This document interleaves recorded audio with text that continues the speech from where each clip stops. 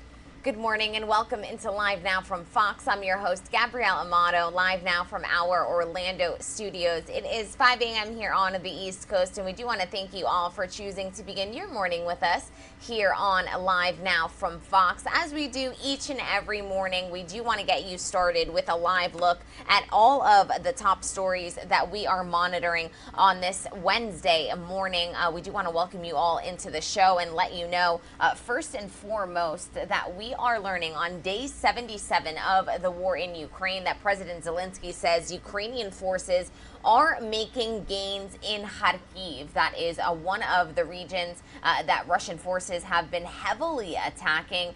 President Volodymyr Zelensky saying Kyiv's military have made small gains, pushing Russian forces out of 4 villages near the Kharkiv region. We do also want to let you know that we are monitoring the very latest out of the Supreme Court, because today the Senate will vote on a bill to codify abortion rights. We'll bring you up to speed on all of the latest information that we have ahead of that vote. Our coverage of the Senate will begin as soon as that feed hits our newsroom at 10 a.m. Eastern Time. We also wanted to let you all know that President Joe Biden is set to make his way to Chicago this week. He is traveling to the city to speak to the 40th International Brotherhood of Electrical Workers International Convention that is going to happen today.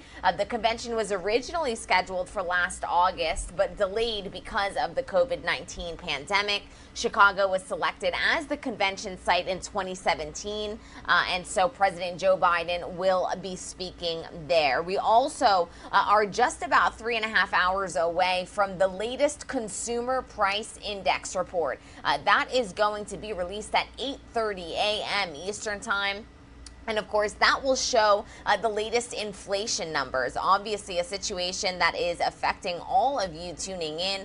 It affects each and everything that we purchase on a daily basis. And so we'll get the latest inflation numbers for the month of April. We do, of course, want to get you up to speed first and foremost on the latest on the ground in Ukraine, as the war has officially hit day 77, and we are monitoring the latest gains that we are getting reports of in the Kharkiv region. President Zelensky once again confirming that those gains are being seen on the ground here, and we do want to take you through the latest video coming into our newsroom of the area on the ground. There you are seeing the devastation after and as a result of the fighting that has been happening once again for the past 77 days. But Zelensky has confirmed today that the military was gradually pushing Russian troops away from Kharkiv, while Foreign Minister Dmytro Kuleba voiced what appeared to be increasing confidence on the situation as we have hit well past the 3-month mark here. Kuleba told the Financial Times that Ukraine initially believed victory would be withdrawal of Russian troops to positions they occupied before the February 24th invasion, but the focus has now shifted to eastern Ukraine, that Donbas region, after Russian forces failed to take the Ukrainian capital earlier in the war. We do have our reporters on the ground who are keeping us updated on the situation. The director of national intelligence says Vladimir Putin is likely to double down on his invasion of Ukraine in the coming weeks, but the U.S. ambassador tells Fox News that it is in for the long haul. Our Fox News senior foreign affairs correspondent Greg Palcott, he has more on this from Kyiv, Ukraine.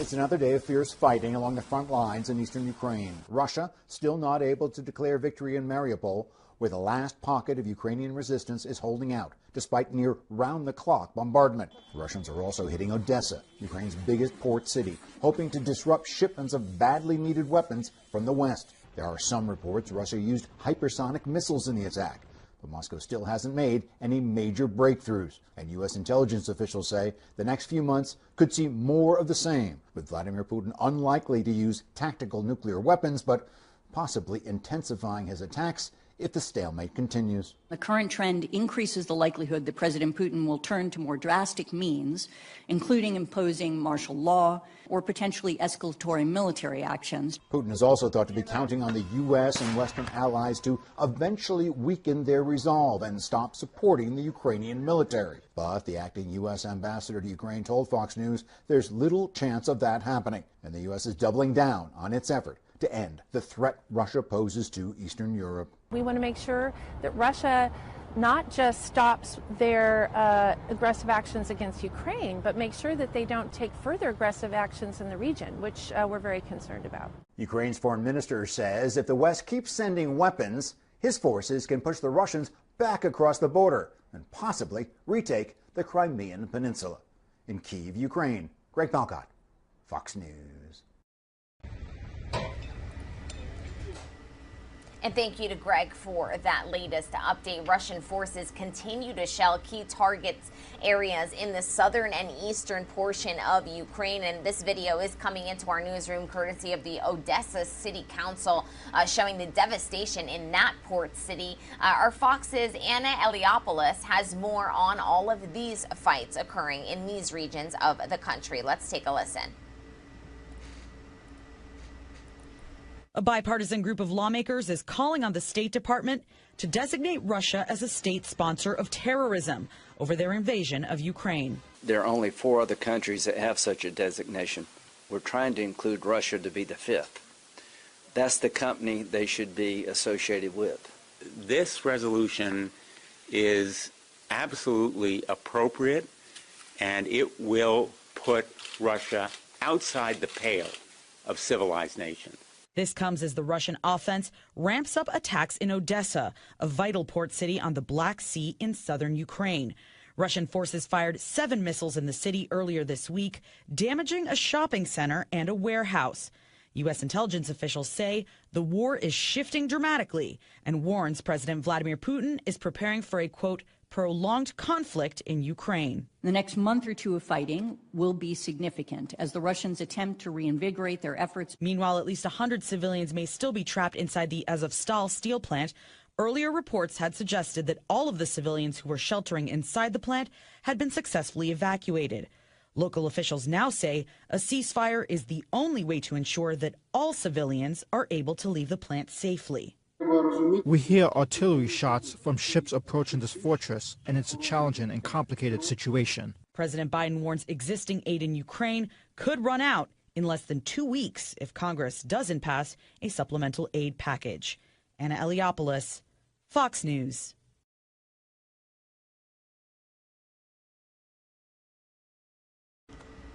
And thank you to Anna for that update. We do want to take you through all of the latest imagery coming into our newsroom. Officials say at least 4 people are dead after a civilian convoy is destroyed in Ukraine. The convoy was said to be made up of 15 cars trying to evacuate the Kharkiv region. And here you are seeing images of those destroyed cars there. The convoy, once again, made of up to 15 cars. One car was said to have been hit by a cannon from a tank or another military vehicle. The Ukrainian General Staff says its forces have driven Russians out of 4 villages in that northeastern region of Kharkiv in an attempt to push them back to the Russian border. So those are some of the gains that we were speaking about earlier on in the show that President Zelensky did confirm. Ukrainian deminers detonating unexploded devices in the Donetsk region just yesterday following an attack by Russian forces. A special emergency services unit safely blowing up at least 2 bombs discovered in the village. The unit has been neutralizing these types of bombs since the start of the war. The group's leader says finding artillery shells, mines, and anti-tank mines has become now a daily routine. And we do have a slight update on the refugee situation that we have been monitoring for quite some time now. The mass exodus is the fastest growing refugee crisis in Europe since World War II. Ukrainian refugees, composed mostly of women and children, have fled to nearby European countries, including Romania, Poland, Moldova, Hungary, and Slovakia since the start of Russia's invasion more than 2 months ago. Most have been staying with host families or in hotels or dormitories for free or for cheap accommodation. Many European governments are also allowing the refugees to work legally in those respective countries. And we are, of course, monitoring the situation in Mariupol, and that besieged city that we have been keeping a very close eye on once again since the very beginning of this invasion. You are reading the lower on your screens that we can confirm that unfortunately civilians are still stuck inside of that Mariupol steel plant. This is actually firsthand testimony of some of the atrocities that these Mariupol survivors have suffered and lived to tell. Unfortunately, this is in Ukrainian, so we do not have a translation over it. But we do have some of them explaining kind of that filtration process that we were speaking about a couple of weeks ago. Filtration means that they take your fingerprints, palm prints, and every finger separately, said Olena, one of the evacuees. According to this translation, they take pictures of you from the front and side. Then there's an interview. Where do you live? Any connections to the Ukrainian army or special forces? They put it all into a database. We got on the bus yesterday at 5 p.m., so it took 29 hours, including filtration and the journey for these some of these evacuees to make their way to safety from that besieged city of Mariupol. And we are also keeping a very close eye on a neighboring port city, Odessa. Here you are seeing the National Police of Ukraine said at least 1 person died after a shopping center in Odessa was hit by a Russian missile strike on May 9th. Video released by the police just yesterday shows a person being carried out on a stretcher during search and rescue operations in what police described as civilian infrastructure destroyed by missiles. We have seen this type of attacks since the very beginning of this invasion. But a former Vietnam refugee and American combat veteran is using his decades of experience to actually help Ukrainians. Our Fox News multimedia reporter Ashley Soriano has this story. All sides of war. He just got back from Ukraine after spending 2 months there helping refugees. He says one of the toughest things he saw was an injured 4-year-old in the back of an ambulance calling for his mom. Bella! Quan Nguyen is settling back into his Utah home. He and his wife Amy started the nonprofit Task Force 824 after Russia invaded Ukraine. August 24th is the date of Ukraine's independence from the Soviet Union in 1991. 1 week after creating the charity, Quan was headed to the war zone. Here's the remnants of a T-64 Russian tank. I think we were in bed one night and he just kind of looked over and I was like, I know what you're going to say. In the initial days when I got into Kyiv, it was a ghost town. Quan helped get refugees shelter, transportation, and critical supplies. Food prices skyrocketed, so there were people that couldn't afford to buy a lot of groceries. So we made the decision, okay, great, I'll just go to a local store, a grocery store, and buy as much food as I can. Quan has experience in a war zone. He served in combat in Iraq and Afghanistan, and he knows what it's like to be forced from your home because he escaped Vietnam following the war. We got on the fishing boat, and unfortunately, the fishing boat, the engine died, so we were left stranded in the ocean for probably about a week or two. We had to ration water, and then eventually we were caught. Quan says he sees himself in some of the refugees who had to pack up and leave at a moment's notice with just one bag of belongings in hand. The memories of escaping Vietnam and living in refugee camps stick with him. Now the memories of the Ukrainian war will stick with him too. I was asked to basically sit in an ambulance with a 4-year-old kid that was injured.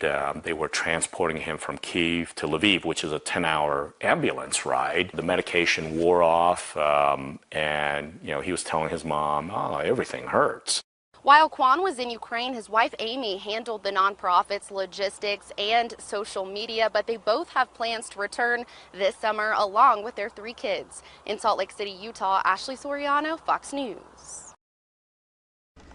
And thank you to Ashley for that report. We, of course, will keep you all updated on a refugee crisis that continues to worsen by the day as we have hit day 77 of the war. And as we have been doing since the very beginning of this invasion, we bring to you the latest updates from President Volodymyr Zelensky himself. He has been posting these to social media for not only the people of his country, but to provide an update to the people of the world of the situation on the ground. They are always, of course, in Ukrainian, but subtitled. This one is about 5 minutes long, so I do want you to listen in and get the latest update from the man in charge himself. Let's take a listen.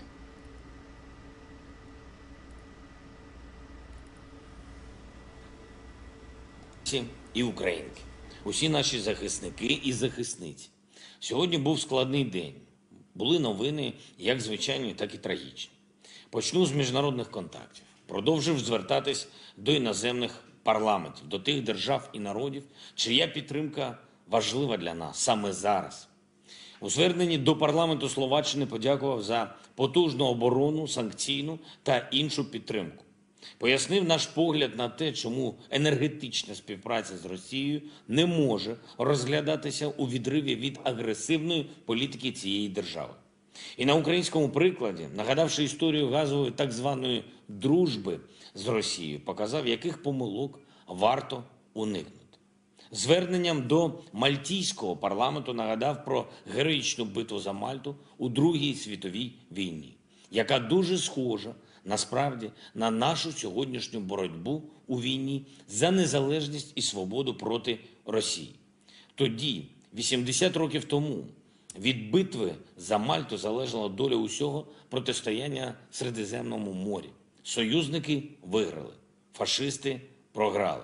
Робимо все, щоб і зараз протистояння на нашій землі завершилось саме так.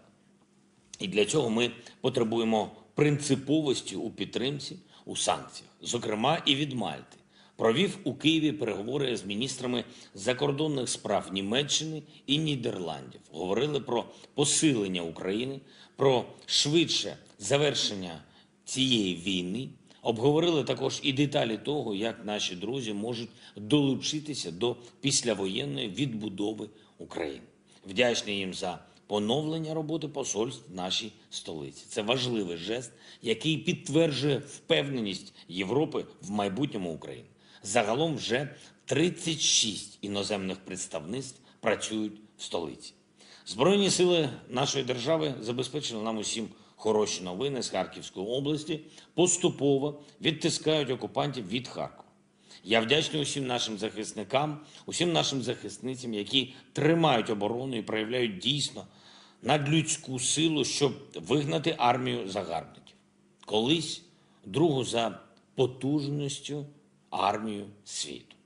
Але хочу також закликати усіх наших людей, і особливо тих, що в тилу, не поширювати надмірних емоцій, не варто створювати таку атмосферу специфічного морального тиску, коли щотижнево, навіть щоденно очікуються певні перемоги.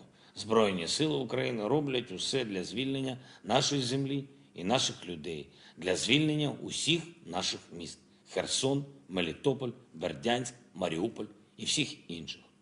Сьогодні спеціальна група міжнародних експертів під головуванням Майкла Макфола, Андрія Єрмака запропонували дорожню карту енергетичних санкцій. Це детальний документ, який описує, що треба зробити, щоб Росії стало дійсно складно фінансувати цю війну. Але при цьому, щоб глобальна економіка не зазнала втрат через обмеження для російських енергоресурсів. Це раціонально складений документ, і вже сьогодні почали працювати над його реалізацією. І трагічна річ, якою сьогодні хочу завершити, це звернення. Сьогодні помер перший президент України Леонід Макарович Кравчук. Він був не просто політиком і навіть не просто історичною постаттю. Він був тією людиною, яка вміла знайти мудрі слова і сказати їх так, щоб почули всі українці. Особливо це важливо у складні кризові моменти, коли від мудрості однієї людини може залежати майбутнє цілої країни.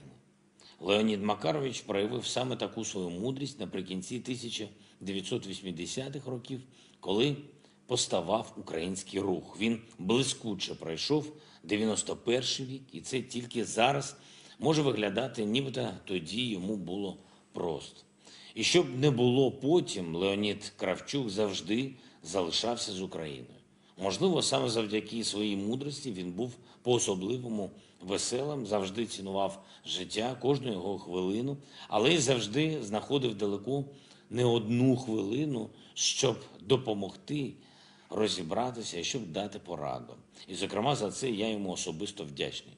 Він дитиною пережив Другу світову війну, пережив окупацію. Леонід Макарович знав, чого коштує свобода. І всім серцем хотів для України миру. Я впевнений, ми це реалізуємо, досягнемо нашої перемоги і нашого миру. Вічна шана і пам'ять першому президенту незалежної України. Вічна пам'ять усім, хто захищав Україну. Слава Україні! And that was the latest update from President Volodymyr Zelensky on day 77 of this war. We are getting in this feed live into our newsroom. This is a meeting and a press conference after a meeting between the UN Secretary General Antonio Guterres and, of course, the Austrian president, who is on your screens talking now. Unfortunately, this portion of the press conference is not in English. We're going to step away for a quick 2-minute commercial break. When we come back, perhaps we will be hearing from the UN Secretary General Guterres at this joint news conference after a meeting that he held in Vienna with the Austrian president. We'll be live back inside of this room when we come back from this break.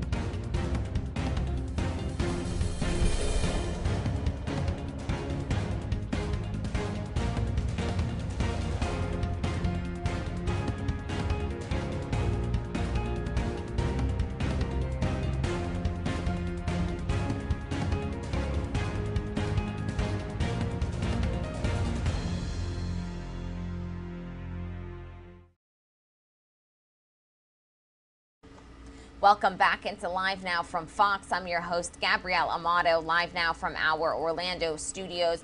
We do want to bring you up to speed on all of the top stories that we are monitoring on this Wednesday, May 11th, 2022.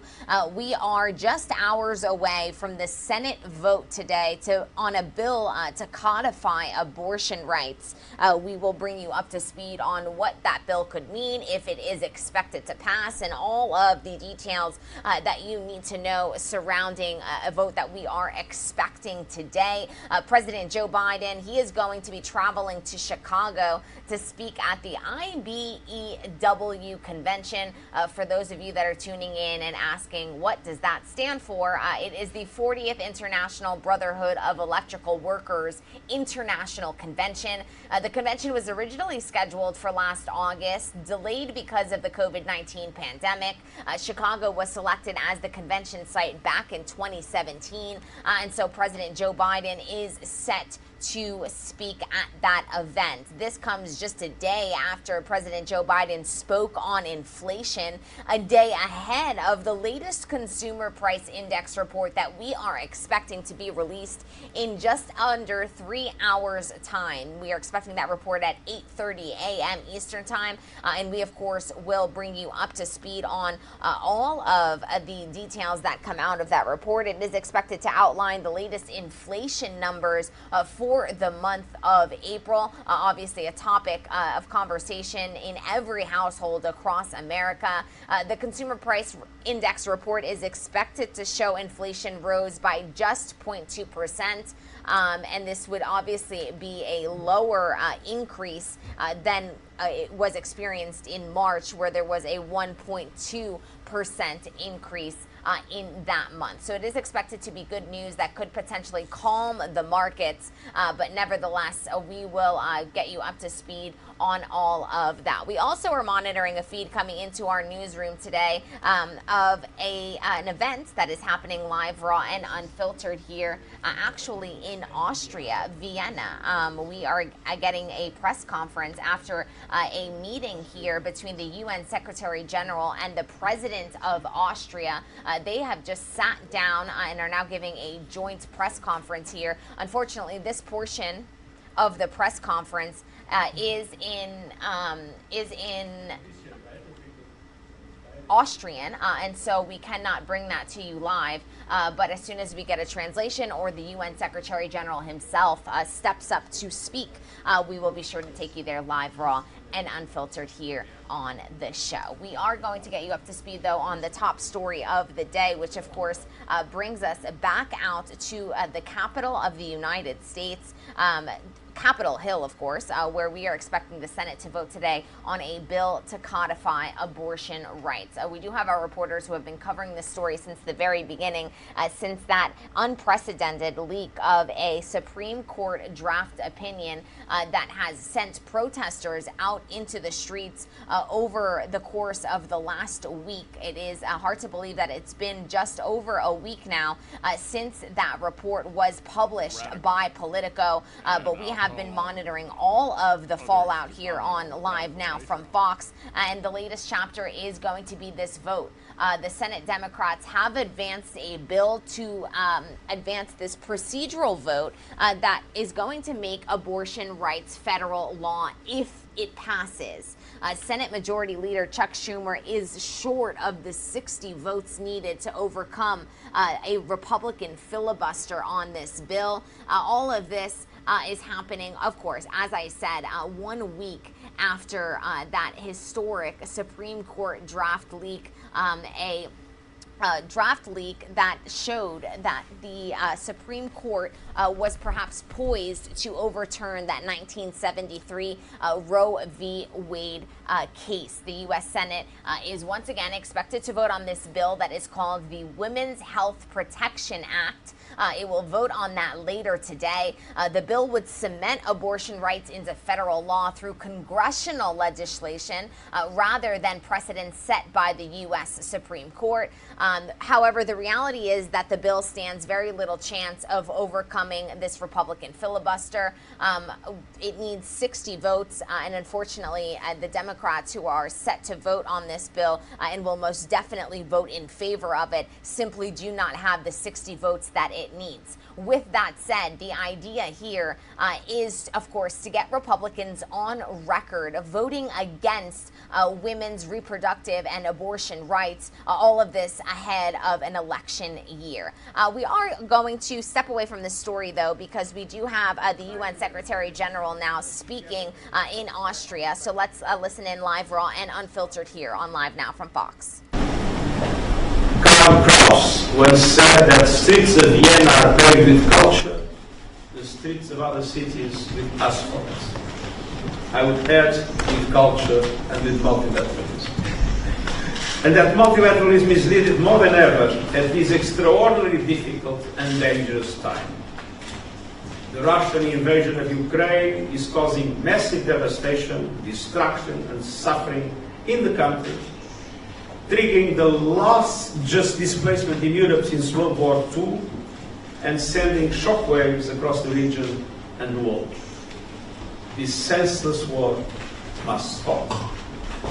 It has inflamed the three-dimensional crisis, food, energy, and finance, with devastating impacts on the most vulnerable people, countries, and economies. And global food security is an especially deep concern and was a focus of my recent meetings in Moscow and Kyiv. We need quick and decisive action to ensure a steady flow of food and energy in open markets by lifting export restrictions, allocating surpluses and reserves to those who need them, and addressing food price increases to calm market volatility. But let us be clear, a meaningful solution to global food insecurity requires reintegrating Ukraine's agricultural production and the food and fertilizer production of Russia and Belarus into world markets despite the war. And I'm actively working to help facilitate dialogue to make this a reality. And all these tests come on top of a cascade of other challenges, from the COVID-19 pandemic to escalating inequalities and insufficient resources for recovery.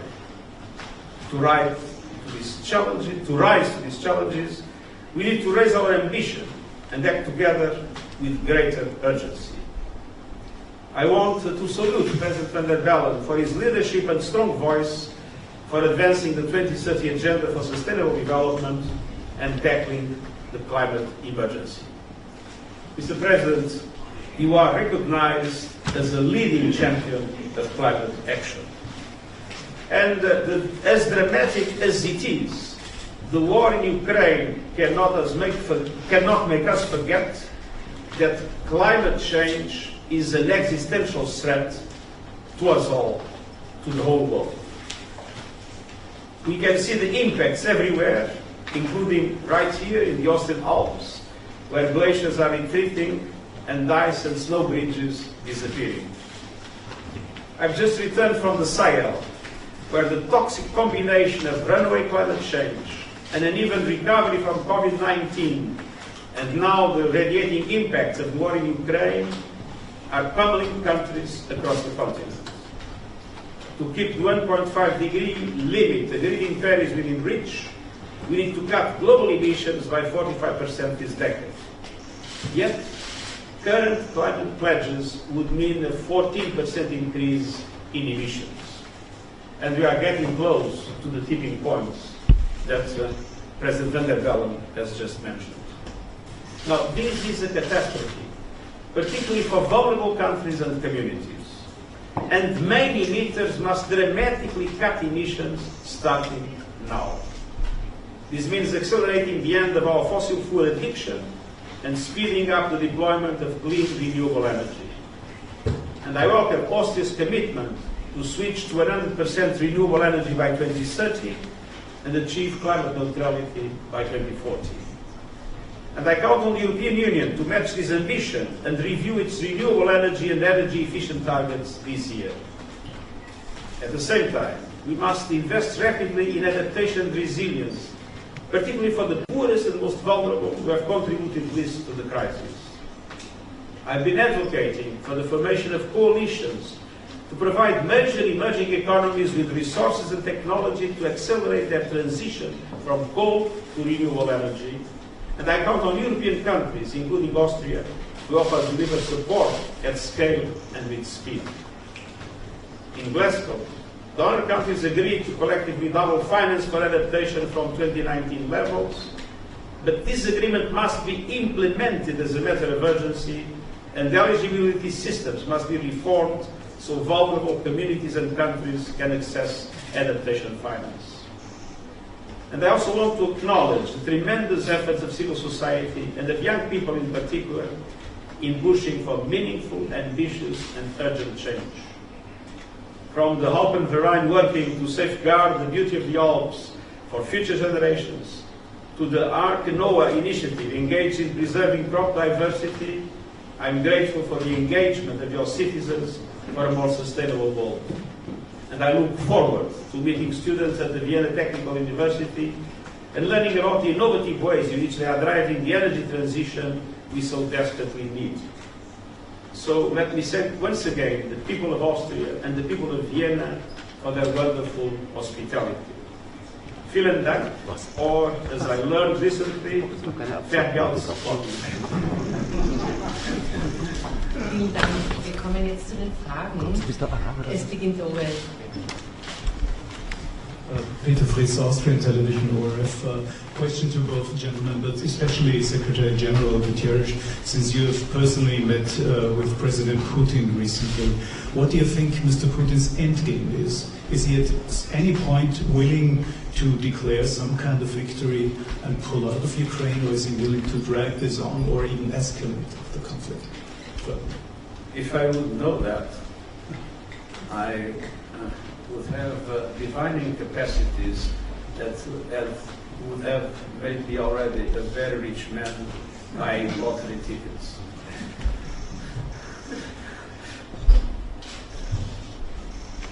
Das ist ein Teil des Problems, dass wir über die Kriegsziele Putins im Dunkeln gelassen werden. Und ich habe den Eindruck nicht mehr, dass die Kriegsziele gewechselt haben seit dem 24.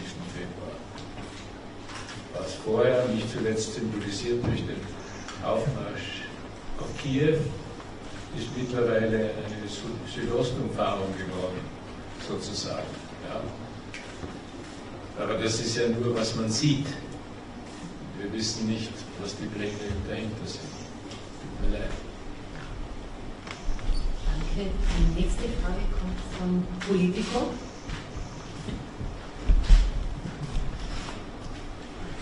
Yeah, so I'm Stephanie Lichtenstein. I'm a freelance journalist, also writing for Politico. Herr Bundespräsident, ich wollte Sie fragen, können Sie uns vielleicht erklären, ob es in den Gesprächen heute auch um andere Themen abseits der großen Krisen ging, die zum Beispiel den Amtssitz betreffen? Ein Thema, das so ein bisschen in der Luft.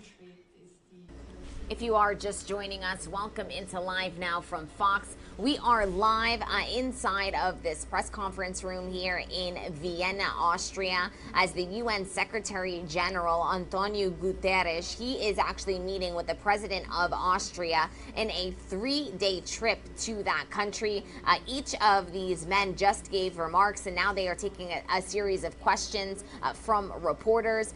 Some of these answers will be in English, others, of course, will not. But as soon as we don't have a translation, we will cut in here. It does appear that the President of Austria is now giving his response. So we'll step away for a quick 2-minute commercial break. When we come back, we will head back out live into this press conference to hear more answers from the UN Secretary General on the situation in Ukraine, as of course this conflict has hit its 77th day. Antonio Guterres, the UN Secretary General, actually met face-to-face with Vladimir Putin just weeks ago. A reporter did just ask him what he believes that Vladimir Putin's end game is, and he says he simply does not know. If he did know that answer, he would be a very rich man. An interesting response, nevertheless, but it does appear that he's responding now, so let's actually listen in.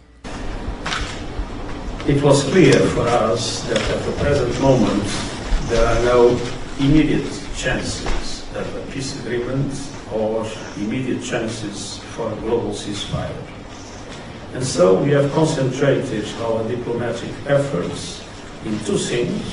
First, the improvement of conditions for evacuations and humanitarian aid by corridors, and the agreement that was reached to have the UN and the International Committee of the Red Cross to work together, which I think is in itself an historic fact, and to be able to cooperate both with the Moscow authorities and the Kyiv authorities to allow for the evacuation of the civilians from the Azovstal and in Mariupol, and a few others from the city of Mariupol, demonstrates that there is still a lot we can do in diplomacy to save lives and to improve the dramatic humanitarian situation in the conflict. And we have been concentrating our efforts in this aspect. Together with what I said in my intervention, we need to find a way to have the food production of Ukraine and the food and fertilizer production of Russia brought back to the global markets despite the war. And this is something in which we have been also working hard, and it's of course a more complex issue. I hope nothing lasts forever. This war will not last forever. There will be a moment in which the peace negotiations will be on the table. There will be a moment in which I hope it will be possible to have, in line with the UN Charter and with international law, a solution for the problem. And of course, as I mentioned, my good offices are totally available, and I'm ready to do everything I can to be able to cooperate when we will seize that moment. But it's not in the immediate horizon. But one thing I can tell you, we will never give up. When one witnesses the impact of a war, and in my 10 years as High Commissioner for Refugees, I had the opportunity to see impacts of most conflicts around the world. And now I have the opportunity to see in Ukraine the dramatic impact on the loss of lives, the devastation of this invasion. There is one thing we can never accept, is to lose hope. And there is one thing we must always be ready to do everything we can to end this senseless war.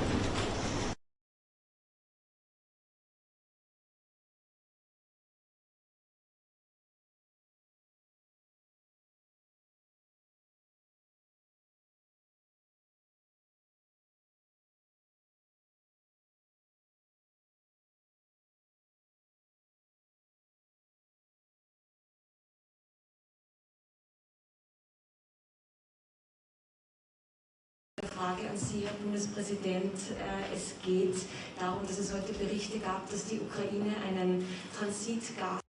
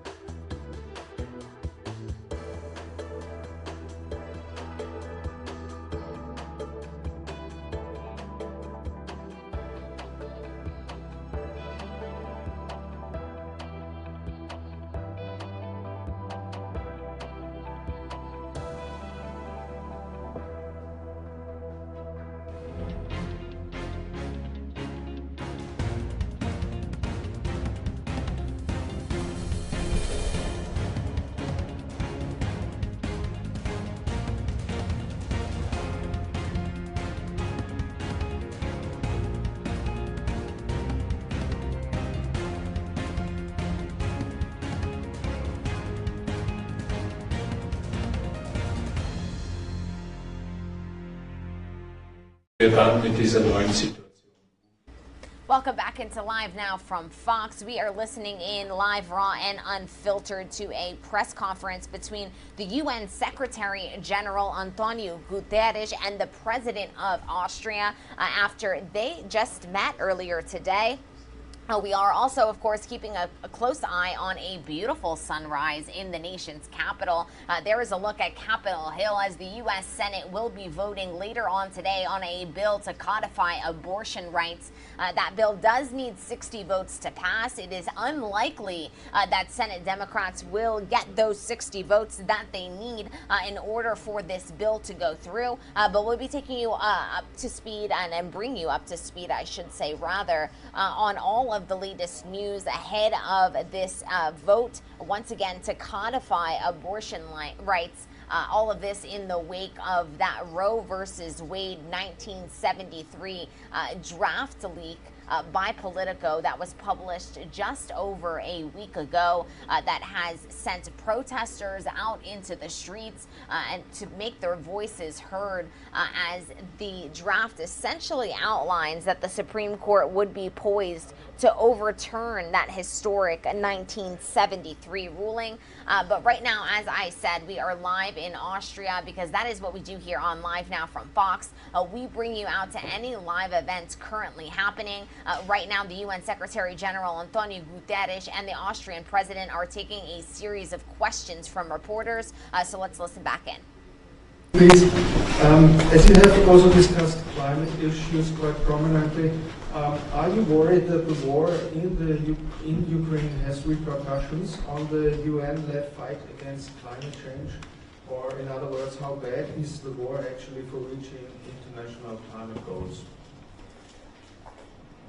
Well, there is obviously a focus on climate change and climate action that has been undermined by the war in Ukraine.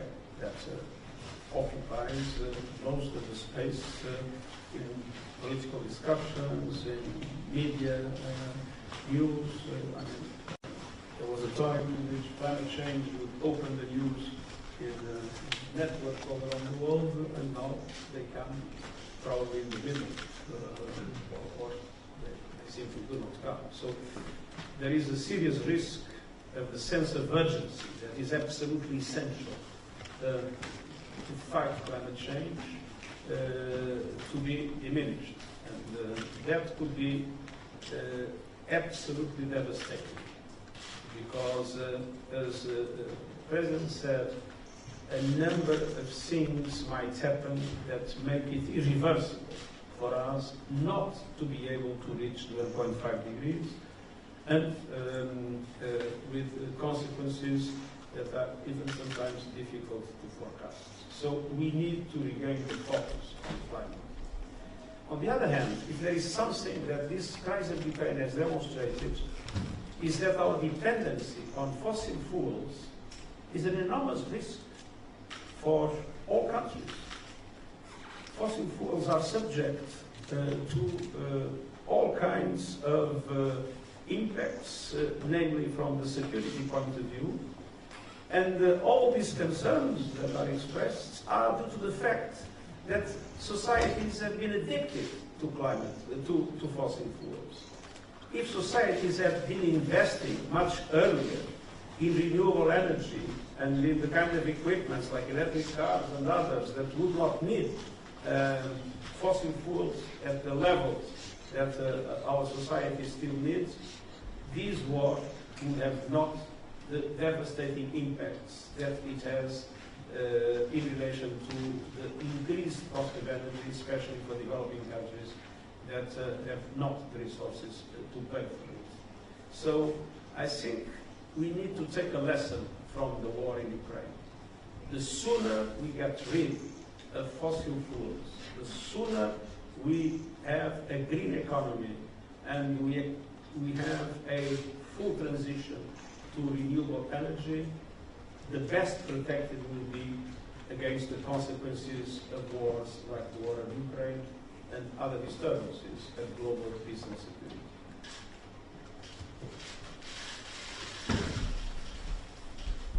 Ich sehe das genauso die Gefahr ist, wenn die Aufmerksamkeit für den Klimanotstand, Klimakrise, welchen Ausdruck man immer wählt, sinkt, diese Sense of Urgency sinkt, dass sozusagen die Probleme verschoben werden. Wir haben aber keine Zeit mehr. Die Zeitrahmen, die in den Pariser Vereinbarungen bzw. in den EU-Maßnahmenbündeln von vor 2 Jahren oder wann vereinbart wurden, die sind ja nicht zufällig gewählt, sondern die bilden die Dringlichkeit des Problems ab.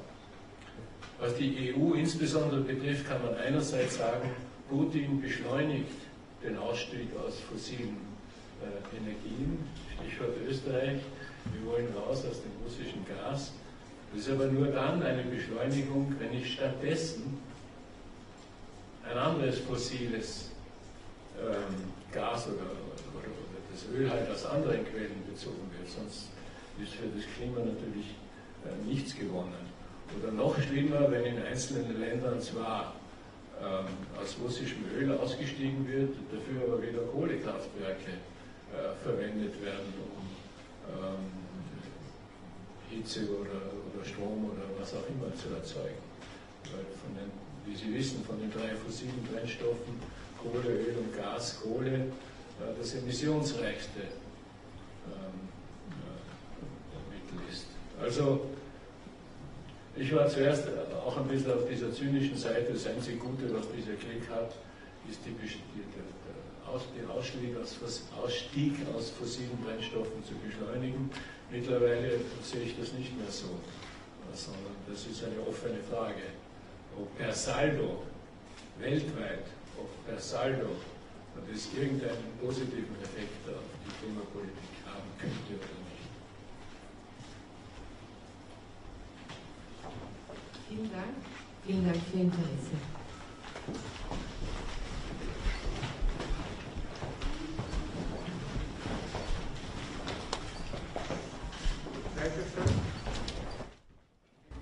And it does appear that this press conference has now come to an end. We're going to step away for a quick 2-minute commercial break. When we come back, we'll get you up to speed on all of the top stories, not only stateside, but worldwide.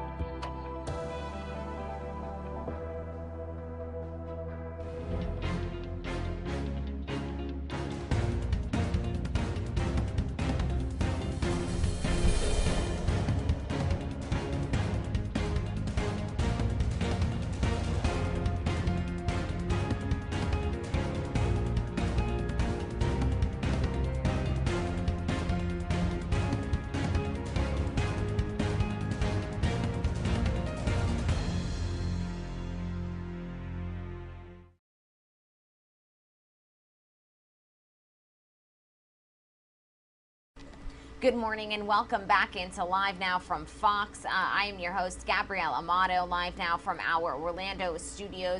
And we do want to get you up to speed on all of the top stories on this Wednesday, May 11th, 2022. The Senate is set to vote today on a bill to codify abortion rights. That is the latest chapter in the fallout after that Roe v. Wade draft opinion was leaked just 8 days ago and published by Politico last Monday. The U.S. Senate is today expected to vote on the Women's Health Protection Act. This is a bill that would protect women's reproductive protection and abortion rights here. And I do want to bring up a video for you that we are showing you as a result of this Senate vote that is going to happen today. The bill would cement abortion rights into federal law through congressional legislation rather than precedents set by the U.S. Supreme Court. The bill also will create provisions requiring states to allow abortion rights and allow abortion access regardless of their laws, while allowing women to have abortion so long as a single healthcare provider says the pregnancy is a risk to a mother's health or life. However, the bill stands little chance of overcoming a Republican filibuster, as 60 votes are needed for the bill to pass. And unfortunately, or fortunately for Senate Republicans, this bill will not pass. Now, many are assuming and outlining here that the reason that the Democrats in the Senate are so proactive about this bill and bringing this bill to a vote is because they want to get Republicans on the record against the measure when most polls show that most voters favor at least some legal abortion. All of this, of course, leading up to an election year. And once again, this is continuing to be the latest fallout as a result of this draft opinion leak. Our Fox's Madeline Rivera, she has more details from Washington on more protests that are expected as a result of this leak. Let's take a listen.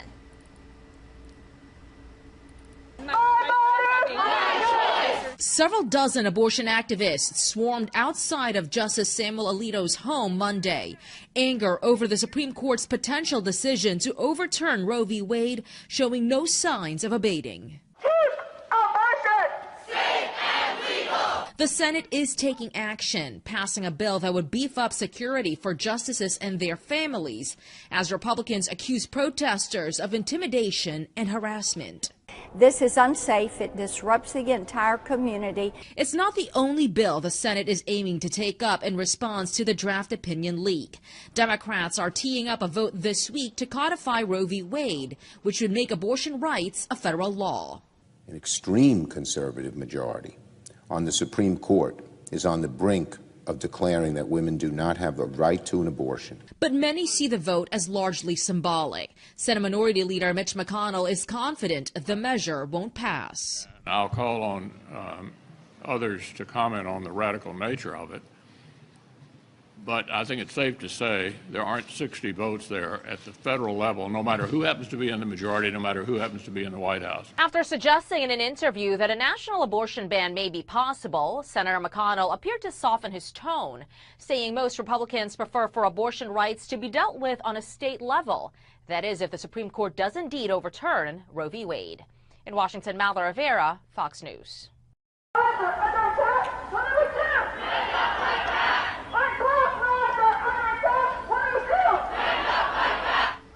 And those were some of the sights and sounds outside of the home of Justice Samuel Alito over the weekend as protesters marched outside of these justices' homes. All of this as a result of that draft opinion leak. Pro-choice demonstrators continue to protest outside of some of these homes. There is a federal statute, though, saying that is a crime, but the Biden administration is not enforcing it. Our Fox News congressional correspondent Aisha Hasni has more on this story. Let's take a listen. Incubator. Night after night, pro-choice activists protest outside the homes of Supreme Court justices, and day after day, the White House supports them. And we believe, of course, in peaceful protest. But critics say those demonstrations are illegal.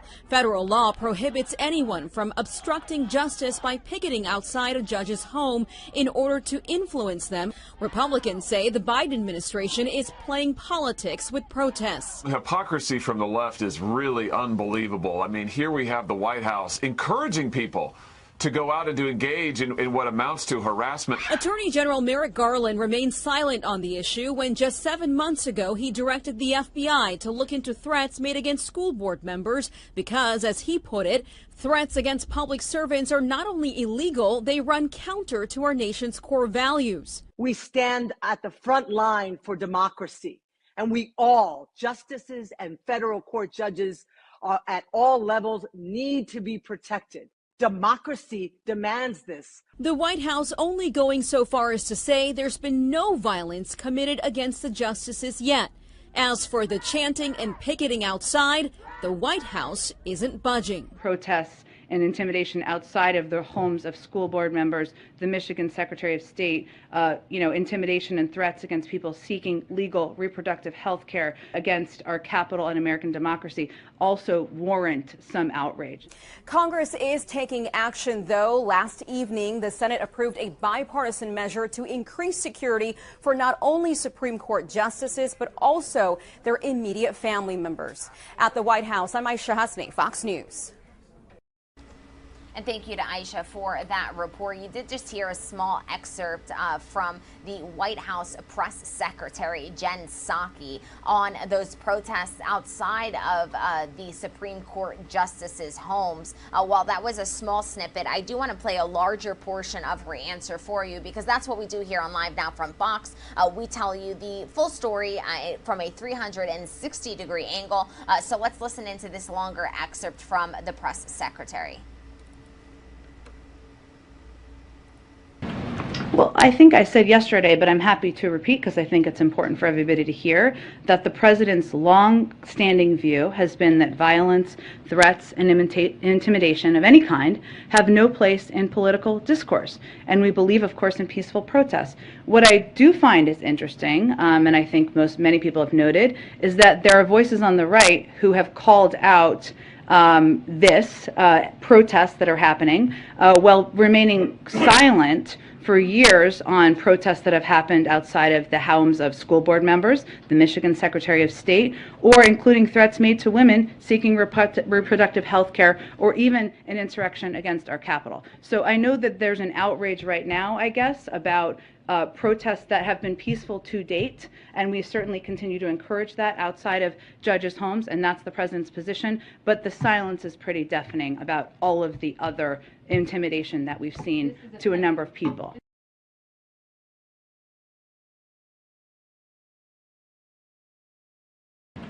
Well, I think I said yesterday, but I'm happy. And that was the press secretary's full response when asked if the Biden administration supports the protests currently happening outside of the Supreme Court justices' homes. We do also want to bring you testimony before the Senate Banking Committee. Just yesterday, the Treasury Secretary warned that overturning Roe v. Wade would have a negative impact on the American economy and on women. Let's play you this excerpt now. Well, thank you, Mr. Chairman. Madam Secretary, welcome. I want to talk to you about some things that also can affect our economy. The ability to have full control over one's reproductive health has real-world economic consequences. According to the Institute for Women's Policy Research, current state-level abortion restrictions already cost the United States about $105 billion annually, due to reduced earning levels, increased job turnover, and time off for women. So, Secretary Yellen, if the draft of the court's majority holding in Roe versus Wade is the actual decision, what impact will the loss of abortion access mean economically for women? Well, I believe that eliminating the right of women to make decisions about when and whether to have children would have very damaging effects on the economy and would set women back decades. Roe v. Wade and access to reproductive health care, including abortion, helped lead to increased labor force participation. It enabled many women to finish school. That increased their earning potential. It allowed women to plan and balance their families and careers. And research also shows that it had a favorable impact on the well-being and earnings of children.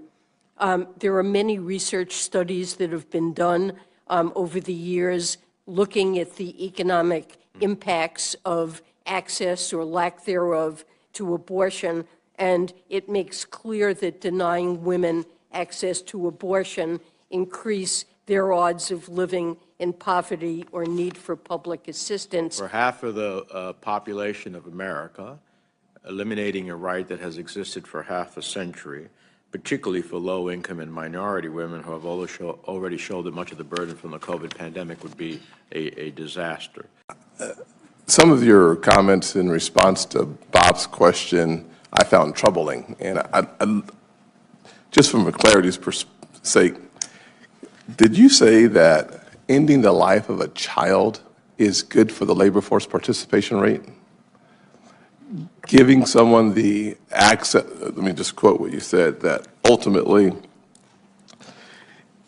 increasing access to abortion and reproductive health care allows for our labor force participation rate to continue to increase, that denying women access to abortion increases their odds of living in poverty or need for public assistance. As a guy who was raised by a single mom who worked long hours to keep us out of poverty, I think people can disagree on the issue of being pro-life or pro-abortion, but in the end, I think framing it in the context of labor force participation it just feels calloused to me. I think finding a way to have a debate around abortion in a meeting for the economic stability of our country is harsh, and I'm just surprised that we find ways to weave into every facet of our lives such an important and painful reality for so many people, to make it sound like it's just another 0.4% added to our labor force participation as a result of the issue of abortion. Just to me seems harsh. Well, I certainly don't mean to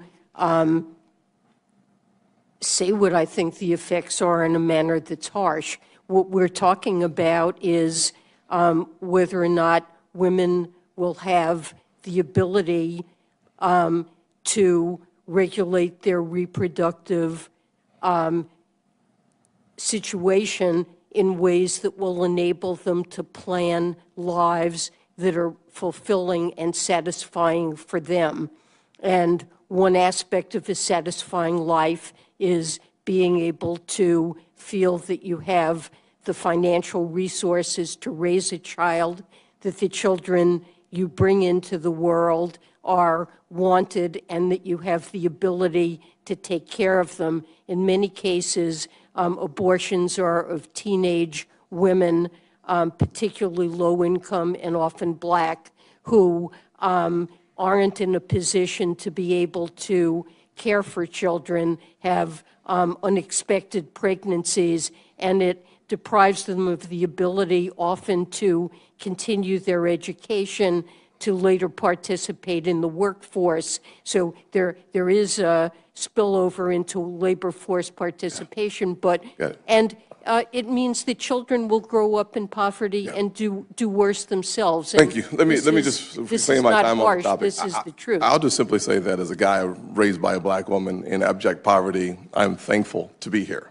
as a United States Senator first. Second thing I'd say is that we can at the same time have a real conversation about increasing child tax credits that are refundable. We can at the same time have a conversation about the opportunity to have a more robust system around the issue of child care, of early childhood education. We could have a conversation about financial literacy. There's a lot of ways for us to address the issue about the child that's here.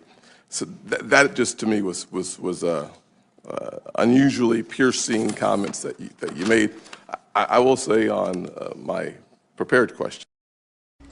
One of the many debates that we have witnessed over the past 8 days on abortion rights in this country. All of this after that opinion draft leak that was published by Politico just 8 days ago. We do want to take you out to a stunning live shot of the nation's capital. Here's a look at Capitol Hill on this Wednesday morning when we do know that later on today the Senate will vote on a bill to codify abortion rights.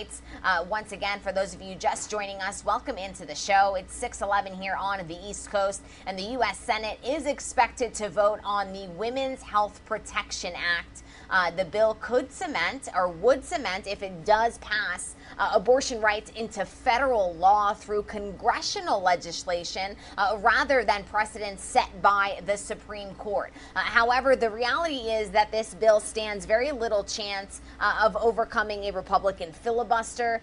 When considering an earlier version of the bill in February, Democrats could not get enough senators to reach that 60-vote threshold. But the Senate Majority Leader Chuck Schumer called last week for this vote to happen.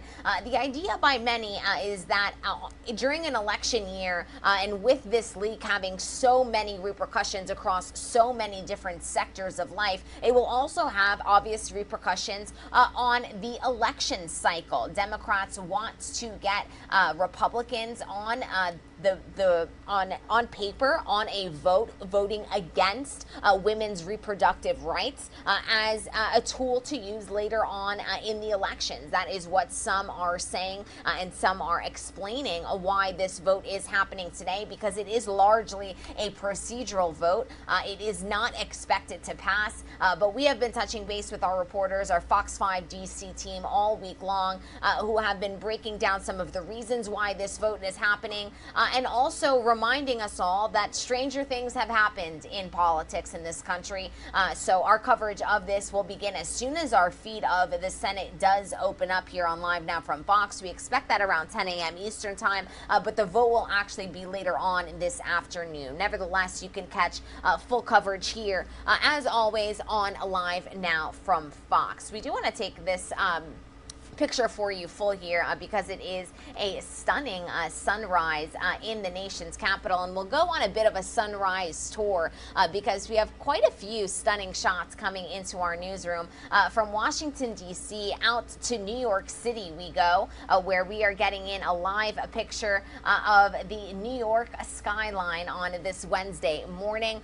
We also want to take you out to Albany, New York. If you are tuning in from there, this is what the sunrise is looking in your area this morning. And from Albany, New York, down to Myrtle Beach we go, because, ladies and gentlemen, this is where we all want to be this morning, watching this lovely sunrise in Myrtle Beach.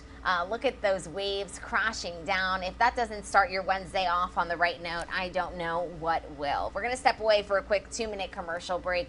When we come back, we're going to get you up to speed on all of the top stories that we are monitoring, including Joe Biden's trip to Chicago, the latest out of Russia and Ukraine, and also some other top stories stateside, including a consumer price index report that is expected to be released at 8:30 a.m.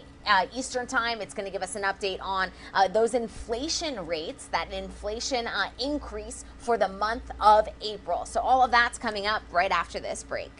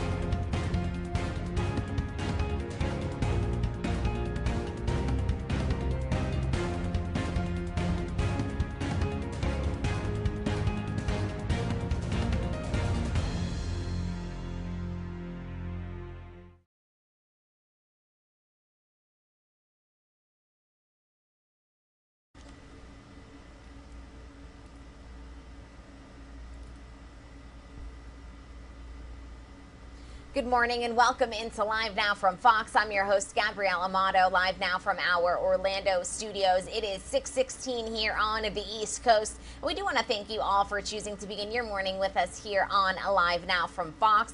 As always, we do want to get you up to speed on all of the top stories that we are monitoring on this Wednesday morning, beginning with the big one. The Senate is set to vote today on a bill to codify abortion rights.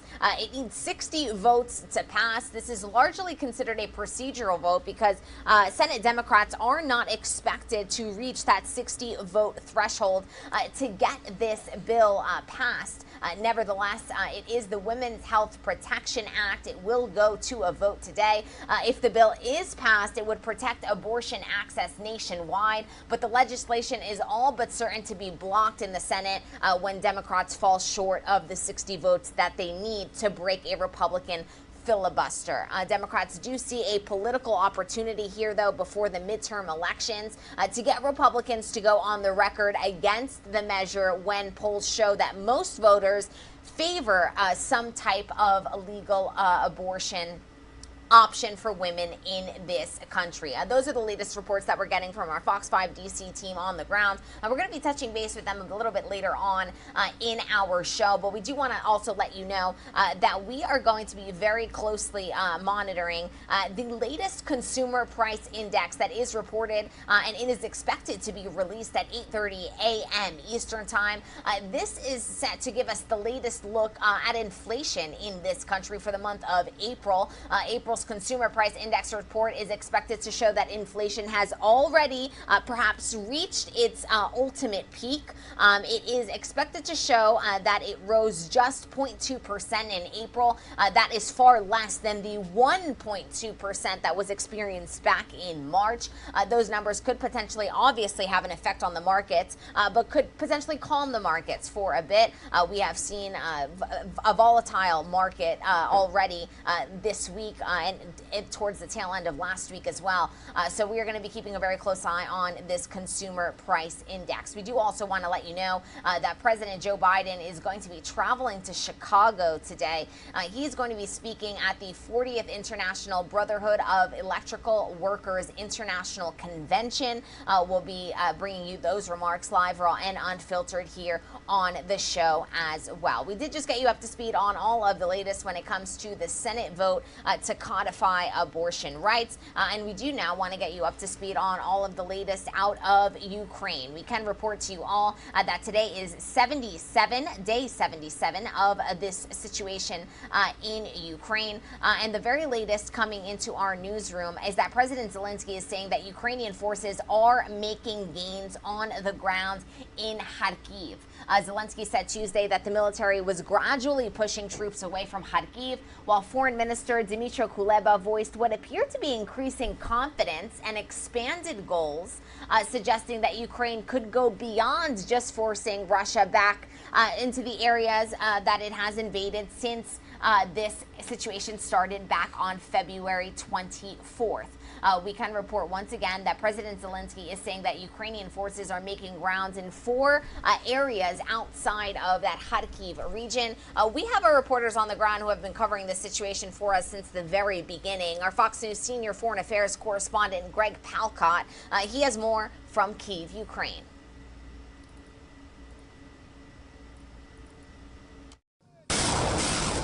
It's another day of fierce fighting along the front lines in eastern Ukraine. Russia still not able to declare victory in Mariupol, where the last pocket of Ukrainian resistance is holding out, despite near round-the-clock bombardment. The Russians are also hitting Odessa, Ukraine's biggest port city, hoping to disrupt shipments of badly needed weapons from the west. There are some reports Russia used hypersonic missiles in the attack, but Moscow still hasn't made any major breakthroughs. And U.S. intelligence officials say the next few months could see more of the same, with Vladimir Putin unlikely to use tactical nuclear weapons, but possibly intensifying his attacks if the stalemate continues. The current trend increases the likelihood that President Putin will turn to more drastic means, including imposing martial law or potentially escalatory military actions. Putin is also thought to be counting on the U.S. and Western allies to eventually weaken their resolve and stop supporting the Ukrainian military. But the acting U.S. ambassador to Ukraine told Fox News there's little chance of that happening, and the U.S. is doubling down on its effort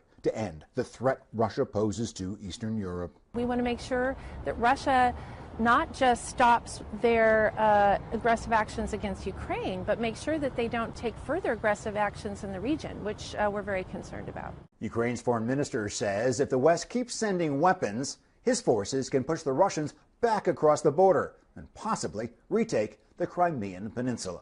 In Kyiv, Ukraine, Greg Balcott, Fox News. And thank you to Greg for that update. Russian forces continue to shell key targets in southern and eastern Ukraine. This video that you were all watching came into our newsroom courtesy of Odessa City Council. It is one of the port cities, along with Mariupol, that has come under heavy Russian shelling. And we are monitoring the situation on the ground in both of these key and strategic port cities. Fox's Anna Eliopoulos has more on this.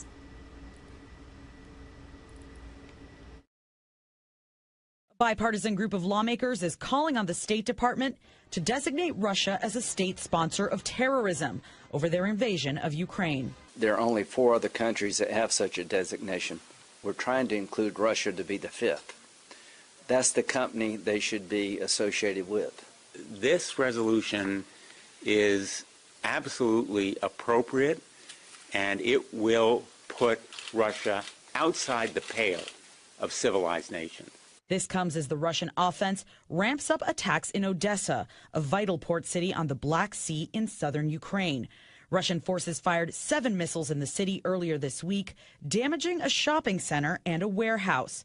U.S. intelligence officials say the war is shifting dramatically and warns President Vladimir Putin is preparing for a, quote, prolonged conflict in Ukraine. The next month or two of fighting will be significant as the Russians attempt to reinvigorate their efforts. Meanwhile, at least 100 civilians may still be trapped inside the Azovstal steel plant. Earlier reports had suggested that all of the civilians who were sheltering inside the plant had been successfully evacuated. Local officials now say a ceasefire is the only way to ensure that all civilians are able to leave the plant safely. We hear artillery shots from ships approaching this fortress, and it's a challenging and complicated situation. President Biden warns existing aid in Ukraine could run out in less than 2 weeks if Congress doesn't pass a supplemental aid package. Anna Eliopoulos, Fox News. And thank you to Anna for that update. A former Vietnam refugee and American combat veteran is using his decades of experience to help Ukrainians. He just got home to Utah last week and shares his experience with our Fox News multimedia reporter, Ashley Soriano. Quan Nguyen has seen all sides of war. He just got back from Ukraine after spending 2 months there helping refugees. He says one of the toughest things he saw was an injured 4-year-old in the back of an ambulance calling for his mom. Bella! Quan Nguyen is settling back into his Utah home. He and his wife Amy started the nonprofit Task Force 824 after Russia invaded Ukraine. August 24th is the date of Ukraine's independence from the Soviet Union in 1991. 1 week after creating the charity, Quan was headed to the war zone. Here's the remnants of a T-64 Russian tank. I think we were in bed one night and he just kind of looked over and I was like, I know what you're going to say. In the initial days when I got into Kyiv, it was a ghost town. Quan helped get refugees shelter, transportation, and critical supplies. Food prices skyrocketed, so there were people that couldn't afford to buy a lot of groceries. So we made the decision, okay, great, I'll just go to a local store, a grocery store, and buy as much food as I can. Quan has experience in a war zone. He served in combat in Iraq and Afghanistan, and he knows what it's like to be forced from your home because he escaped Vietnam following the war. We got on the fishing boat, and unfortunately, the fishing boat, the engine died, so we were left stranded, in the ocean for probably about a week or two. We had to ration water, and then eventually we were caught. Kwan says he sees himself in some of the refugees who had to pack up and leave at a moment's notice with just one bag of belongings in hand. The memories of escaping Vietnam and living in refugee camps stick with him. Now the memories of the Ukrainian war will stick with him too. I was asked to basically sit in an ambulance with a 4-year-old kid that was injured. They were transporting him from Kyiv to Lviv, which is a 10-hour ambulance ride. The medication wore off, and he was telling his mom, "Oh, everything hurts." While Kwan was in Ukraine, his wife Amy handled the nonprofit's logistics and social media, but they both have plans to return this summer along with their 3 kids. In Salt Lake City, Utah, Ashley Soriano, Fox News.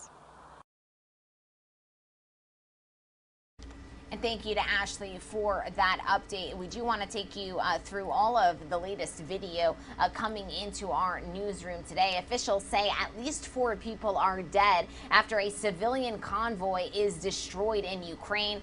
The convoy was said to be made up of 15 cars trying to evacuate Kharkiv. One member of the Ukrainian military says the convoy was most likely shot with an automatic gun.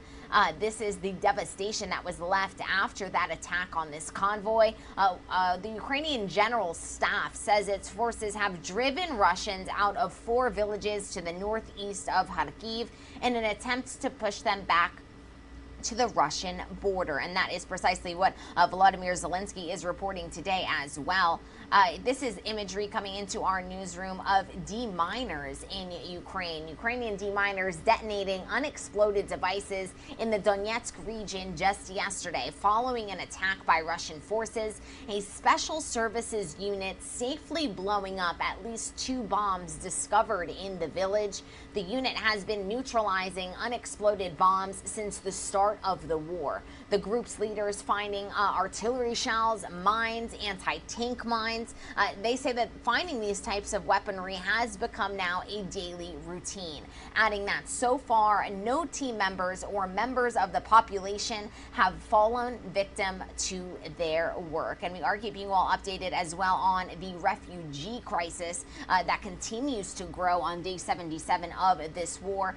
The mass exodus in the fastest growing refugee crisis in Europe since World War II. Ukrainian refugees, composed mostly, of course, of women and children, have fled to nearby European countries, including Romania, Poland, Hungary, Slovakia, since the start of Russia's invasion 77 days ago. We can report that that number is now very close to 6 million refugees. Really just astounding numbers that have made their way out of Ukraine. And we also, of course, are keeping a very close eye on the refugee situation, primarily in Mariupol, in that besieged port city. Initially, there were reports out of Ukraine that said that all of the civilians had been successfully evacuated from that steel plant, the Azovstal steel plant. Well, unfortunately, now they have said that there are still civilians stuck, despite some successfully being evacuated, like the people that you are seeing on your screens right now being interviewed, who live to tell their stories. They outline the filtration process that they went through from Russian forces. This footage was recorded by Radio Free Europe, showing evacuees from Mariupol speaking to reporters after arriving in Zaporizhia, saying, quote, "Filtration means that they take your fingerprints, palm prints, and every finger separately. They take pictures of you from the front and side. Then there's an interview. Where do you live? Any connections to the Ukrainian military or special forces?" They put all this information into a database. We got on the bus yesterday at 5 p.m. and it took 29 hours, including filtration and the journey to Zaporizhia. So these people are still in Ukraine, but they have made their way outside of the besieged city of Mariupol. And of course, we are also getting in this heartbreaking footage of a deadly missile strike in Odessa at a shopping mall. The National Police of Ukraine say at least 1 person died after the shopping center was hit by a Russian missile. This video released by police just yesterday shows a person being carried out on a stretcher during search and rescue rescue operations in what police described as civilian infrastructure destroyed by missiles. All of this is coming into our newsroom, of course, after the House has passed some crucial Ukrainian aid as the conflict with Russia does enter day 77. A $40 billion, billion with a B, aid package was passed through the House with wide bipartisan support, approving $7 billion more than initially requested. This comes as Russia continues to push in southeastern Ukraine, and Ukrainian forces have desperate need for more weapons. We're going to step away for a quick 2-minute commercial break. When we come back, we'll get you up to speed on the Alabama manhunt that ended in Indiana.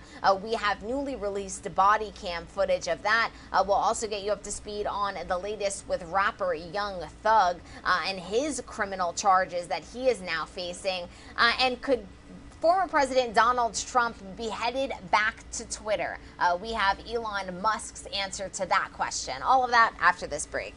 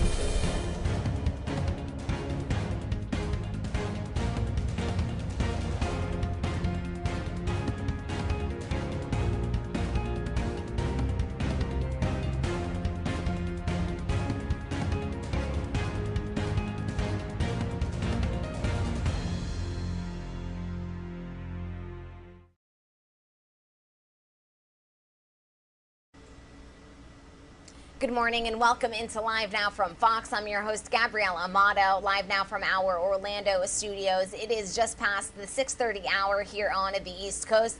If you are just joining us, welcome into the show. We thank you, as always, for choosing to begin your morning with us here on Live Now from Fox. And we are going to continue our top story coverage with the latest on the baby food shortage. Baby formula is in short supply and getting even harder to find. Our Fox News correspondent Kevin Cork has more on what's contributing to the problem and what health officials say you can do to help keep your infant healthy.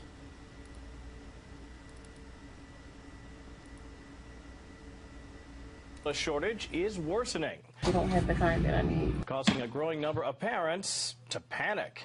A mother who can't feed their baby, that's the most stressful thing in the world. Shipment delays caused by the pandemic are combining with an extensive formula recall and the closing of one of the nation's largest formula manufacturing plants to fuel the shortage.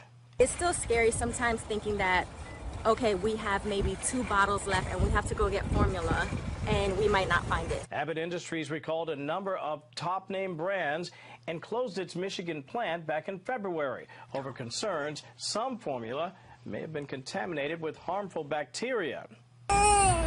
If the formula you use is out of stock, specialists say it's okay to switch brands. To look at the back of the formula, see if you can match like the carbohydrates, the proteins, and it's okay even to do generic brands. Just make sure to mix in some of your baby's current brand with the new one at first. This will help wean them onto the new formula and avoid the chance of stomach aches. Meantime, the scarce supply is inspiring mothers to help other moms, with some local lactation centers noticing an increase in breast milk donations and breast pumping consultations. Now, if you or someone you know is struggling to feed their baby, healthcare professionals suggest contacting your child's pediatrician or local food bank to request help. I'm Kevin Cork, Fox News. And thank you to Kevin for that update. We're going to head out to Alabama now, where we have been monitoring the very latest out of that Alabama manhunt that ended in Indiana. This is a story that we have been covering since the beginning, and law enforcement has revealed fresh details into the capture of inmate Casey White and Vicky White, the deceased corrections officer that helped him with the escape. Police say the pair planned to fight until the very end and was discovered with wads of cash, firearms, and even a wig following their capture in Indiana. Fox's Mike Tobin, he's in Indiana with the very latest. New details are emerging one day after the manhunt for Casey White and Vicky White ended dramatically in Evansville, Indiana. The inmate confessed that he planned to get into a shootout with police but failed after officers slammed their patrol car into their getaway vehicle. Investigators say they discovered 4 weapons, $29,000 cash, and multiple wigs inside that car following the arrest. I commend them for the quick and aggressive action. It probably saved a lot of chaos by doing quick action there. And that's why I represent the sheriff's office. I want to bring my people home, and I don't care about the fugitives' lives. Vicky White, no relation to Casey White, ultimately died after that hectic exchange with officers. Police say the former corrections officer shot herself before police were able to take her into custody. She died at a local hospital while Casey White sustained minor injuries. I can't shout out enough praise to all the law enforcement here in our community for the hard work that they do. I think everyone is saddened that it ended this way. Our employees are going to take it very hard.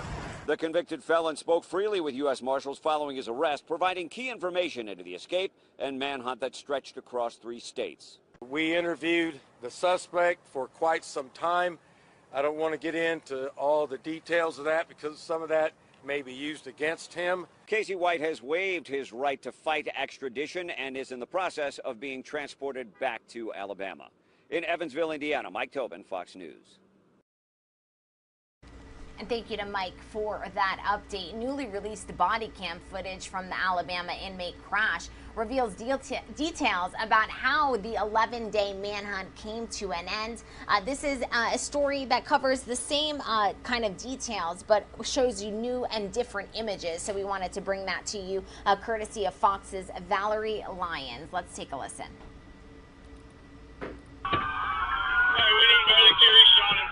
Newly released body cam footage showing the chaotic moments after Vicky and Casey White's 11-day run from the law came to a screeching halt. Following a 15-minute pursuit, we now know it was Casey White who was behind the wheel and crashed the pair's Cadillac after law enforcement collided with the car. Basically rammed the vehicle and pushed it into a ditch.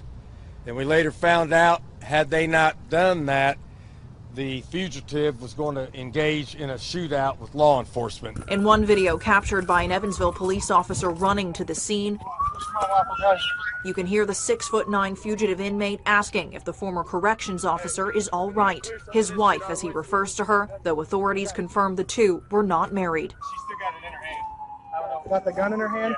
Yes, all right, watch it. 44 News obtained this 911 call made by 56-year-old Vicky White during the pursuit. Amazon Island. Hello? Airbags are going on. Let's get out and run. Get us back to the hotel.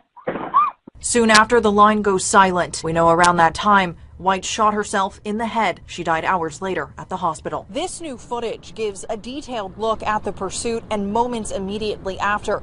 But it's what law enforcement later uncovered from the car that widens the scope and provides some answers in a case filled with countless questions. And we have photos of the weapons that were located in the vehicle. An AR-15, 4 handguns, and 3 magazines, Vicky White's service belt, and several wigs, plus $29,000 in cash, an amount seemingly left over from the $95,000 Vicky White got from selling her house days before the escape. There's several tragedies, to this story. The way this escape ended, but also too, it stings that somebody entrusted with what she was given as a correctional officer planned, organized, and facilitated this escape.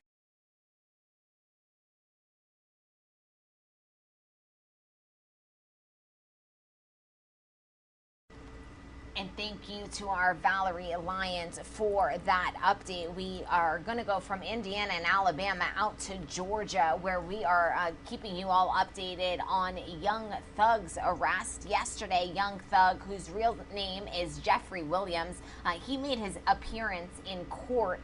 The indictment alleges Williams was involved in illegal activity to benefit Young Slime Life, or YSL, a criminal street gang associated with the Bloods. Prosecutors say Williams used his music and social media channels to promote the gang. Young Thug's lawyer says his client has not committed any crimes and plans to fight these charges. Our Fox Atlanta team has more on this. You have been indicted under 22 SC. Jeffrey Williams shuffles into frame, handcuffed and in a blue jumpsuit, as he makes his first court appearance Tuesday afternoon from the Fulton County Jail. Williams, better known as Young Thug, is a well-known rapper and now an accused conspirator in gang activity. It does not matter what your notoriety is, what your fame is.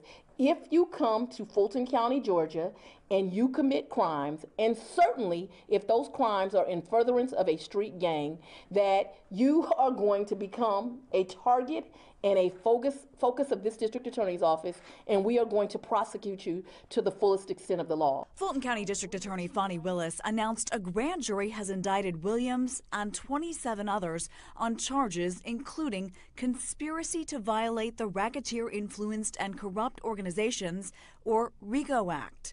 The indictment alleges Williams was involved in all kinds of illegal activity to benefit Young Slime Life, or YSL, a criminal street gang associated with the Bloods. Prosecutors say Williams used his music and social media channels to promote the gang. Fellow rapper Gunna, whose real name is Sergio Kitchens, also faces charges. The indictment includes crimes dating all the way back to 2013 and alleges that Williams rented the car that was used in the January 2015 drive-by that killed Donovan Thomas Jr., a member of a rival gang. Very shortly after me becoming the DA, I sat down with Mr. Thomas's mother, and I made her a promise that her son was as valuable as any other person within our community, and that I would put resources on this case, and that I would do everything I could to make sure that her son had justice. And yesterday was a proud day for me. Claire Sims, Fox 5 News.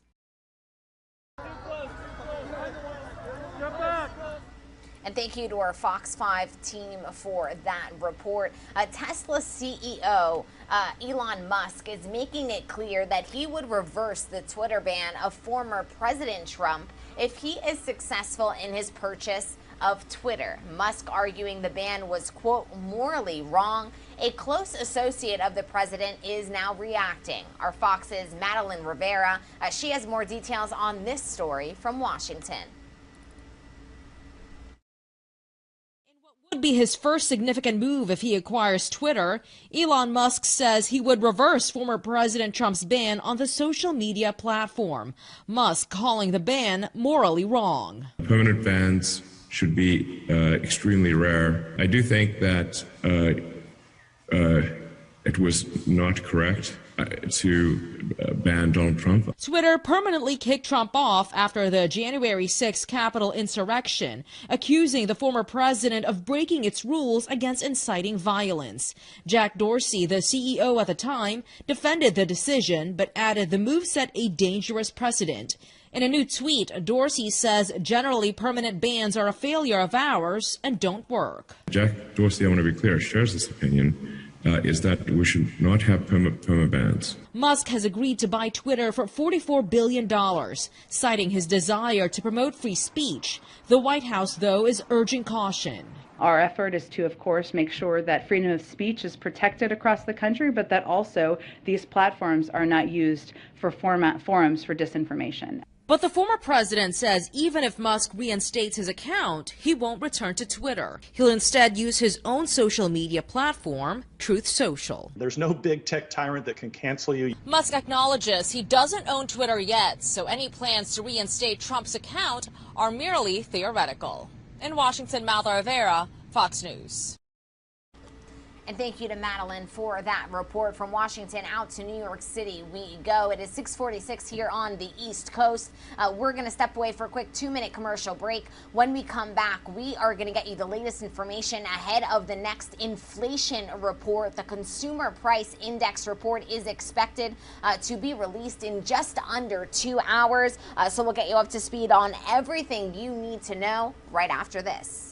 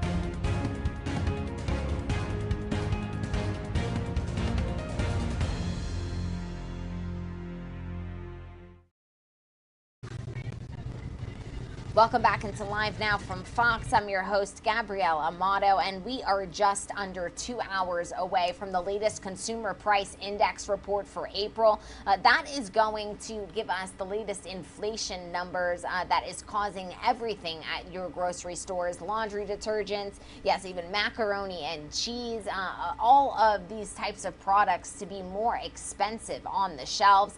April's Consumer Price Index report is expected to show that inflation really has already reached its peak. At least that's what investors hope. The CPI report is expected to show inflation rose about 0.2%. This would be drastically lower than the 1.2% increase back in March. But once again, we are now just about an hour and a half away from that report to be released. And ahead of the next inflation report, both Republicans and Democrats are trying to pin blame on each other for the pain Americans are feeling at the pump, in the grocery store, and in their wallets. Our Fox News correspondent Lauren Blanchard, she's in Washington with the latest. I think our policies help, not hurt. Washington, D.C. now the center of a finger-pointing fight over whose policies are causing record-high inflation. March was at 8.5%. Tuesday, AAA said gas is now at $4.37 nationally, an all-time high. These Democratic price hikes will likely be American families' new normal. Both sides believe their party has the best plan to ease the burden on American families and hope to earn their vote in November. At the end of the day, what affects American people are prices. Tuesday, President Biden spoke from the White House to address the high inflation, but it was also a chance for him to take a swipe at Republicans. My plan attacks inflation and grows the economy by lowering costs for working families. The other path is the ultra MAGA plan put forward by congressional Republicans to raise taxes on working families.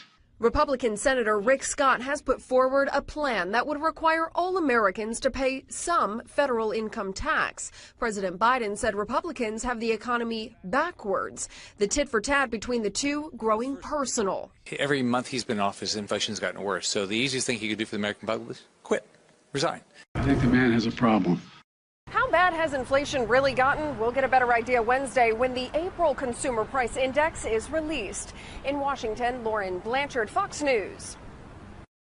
And that is correct. We are expecting that to be released here on Live Now from Fox a little bit later on this morning at 8:30 a.m. Eastern Time to be exact. We'll get the latest inflation numbers. I want to lower this volume for you. You don't all need to hear the money printing machine. You just need to see it.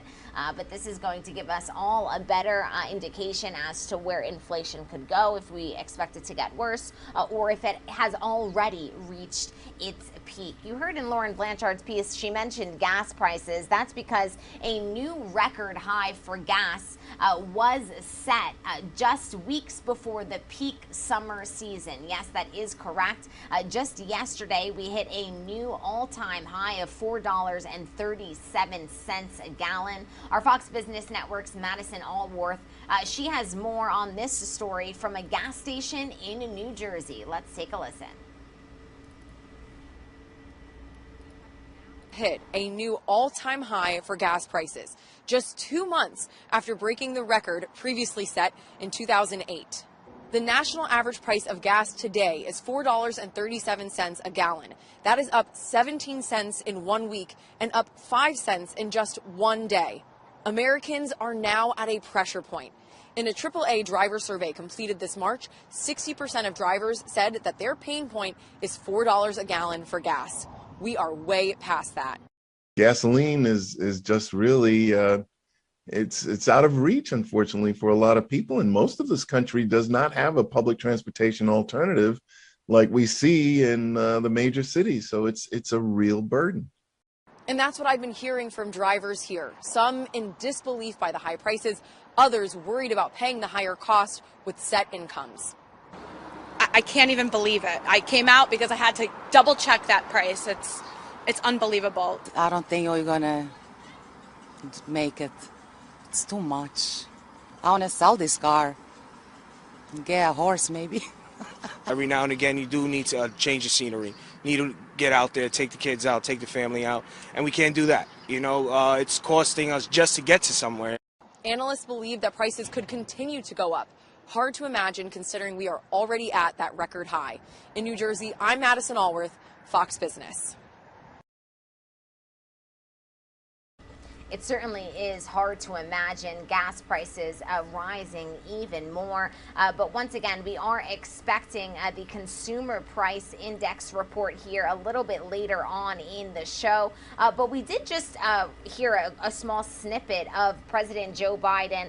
He actually addressed the inflation issue yesterday. So I do want to play his remarks for you in full, as we are about 1.5 hours away, an hour and a half away from that Consumer Price Index report that will tell us inflation numbers for the month of April. Let's listen back in to the President of the United States. 8.3 million jobs in my first 15 months in office at a record. Unemployment rates were down to 3.6%, the fastest decline in unemployment to start a presidential term ever recorded. And in addition, Americans have applied to start 5.4 million new small businesses last year, 20% more than any other year on record.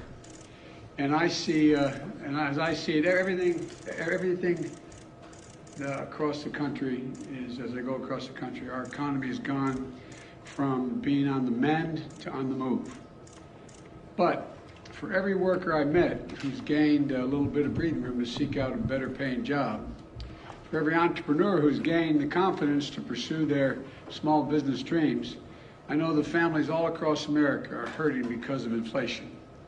I understand what it feels like. I come from a family where when the price of gas or food went up, we felt it. It was a discussion at the kitchen table.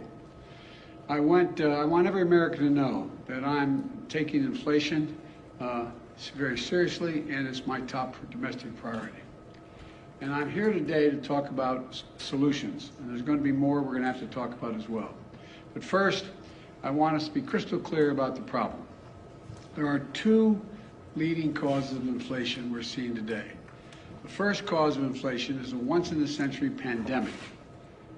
Not only did it shut down our global economy, it threw the supply chains and demand completely out of whack, especially in countries where more effective recovery responses weren't available, especially in those sectors that rely on semiconductors. These supply challenges have been further hampered by the onset of Delta and Omicron viruses. And you've all seen it, you've all felt it. And this year we have a second cause, Mr. Putin's war in Ukraine. We saw in March that 60% of inflation that month was due to price increases at the pump for gasoline. Putin's war has raised food prices as well, because Ukraine and Russia, two of the world's major bread baskets for wheat and corn, are essentially completely stalled. Ukraine has 20 million tons of grain in storage in silos right now. We're trying to figure out how to get out of the country to market, which would reduce prices around the world. Normally we'd have already begun to export them into the market, but it hasn't because of Putin's invasion. So we're working with our European partners to get this food out into the world so that it could help bring down prices. But it's difficult because, again, of Putin and the Russian invasion of Ukraine. And those two major contributors to inflation are both global in nature. That's why we're seeing historic inflation in countries all over the world. But here's the good news. Because of the actions we've taken, America is in the stronger position to meet this challenge than just about any other country in the world. Some of the roots of the inflation are outside of our control, to state the obvious. But there are things we can do and we can address and we need to do. That starts with the Federal Reserve, which plays a primary role in fighting inflation in our country. I put forward a highly qualified nominees to lead that institution, and I strongly urge the Senate to confirm them without delay. The Fed has dual responsibilities. First is achieving maximum employment, and second is stable prices. And while I'll never interfere with the Fed's judgments and decisions or tell them what they have to do, they're independent. I believe that inflation is our top economic challenge right now, and I think they do too. We've built a strong economy with a strong job market. And I agree with what Chairman Powell said last week, that the number one threat is the strength, and that strength that we built is inflation. So the Fed should do its job, and it will do its job, I'm convinced, with that in mind. Now, as I said when I came to what Congress and the President can do to fight inflation, Americans have two potential paths forward. The first is my plan, the Democratic plan. Plan put forward by congressional Republicans is a second alternative. Here's how each of us would tackle inflation. My plan is to lower everyday costs for hardworking Americans, and lower the deficit by asking large corporations and the wealthiest Americans to not engage in price gouging and to pay their fair share in taxes. The Republican plan is to increase taxes on the middle-class families, let billionaires and large companies off the hook, as they raise prices and reap profits at record amounts. And it's really that simple. But let me explain why this choice is so important. Let me start with the Putin price hike, high gas prices, and energy prices. My plan is already in motion.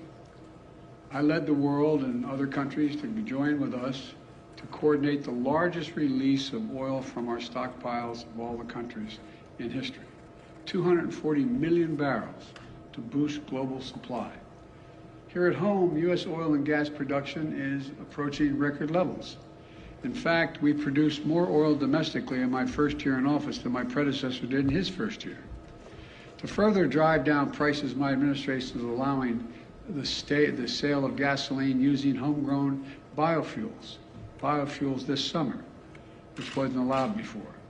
And to reduce our dependence on foreign oil and reckless autocrats like Putin, I'm working with Congress to pass landmark investments to help build a clean energy future as well. From tax credits for businesses to produce renewable energy, to tax credits for families to make their homes more energy efficient. I met with nearly a dozen CEOs of America's largest utility companies. And they, to a person, told me that, and including Southern Company, American Electric Power, and 10 others. They confirmed that if we pass the investments I'm talking about, we'll immediately lower families' utility bills by as much as $500 a year, according to their one estimate. That's by they're going to make their homes more secure in terms of heat not getting out and air conditioning not escaping because they have good insulation. Now, what's the Congressional Republican plan with respect to energy? First of all, their plan is to give oil companies a free pass. For example, right now oil companies are sitting on 9,000 unused leases, oil leases, which are the property of the federal government, on the property of the federal government.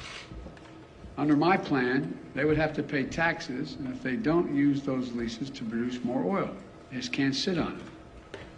Unlike under the Republican plan, they'd be allowed to continue to sit on this land without producing while shipping record profits back to their investors.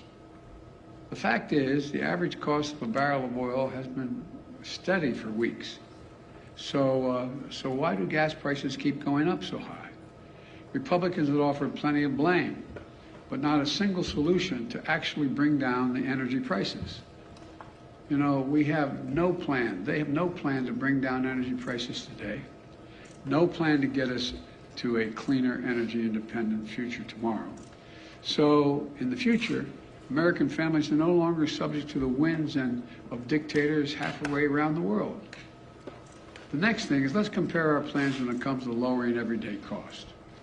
My plan is to make concrete, common sense steps to bring down the biggest expenses that families are facing. Let's take drug prices. My plan will let Medicare negotiate prices for prescription drugs, like they do with the Department of with the military as it relates to what the administration is able to negotiate for prices for military. The cap, and I also call for a cap on the price of insulin, which 200,000 American children rely on because they have type 2 diabetes at $35 a month. It costs $10 to make the insulin. They make a significant profit instead of the average price of about $640 a month. Think of the difference it will make in millions of American families, like the family I met with in Virginia about 3 weeks ago, struggling every day, every single month to afford their son's insulin. And on this and other issues, I've laid out specific proposals to Congress to bring down the cost of everyday cost many American families face. And that's in addition to the work my administration has already done to lower prices. Another reason why prices are up for products people need relates to whether or not the manufacturer has access to all the materials they need to build a product. Think of the materials you need to build a house. If you can't get the materials from the ship to shore, from the shore to the home, the prices are going to go up. That's why we brought labor and industry together on the West Coast to improve operations at the ports, to speed up the transfer of products from abroad to shore, from shore to the location where they're going to be used, so that those products can move more quickly and cheaply. We haven't had enough truckers, for example, to deliver the lumber or other goods. That's why we are executing a plan to get more truckers on the job. It reduces the time it takes to move the goods quickly. Another problem we face is in some industries, there isn't enough competition. And I've often said that capitalism without competition isn't capitalism, it's exploitation. So we're promoting competition for everything from internet services to meat processing. We basically have 4 meat processors in the whole country. They process the meat that goes into the hamburgers you buy. So they set the price. When there's no competition, they can set the price higher and higher. So we're helping smaller companies get into the game to compete and help bring down the overall prices. The bottom line is easing these bottlenecks and making our supply chains more secure is a major focus of my economic strategy. So things move more quickly. Prices go down, not up. You know, some parts of my plan I've been able to get done on my own. I mean, just without congressional approval. Some parts are being held up by Congress. But all of my plan is focused on lowering costs for the average family in America, to give them just a little bit of breathing room. Now, what's the congressional Republican plan? They don't want to solve inflation by lowering your costs. They want to solve it by raising your taxes and lowering your income. I happen to think it's a good thing when American families have a little more money in their pockets at the end of the month. But the Republicans in Congress don't seem to think so. Their plan has actually made working families, it's going to make working families poorer. You don't have to take my word for it. It's in writing. They've made their intentions perfectly clear. Senator Rick Scott, of Wisconsin, a member of the Senate Republican leadership, laid it all out in a plan. It's the ultra-MAGA agenda. Their plan is to raise taxes on 75 million American families, over 95% of whom make less than $100,000 a year total income. The average tax increase would be about $1,500 per family. They've got it backwards in my view. I proposed a minimum tax for billionaires. In recent years, the average billionaire has paid about 8% in federal taxes. Congressional Republicans have proposed increasing taxes on teachers and firefighters. 55% of the largest corporations paid net zero in federal taxes in 2020 on $40 million profits. It just isn't right. That's why I proposed a minimum tax for corporations. Their plan would also raise taxes on 82% of small business owners making less than $50,000 a year. But it would do nothing to help to hold big corporations and companies accountable. Think about it. Republicans in Congress are so deeply committed to protecting big corporations and CEOs that they would rather see taxes on working American families and try to depress their wages to take on inflation. Never mind the fact that many of these companies are recording record profit margins, even as they raise prices record amounts. Look, you've heard me say it before, I'm a capitalist. I'm not out to punish anybody. I have no problem with companies getting and generating reasonable profits. But in this moment of peril, with the war overseas and inflation surging around the world, the last thing we should be thinking about is rewarding companies for exploiting the situation.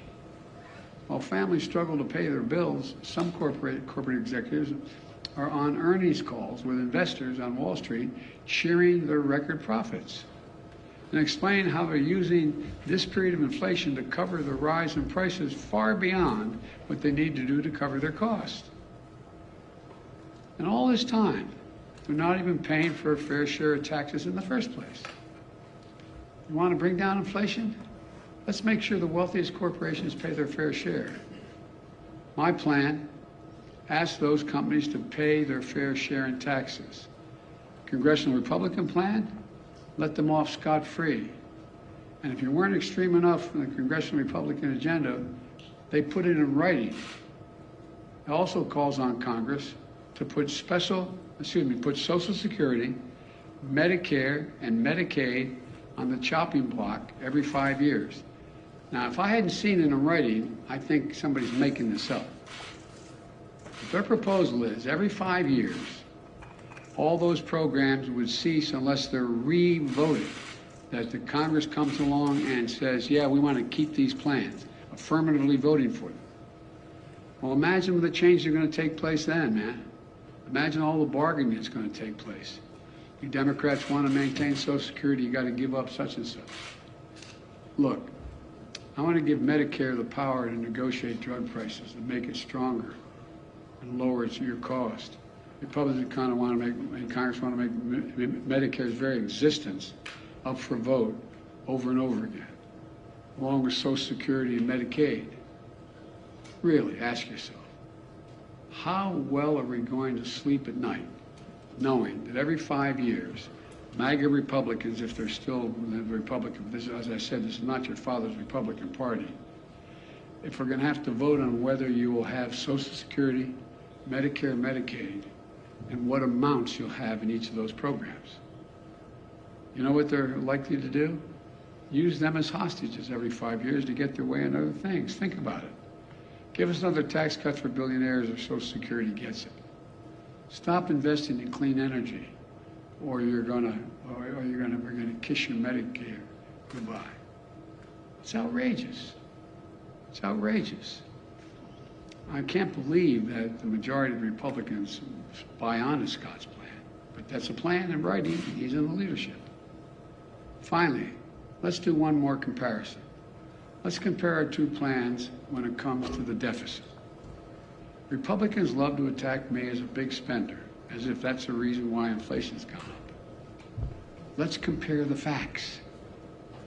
Under my predecessor, the deficit exploded, rising every single year of the Republicans. Under my plan, we're on track to cut the federal deficit by $1.5 trillion this year. Let me say it again, $1.5 trillion by the end of this fiscal year. The biggest one-year decline in all of history for America. That's in addition to last year, we cut the budget $350 billion. The deficit, not the budget, the deficit, $350 billion. My Treasury Department is planning to pay down the national debt this quarter, which never happened under my predecessor. Not once. Not once. Because unlike my predecessor, the deficit has gone down both years I've been here. That is not an abstraction. It matters. It matters to families. Because reducing the deficit is one of the main ways we can ease inflationary pressures. Look, the bottom line is this. Americans have a choice right now between two paths, reflecting two very different sets of values. My plan attacks inflation and grows the economy by lowering costs for working families, giving workers well-deserved raises, reducing the deficit by historic levels, and making big corporations and the very wealthiest Americans pay their fair share. The other path is the ultra-MAGA plan put forward by congressional Republicans to raise taxes on working families, lower the income of American workers, threaten sacred programs Americans count on like Social Security, Medicare, and Medicaid, and give break after break to big corporations and billionaires, just like they did the last time they were in power, when their top priority was the reckless $2 trillion tax cut, majority of that going to the very wealthiest Americans, which ballooned the deficit and not a penny of it was paid for. Look, I know you gotta be frustrated. I know. I can taste it. Frustrated by high prices, by gridlock in Congress, by the time it takes to get anything done. Believe me, I understand the frustration. But the fact is, congressional Republicans, not all of them, but the mega Republicans are counting on you to be as frustrated by the pace of progress, which they've done everything they can to slow down, that will hand power over to them and enact so they can enact their extreme agenda. Look at their agenda. We'll put up on a webpage somewhere, I think I can do this, the Scott Plan. It's in writing. We need a government focused on what families actually need. So I urge all Americans to think about the path I've laid forward. We're going to have to do more beyond what I laid forward. But then think about the Republicans in Congress are actually proposing. Which path is right for you and for your family, and quite frankly, for America? Let's build on the extraordinary process and progress we've made instead of tearing it down. Let's focus on what matters. This really matters to average Americans. I want to thank you all. God bless you, and may God protect our troops. Mr. President,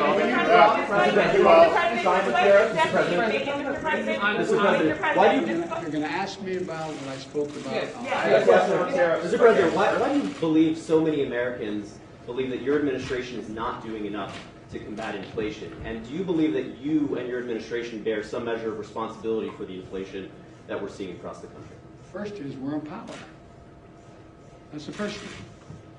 And you justifiably right, we control all three branches of the government. Well, we don't really. We have 50-50 in the Senate. You need 60 votes to get major things done. I've been pushing the things I've been proposing here, and you've heard me speak to today since I got in office. And I need to get 60 votes to be able to even pass them, number one. Number two, I think that, they're not focused. All they're focused on, understandably, is the problem they're facing. They get a 5.5% raise, an average raise in their salaries, and yet inflation exceeds that. And they look around the world, and they know that a lot of it's extremely complicated. And so they're frustrated, and I don't blame them. I really don't blame them. There's a lot we have to do. But you know as well, I shouldn't say you, I think what I have to do is explain in simple, straightforward language what's going on. Like, the reason why 30% of the inflation last year is because automobiles cost more. Why'd they cost more? They couldn't get the computer chips to make them. People were making a lot more money. They wanted to buy the automobiles, they couldn't buy them because the costs went up so high because there were so few of them. The same way this year. The same way this year. The reason why prices are up. They understand, but they don't. Look, most people, the vast majority of Americans are hoping that their government just takes care of the problem and they don't have to think about it in detail at the kitchen table or at the dinner table. And that's understandable, no matter what their background. But right now, it's confusing. There's a war in Ukraine, and they're scratching their heads like, what the heck is Russia doing? Should we be helping? They think we should be helping the innocent Ukrainians. But what impact does that have? Do you think the average person, whether they have a PhD or they have any other job, sits and thinks, wow, there's thousands of tons of grain in elevators in Ukraine that can't get out. And Ukraine's one of the biggest producers of corn and wheat. I wonder whether that's the reason my prices are up. And do you take any responsibility for the inflation in this country? Do you take any responsibility for your policies? I think our policies help, not hurt. Think about what they say. The vast majority of the economists think that this is going to be a real tough problem to solve, but it's not because of spending. We brought down the deficit. The bottom line is, how much does America owe? How much in the hole are we going? We're reducing that.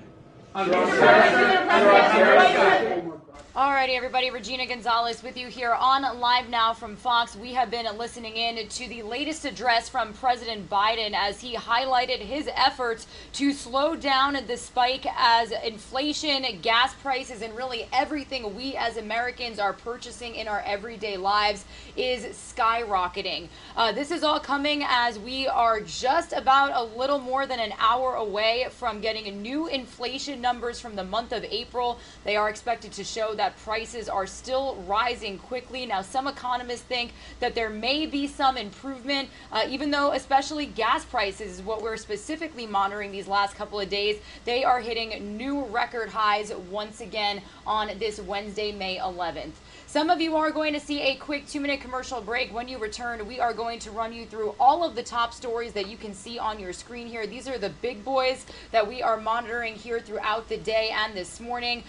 We've got the Senate planning to vote later today on a bill that could codify abortion rights. It needs 60 votes to pass. We are also going to be bringing you the latest on the Russian invasion of Ukraine entering day 77. We'll bring you some more video from what exactly is going on the ground there in Ukraine, plus some more information on the House officially approving a $40 billion additional aid package for their military and their humanitarian efforts. So stay with us. We'll have all of your top stories here when you come back from this quick break.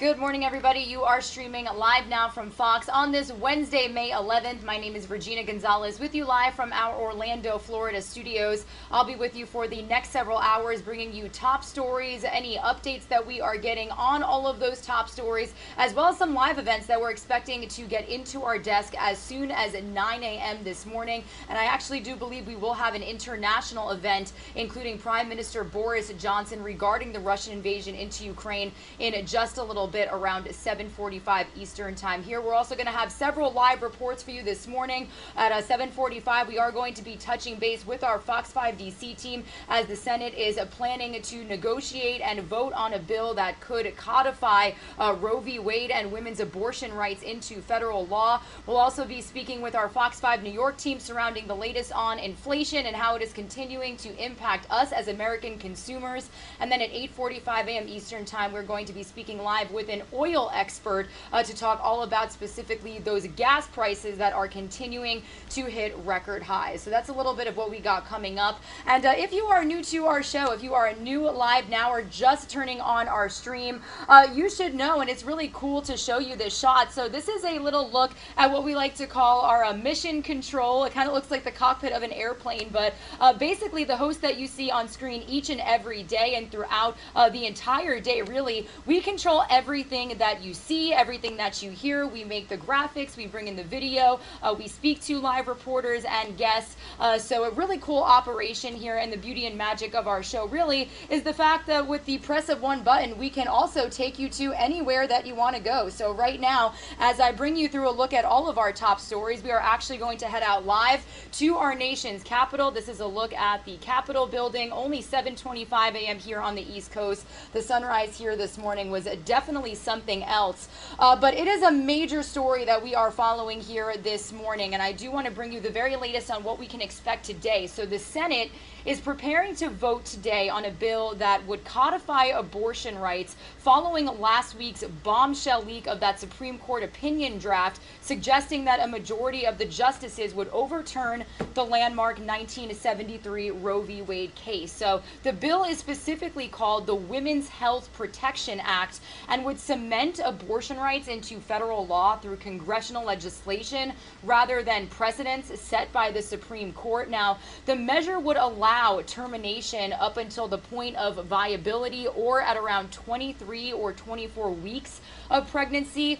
Notably, also, the measure wouldn't touch current restrictions of insurance coverage for abortions, such as the Hyde Amendment, which bans the use of federal funds for abortion care. Now, the bill could also create provisions requiring states to allow abortion access regardless of their laws, while allowing women to have abortion so long as a single healthcare provider says that the pregnancy is a risk to the mother's health or life, regardless of fetal viability. However, the bill stands very little chance of overcoming a Republican filibuster. When considering an earlier version of the bill back in February, Democrats actually could not get enough senators to reach the 60-vote threshold needed to begin that debate and vote on the bill. However, Senate Majority Leader Chuck Schumer says he's bringing the bill to a vote today anyway.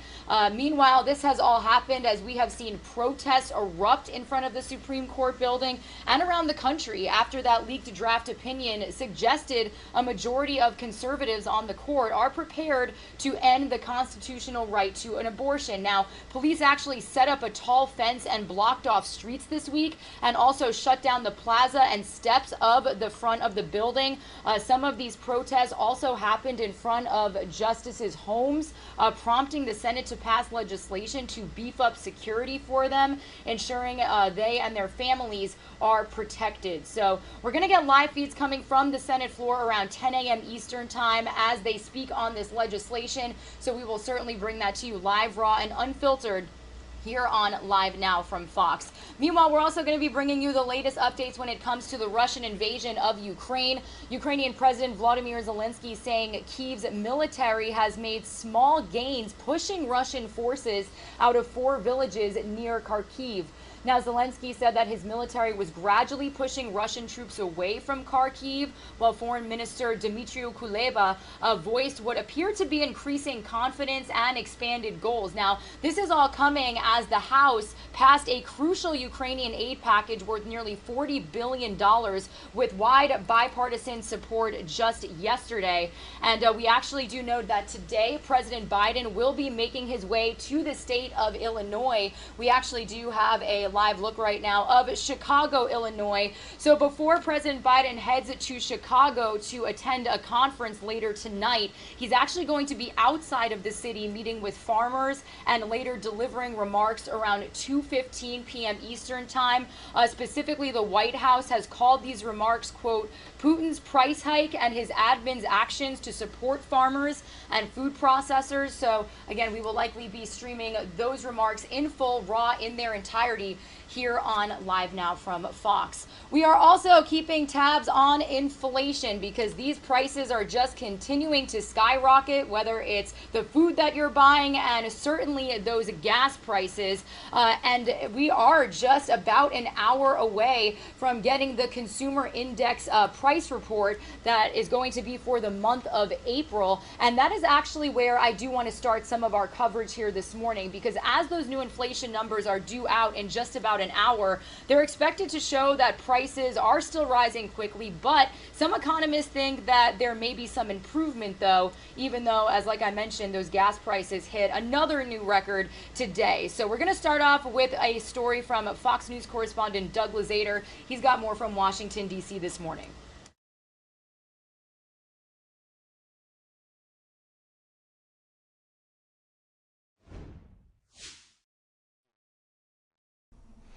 Record high gas prices, diesel fuel is even worse, and today President Biden turns his attention to rising food costs. Filling up today? Brace yourself. Oh, it's way too high. This is outrageous. It's just out of hand. Not that great. AAA says gas prices just shot up again overnight, with a national average now at $4.40 a gallon. Diesel fuel is up even more, and that raises trucking costs, which makes just about everything we buy more expensive. I'm taking inflation very seriously, and it's my top domestic priority. President Biden yesterday talked about initiatives his administration has already taken to bring prices down, like releasing oil from the nation's strategic reserve. Today, he heads to Illinois, talking about new plans to reduce agricultural costs, hoping to bring quickly rising food prices back down. That as many parents struggle with a severe national shortage of baby formula. The president has variously blamed rising prices on Russian President Vladimir Putin, Republicans, supply chain disruptions, and the pandemic. The president is living in economic fantasy land. He is obviously trying to blame anyone but himself. And the president has rejected the idea that trillions of dollars in pandemic relief helped fuel the inflation spiral. I think our policies help, not hurt. And the administration is considering a national gas tax holiday, a temporary reprieve from the 18 cents a gallon we now pay. But he's running into some pushback from some of his fellow Democrats here on Capitol Hill. In Washington, Doug Lazater, Fox News. All right, thank you to Doug Lazater for that report. And as soon as we get those numbers coming to us around 8:30 a.m. Eastern Time, we will certainly share them with you here on Live Now from Fox. However, as promised, also, we are monitoring the latest developments out of Ukraine as the Russian invasion officially enters day 77. And we're also continuing to monitor how it's impacting us here in the United States. So this is a story that I mentioned just a couple of minutes ago, but we're learning today that the House officially passed some crucial Ukrainian aid as their war with Russia enters day 77. A $40 billion aid package was passed through the House with wide bipartisan support, approving $7 billion more than requested. Now, this comes as Russia continues to push in southeastern Ukraine, and Ukrainian forces have a desperate need for more weapons. This aid package will help beef up Ukrainian weapon systems, replenish supplies, help their economy, and even help reduce the global food shortage. Again, this is something that President Biden does plan on addressing from farms outside of Chicago this afternoon. He is going to be speaking at around 2:15 p.m. Eastern Time, so be sure to join us for that on Live Now from Fox. We'll have his full remarks for you later on this afternoon. Meanwhile, President Vladimir Zelensky giving us the latest update when it comes to how his military forces are handling Russian strikes that are really honing in on the southeastern parts of the country. So Vladimir Zelensky confirming that Kyiv's military had made small gains within these last couple of days, pushing Russian forces out of 4 villages near Kharkiv. Now, he said yesterday that the military was gradually pushing Russian troops away from Kharkiv, while Foreign Minister Dmytro Kuleba voiced what appeared to be increasing confidence and expanded goals. Kuleba told the Financial Times that Ukraine Ukraine initially believed victory would be the withdrawal of Russian troops to positions that they occupied before the invasion began on February 24th.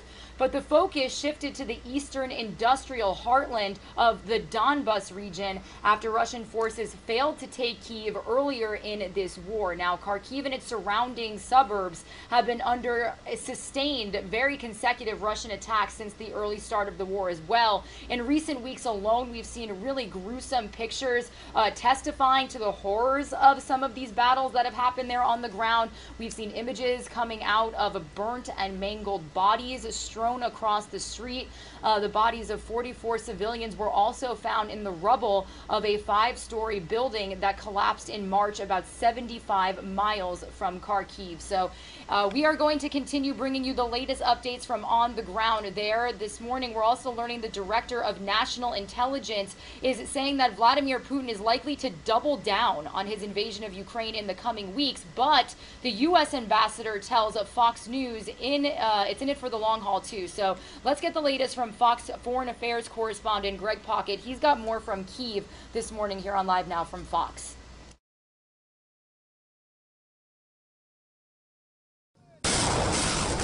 It's another day of fierce fighting along the front lines in eastern Ukraine. Russia still not able to declare victory in Mariupol, where the last pocket of Ukrainian resistance is holding out, despite near round-the-clock bombardment. The Russians are also hitting Odessa, Ukraine's biggest port city, hoping to disrupt shipments of badly needed weapons from the west. There are some reports Russia used hypersonic missiles in the attack, but Moscow still hasn't made any major breakthroughs. And U.S. intelligence officials say the next few months could see more of the same, with Vladimir Putin unlikely to use tactical nuclear weapons, but possibly intensifying his attacks if the stalemate continues. The current trend increases the likelihood that President Putin will turn to more drastic means, including imposing martial law or potentially escalatory military actions. Putin is also thought to be counting on the U.S. and Western allies to eventually weaken their resolve and stop supporting the Ukrainian military. But the acting U.S. ambassador to Ukraine told Fox News there's little chance of that happening, and the U.S. is doubling down on its effort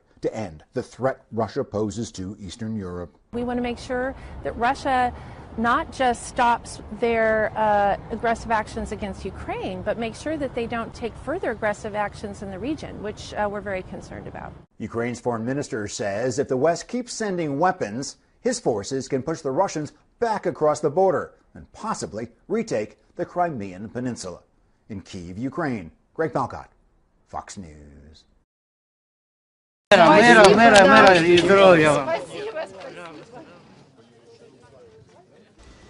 Meanwhile, more video from on the ground there in Ukraine coming into our desk this morning. This is a look at some of the final civilian evacuees from the Azovstal steel plant in Mariupol, Ukraine, arriving safely in another neighborhood this week, telling reporters how they had survived for months amid a Russian siege of their city. Now, Ukraine's deputy prime minister said in a Facebook post that all women, children, and the elderly had been evacuated from Azovstal. However, yesterday, an aide to Mariupol's mayor said in a Telegram post that some 100 civilians remained at the massive industrial complex. Now, this footage recorded by Radio Free Europe, which is a news outlet out there, shows evacuees from Mariupol speaking to reporters after arriving safely in another area.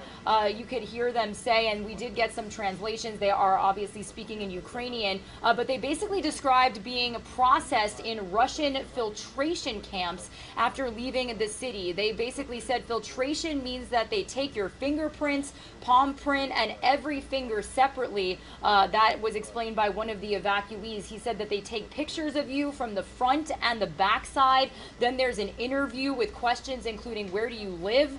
Do you have any connections to the Ukraine military or special forces? They also put it all into a database. And then he also said that we got on the bus and it took 29 hours, including filtration, infiltration and the journey. So again, really just a firsthand look, a raw vantage point at how innocent civilians are being upended and really honed in on during this war. Meanwhile, some more video coming in from the ground there in Ukraine as well. This is a video released by the National Police of Ukraine after they said at least one person died after a strike on a shopping center in Odessa. Now, this footage was recorded on May 10th, so just yesterday, showing a person being carried out on a stretcher during search and rescue operations.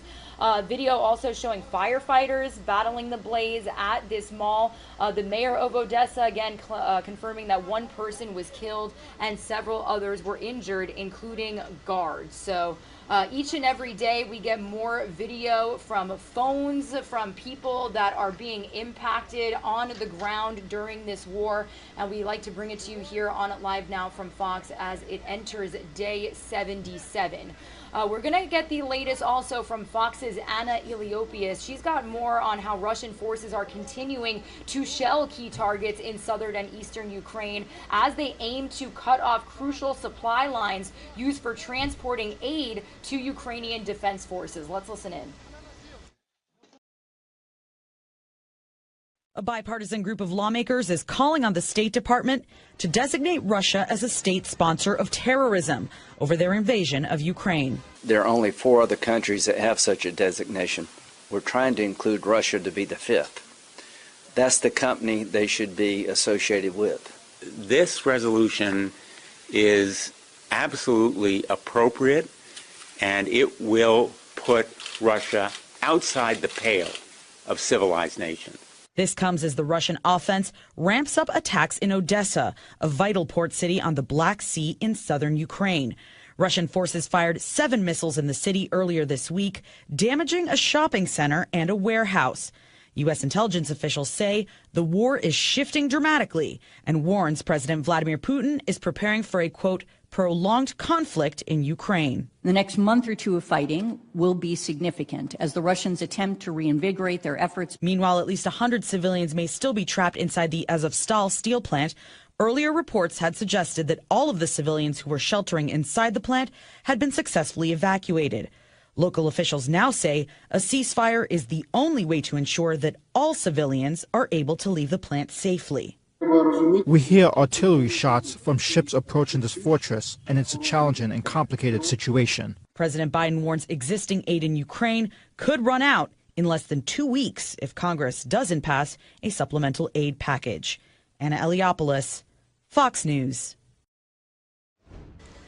Meanwhile, we've continued throughout this entire war to showcase some of the Americans that have taken it upon themselves to go over there and aid Ukrainian forces in fighting off Russian troops. Well, a former Vietnam refugee and American combat veteran used his decades of experience to do just that. He returned home to Utah this week and told his story to one of our Fox multimedia reporters. So I do want to play for you that here on Live Now from Fox. Quan Nguyen has seen all sides of war. He just got back from Ukraine after spending 2 months there helping refugees. He says one of the toughest things he saw was an injured 4-year-old in the back of an ambulance calling for his mom. Bella! Quan Nguyen is settling back into his Utah home. He and his wife Amy started the nonprofit Task Force 824 after Russia invaded Ukraine. August 24th is the date of Ukraine's independence from the Soviet Union in 1991. Okay. 1 week after creating the charity, Quan was headed to the war zone. Here's the remnants of a T-64 Russian tank. I think we were in bed one night and he just kind of looked over and I was like, I know what you're going to say. In the initial days when I got into Kyiv, it was a ghost town. Quan helped get refugees shelter, transportation, and critical supplies. Food prices skyrocketed, so there were people that couldn't afford to buy a lot of groceries. So we made the decision, okay, great, I'll just go to a local store, a grocery store, and buy as much food as I can. Quan has experience in a war zone. He served in combat in Iraq and Afghanistan, and he knows what it's like to be forced from your home because he escaped Vietnam following the war. We got on the fishing boat, and unfortunately, the fishing boat, the engine died, so we were left stranded, in the ocean for probably about a week or two. We had to ration water, and then eventually we were caught. Kwan says he sees himself in some of the refugees who had to pack up and leave at a moment's notice with just one bag of belongings in hand. The memories of escaping Vietnam and living in refugee camps stick with him. Now the memories of the Ukrainian war will stick with him too. I was asked to basically sit in an ambulance with a 4-year-old kid that was injured. They were transporting him from Kyiv to Lviv, which is a 10-hour ambulance ride. The medication wore off, and he was telling his mom, "Oh, everything hurts."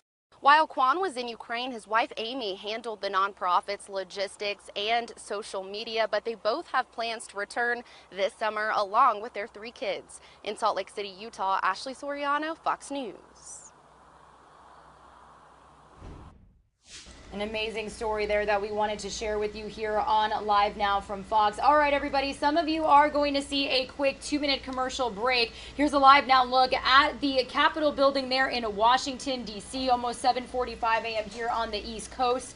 When we come back, we are going to stay live in D.C. to touch base with our Fox 5 D.C. team, talking about how the Senate is preparing to vote today on a bill that would codify abortion rights following last week's leak of that Supreme Court opinion draft suggesting a majority of the justices would overturn the landmark 1973 Roe v. Wade case. We're also going to take a look back at some of the protests that we have seen erupt thus far since that leak. So stay with us. That live report coming up after this break.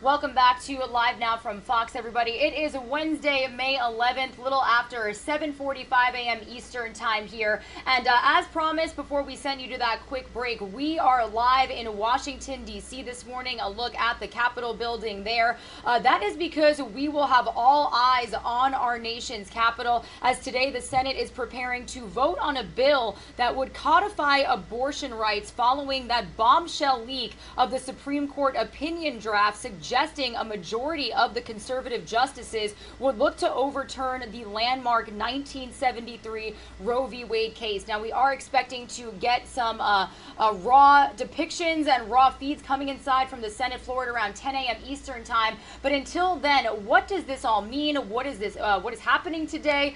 We are going to break down that for you all here on Live Now from Fox, staying in Washington, D.C. live and bringing onto our show Fox 5 DC's Maureen Ume. Maureen, good morning to you. You have been following this story since it first happened last week. So what is expected to happen today? I understand that this bill is specifically called the Women's Health Protection Act. Indeed it is. So this is largely procedural. What Senate Democrats are hoping to do is enshrine Roe v. Wade, making it federal law, in essence skirting any decision that the Supreme Court might make. As you said, that leaked draft opinion came out showing that a majority of the justices are looking to overturn Roe v. Wade. Well, some Democrats want to preserve a woman's right to abortion. So they want to do is codify Roe v. Wade, in essence just putting it on the books, making it federal law. Now, will they succeed? Absolutely not. They don't have the majority needed. They need 60 votes to avoid a filibuster. That will not happen. Republicans have pretty much gone on the record saying that they do not support this. They are in favor of overturning Roe v. Wade and giving that right to states. But again, the Senate Democrats do not want states to have a say on this. They want to, again, codify it, making sure that it's federal law guaranteeing women access to abortions should they want it. Not a lot of fireworks here on Capitol Hill, as we've seen over the last couple of days with people protesting. All things are quiet right now. And as I said, this vote is not expected to go anywhere. It's mostly procedural. But Senate's Majority Leader Chuck Schumer has said he wants to push this vote because he wants to put every single senator on the record so that the American people to see exactly where each and every senator falls on this very divisive issue. Yeah, and you know, Maureen, it's important to mention, and I know that the world has been watching since this leak happened last week. We have seen protests erupt all over the nation. What have things been looking like in Washington, D.C.? I understand even on the outskirts, some of these protests have been happening outside of the justices' homes. Indeed, they have. So Justice Brett Kavanaugh and Chief Justice John Roberts, they both live in Chevy Chase, Maryland, which is about 20 miles north here of the Capitol. We saw protests this weekend outside their homes. And also Justice Alito, who lives in Alexandria, we saw a group there also protesting. In fact, we also have had students from Virginia walking out of class in support of what Democrats are trying to do on the Hill, preserving a women's right to abortion. So we have seen some political rancor on both sides, pro and con, people advocating their point of view. But there has been a measure now, because we've seen these protests happening outside justices' home, there has been a measure now to try to protect not just the justices themselves, but extending it to their family members. So just this week again, the Senate, in a rare move, unanimously passing a bill that would make it a crime to go after family members, to basically give them 24-hour protection. That bill passed the Senate. It's expected to go to the House. It is expected to pass the House and then on to President Biden's desk for signature. But again, it shows you what's happening here. The Senate coming together rarely to make sure that the Supreme Court justices' immediate family now have 24/7 protection. In light of some of the protests we've seen, I will point out they have not been dangerous. We haven't seen anything that's gotten to the point of maybe raising eyebrows that someone's safety might be at issue, but it could very well happen. And so to avoid that, this is why they're pushing ahead with this measure to make sure that family members are protected. Definitely. And then I understand outside of the Supreme Court, like you mentioned, there is fencing to protect the building out there as well. So certainly all eyes on our nation's capital today as the Senate is expected to begin this conversation around 10 a.m. Eastern time. So Maureen, we as always appreciate you for joining us this morning and getting our viewers up to speed on this very elaborate situation. You have a good day, and we'll be touching base with your team again soon. You too. Alrighty, everybody, Regina Gonzalez with you here on Live Now from Fox. Again, here is another vantage point we have of Capitol Hill this morning. Be sure to stick with us because at 10 a.m. we are expecting to get feeds coming from the Senate floor live. That is the beauty and magic of our show. We are able to bring you raw, unfiltered, nonstop feeds and really allow you to hear some of their conversations in full, in its entirety, so you can listen, watch, and make your own depictions and judgments of what is happening in our nation. So we really do want to continue on with this topic, but as always, we like to bring you live events in full. I literally just mentioned that. Well, not only are we tracking some news here in the United States, but we are also tracking some international feeds as well. So I do want to head out live right now to Excuse me, I just lowered my microphone there. We do have this feed coming in right now from or even Boris Johnson. even stronger or more difficult than before. So this is actually coming live out of Sweden. We've got UK Prime Minister Boris Johnson and Swedish Prime Minister Magdalena Andersson holding a joint news conference after they held a meeting on Ukraine and the security situation in Europe, the Russian invasion officially entering day 77. So we're going to listen in live here, raw and unfiltered, on Live Now from Fox this morning. Sweden and or Finland sends in an application. Hello, my name is Ulf Ambreus Bonnevie from Swedish television. Mr. Prime Minister Boris Johnson, the question here in Sweden is what kind of aid can we expect if we were to be attacked in any way during the transition process until a full membership in NATO? Can you be a little bit more concrete on what type of aid you will be sending, if so? Will you send troops to Sweden, for instance? And to Magdalena Andersson, how safe can we feel today compared to yesterday after this agreement that you signed today? Thank you. Well, thank you very much. And I think the declaration really makes it clear. It's upon request of of Sweden, the UK will of course provide assistance. But what matters primarily is what Sweden decides to request, or what we're saying is that we are long-standing friends of Sweden. We're massive partners and supporters of Sweden. We share the same ideals, the same values. Sometimes things should go without saying, but they're worth saying. It's worth emphasizing that if Sweden were attacked and looked to us for help and support, then we would provide it. But it's up to Sweden to make the request and to spell out exactly what support is requested. So are we safer with this declaration? Yes, we are. Of course, this means something, and this is important, whatever security policy choice that we will make in Sweden. If we want to join NATO, if we decide to keep outside NATO, this is an important joint declaration. But what is maybe even more important is the fact that the Prime Minister is so engaged in the security of the northern part of Europe, and you have taken such an active role in this area, and we are very grateful for that. And that also that you're so clear that we share the same values and we stand together. Good afternoon, Nina Lloyd from the Press Association. Firstly, a question for both Prime Minister Johnson and Prime Minister Andersson. Will this declaration help Sweden, should it decide to apply to NATO, in the period after application but before accession, so-called grey zone, and how? And secondly, Prime Minister Johnson, the leader of the opposition, has said this week he would do the right thing and resign if he's fined over allegations of lockdown rule breaking. Do you think that's the right thing to do, and are you acting dishonourably by staying in number 10? Well, can I just say first on your question about Sweden and Sweden's security, there's a separate conversation going on here in Sweden, which I don't want to get into. It's a matter for Sweden.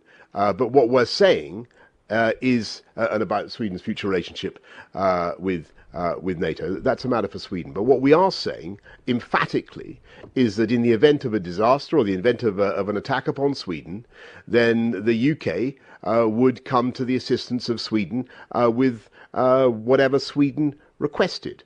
And we hope that that's a useful and important thing to say. And it's certainly, we regard it in the UK as important for us that Sweden is saying the same thing to us. And this is a mutual agreement that I think is an important stepping stone, paving stone, as I said, for developing our relations in the future. And on your second question, I think well, we're trying to move beyond all that, and I think we're trying to focus on the issues that really matter, not least the war in Ukraine.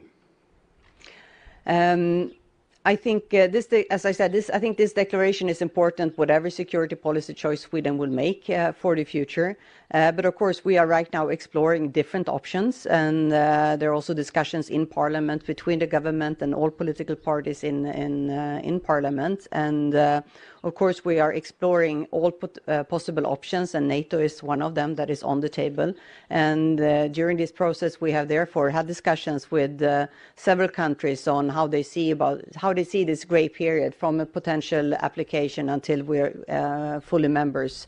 And there we've had got reassurances from several countries. I'm here with Boris Johnson today. I had a press conference with Olaf Scholz last week, and I also had our foreign minister in Washington last week.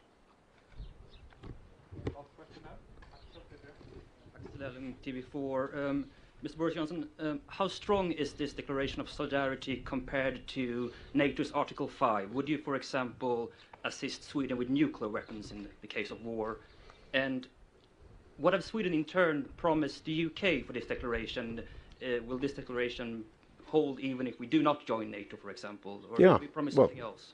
Yeah, I think that's the really good question, because I think that in a way this declaration is something that is about the UK and Sweden standing together, affirming our friendship and our partnership and our willingness to come to each other's defence and support. That's what it is. I think there's a separate issue about NATO, which I think Sweden is going to be addressing in the course of the next few days. That's not for me to comment upon, except of course to say that I'm sure the UK will support whatever course of action Sweden decides to embark upon, and we'll be as useful and supportive as we can. This is, I think, this is about our joint decision to show that we will support and defend each other. Now, when it comes to our deterrent, our nuclear deterrent, that's something we don't generally comment upon. But what I've made clear is that it's up to either party to make a request, and we take it very seriously. Thank you very much. Thank you.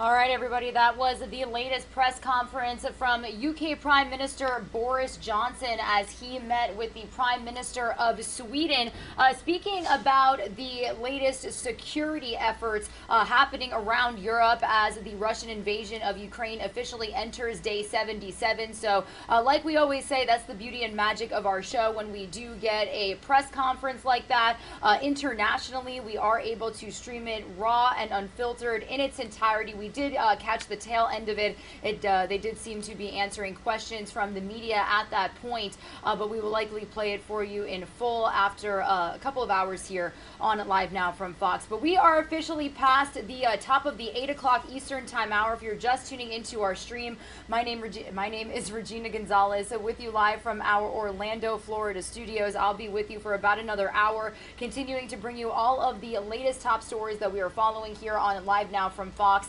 And some breaking news. We actually did just get some breaking news into our desk right now. I actually do want to take you out live to this very scary scene.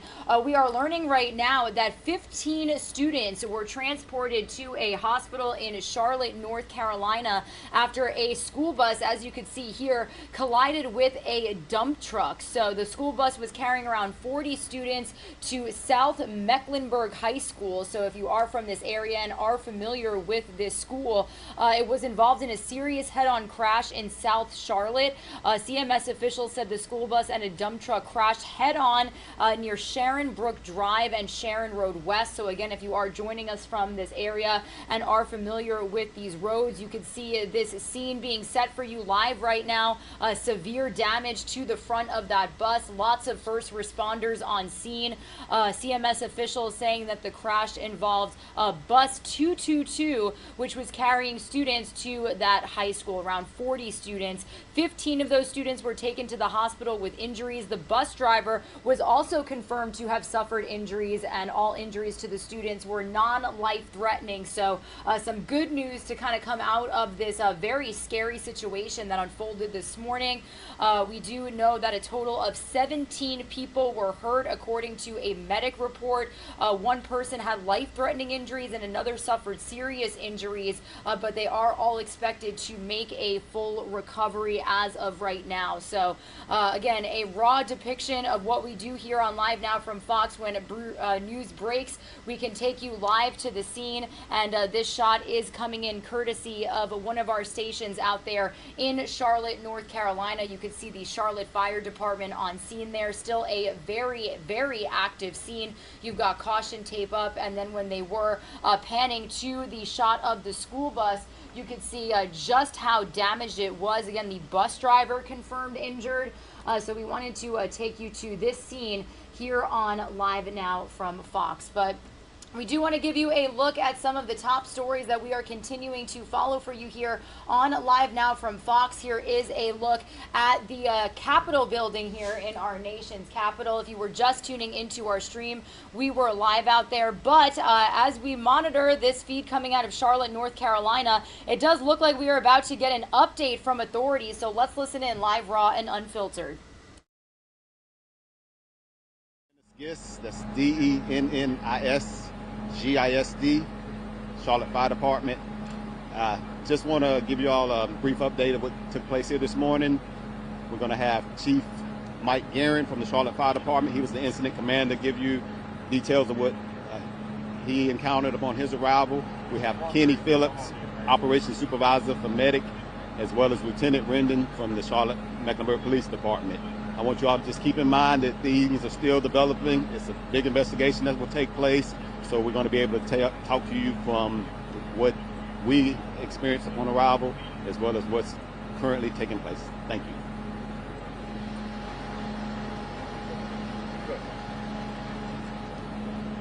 Good morning, everybody. My name is Kenny Phillips. I'm Operations Supervisor with Medic. So shortly after 6:30 this morning, we received a 911 call for traffic actions here on Sharon Road West. Upon our arrival, we found a school bus, a small dump truck, and another car that were involved in the accident. Extensive problems were noted when we arrived. We had about 17 or 18 different patients. We had 14 or 15 coming from the school bus, and then we had the patients that were in the other vehicles. We were able to access the kids very quickly and get them separated and start assessing their injuries, but the driver of the school bus and the driver of the white dump truck behind us were pinned in the vehicle. I don't have any updates on their injuries. I know that the kids were all low priority, and they were transported to the hospital via our mass casualty bus. Yeah, good morning. Michael Guerin with the Charlotte Fire Department. So as Kenny Phillips said, when Medic arrived here first, they had a very high patient count. The problems that we encountered, like Kenny said, was the high impact to both the CMS bus and the dump truck. But what we're extremely proud of here in Mecklenburg County and Charlotte is a collaborative effort between emergency services. Kenny and his team were able to treat the patients, the children. What we focused on was the removal of the dump truck driver and the CMS driver. Due to the high impact, we encountered some problems just in the sheer nature of the force and the amount of metal that was around the driver. It took us about 30 minutes for us to get the CMS driver out and about an hour to get the dump truck driver out. Again, we encountered heavy challenges, but we're extremely fortunate. Our heavy rescue, we had 2 ladder companies here. Both those things have the Hirsch jaws of life. We used all those tools and got both drivers out very successfully. We're extremely proud of the effort. And from the CMPD perspective, we went ahead and managed traffic, made sure that we got help out here at the students as soon as possible. So of course we're still stopping traffic. Traffic's going to be stopped here for about another 30 minutes while we clear it up. get everybody out of here. Luckily, nobody was seriously injured. Like you guys saw, it's a pretty tragic accident. We're very fortunate that we were able to get these kids out of here and everybody out of harm's way. My name's Jesus Window.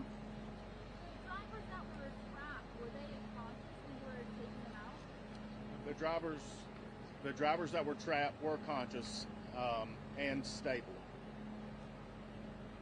Do we know if anyone's facing charges at this point, or is it too early to say? It's preliminary investigation indicates that nobody's going to be facing charges, but it's too early to tell. But as of right now, it doesn't look like it. It looks like a regular accident. You said about 30-minute cleanup time until the roads reopen? Correct. Battalion Chief, property damage in this accident? I'm sorry, say that again? What's the estimated property damage in this accident? That's hard to say. That's a CMS question. We don't have cost estimates. Can you talk to us a little bit about the training? I mean, obviously with a mass casualty event like this, and you talk about the partnership between the other first responders, with your department, what does that look like in order to prepare for something like this? So, and that's exactly right. We talk about collaborative efforts, right? And so we can talk about the incident command system and all those other different things that we're all trained in. This is something that we deal with on a very small level at the very basic incidents, whether it's a single company response or it can expand into what we have here today, right? So yes, to your point, the training, we're all trained in specific roles within the ICS system. Is it confirmed that all students on the bus were from South Lake High School? I can't confirm that. That's a question for CMS. Obviously, every crash is unique. It's taken an hour to get somebody out of a car. Is that unusual for something to take that long? I don't use the word unusual. Everything's different, right? So I think that's hard to say. But the challenge was, like I spoke about earlier, was just the amount of damage to the mechanism, was just the amount of damage to the car, right? So you have to work methodically in the fact when you remove the car, you don't want to cause any more damage to the patient or anybody else. So it's just a very methodical process. We see there's a direct sign in the middle of the road, a directional sign. Was there road work on this street beforehand or at least this morning? I can't answer that. There's a dump truck that was towing that. The dump truck was towing it. Correct. And that's. Thank you. Anything else? You guys have a great day.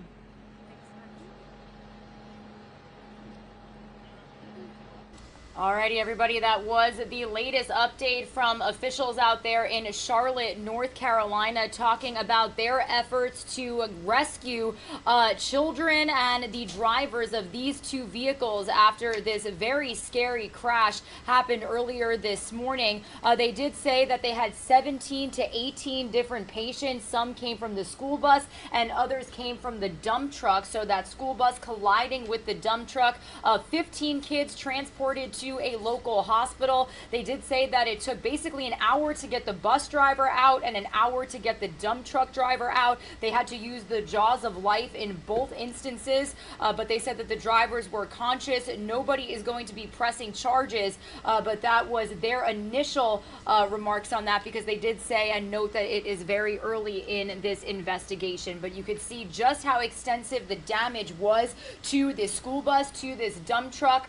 Thankfully, he did note that everybody is expected to be okay and that they are all being treated for their injuries. So some breaking news that we wanted to bring you here on this Wednesday morning. This is who we are and what we do. When we do get news that breaks, we are most likely and 99.9% of the time able to bring you front row to the scene as it happens and as authorities continue to investigate. You could see a very active scene there, but they did say it should be about another half hour to an hour before they get this area cleaned up and traffic could be flowing normally once again. Some of you are going to see a quick 2-minute commercial break. When you return, we will shift focus back to some of the major top stories that we are following here this morning. We're going to go back out to Washington, D.C. and bring you the very latest on the Senate vote that is going to take place today on a bill that could codify abortion rights. It's not expected to make it through. We did speak with our Fox 5 D.C. team earlier about this story, so we'll be breaking down the very latest for you when you come back. We're also going to talk about the Russian invasion of Ukraine, and we are going to talk about inflation. We are actually just minutes away from touching base live with our Fox 5 New York team on those record high prices that are just before our eyes, affecting our wallets as American consumers. And we are going to touch base with Robert Moses about that, as we are just less than 20 minutes away from getting the latest inflation numbers from the Consumer Index report, showing those numbers from the month of April. So stay with us, all that coming up after this break.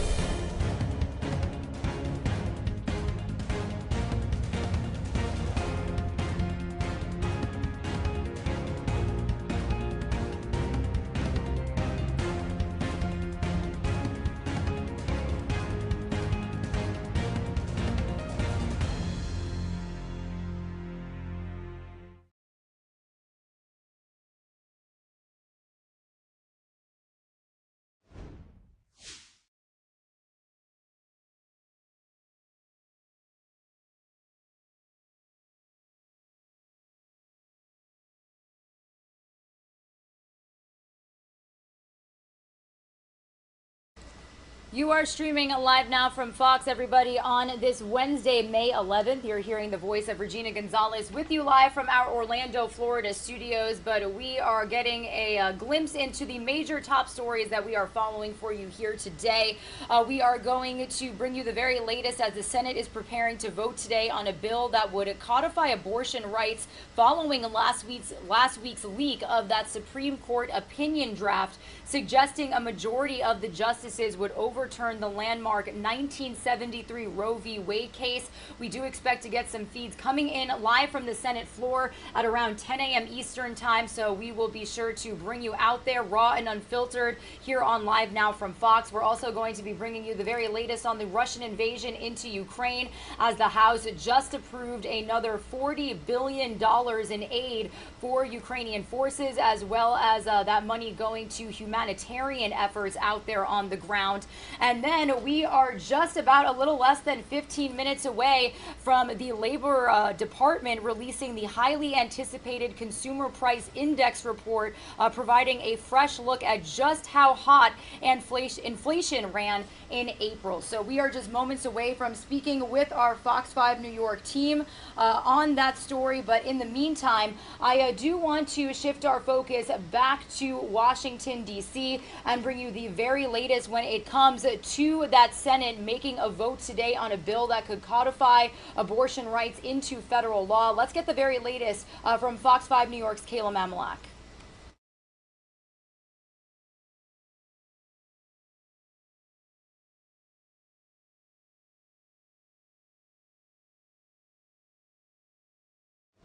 An extreme conservative majority on the Supreme Court is on the brink of declaring that women do not have the right to an abortion. The U.S. Senate is set to vote today on a bill that would codify abortion rights into federal law. The move in response to that leaked draft opinion from the Supreme Court, which showed justices could soon overturn Roe v. Wade. The legislation is all but certain to fail, though. Republicans appear to be united against it. I think it's safe to say there aren't 60 votes there at the federal level, no matter who happens to be in the majority, no matter who happens to be in the White House. Still, for Democrats, this vote is about getting every single senator, Republican and Democrat, on the record on where they stand on the issue. If the leaked draft opinion is in fact upheld, the Supreme Court would overturn current federal abortion rights, leaving it up to each individual state to determine whether or not to allow the procedure. In New York, Governor Kathy Hochul promising $35 million to abortion providers if Roe is reversed. And in Connecticut, Governor Ned Lamont signing legislation protecting women coming from out of state to Connecticut who want an abortion. The bill prevents legal action by other states with limited abortion rights. And you try and come after our doctors, you try and come after women who come into the state or women in this state, not going to happen here. We're going to protect you. No subpoenas, no going after it. We can countersue. An extreme conservative majority.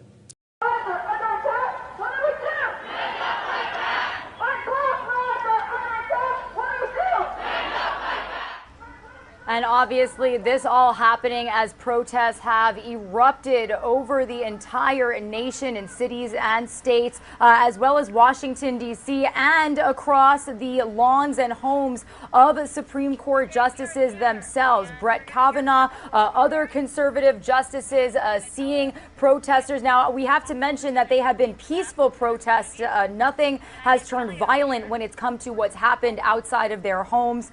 But again, we will continue to monitor if we see anything today as the Senate is going to speak on this legislation. They are expected to make a vote later this afternoon. We have gotten some reports that it could come in at around 1 to 2 p.m. Eastern time. So we will certainly keep an eye on you here, keep an eye on that for you here on Live Now from Fox. Meanwhile, continuing on this topic, I do want to bring you the very latest on the protests that we have seen, as well as other investigations into some violence that has erupted specifically in the state of Wisconsin when it comes to just people pushing back against that Supreme Court document leak last week. So we're going to get the very latest from Fox News congressional correspondent Aisha Hasni as pro-choice demonstrators continue to protest, and a federal statute saying that that's a crime, but the Biden administration not enforcing it.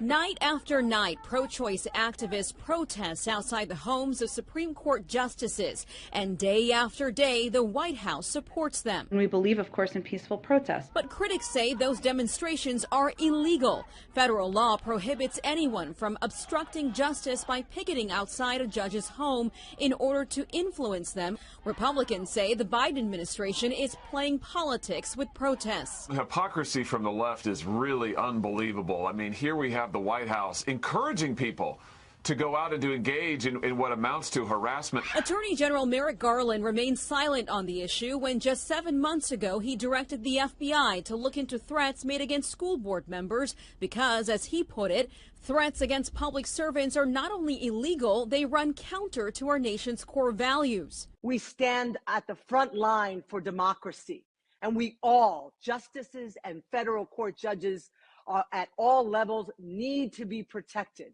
Democracy demands this. The White House only going so far as to say there's been no violence committed against the justices yet.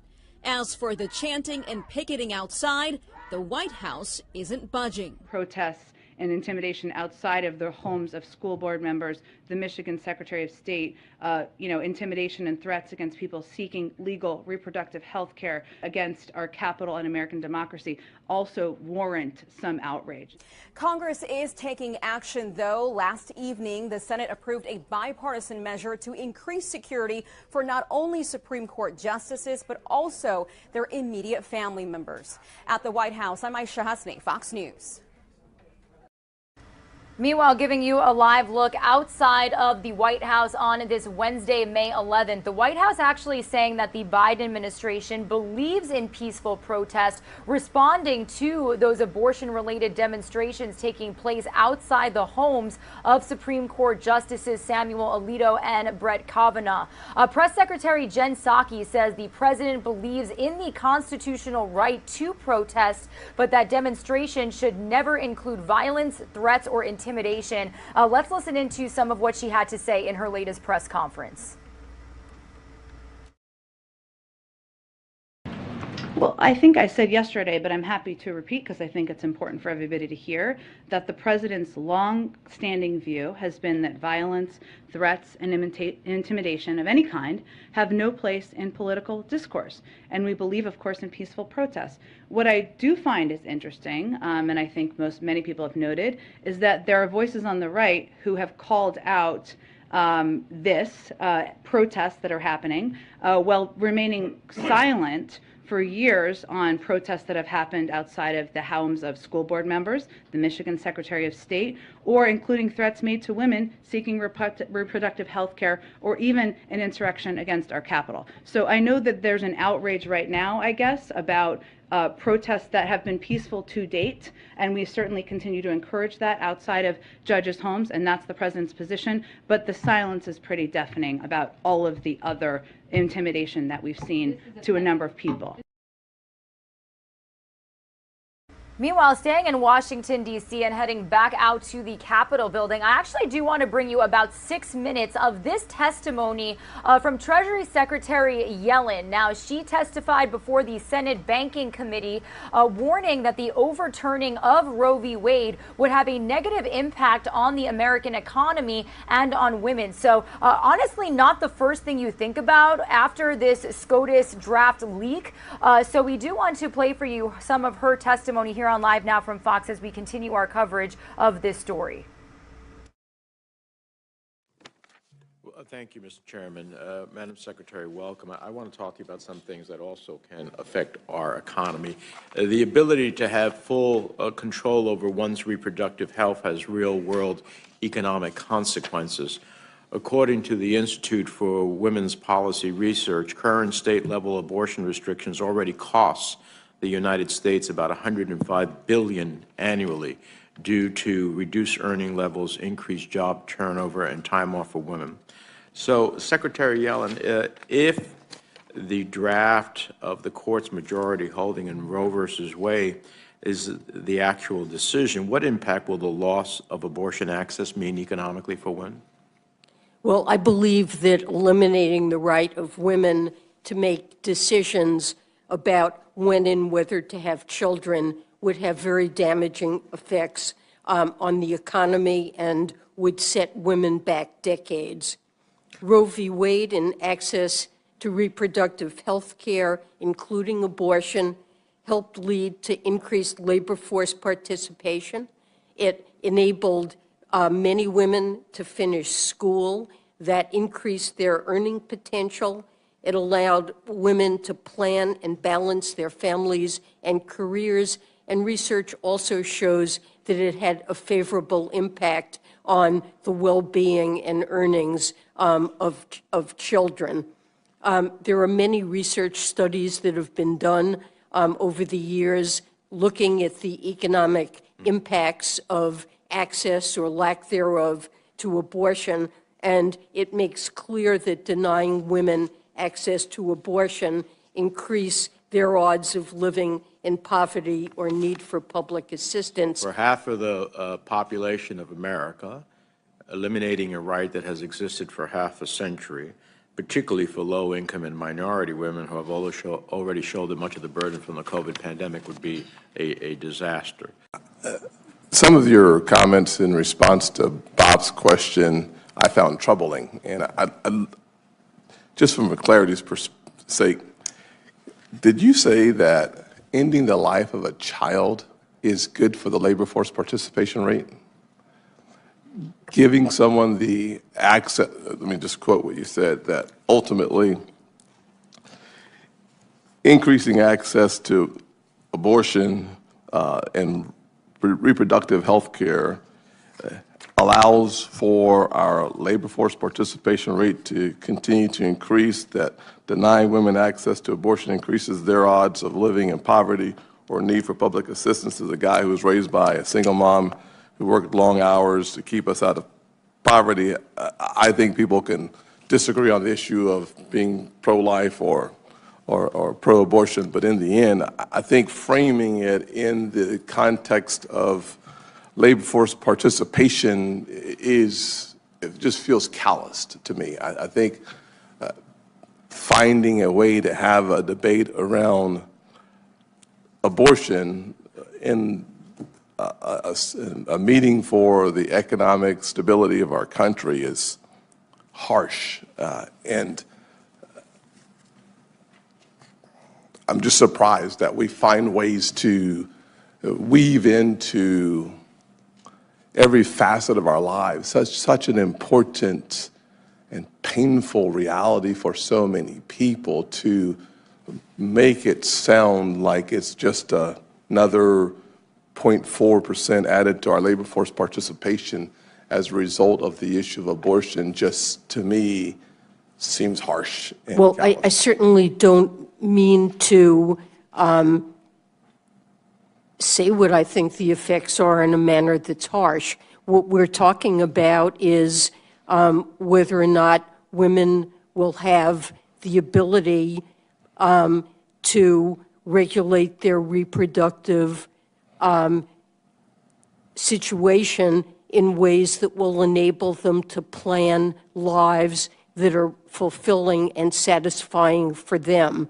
And one aspect of a satisfying life is being able to feel that you have the financial resources to raise a child, that the children you bring into the world are wanted, and that you have the ability to take care of them. In many cases, abortions are of teenage women, particularly low income and often black, who aren't in a position to be able to care for children, have unexpected pregnancies, and it deprives them of the ability often to continue their education, to later participate in the workforce. So there is a spillover into labor force participation, but it means that children will grow up in poverty and do worse themselves. Thank you. Let me just reclaim my time on the topic. This is the truth. I'll just simply say that as a guy raised by a black woman in abject poverty, I'm thankful to be here as United States Senator first. Second thing I'd say is that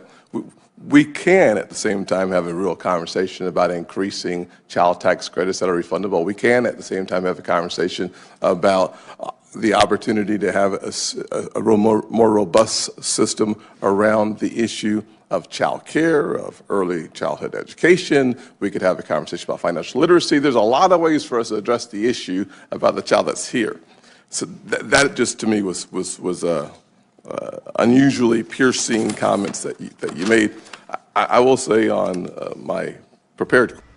All right, everybody, those were some brief remarks as Treasury Secretary Janet Yellen warned the Senate Banking Committee that overturning Roe v. Wade would have a negative impact on the American economy and on women. So as we continue to monitor the fact that the U.S. Senate will vote later today on that bill to codify abortion rights, it needs 60 votes to pass. It is likely not going to really just a show out there in Washington, D.C. for Democrats to get their point across. We'll hear from Senator Chuck Schumer and other Senate Democrats a little bit later here on Live Now from Fox. They did speak yesterday ahead of this vote, ahead of this big day there on Capitol Hill. So we'll be sure to bring that to you a little bit later here on Live Now from Fox. We are also anticipating the Consumer Index report that is expected to drop any minute now for the month of April. We'll get those numbers to you as soon as we get them here on Live Now from Fox. But in the meantime, when you return, we are going to shift focus to a major story that we have followed every twist and turn on, the manhunt ending for the corrections officer, an escaped inmate out of Alabama. We've got more details of body cam footage and the escaped inmate being arraigned in court. Don't go anywhere. We'll be right back with that. Plus the very latest on rapper Young Thug and now rapper Gunna facing racketeering charges for gang-related activity. So stick with us. All that coming up after this break.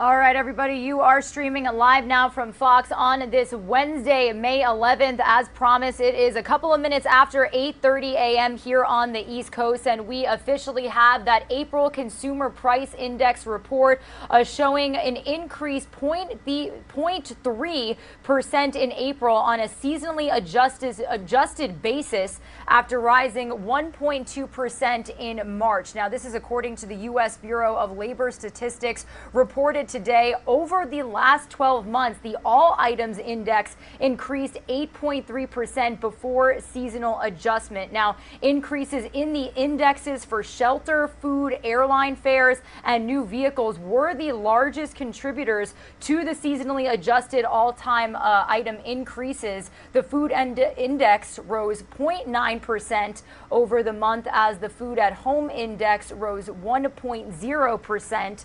The energy index declined in April after rising in recent months, and then the index for gasoline fell 6.1% over the month, offsetting increases in the indexes for natural gas and electricity. Now, breaking it down even further, the index for all items less food and energy rose 0.6% in April, following a 0.3% advance in March. So again, we were anticipating these numbers, and this is something that economists kind of predicted. We really were eager to see what they were thinking about this consumer price index report, as we have seen record inflation, or I should say decades record inflation here within the last couple of months.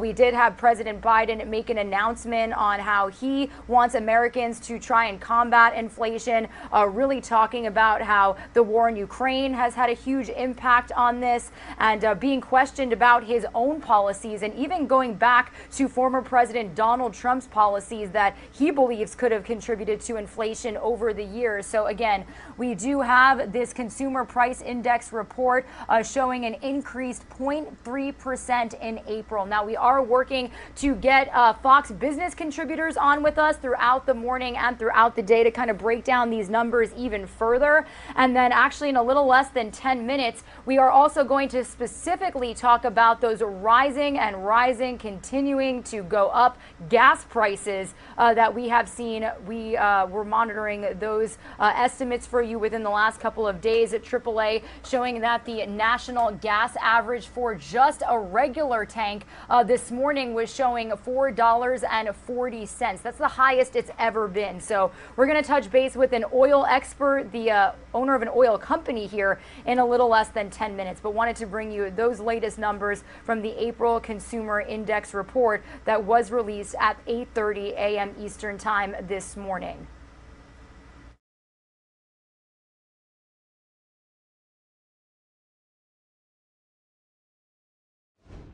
Meanwhile, shifting focus to some more top stories that we are keeping tabs on here on Live Now from Fox. Like I mentioned before this quick 2-minute commercial break, this is certainly a story that we have followed every twist and turn on.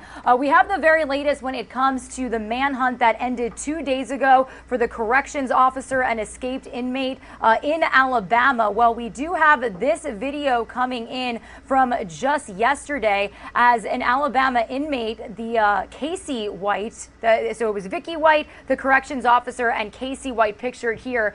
This is new video from last night. As you can see, Casey White walking into court. Authorities arrested him Monday after he was on the run for a week with Vicky White. She took her own life as she fled from police in Indiana, but Casey White is now being held at a state prison facility in Birmingham. Meanwhile, yesterday we got an official update from authorities, law enforcement revealing fresh details into the capture of this duo.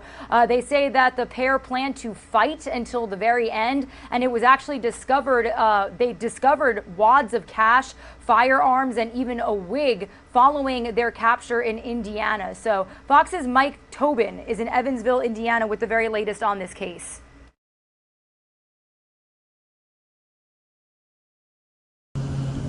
New details are emerging 1 day after the manhunt for Casey White and Vicky White ended dramatically in Evansville, Indiana.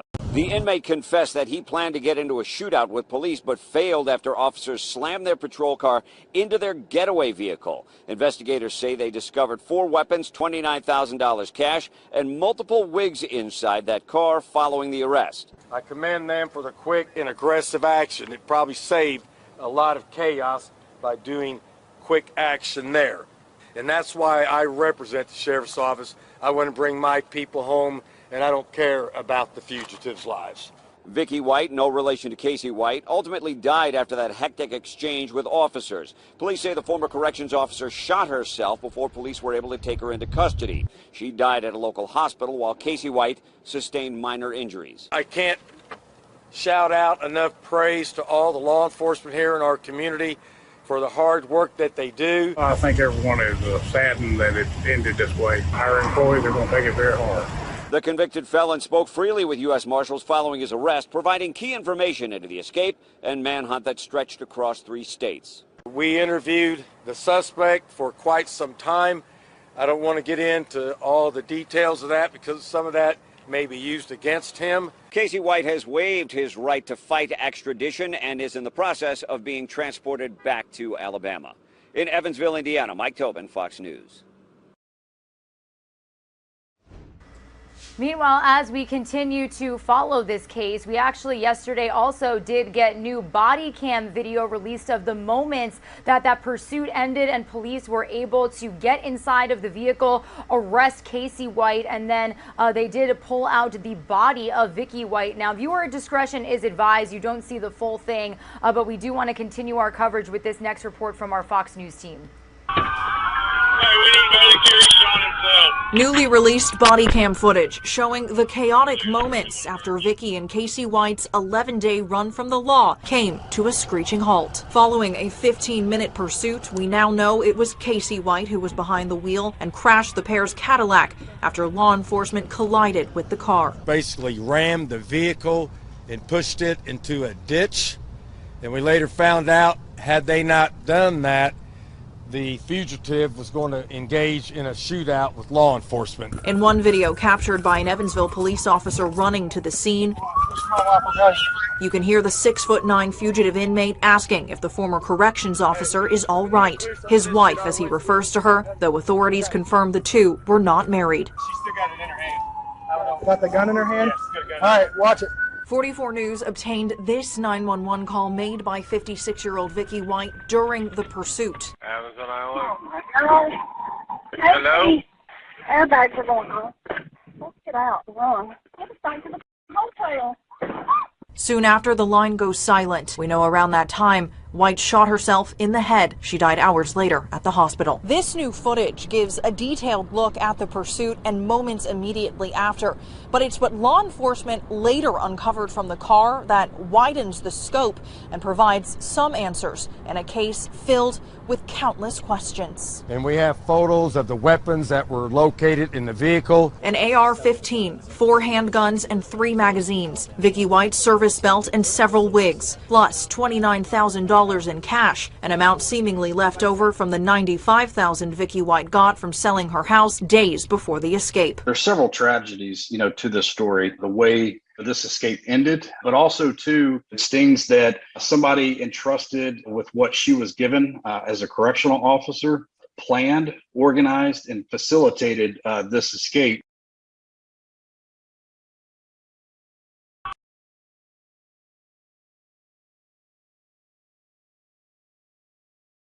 Meanwhile, another major story that we have been following here on Live Now from Fox. Also, new video coming into our desk this morning. Yesterday, Young Thug, the rapper whose real name is Jeffrey Williams, made his first appearance in court. Now, the indictment alleges that Williams was also involved in illegal activity to benefit Young Slime Life, or YSL, which is a criminal street gang associated with the Bloods. Prosecutors say Williams used his music and social media channels to promote the gang. Young Thug's lawyer says his clients have not yet committed to any crimes and plan to fight these charges. We do want to bring you a full update on this story here on Live Now from Fox, from our Fox 5 Atlanta team. They've been following it very closely since it first broke yesterday. You have been indicted under 22 SC. Jeffrey Williams shuffles into frame, handcuffed and in a blue jumpsuit, as he makes his first court appearance Tuesday afternoon from the Fulton County Jail. Williams, better known as Young Thug, is a well-known rapper and now an accused conspirator in gang activity. It does not matter what your notoriety is, what your fame is. If you come to Fulton County, Georgia, and you commit crimes, and certainly if those crimes are in furtherance of a street gang, that you are going to become a target and a focus of this district attorney's office, and we are going to prosecute you to the fullest extent of the law. Fulton County District Attorney Fonnie Willis announced a grand jury has indicted Williams and 27 others on charges including conspiracy to violate the Racketeer-Influenced and Corrupt Organizations, or RICO Act. The indictment alleges Williams was involved in all kinds of illegal activity to benefit Young Slime Life, or YSL, a criminal street gang associated with the Bloods. Prosecutors say Williams used his music and social media channels to promote the gang. Fellow rapper Gunna, whose real name is Sergio Kitchens, also faces charges. The indictment includes crimes dating all the way back to 2013. And alleges that Williams rented the car that was used in the January 2015 drive-by that killed Donovan Thomas Jr., a member of a rival gang. Very shortly after me becoming the DA, I sat down with Mr. Thomas's mother, and I made her a promise that her son was as valuable as any other person within our community, and that I would put resources on this case, and that I would do everything I could to make sure that her son had justice. And yesterday was a proud day for me. Claire Sims, Fox 5 News. All right, everybody. Some of you are going to see a quick 2-minute commercial break. When you return, we are going to shift focus back to our economy. Inflation, we did just get those inflation numbers for April. The consumer price index now sitting at 8.3%. But when we come back, we are actually going to speak with an oil expert regarding those skyrocketing gas prices that don't seem to be getting any lower. So stay with us. That's coming up after this quick break.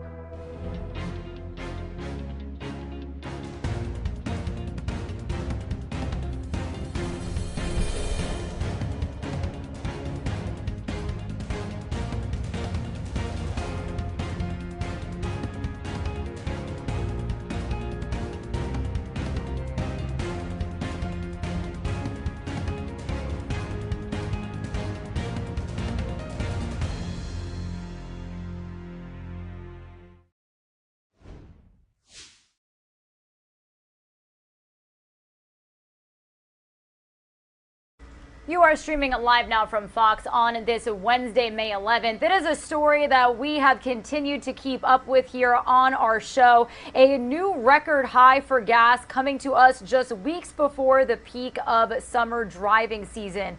Cost for regular, which is what most drivers use, soared to $4.37 a gallon just yesterday. And I do believe this morning that even climbed just a little bit to $4.40. So why is this happening? What can Americans do? This is clearly hurting our wallets at the pump. So I do want to welcome on an expert. His name is Andrew Lepeau. He is the president of Lepeau Oil Associates to kind of weigh in more on why we are seeing this and what we can kind of see moving forward. So Andrew, thank you so much for joining us. How are you doing this morning? I'm doing well, Regina. Thank you very much for having me. Absolutely. So, Andrew, really the first question I have for you, and I think a lot of Americans are wondering as we continue to get all of this information, why is this happening? Why are gas prices continuing to get higher? I feel like they kind of dipped for a little bit, and now we're seeing them rise again. Well, we've certainly seen a lot of volatility in the oil market, which impacts gasoline prices. But the underlying factor for this rise in prices is due to Russia's invasion of Ukraine. And because of that, the United States, the European Union, and other countries have either instituted bans on the purchase of Russian oil, or we've got refiners who are shying away from the purchase of Russian oil, meaning there's a scramble for alternative supplies, and that's driving up the price. And of course, the consumer is feeling that in their pocketbook at the gas pump. So now, when it comes to the price of regular, the price of diesel, I actually do want to focus on the price of diesel for just a moment, Andrew, because, when it comes to that price, that is actually what truckers use. And when truckers are paying that much at the pump, that is then affecting us as consumers. Am I right? Well, you certainly are. In fact, the way I think about it is gasoline is the fuel that hauls the consumer from point to point. And diesel is the fuel that hauls the consumer goods and services from point to point. It's not only the price of gasoline being delivered from the terminal to the retail station, but if we think about Amazon, Prime, or FedEx and all the diesel fuel they use, as well as the airlines who are using jet fuel, and those prices are connected to diesel. Or if we think about all the agricultural goods that are grown in the Midwest that ultimately make it to the grocery store shelves, either by rail or truck, you can see how the higher price of diesel is going to percolate through the economy, causing higher inflation. And you know, Andrew, when it comes to inflation, like I mentioned at the beginning of our segment, we are about to enter the summer. A lot of people are off from school, and especially kind of coming into a different stage of the pandemic, people want to travel. So how do you anticipate that these prices are going to impact, first off, you know, driving travel? We could talk about air travel and that in just a minute, but talk to us about summer travel when it comes to packing up the car and wanting to go to the lake or something. Well, I think Americans are going to continue to do that this summer. They've been cooped up, if you will, for the last 2 years. They're itching to get out. And while gasoline prices have increased, I think that Americans are going to be taking their vacations this summer. So now, obviously, this is not just affecting people who drive cars. We've also continued to follow how this is going to impact air travel. So how does all of this come full circle when it comes to the price of gasoline? When we think about the consumer, they can decide whether they're going to drive to their vacation or fly to their vacation. And if they're flying, those airline ticket prices are going up. And not only that, when they get to their destination, those rental car fees have soared quite a bit as well. So many people, when they're weighing should they fly or should they drive, they decide to drive because they ultimately will save some more money. And, you know, Andrew, when it comes to traveling, when it comes to everything that we've seen, on Tuesday, we heard from President Biden kind of addressing inflation as a whole. And he really started to go at President Putin, talking about the Russian invasion of Ukraine. So really, to kind of break it down a little more for our viewers, just how much has the invasion of Ukraine really impacted our oil and our gas prices back here in the United States? Is that the full reason why we're seeing this? Well, it's part of the reason, and I would estimate that Russia's invasion of Ukraine has probably added about 50 cents a gallon to the price of gasoline and diesel fuel, but that's not the only reason. If we think back during the pandemic of 2020, when oil prices plummeted, the industry was starved for investment at the same time that OPEC Plus reduced their production in order to rein in the oversupply situation. As the world economies have now recovered and prices have risen, certainly here in the United States, we've seen the drilling rig count increase. It's about 60% higher than this time last year.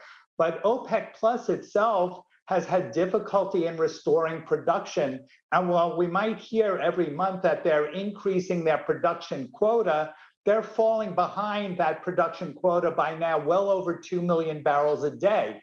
So you can see we're having a shortfall on the supply side that is causing even higher prices. Now, Andrew Lapau, president of Lapau Oil Associates, can you kind of weigh in and explain to our viewers where companies like your own and really how your business is impacted by all of this? Well, we see across the board as energy prices are increasing that companies try to cut back their expenses in other areas. And so myself, I get affected by companies reducing their budgets for consulting services. But in addition, you do see that a lot of companies are reducing their travel, even though business travel is recovering. The conventions that we would attend are far less numerous than in the past. Of course, that's impacting on the hotel and restaurant business. And just like we're doing here with a Zoom meeting, many companies have now become very comfortable having their meetings over Zoom or Skype or any other internet platform. Now, exactly. It's hard to believe that Zoom has become so common. Now, I want to go back to the Russian invasion portion of this. I do remember at the beginning of the Russian invasion when we were talking about sanctions being put on Vladimir Putin and Russia, Biden really pushed when it came to oil to really try different sectors. We'd be relying more on domestic oil as well as other countries that are not Russia. And then he pushed for the fact that if you are a domestic oil company, this is not the time to price gouge. So as an expert, what advice do you have to domestic oil companies as we are in the middle of this situation? Well, the domestic oil companies, they're certainly responding by increasing the drilling activity. But people forget, even when they want to increase the amount of drilling, they've got to hire new crews, they've got to find truckers, they've got to buy drill pipe, fracking sand. All of these are part of the supply chain constraints that we're seeing. Certainly when we have oil over $100 a barrel, the economics are there to get it more out of the ground. Except I think that politicians and consumers feel that turning on or increasing oil production is kind of like Federal Express overnight delivery. We're going to get it immediately, whereas it's more like the stagecoach where it's slow and steady. And in fact, the Energy Information Administration is forecasting increases in oil production both this year and next year. And next year, we expect oil production in the United States to reach an all-time record of near 13 million barrels a day, making us the #1 oil producer in the world. Now, as we come full circle, Andrew, when it comes to how this is all impacting us as American consumers, do you see these prices continuing to rise? Is there a chance they could get lower? What do you foresee as we move ahead? In the near term, I'm unfortunately expecting gasoline prices to rise another 5 to 10 cents a gallon. But we're in a new world where energy prices are going to be far more expensive than they've been over the last couple of years.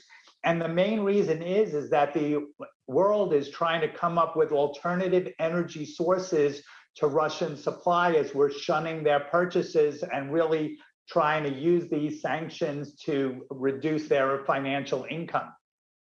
So what advice do you have to Americans who still need to fill up their tanks, who still want to travel? Is there anything we can do, or do we just kind of have to deal with it at this point?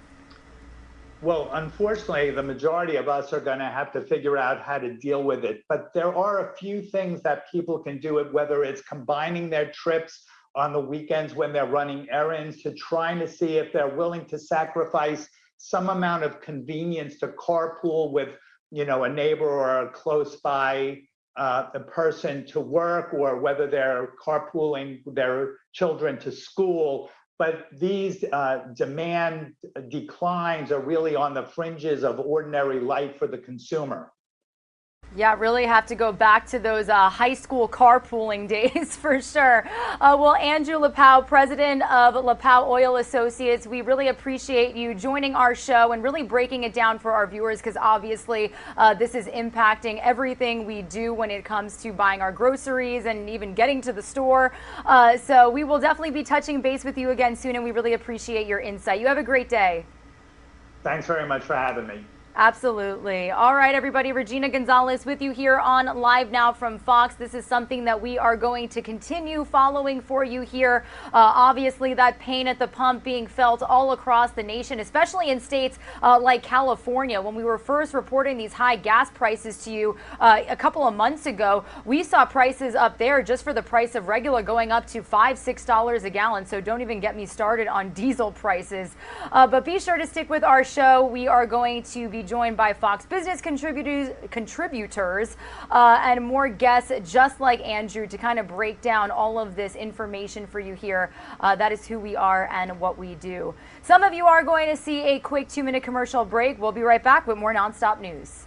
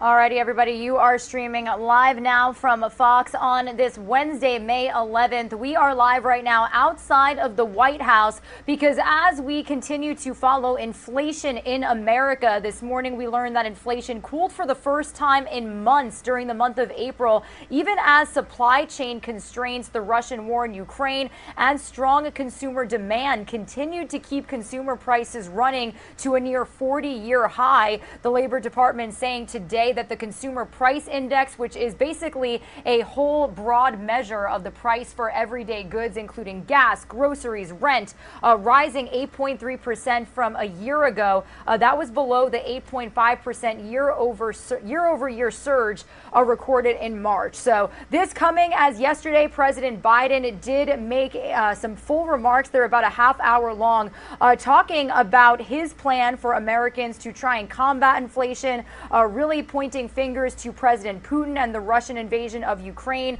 impacting oil across the globe. So I do want to play some of his remarks for you here on Live Now from Fox. To address the number one challenge facing families today, inflation. This will not be my only speech on inflation, I'm sure, but when we look at the economy today, it's clear we've made enormous strides. And our plans and our policies have produced the strongest job creation economy in modern times. In addition, 8.3 million jobs in my first 15 months in office at a record. Unemployment rates were down to 3.6%, the fastest decline in unemployment to start a presidential term ever recorded. And in addition, Americans have applied to start 5.4 million new small businesses last year, 20% more than any other year on record. And I see, and as I see it, everything across the country is, as I go across the country, our economy has gone from being on the mend to on the move. But for every worker I met who's gained a little bit of breathing room to seek out a better paying job, for every entrepreneur who's gained the confidence to pursue their small business dreams, I know the families all across America are hurting because of inflation. I understand what it feels like. I come from a family where when the price of gas or food went up, we felt it. It was a discussion at the kitchen table. I want every American to know that I'm taking inflation very seriously, and it's my top domestic priority. And I'm here today to talk about solutions, and there's going to be more we're going to have to talk about as well. But first, I want us to be crystal clear about the problem. There are two leading causes of inflation we're seeing today. The first cause of inflation is a once-in-a-century pandemic. Not only did it shut down our global economy, it threw the supply chains and demand completely out of whack, especially in countries where more effective recovery responses weren't available, especially in those sectors that rely on semiconductors. These supply challenges have been further hampered by the onset of Delta and Omicron viruses. And you've all seen it, you've all felt it. And this year we have a second cause, Mr. Putin's war in Ukraine. We saw in March that 60% of inflation that month was due to price increases at the pump for gasoline. Putin's war has raised food prices as well, because Ukraine and Russia, two of the world's major bread baskets for wheat and corn, are essentially completely stalled. Ukraine has 20 million tons of grain in storage in silos right now. They're trying to figure out how to get out of the country into market, which would reduce prices around the world. Normally we'd have already begun to export them into the market, but it hasn't because of Putin's invasion. So we're working with our European partners to get this food out into the world so that it could help bring down prices. But it's difficult because, again, of Putin and the Russian invasion of Ukraine. And those two major contributors to inflation are both global in nature. That's why we're seeing historic inflation in countries all over the world. But here's the good news. Because of the actions we've taken, America's in the stronger position to meet this challenge than just about any other country in the world. Some of the roots of the inflation are outside of our control, to state the obvious. But there are things we can do and we can address and we need to do. That starts with the Federal Reserve, which plays a primary role in fighting inflation in our country. I put forward highly qualified nominees to lead that institution, and I strongly urge the Senate to confirm them without delay. The Fed has dual responsibilities. First is achieving maximum employment, and second is stable prices. And while I'll never interfere with the Fed's judgments and decisions or tell them what they have to do, they're independent. They're independent. I believe that inflation is our top economic challenge right now, and I think they do too. We've built a strong economy with a strong job market. And I agree with what Chairman Powell said last week, that the number one threat is the strength, and that strength that we built is inflation. So the Fed should do its job, and it will do its job, I'm convinced, with that in mind. Now, as I said when I came to what Congress and the President can do to fight inflation, Americans have two potential paths forward. The first is my plan, the Democratic plan. Plan put forward by congressional Republicans is a second alternative. Here's how each of us would tackle inflation. My plan is to lower everyday costs for hardworking Americans, and lower the deficit by asking large corporations and the wealthiest Americans to not engage in price gouging and to pay their fair share in taxes. The Republican plan is to increase taxes on the middle-class families, let billionaires and large companies off the hook as they raise prices and reap profits at record amounts. And it's really that simple. But let me explain why this choice is so important. Let me start with the Putin price hike, high gas prices, and energy prices. My plan is already in motion. I led the world and other countries to join with us to coordinate the largest release of oil from our stockpiles of all the countries in history, 240 million barrels to boost global supply. Here at home, U.S. oil and gas production is approaching record levels. In fact, we produced more oil domestically in my first year in office than my predecessor did in his first year. To further drive down prices, my administration is allowing the sale of gasoline using homegrown biofuels this summer, which wasn't allowed before. And to reduce our dependence on foreign oil and reckless autocrats like Putin, I'm working with Congress to pass landmark investments to help build a clean energy future as well. From tax credits for businesses to produce renewable energy, to tax credits for families to make their homes more energy efficient. I met with nearly a dozen CEOs of America's largest utility companies. And they, to a person, told me that, and including Southern Company, American Electric Power, and 10 others. They confirmed that if we pass the investments I'm talking about, we'll immediately lower families' utility bills by as much as $500 a year, according to their one estimate. That's by they're going to make their homes more secure in terms of heat not getting out and air conditioning not escaping because they have good insulation. Now, what's the congressional Republican plan with respect to energy? First of all, their plan is to give oil companies a free pass. For example, right now oil companies are sitting on 9,000 unused leases, oil leases, which are the property of the federal government, on the property of the federal government. Under my plan, they would have to pay taxes, and if they don't use those leases to produce more oil, they just can't sit on it. Unlike under the Republican plan, they'd be allowed to continue to sit on this land without producing while shipping record profits back to their investors. The fact is, the average cost of a barrel of oil has been steady for weeks. So why do gas prices keep going up so high? Republicans have offered plenty of blame, but not a single solution to actually bring down the energy prices. You know, we have no plan. They have no plan to bring down energy prices today. No plan to get us to a cleaner, energy independent future tomorrow. So in the future, American families are no longer subject to the whims of dictators halfway around the world. The next thing is let's compare our plans when it comes to lowering everyday cost. My plan is to make concrete, common sense steps to bring down the biggest expenses that families are facing. Let's take drug prices. My plan will let Medicare negotiate prices for prescription drugs, like they do with the Department of with the military, as it relates to what the administration is able to negotiate for prices for military. The cap, and I also call for a cap on the price of insulin, which 200,000 American children rely on because they have type 2 diabetes, at $35 a month. Costs $10 to make the insulin. They make a significant profit, instead of the average price of about $640 a month.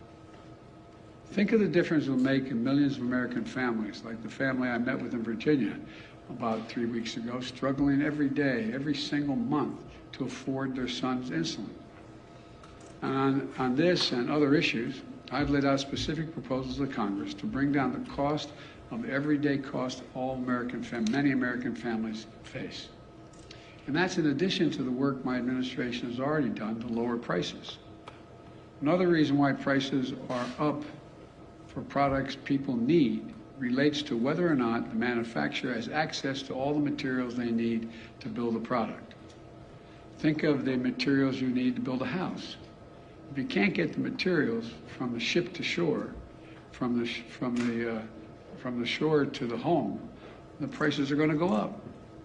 That's why we brought labor and industry together on the West Coast to improve operations at the ports, to speed up the transfer of products from abroad to shore, from shore to the location where they're going to be used, so that those products can move more quickly and cheaply. We haven't had enough truckers, for example, to deliver the lumber or other goods.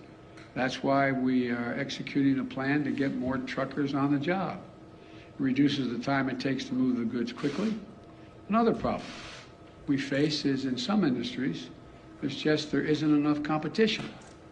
And I've often said that capitalism without competition isn't capitalism, it's exploitation.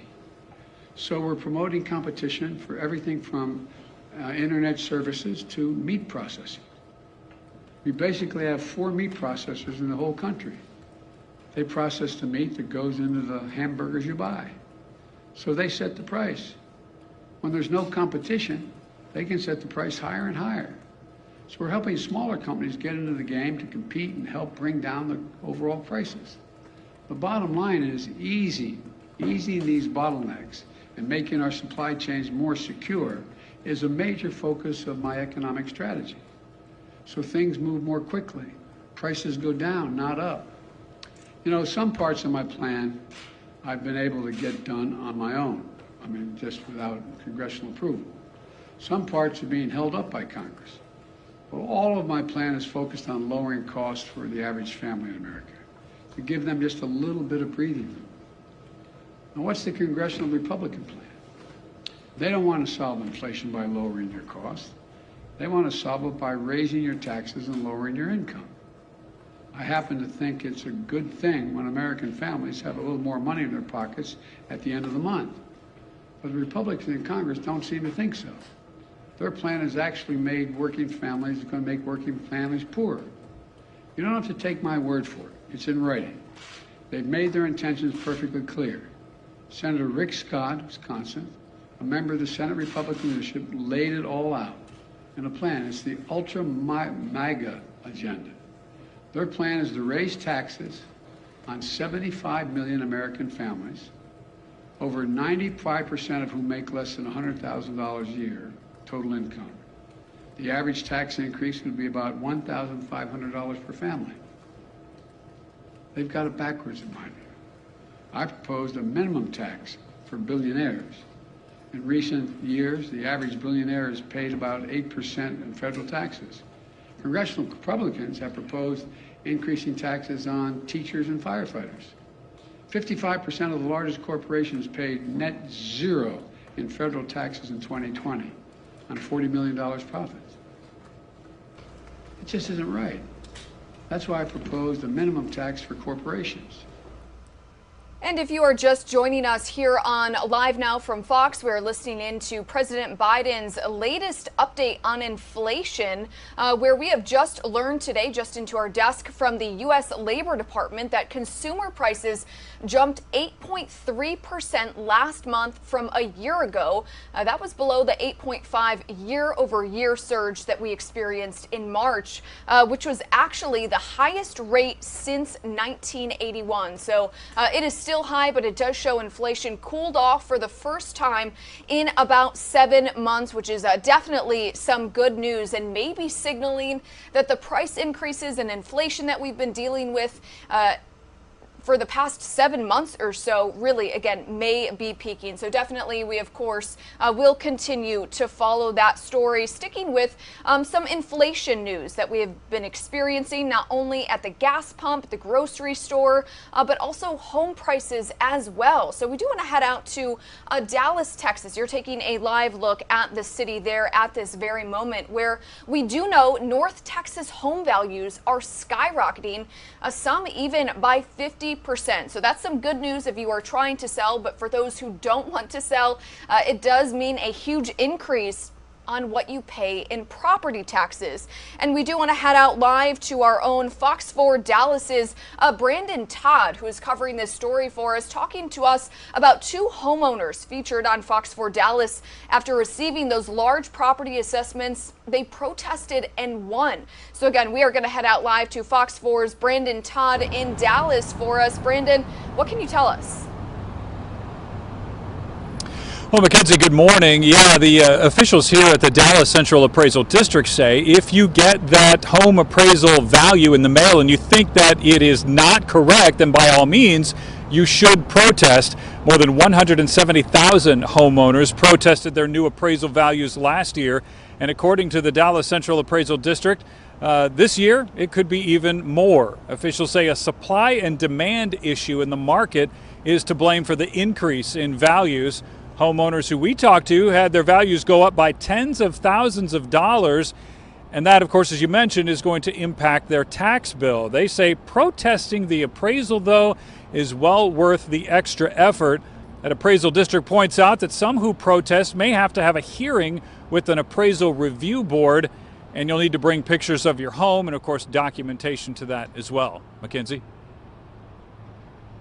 Yeah, Brandon, we are looking at some video of those homes in Texas at this very moment. I wanted to ask you, how difficult is it to protest those home appraisals and property values? Well, these homeowners who have protested tell us it's very time intensive. It's not something that you can immediately do. And I mentioned those pictures. Some of them have said they've had to send in pictures of their homes, specific pictures, even pictures up under the kitchen sink, to send to the Central Appraisal District to kind of, in a way, let them know or prove to them that the home isn't necessarily worth as much as you think it is. So once they go through that, then they kind of go through the process of that review board and proving what they're trying to attempt to do, which is say that their house isn't worth what the appraisal district says it is. And now it is time intensive, but you can also do it online. You could do it by mail, or you could even walk your information into the building here. But unfortunately for a lot of Dallas County residents, time is running out. The deadline for Dallas County is May 16th. Mackenzie? All right, our Fox 4's Brandon Todd reporting live for us in Dallas, Texas. Brandon, as always, thank you so much for joining us here on Live Now from Fox. And sticking with some housing news that we do want to tell you about here on Live Now from Fox, we want to switch gears and bring you some housing news out of California. As you heard Brandon just mention, those property assessments in North Texas are rising, some by 50%. And in California, we are talking about record high home prices that are shutting some buyers out of the market. We do want to head out to an update from our Fox 11 LA team on what the experts are saying about fears of a housing bubble burst. Median home price in one county now over $1 million. Laura Diaz reports on where do we go from here? So we're try to speed up to find a house before we still can afford a place. Otherwise, we'll probably have a rental. It's nuts. we make offers and everybody beats us. Nuts is right. The Southern California housing market is moving at a dizzying pace. Take a look at these numbers. All 6 counties in Southern California posting record high prices for median home sales. Orange County is leading the pack. The OC, the first county in our area where the median price is over $1 million. Next is LA County at $840,000. Of course, sellers eventually become buyers or renters, and that just adds to the demand. It's not fun. It was, we just closed on our house about a week ago. Selling was the easy part. The buying is the hard part. Whether you're a buyer or a seller or a renter, many people are concerned. They're wondering if there's a housing bubble on the horizon. And what happens if the market slides like it did in 2007 and 2008 when home values plummeted? Many people lost their jobs. They couldn't afford their mortgages. The banks foreclosed on their homes, which threatened the economy. Brokers I spoke to don't foresee a repeat. I don't see a bubble burst. Short of massive job loss, I don't see it. The market is cyclical, so it does go up, it does go down. But to call it a bubble, I'm not confident. But yet, is there going to be fluctuation? Yes. Do we know how much? No. The government wants to settle down the housing market because real estate drives inflation. Of course, we all know the interest rates are going up, but so far the demand has remained high. The floor plan is amazing. Even on Mother's Day weekend in the San Fernando Valley, this open house had a steady stream of eager buyers. In just 1 hour, we counted 30 people. The Valley Glen home went on the market Thursday. It's pristine, 2,300 square feet, listed just under $1.4 million. By Monday morning, the sellers had received multiple offers and more were being submitted.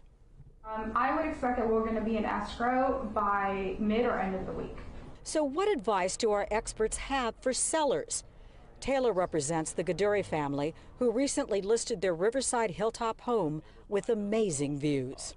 It was just a nice place to relax. For those thinking of selling, my answer is do it right now. Do it last week, just with how the market is, because we do anticipate things cooling down and tempering that. And for buyers? An anomaly. We definitely have not seen something like this. Inventory is at an all-time low. Make sure that you are ready to go. When you're going to submit your offer, clean, strong, remove as many contingencies as possible, and just jump in with both feet. By late this afternoon, that house that had the open house, they had received 7 offers, most above listing price. In Sherman Oaks, Laura Diaz reporting for Fox 11 News. Miles. Laura, thank you for that report. As always, that is much appreciated. We do want to show you some stories that we are following here on Live Now from Fox. Of course, the U.S. Senate is set to vote on codifying abortion rights. That's expected to begin possibly around 10:30 in the morning in Washington, D.C. But of course, that could change. So we will update you as soon as we get more information on that. Also, April's consumer price index is now at 8.3%. We just got that news into our desk within the past hour. So just in from the Labor Department, consumer prices jumped 8.3% last month from a year ago. That was below the 8.5% year-over-year surge that we experienced in March, which was the highest rate since 1981. So it's still high, but it does show inflation cooled slightly for the first time in about 7 months, which may signal that price increases and inflation that we've all been dealing with could be peaking. So we will just have to wait and see for that. Also, we do know President Joe Biden will be traveling to Illinois today. He's going to make a stop in the windy city of Chicago, where he will be meeting with the International Brotherhood of Electrical Workers Union. They are having an international conference there again today in Chicago. Also in Illinois, the president will be meeting with Illinois farmers about an hour outside of Chicago, talking about food shortages and what the role Russia's war in Ukraine is playing on that. So definitely some top stories that we are following here on Live Now from Fox. Inflation continues to be a big one. In our own Live Now's Daytona Everett, she goes more in depth about President Biden's plans to address that.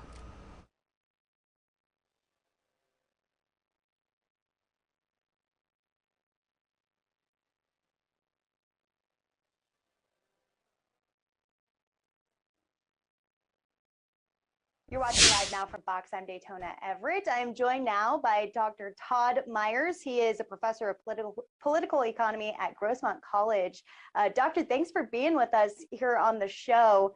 The main conversation today from the White House, President Biden making remarks on inflation and the economy here at home, saying, quote, "I want every American to know that I'm taking inflation very seriously, and it's my top domestic priority." He went on to say that they're trying to target these high prices that Americans are dealing with by easing supply chain congestion, cracking down on price gouging, and releasing oil from the Strategic Petroleum Reserve.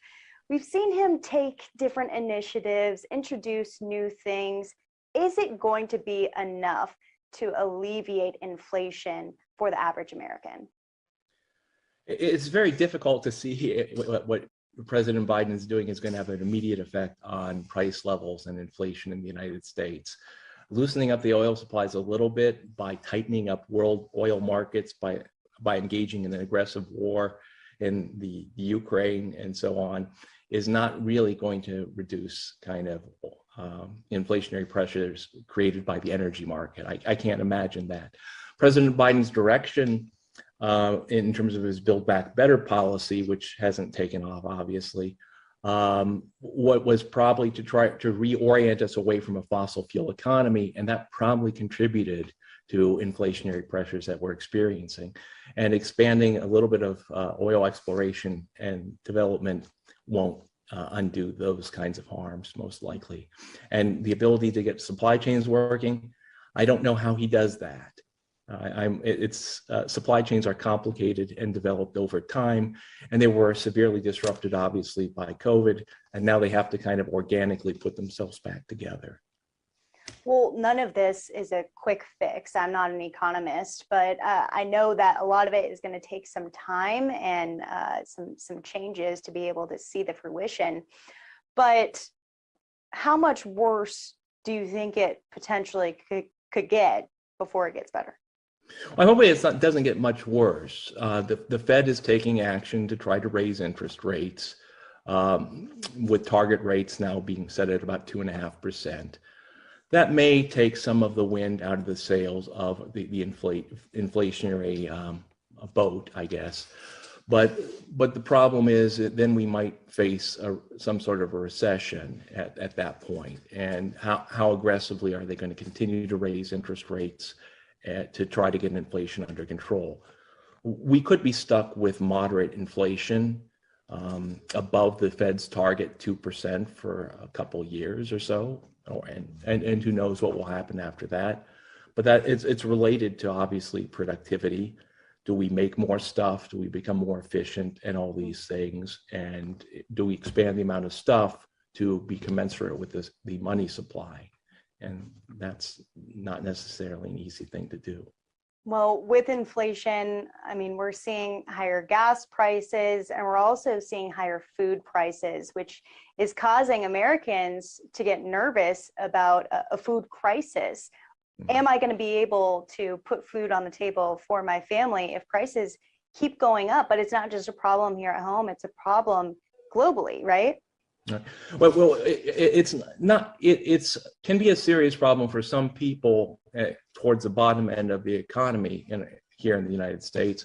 But I believe something like 1/3 of Americans are obese. So where food insecurity isn't a major existential threat to us, it is something that's unpleasant to deal with, to have to try to figure out a budget. And it can be very difficult for possibly 80% of the population that actually has to work within a budget of some sort to be able to make ends meet. In terms of the global market, what's happening here in the United States is peculiar to our own sort of issues with regards to our energy markets that we've been trying to rework, our supply chains that have been disrupted, the expansion of the money supply and its distribution in the market to push up prices, for example, on stocks and things like that, at least up until recently. So that's our issue. In terms of the global market, they've got other problems because the uncertainties caused by the war in the Ukraine, higher energy prices and so on, do disrupt supply chains. You have to move food to one place to another. Even though the world's production of wheat has expanded since the Ukraine war, which is good news in a sense, there are probably possibilities of supply chain disruption, which is bad news. And of course, food prices have been climbing on the basis of these sorts of uncertainties. And so places in the Sahel in sub-Saharan Africa, where hunger is often a very serious issue or concern, have some food inflation, 30% in, for example, a place like Niger. But to focus on the locality of markets, I don't believe inflation has penetrated into Chad, for example. And so, but given that there are like 800 million people who are malnourished on planet Earth, anything that can disrupt food supply chains for food and increase the cost of producing food will have harms. And it will probably push maybe 20 some odd more million people into acute hunger, which is not good. But you're saying that it's not as big of an issue here in the United States. I'm things will have to get a lot worse for Americans to be worried about food issues on the scale that people in other parts of the world worry about. But we will feel it kind of in terms of our consumption choices. We'll be annoyed by a lack of purchasing power of our currency. We'll be annoyed at the fact that our salaries will be slowly eroded in terms of their purchasing power. And so we will be looking for somebody to incentivize productivity so that we can, again, have more stuff for the money that we hold. Well, what about even certain exports? This is a completely different conversation, but things like baby formula, we're having issues getting here in the United States. Could that potentially happen with other, household items or certain loved foods? Could we see them just completely cut off? Well, for example, I believe half of the world's sunflower oil is produced in the Ukraine and things like that. And so if you were an aficionado of sunflower seeds or sunflower oil, you might notice the prices of those commodities going up and they might become scarcer. And for example, the cost of butter has been increasing as people have been substituting butter for sunflower seed oil. So there are all sorts of little disruptions like that that can weave themselves into our daily life. But we are often so wealthy. I believe our average per capita GDP is something like $63,000. We're so wealthy that these things we often just don't notice as existential threats to ourselves, which thank goodness that's the case. Yeah, that is something to highlight, the positive aspects of what we have here in the United States. We really are so blessed. We are so lucky, and inflation is just something that we're going to have to work through. But I think everyone's question on their mind is for how long, and that timeline you're saying is really unknown. Yeah, that would be the most intelligent thing anybody could say, that we don't know how long it's going to last. I'm not going, oh my God, this Biden plan is the best plan I've ever seen on God's green earth, and it's going to solve the problems of inflation immediately. The Fed's interest rate issue, I take that a little bit more seriously as they raise those interest rates, but I'm also concerned about a possible recession if they if they try to get inflation too aggressively under control. But that might be what they have to do to get our money back to its par value. If you were in the Biden administration right now, what would your first step be? Wow, resign? No. Step away. No, that's very difficult stuff to figure out, because, because government should not be the source of all our solutions to every problem we face. And government has become even larger than it's ever been at any time because of the disruptions of the economy that are created by COVID. And I think it surpassed the percentage of GDP that we used during World War II. And so I would want to figure out, how could we extricate ourselves from trying to pretend we're solving everything and allow forces with better information and knowledge about what to do, like local businesses, do more of the problem solving for us, and maybe taking a more humble perspective on what the government should do, so we could possibly allow a lot of people to get to work and to solve problems and make stuff for us. Well, I think that's a great answer. Dr. Todd Myers, any last thoughts? Too many. I'll keep them all to myself to save humanity. Take care. All right. Thank you.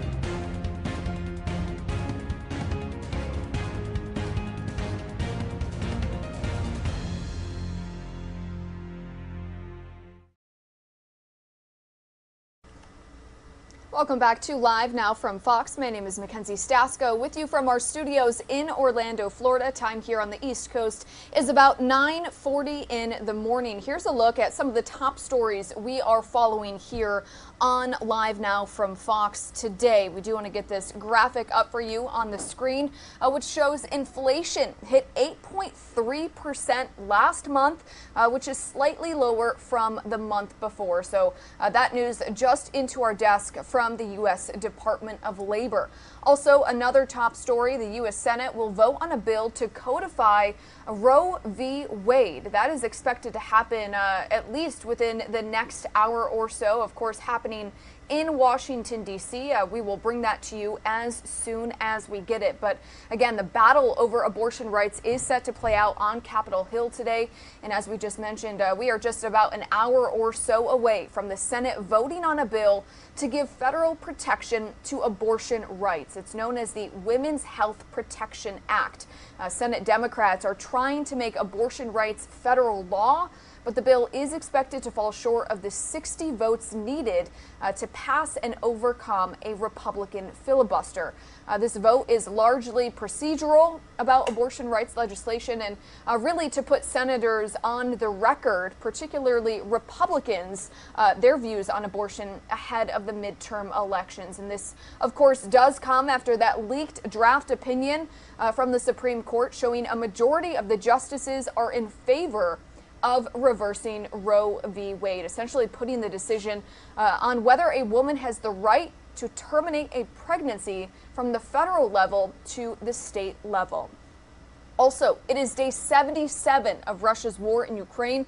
Ukrainian President Volodymyr Zelensky says that his forces are making some gains against Russian forces in Kharkiv, Ukraine, which is the eastern portion of the country. So definitely another top story that we will continue to follow. Also, President Joe Biden will be traveling to the Windy City today. He'll be meeting with union members of the IBEW, that's the International Brotherhood of Electrical Workers. They are having their international conference in Chicago. The president also expected to drive about an hour outside of Chicago today as well to meet with farmers about food shortages and rising food prices. So definitely something that we will continue to watch. Also, stocks opening just within the past 13 minutes reacting to that new consumer price index report, which again shows inflation hit 8.3% in April. We do want to get back to news about that upcoming vote from the Senate that we just told you about and that we have really been reporting on all week long, where again the Senate will vote today on a bill to codify abortion rights. We do want to get you some video here on your screen. Again, we could be in for another night of protests from abortion activists after that leak of a Supreme Court draft opinion. Our Fox's Madeline Rivera has more.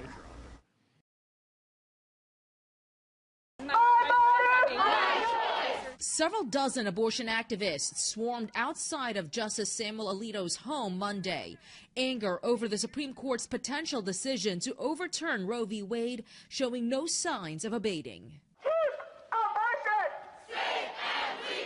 The Senate is taking action, passing a bill that would beef up security for justices and their families, as Republicans accuse protesters of intimidation and harassment. This is unsafe. It disrupts the entire community. It's not the only bill the Senate is aiming to take up in response to the draft opinion leak. Democrats are teeing up a vote this week to codify Roe v. Wade, which would make abortion rights a federal law. An extreme conservative majority on the Supreme Court is on the brink of declaring that women do not have a right to an abortion. But many see the vote as largely symbolic. Senate Minority Leader Mitch McConnell is confident the measure won't pass. I'll call on others to comment on the radical nature of it. But I think it's safe to say there aren't 60 votes there at the federal level, no matter who happens to be in the majority, no matter who happens to be in the White House. After suggesting in an interview that a national abortion ban may be possible, Senator McConnell appeared to soften his tone, saying most Republicans prefer for abortion rights to be dealt with on a state level. That is, if the Supreme Court does indeed overturn Roe v. Wade. In Washington, Madeline Rivera, Fox News. And here's a look at one of the many protests happening across the country for pro-abortion rights. Pro-choice demonstrators continue to protest outside of some of the U.S. Supreme Court justices' homes. Our Fox News congressional correspondent Aisha Hasni has the latest.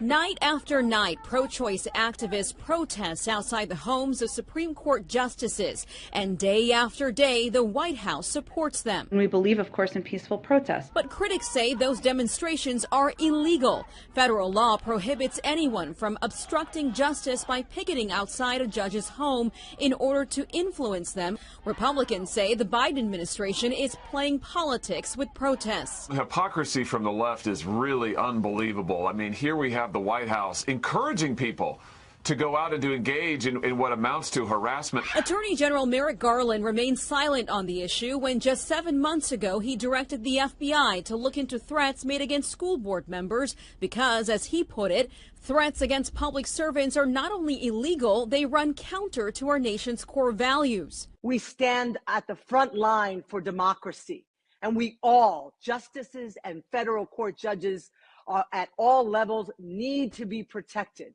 Democracy demands this. The White House only going so far as to say there's been no violence committed against the justices yet.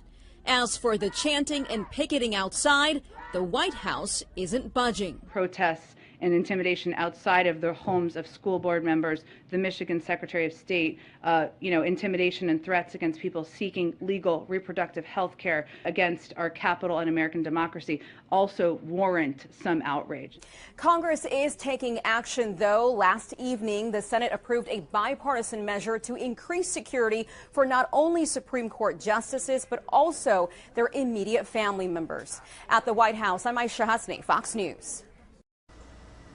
Aisha, thank you for that report. The White House says the Biden administration believes in peaceful protesting, now responding to the abortion-related demonstrations that we just showed you taking place outside of the homes of Supreme Court Justices Samuel Alito and Brett Kavanaugh, part of the conservative majority.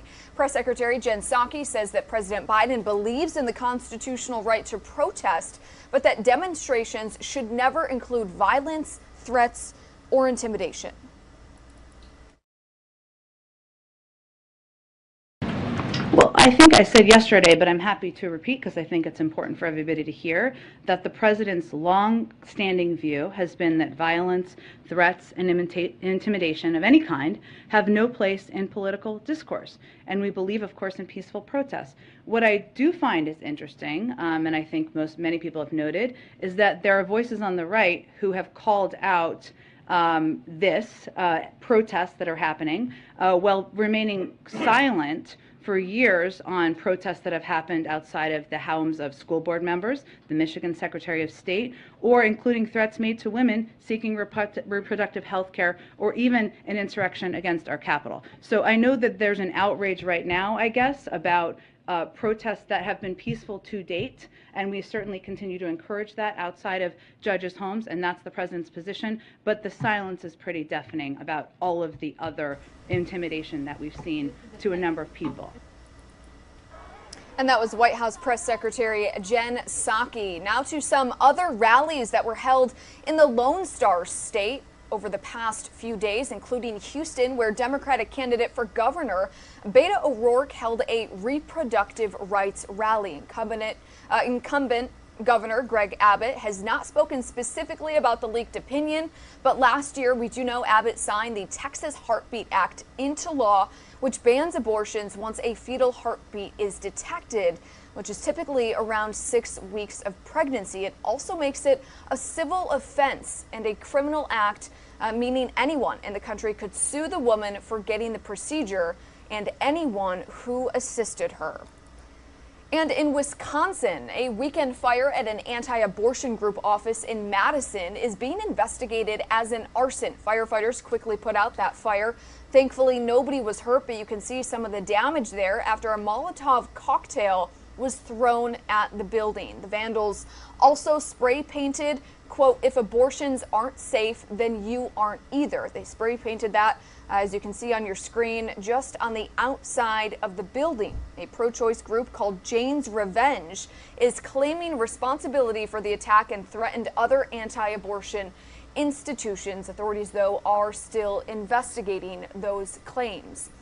And over the past couple of weeks, we again have seen how the abortion rights issue hits close to home for millions of people, close to home, rather coast to coast. And that includes elected leaders in the state of Michigan. We heard from Attorney General Dana Nessel, who shared her personal story about abortion. And now we are hearing from U.S. Senator Gary Peters as Senate Democrats again push to legislate abortion rights. Our Fox 2 Detroit's Veronica Meadows has his story. I need an abortion in between the time that Roe v. Wade Okay, ladies. Protesters disrupting a rally in downtown Detroit that was supposed to raise awareness to abortion one day before the United States Senate votes to codify Roe v. Wade. Detroit City Council President Mary Sheffield speaking moments before the protest got out of hand. For nearly 50 years, we've been able to determine our own futures, thanks to the freedoms that are guaranteed by Roe v. Wade.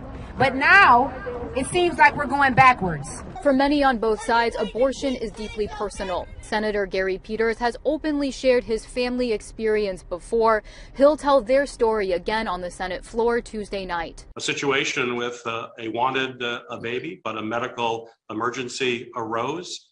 And it was a medical emergency that required an abortion in order to protect my former wife's health and her potentially her life, and yet it was being denied because of politics, according to the physicians. Peters says they scrambled to find another doctor who had to immediately do the procedure. Otherwise, Peters' former wife could have gone septic and died. Wednesday's vote comes after the leaked draft opinion from the United States Supreme Court signaled the justices are poised to overturn Roe. 50 years of precedent can be taken away.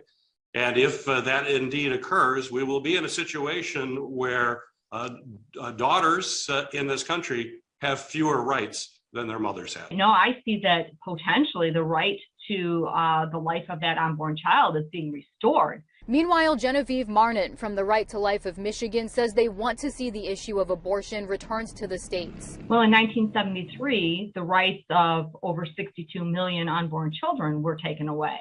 Their right to exist, their right to life was stripped from them, and we've now lost 62 million babies in the United States alone. Wednesday's Senate vote is not expected to pass. If the leaked draft opinion is true, it will invalidate a federal right to an abortion. Trigger laws in some states, including Michigan, will then go into effect. Here, that 1931 law makes abortion a felony unless the mother's life is in danger. Separately, folks are collecting signatures to get abortion on November's ballot, which would change Michigan's constitution to allow for an abortion if it's voted in. If Roe is overturned and the decisions come back to the states, we'll see real democracy in action. We'll see representative government, and we'll let the states decide for themselves what they want. And in Michigan, hopefully we will be able to return once again to legal protection for the unborn and become an abortion-free state. I'm Veronica Meadows, Fox 2 News.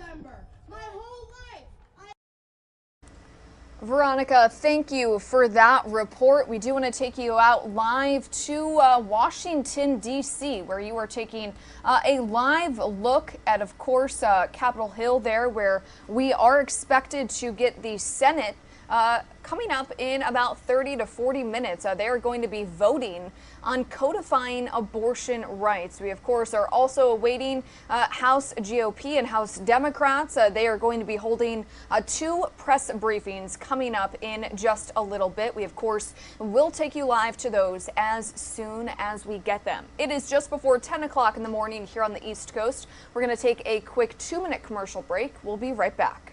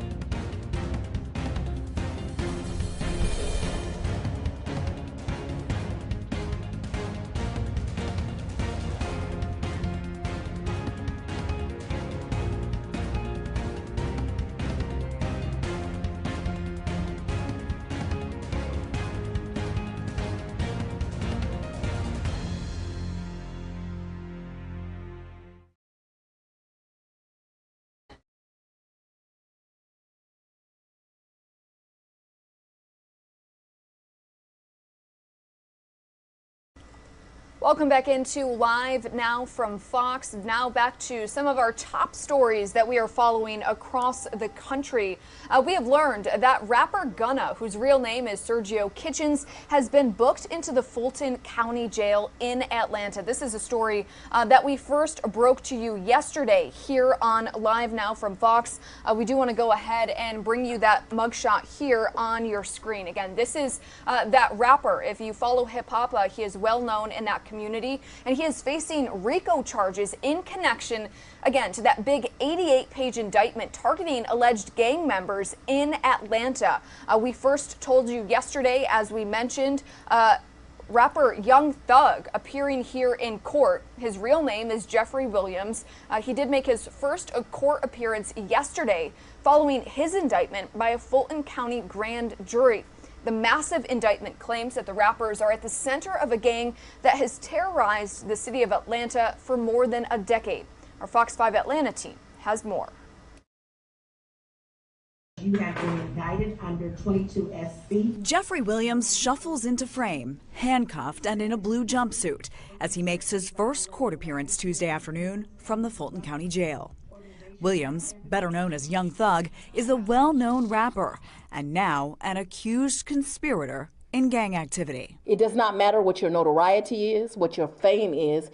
If you come to Fulton County, Georgia, and you commit crimes, and certainly if those crimes are in furtherance of a street gang, that you are going to become a target and a focus of this district attorney's office, and we are going to prosecute you to the fullest extent of the law. Fulton County District Attorney Fonnie Willis announced a grand jury has indicted Williams and 27 others on charges including conspiracy to violate the Racketeer-Influenced and Corrupt Organizations, or RICO Act. The indictment alleges Williams was involved in all kinds of illegal activity to benefit Young Slime Life, or YSL, a criminal street gang associated with the Bloods. Prosecutors say Williams used his music and social media channels to promote the gang. Fellow rapper Gunna, whose real name is Sergio Kitchens, also faces charges. The indictment includes crimes dating all the way back to 2013. And alleges that Williams rented the car that was used in the January 2015 drive-by that killed Donovan Thomas Jr., a member of a rival gang. Very shortly after me becoming the DA, I sat down with Mr. Thomas's mother, and I made her a promise that her son was as valuable as any other person within our community, and that I would put resources on this case, and that I would do everything I could to make sure that her son had justice. And yesterday was a proud day for me. Claire Sims, Fox 5 News.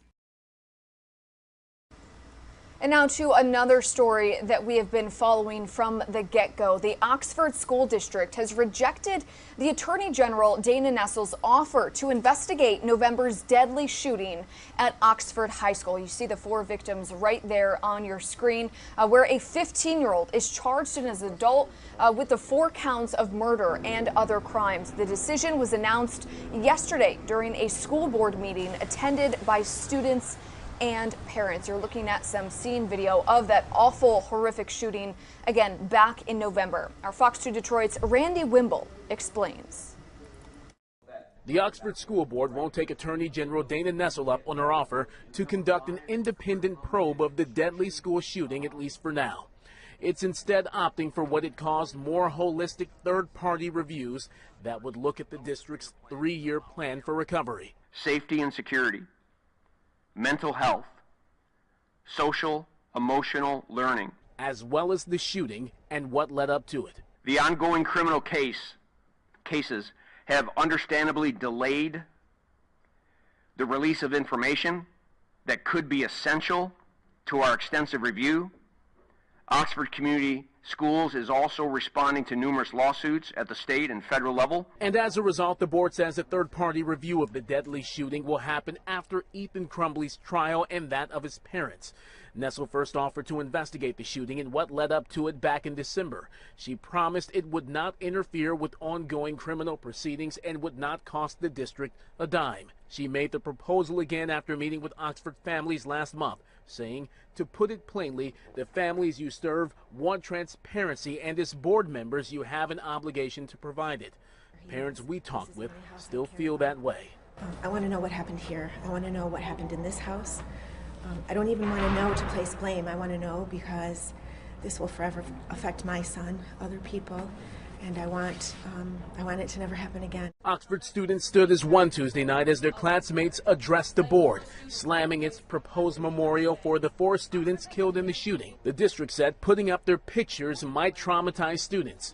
Those at the board meeting say otherwise. Administration keeps saying that seeing their smiles will be triggering, yet has it occurred to them that to many of our students it is just as triggering by not seeing their faces.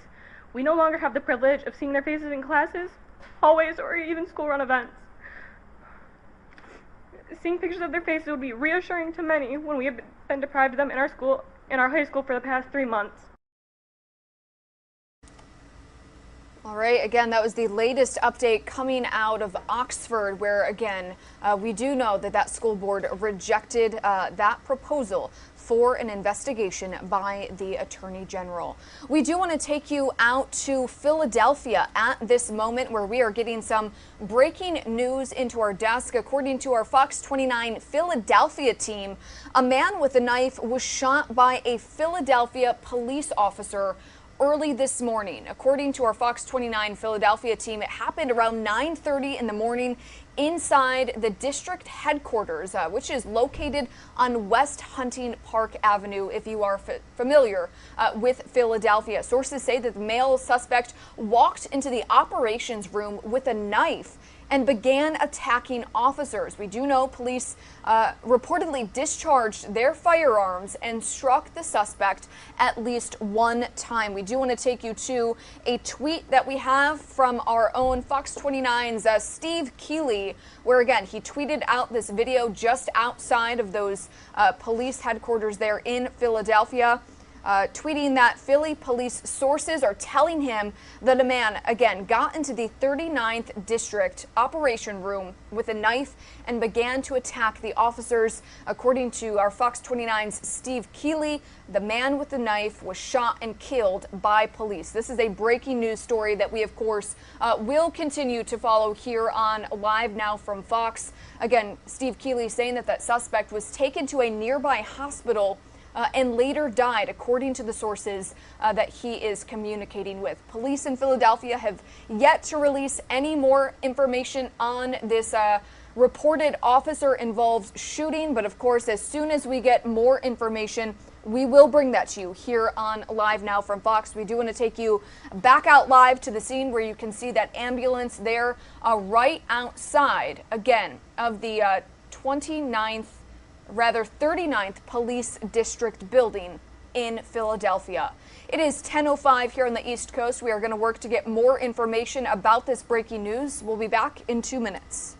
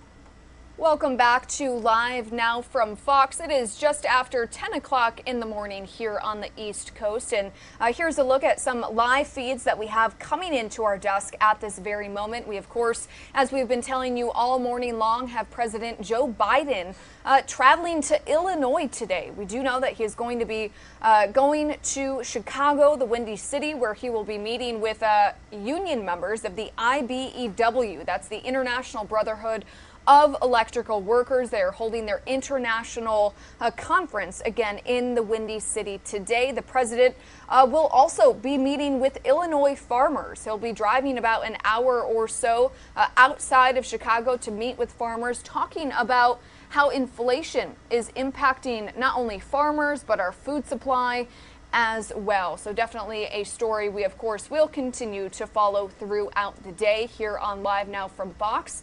Another big story that we are following, the Senate is expected to vote on codifying abortion rights at any moment. That is expected to begin. You're taking a live look inside of the Senate chambers, of course, in Washington, D.C. It's known as the Women's Health Protection Act. That is the bill that the Senate is going to be voting on today, which, if passed, would give federal protection to abortion rights.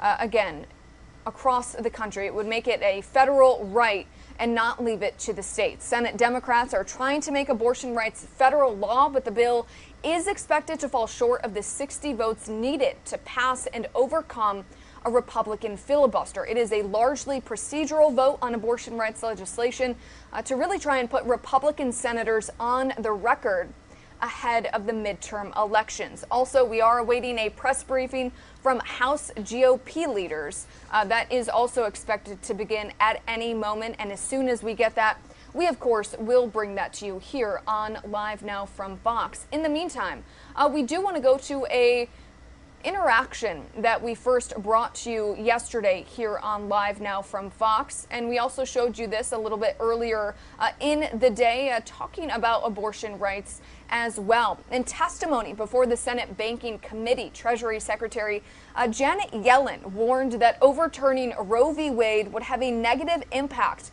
on the American economy and women. Let's go ahead and listen in.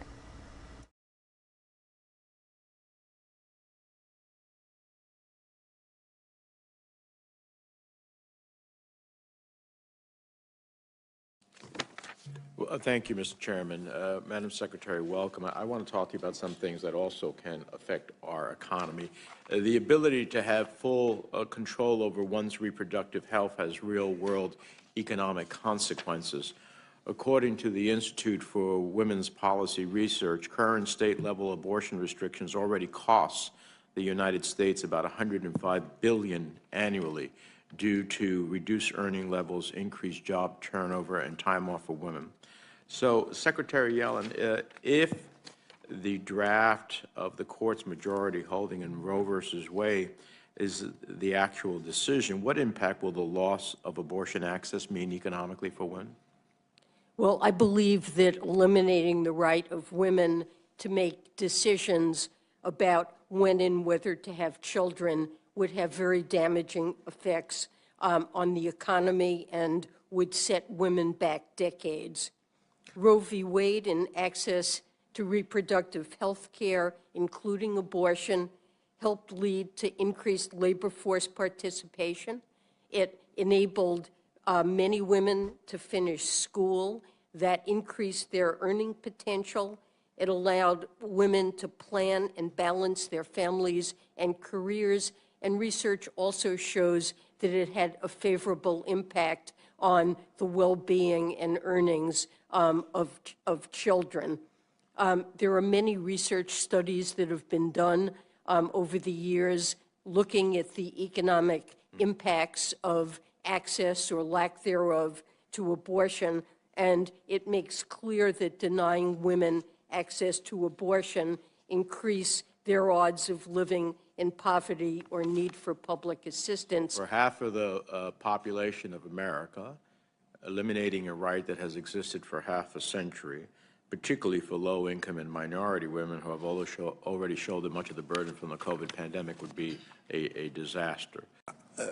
Some of your comments in response to Bob's question I found troubling. And just from a clarity's sake, did you say that ending the life of a child is good for the labor force participation rate? Giving someone the access, let me just quote what you said, that ultimately increasing access to abortion and reproductive health care allows for our labor force participation rate to continue to increase, that denying women access to abortion increases their odds of living in poverty or need for public assistance. As a guy who was raised by a single mom who worked long hours to keep us out of poverty, I think people can disagree on the issue of being pro-life or pro-abortion, but in the end, I think framing it in the context of labor force participation it just feels calloused to me. I think finding a way to have a debate around abortion in a meeting for the economic stability of our country is harsh, and I'm just surprised that we find ways to weave into every facet of our lives such an important and painful reality for so many people, to make it sound like it's just another 0.4% added to our labor force participation as a result of the issue of abortion. Just, to me, seems harsh. Well, I certainly don't mean to say what I think the effects are in a manner that's harsh. What we're talking about is whether or not women will have the ability to regulate their reproductive situation in ways that will enable them to plan lives that are fulfilling and satisfying for them. And one aspect of a satisfying life is being able to feel that you have the financial resources to raise a child, that the children you bring into the world are wanted, and that you have the ability to take care of them. In many cases, abortions are of teenage women, particularly low income and often black, who aren't in a position to be able to care for children, have unexpected pregnancies, and it deprives them of the ability often to continue their education, to later participate in the workforce. So there is a spillover into labor force participation, but it means that children will grow up in poverty and do worse themselves. Thank you. Let me just reclaim my time on the topic. This is the truth. I'll just simply say that as a guy raised by a black woman in abject poverty, I'm thankful to be here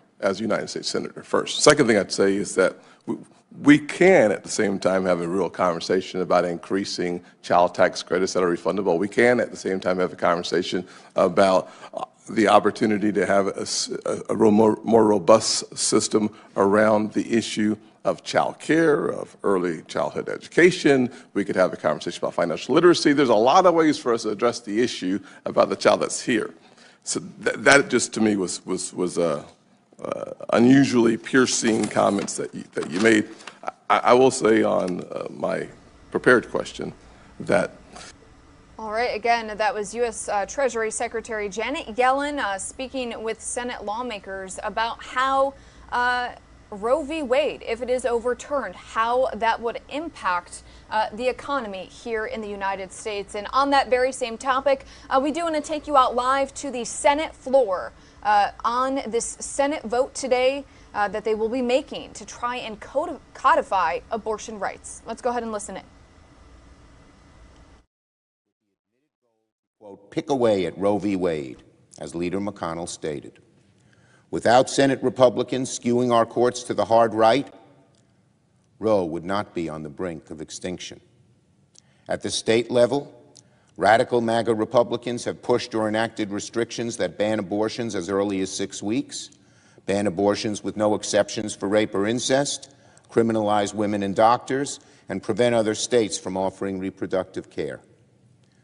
The immensely cruel law in Texas could even punish doctors who prescribe certain drugs to a woman in cases of a miscarriage. And it gets worse. It gets worse. Leader McConnell says that under a Republican Senate, a national ban of abortion is possible.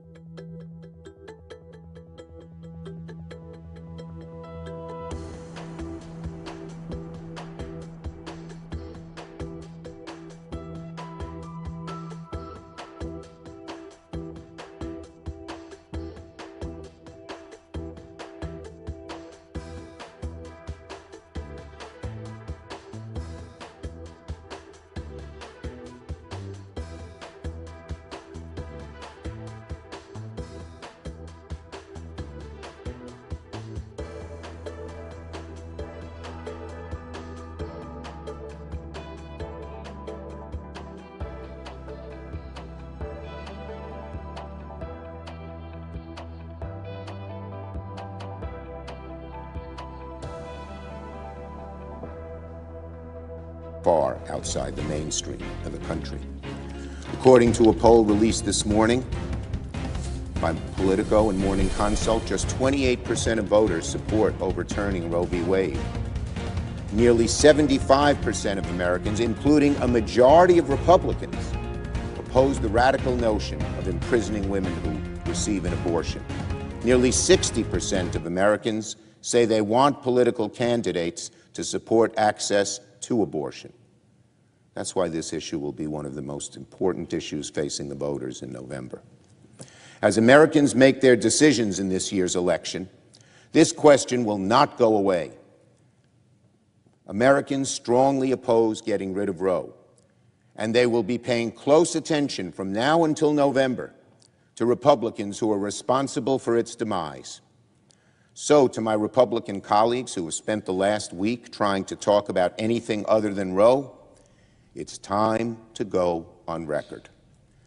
I ask my colleagues to think carefully about their vote and to reckon deeply about the consequences of a world where Roe is a thing of the past. Tens of millions of women are watching what will happen to the rights they've relied on for decades. And all of us will have to answer for this vote for the rest of our time in public office. Before the day is over, every member of this body will make a choice. Stand with women to protect their freedoms, or stand with MAGA Republicans and take our country into a dark and repressive future.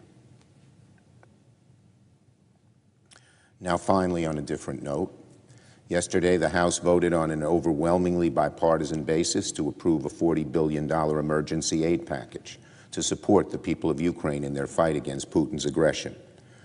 This package is large, it's very much needed, and I'm going to work with my colleagues to make sure we can move forward on this package as soon as we can. The President has called on both chambers of Congress to act quickly, so act quickly we must. The House vote was overwhelmingly bipartisan, and it should be no different in this chamber. Time is of the essence because President Biden has made clear that the aid provided by Congress a few months ago is now near its end. As we acted quickly and decisively a few months ago, we must do so again very, very soon, and I will make sure this is a priority for the Senate. We have a moral obligation to stand with our friends in Ukraine. The fight they are in is a struggle between democracy and authoritarianism itself, and we dare not relent or delay swift action to help our friends in need. I yield the floor.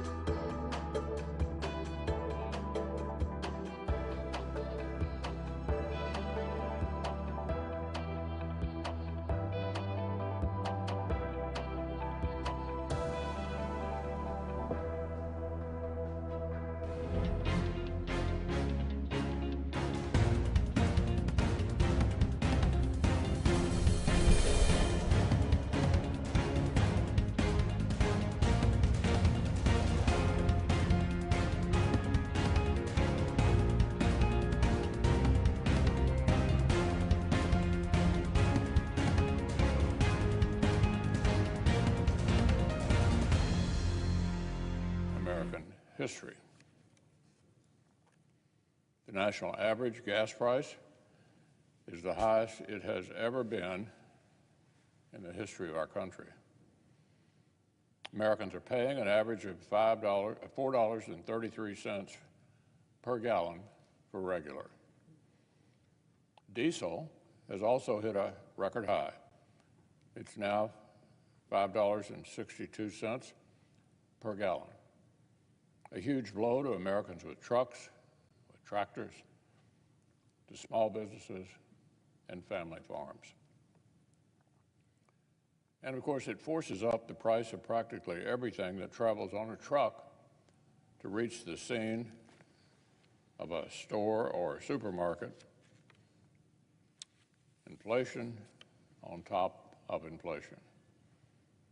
In my home state, Kentuckians are paying 34% more for propane, 112% more for home heating oil than they were paying when Democrats took control of the government. So let me say that again. The price of home heating oil has more than doubled since President Biden took office. A crushing blow to rural America, especially in states like Pennsylvania, Vermont, and New Hampshire. So Democratic policies have fueled this runaway inflation. Their mistakes are why inflation has hit America much harder than other developed countries. Expert calculations say Democrats' $2 trillion spending spree last March is directly responsible for as much as 3 percentage points of our current inflation.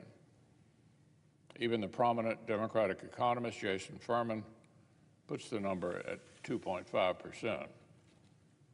If just one Senate Democrat had the courage to vote with Republicans in March of 2021, inflation today would be closer to 5% instead of almost 8.5%.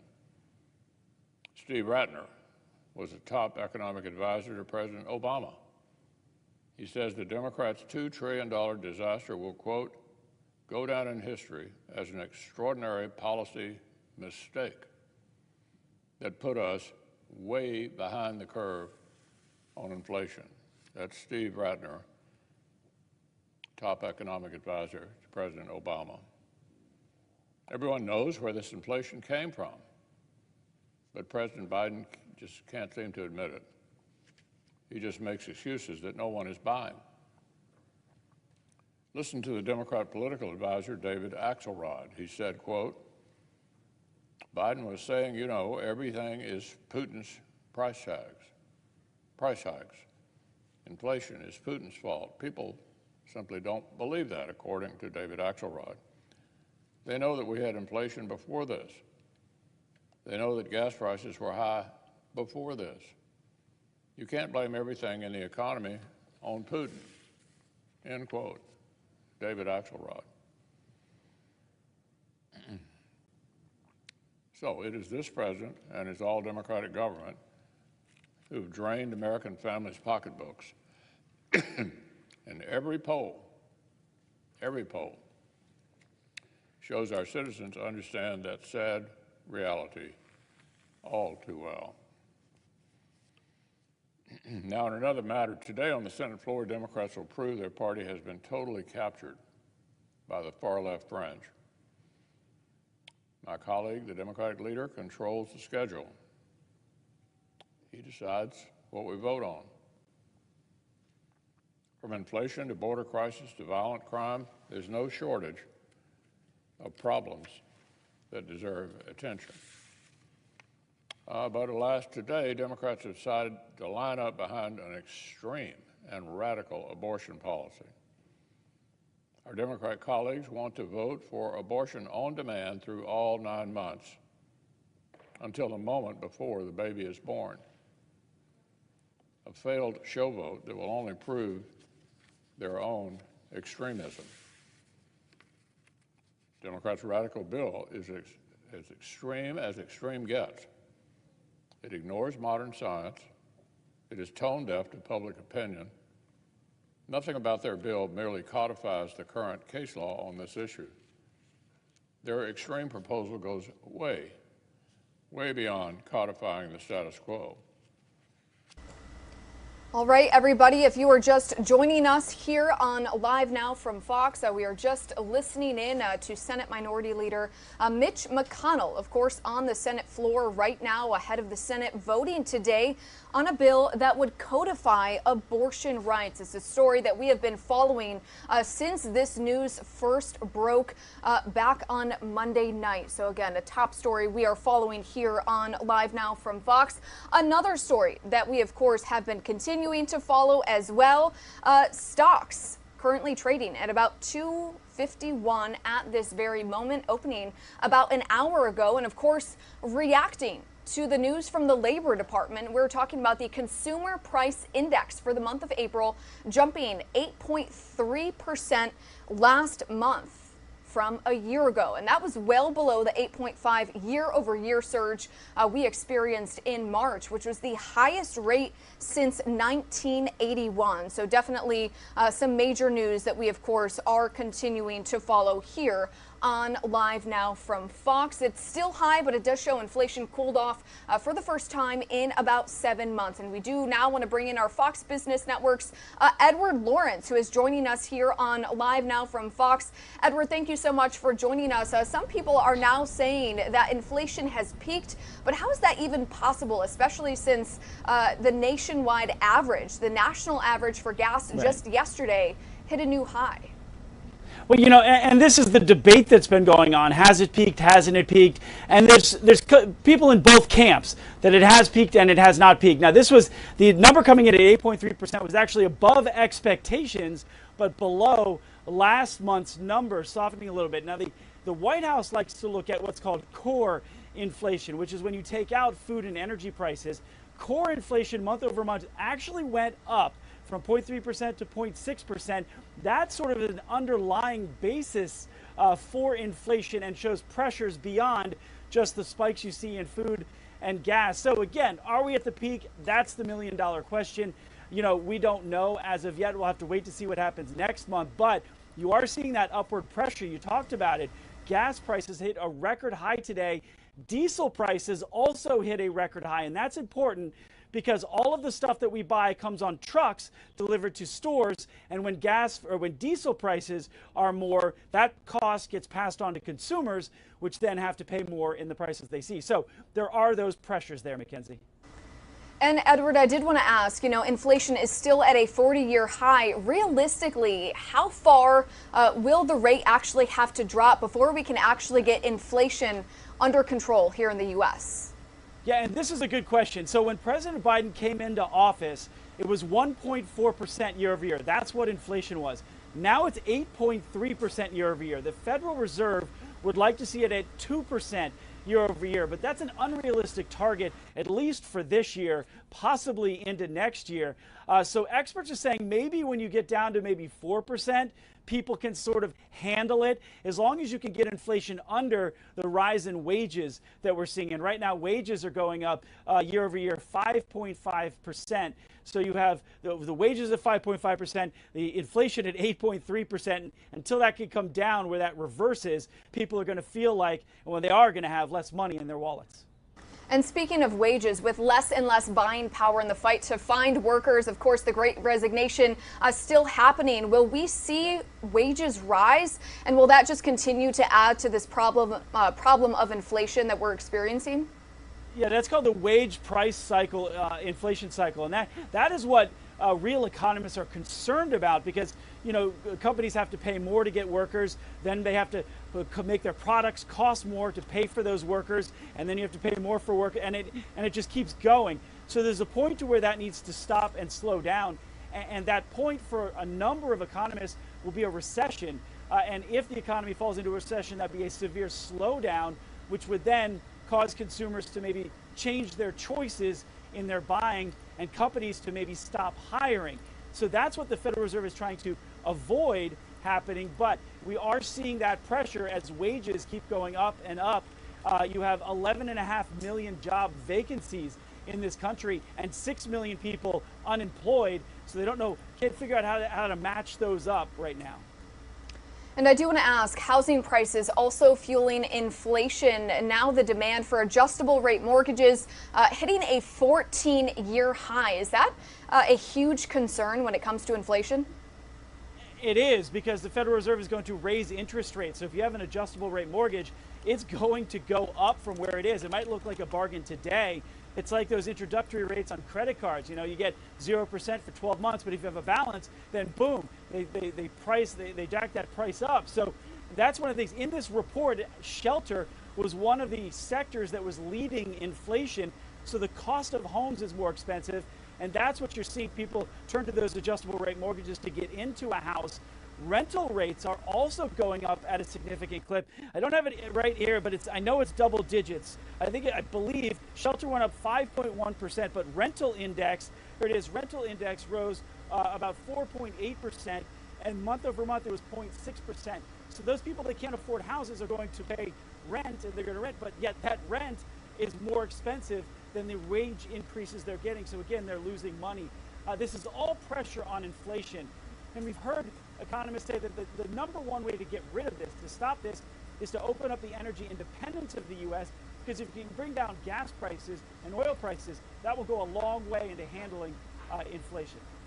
And Edward, finally, I did want to ask, consumer price index, it's not something that we hear about every day. Of course, in layman's terms, putting it simply for our viewers, what can we expect for the next few months and even throughout the rest of the year? Inflation cooling off slightly. Is this good news? What can we expect to see? Yeah, so coming down, having any tick down is good news. However, it's a huge number. 8.3% when the Federal Reserve wants it at 2%. There are economists, the Fed is one of them, that says, hey, inflation will start to settle back down when supply chains start to work themselves out. You've got a number of challenges related to that. You're talking about China's locking down right now. That means that whatever's in inventory, people are buying goods off the shelves. They can't replace those because factories in China are shut down. When they open up again, there's going to be that clog. So once the supply chains work themselves out, you're going to really start to see inflation come down. That has not happened as of yet. So we're going to be dealing with this high inflation through at least the end of this year. It may come down a little bit, but there's still going to be more inflation than people want. All right, Fox Business Network's Edward Lawrence reporting live for us in Washington, D.C. As always, Edward, thank you so much for that insight. We always appreciate it. Thanks, Vicki. All right, everybody, and we do want to switch gears and first bring you back out to the stock board at this moment. As you heard Edward giving that report about inflation hitting 8.3% just in April, slightly lower than the month before. We'll take this graphic down for you so you can get a full view of the stock board at this very moment, trading about 348. Here at about 10:40 in the morning. We are going to step away for a quick 2-minute commercial break. We'll be right back.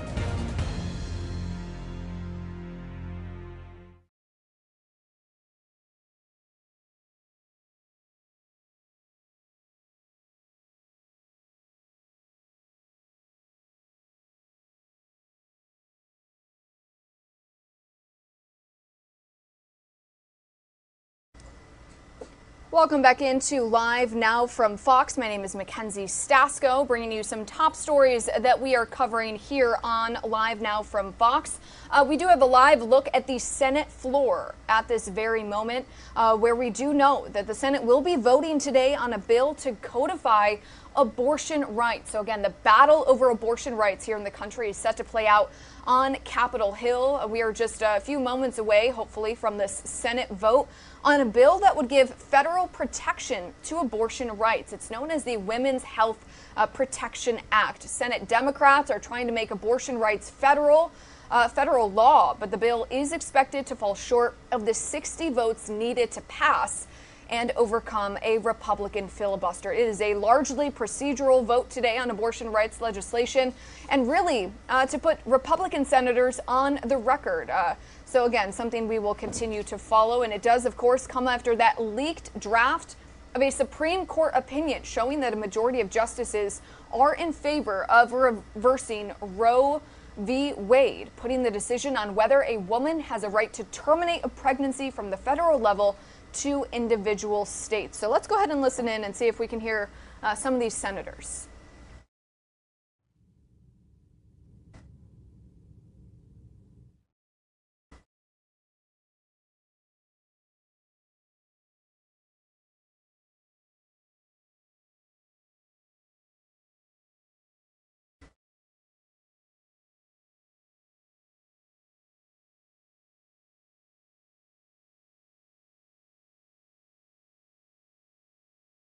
All right, everybody, and it does appear as though they are taking a quick break on this. Of course, we will continue to dip in and out of this as the morning continues here on Live Now from Fox.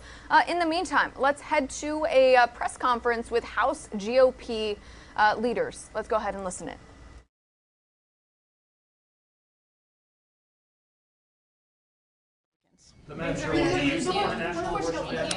I certainly don't support the abortion-on-demand, taxpayer-funded disgrace in New York State. My specific position is what House Republicans, we support the Born Alive bill. Every House Republican has stood strongly. We've worked with outside organizations, and that's where we believe the American people are. New York State, and again, these radical states are woefully out of touch with the vast majority of Americans who, number one, do not support taxpayer-funded abortion. 80% of Americans oppose late-term abortions. So the fact that New York is trying to sell itself as an abortion-on-demand state is outrageous, and it really concerns me that you have Democratic leaders who are advocating for murdering of babies.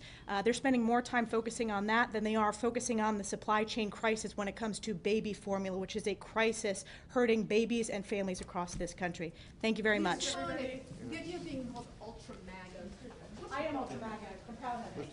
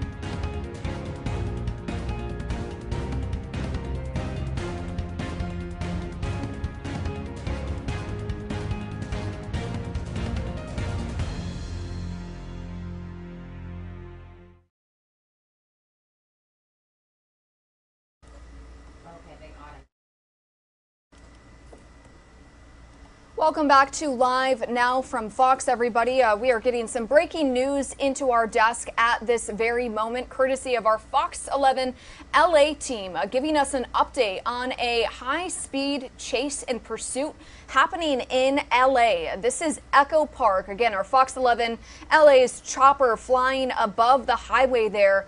Limited details at this very moment, but as you can see on the bottom of your screen, a story that we are following. California Highway Patrol officers are pursuing a vehicle in Echo Park. So again, limited details, but what we know right now is that there is some sort of pursuit underway in Los Angeles, specifically Echo Park. You can see a bird's eye view of the highway traffic right now. You can see it's currently stop and go at this very moment. It does appear as though the chopper is working to locate this pursuit. We have been monitoring this since this news broke just within the past 5 minutes. And we, of course, learn new details as you learn new details, bringing them as soon as we get it. So we are awaiting an update from our Fox 11 LA team, which will be covering this story. And again, is bringing us this chopper view, a bird's eye view of that pursuit. You can see the camera zooming in to two California Highway Patrol cruisers right there. It looks like one of the officers, or troopers, I should say, standing outside of that vehicle. So definitely a developing story. And again, as soon as we get more information on this pursuit happening in Echo Park, a neighborhood of Los Angeles, California, we, of course, will bring that to you as soon as we get it. Also, some other stories that we are following here on Live Now from Fox. We do want to take you to Washington, D.C., where we do have the Senate currently in the process of voting on a bill that would codify abortion rights in the United States. This, of course, coming after the controversial and bombshell Supreme Court draft opinion leak that we first told you about when that broke, which does show that a majority of the Supreme Court justices do support overturning Roe v. Wade. Let's go ahead and listen in. Americans believe that abortion should generally be illegal in the third trimester. Why? Well, Madam President, I suspect it's because the American people are well aware that when we're talking about abortion, we're talking about the killing of human beings, innocent human beings. And that's not exactly something most Americans are comfortable with. Americans are used to defending the weak and the innocent, not killing them. So it's not exactly surprising that Americans are not joining the Democrat Party in wholeheartedly embracing abortion up until the moment of birth. Mr. President, Democrats do everything they can to run away from the humanity of the unborn baby. But they're fighting a losing battle. Because science and medical technology and plain old common sense all point inexorably to the humanity of the unborn child.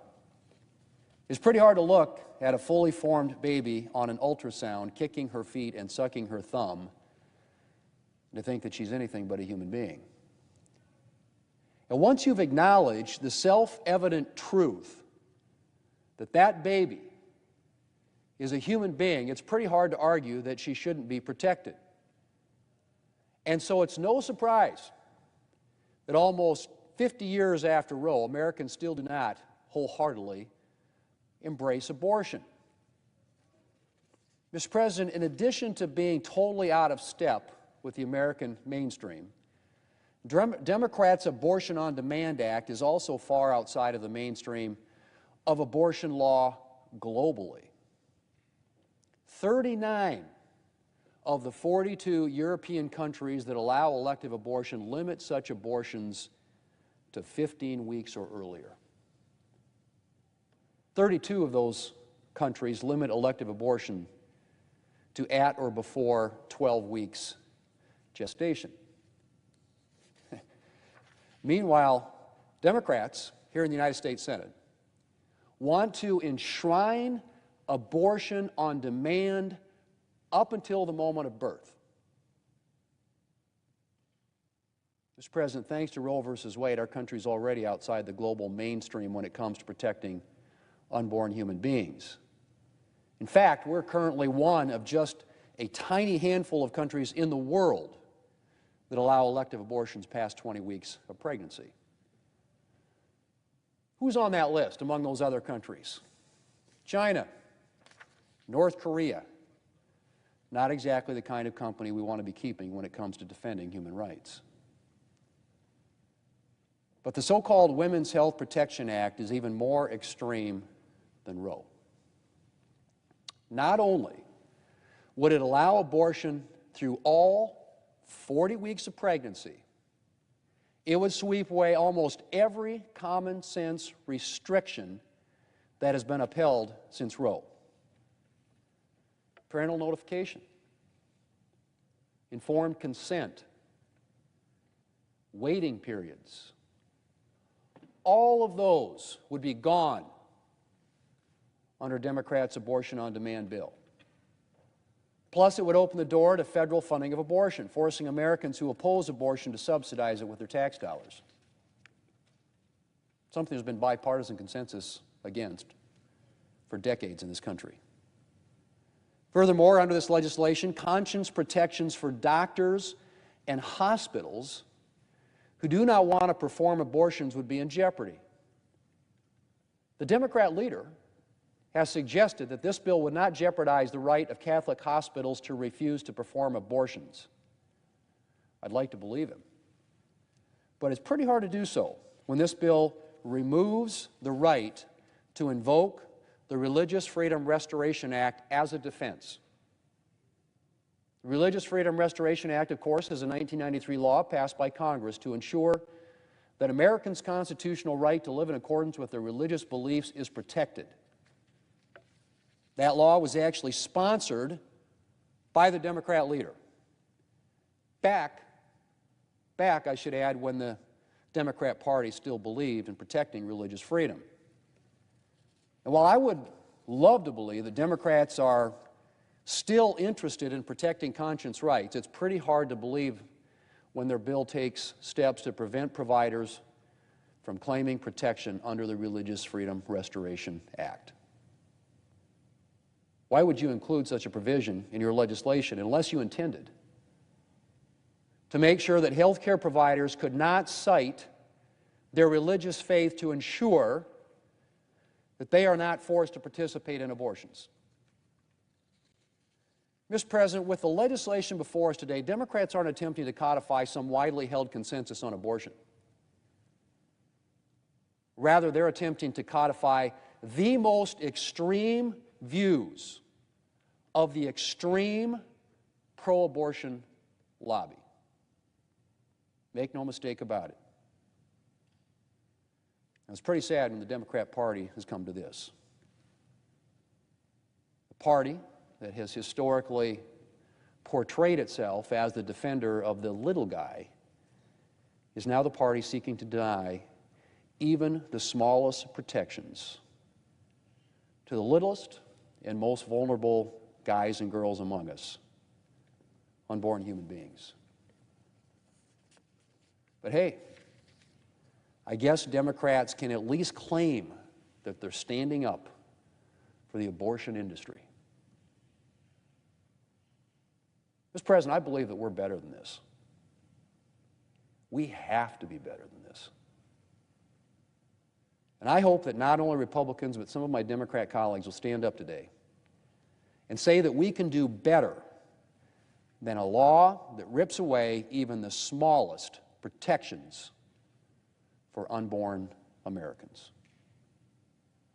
Mr. President, I yield the floor. I suggest the absence of quorum. Clerk will call the roll. Ms. Baldwin.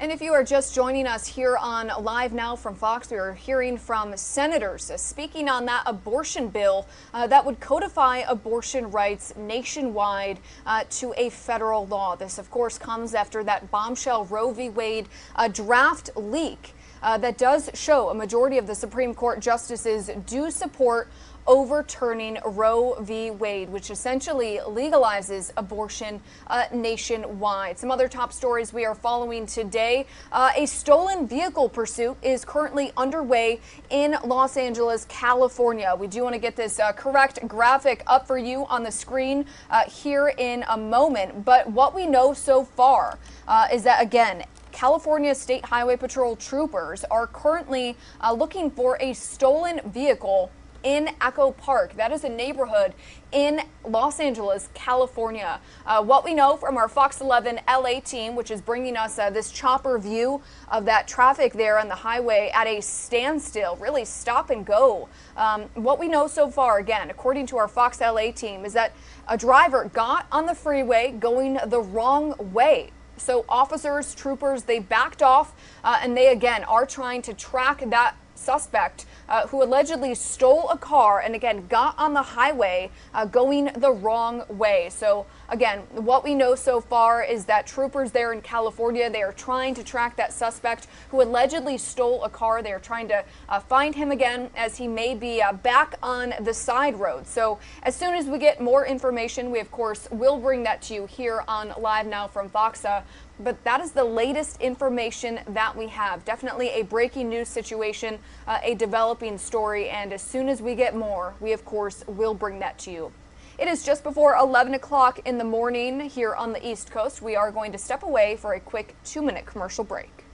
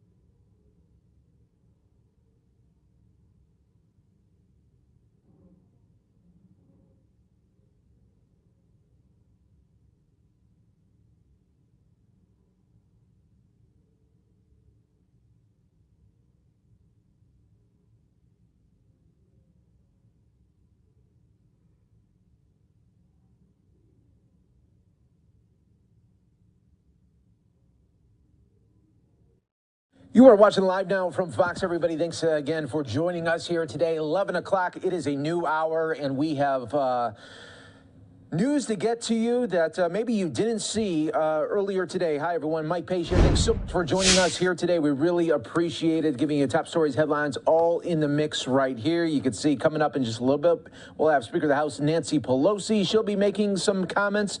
But in the meantime, let's go out to House Republicans. From just moments ago, they were talking about the border crisis that we are seeing at our southern border.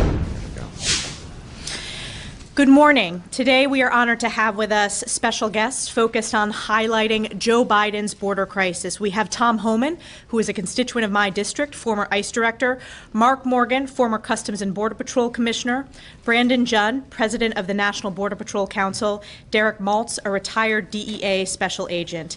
Today's special guests, as I mentioned, discussed our crisis at the southern border with the House Republican Conference. And make no mistake, this is an invasion. We also have with us here today our whip, Steve Scalise, Congressman Chip Roy, who was instrumental in preparing this briefing today, and Congressman Tony Gonzalez, who has hosted numerous delegation visits of Republicans to the southern border. I recently participated with Leader McCarthy on one of those recent visits to the southern border in Congressman Gonzalez's district. We met with local elected officials, business leaders, ranchers, and community members, and importantly, law enforcement officers on the border. They told us about the devastating impacts that Joe Biden's border crisis has had on their communities and on their families. When we met with Border Patrol agents on the front lines, they said that this crisis will get even worse with the Biden administration's catastrophic plan to lift Title 42. And this isn't just a problem or crisis for districts in Texas or along our southern border. We're also feeling this crisis in states like New York, in my home congressional district. Make no mistake, every state is a border state, every district is a border district. You see, I represent Border Patrol families in the North Country in New York. Some of these agents have been transferred from the northern border to the southern border over and over and over again, taking these hardworking officers away from their families and leaving our northern border understaffed. Law enforcement all across the country are also seeing skyrocketing fentanyl overdoses from the lethal fentanyl flooding across Joe Biden's open southern border. This is an unthinkable tragedy affecting families everywhere. These are heartbreaking stories of loss of life. House Republicans remain committed to holding Democrats accountable for this catastrophic failure. You do not have a country if you do not have secure borders. I would like to pass it on to our first special guest, Tom Homan, former director of ICE, again, who's a constituent from New York's 21st Congressional District. Tom. Hey, thanks for being here. Look, I started my career as a Border Patrol agent in 1984. I'm the oldest guy up here. But I spent 35 years enforcing immigration law. I'm going to say this. I worked for 6 presidents, starting with Ronald Reagan. Every president I ever worked for came into office and wanted to secure the border because they realized a secure border protected our national security. Joe Biden's the first president in the history of this nation who came into office and unsecured the most secure border we ever had. This is just not an immigration crisis anymore. It's just not a public health and public safety crisis anymore. This is a national security crisis. We have recorded over 700,000 gotaways since he came into office. They've arrested 42 people on the terrorist screening database. Terrorists don't want to be arrested. They evade law enforcement. So if they arrested 42, how many of the 700,000 came to this country to do us harm that got away? They weren't fingerprinted, they weren't arrested. We had no biographic information. They weren't vetted. That just scared the hell out of every American. Border Patrol's arrested people from 161 countries. Many of these countries sponsor terrorism. If anybody's going to sit there and say, I don't think a single one of that 700,000 came here to do us harm, then you're ignorant. This is a national security issue. For the first time in my life, I've never been more concerned about the safety and security of this nation than I am right now. And they did it on purpose. It's time the American people stand up and demand we secure the border. It's time people stand up and demand the Secretary of Homeland Security actually tell the truth under oath. When he says the border is secure and they have operational control, talk to the men and women of the Border Patrol. They have lost operational control of our southern border. This country no longer can contain what comes across that border. The numbers speak for themselves. We're in trouble. And I look for the leadership, the people standing behind me, Lise, to take this. We got to take this. We got to do a fight. We got to fight for the future of this country. We are in trouble, and it scares the hell out of me. We will next go to Congressman Tony Gonzalez, as I said, who has hosted numerous delegations of House Republicans to the southern border. Thank you, Elise. I want to start by first thanking the House Republican leadership. Whip Scalise and Chairwoman Stefanik, who were just down at the border in Eagle Pass. Eagle Pass isn't an easy place to get to. Leader McCarthy was there as well. We had a delegation of 10 folks. Chip Roy, Congressman Roy was there as well. Many trips we have taken to the border. I want to thank the leadership, because we're talking about the border. Because in my district, we feel it every single day. And a lot of times, people will come up to Washington and they will whine. They will complain about all the things that are wrong, and they will blame it on the White House. They blame it on Trump or someone else. We're not doing that. You know, Congress is an equal branch of government, and we have a plan. And this isn't a Republican issue. It isn't a Democrat issue. It's an American issue, and it starts right here in Congress. It starts right here in the House of Representatives. And I think it starts by keeping Title 42 around. We're going to see, you know, how committed are the Democrats to ensuring Title 42 stays around. What happens if Title 42 goes away? This is what happens. In my district, this weekend, it was 102 degrees. Imagine being smuggled in a trunk and having to travel hundreds of miles in a trunk, 102 degrees. Imagine being smuggled in a train boxcar, right? People, these folks that are coming over illegally are being treated like cattle. And they shouldn't be a political football. This should be about one thing. It should be about helping the American people, ensuring that our border is safe. And that starts here in Congress, not the White House.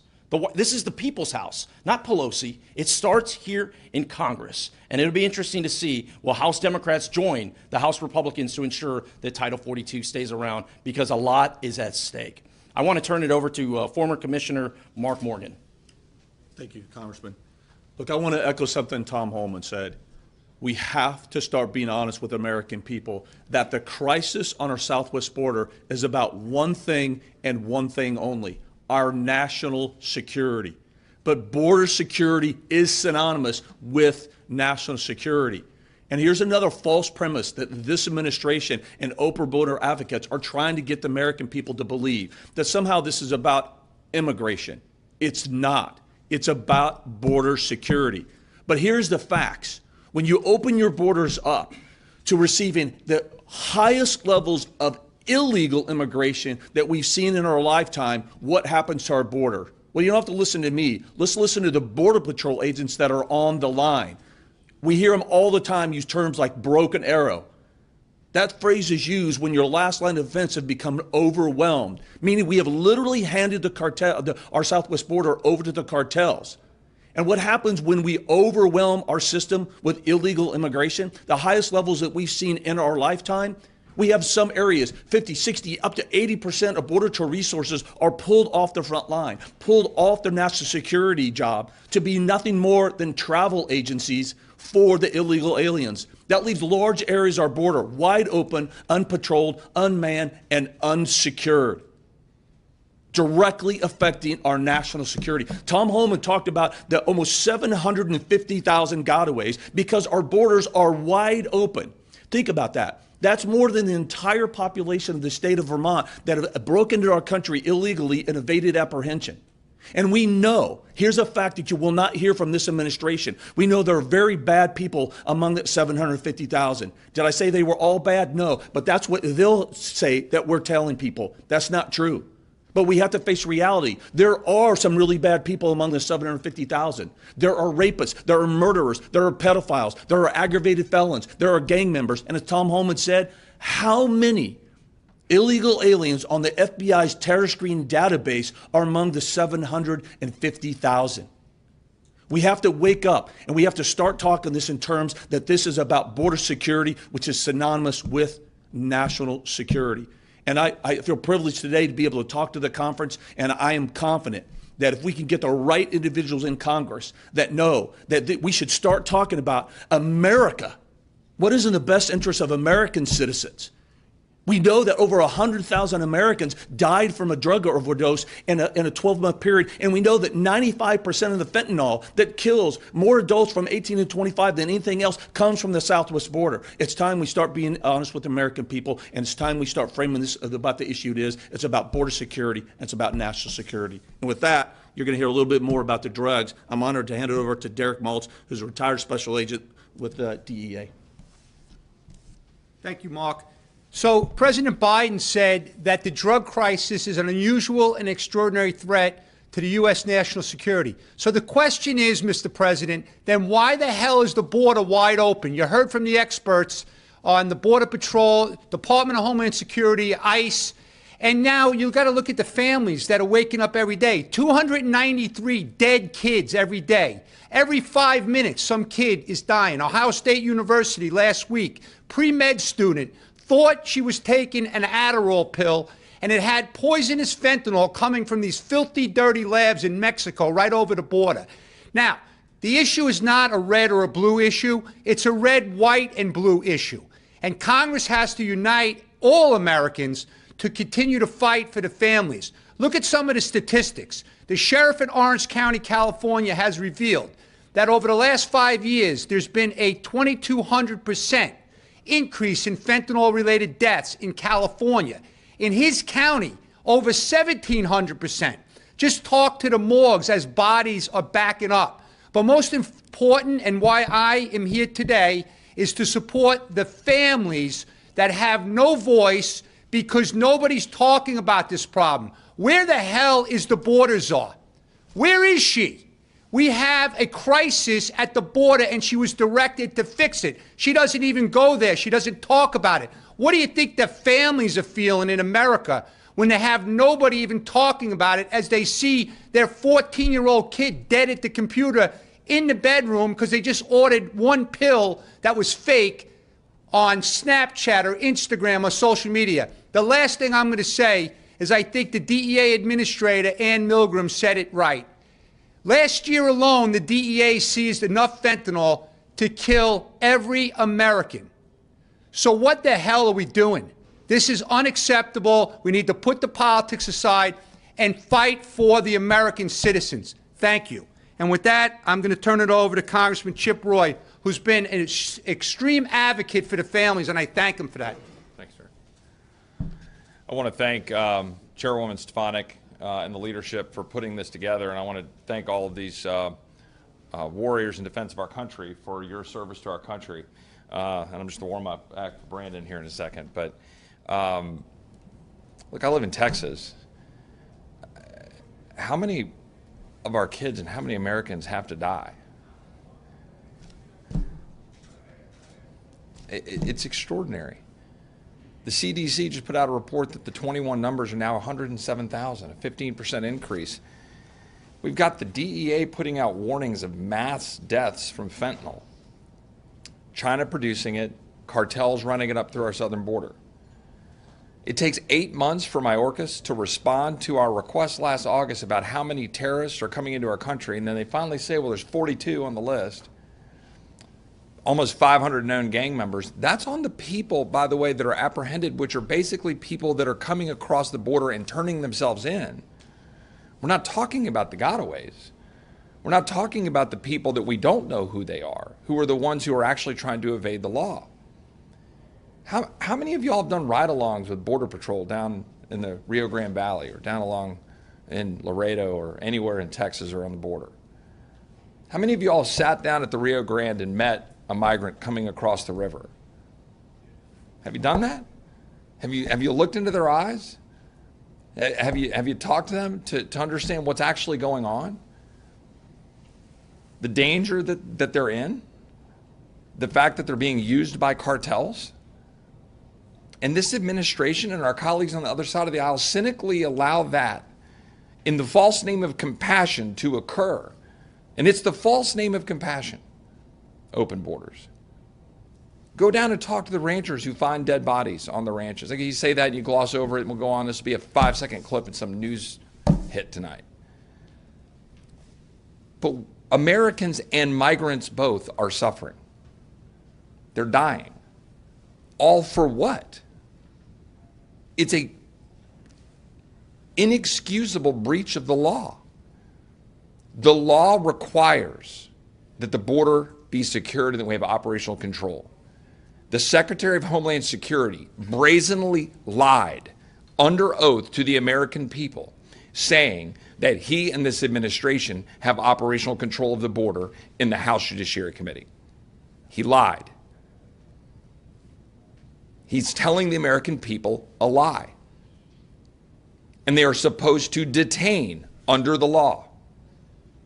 And he has no excuse for non-detention. And as a result of his actions and the president's actions, people are dying, including American citizens and migrants.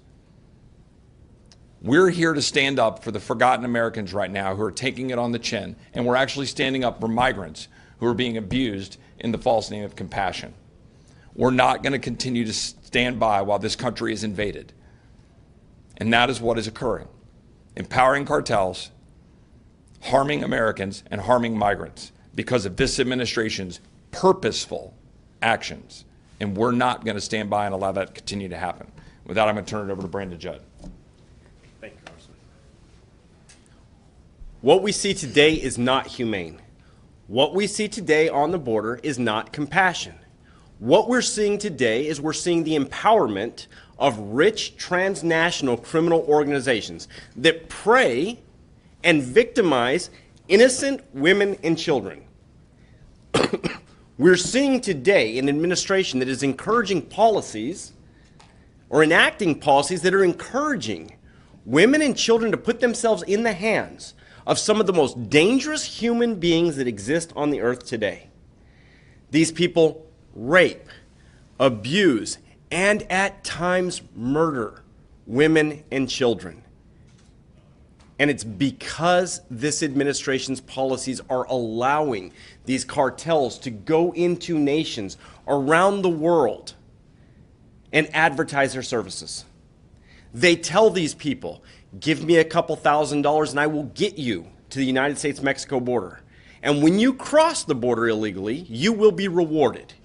You will be allowed into the United States. You will be given a de facto legal status. You will then be able to get jobs, put your children in school, and have all of the benefits that exist here in the United States. No wonder people in record numbers today are coming across our borders. No wonder this crisis continues to get bigger and bigger every single month. And it is strictly based upon policies, and it's under the guise of compassion. It is not compassionate, what we are seeing today. The rule of law is what keeps us safe. The rule of law is part of what made this country the greatest nation on earth. And if we enforce the rule of law, we put these transnational organizations out of business. Women and children will no longer be abused by these organizations if we simply follow the rule of law. With that, I'm going to turn the time over to Whip Scalise. Thank you very much for all you do. Thank you, Brandon. Thank everybody who participated, because America's southern border is under siege, and it is a national crisis. As been said by many, Tom and others, border security is national security, and it's at risk right now because Joe Biden turned operational control of our southern border over to the drug cartels. He did it deliberately. He started it day one when he stopped building the wall, and he got rid of the policies that were working. Remain in Mexico, the Northern Triangle agreements. These were all protocols that allowed a legal process of immigration to start working again, and it's completely unwound. Unwound to the point where we've had over 2.5 million people come into our country illegally that we caught. That's larger than the city of Houston, Texas, the 4th largest city in America. More people have come in that we've caught. And as has been pointed out, at least 700,000 that we know of that got away. Dozens of people we caught were on the terrorist watch list, which begs the question, how many more came in that weren't caught that are on the terrorist watch list? And we're not just talking about South and Central American countries. We're talking about over 160 different countries are represented that we know of who've come across our southern border illegally since Joe Biden opened it up when he became president. I went down there like a majority of my Republican colleagues have gone down to the border. We got to embed with our Border Patrol agents. And they'll tell you what the problems are, but they'll also tell you they know how to fix the problem. The real thing that frustrates most people in this country when they're watching this border crisis is that Joe Biden is the one who took the Border Patrol agents off of patrolling the border, won't let them do their job. literally gave them stand-down orders. We saw many Border Patrol agents over at some of these detention facilities, changing diapers and giving processing papers to people to be sent to other states. We don't even know where they're going. We've asked those questions, by the way. I would hope the press asks those questions. How many people does the administration know have come in illegally, and where are they? Where have they been sent? Who's in charge of keeping track of whether or not they're even being followed around to know where they are? If they're supposed to show up in court and they miss their court dates, which by large percentages we see happen too. This shouldn't be happening in the United States of America, and there's lethal consequences. I think what angers most people is when they see that last year, the largest cause of death amongst our young people in America was not COVID. Over 100,000 young people in America died from fentanyl and other drug overdoses from illegal drugs that have come across our open southern border since Joe Biden's been president. Over 100,000 young kids we've lost just last year. And the numbers this year are supposed to be worse. Every community's been affected by this.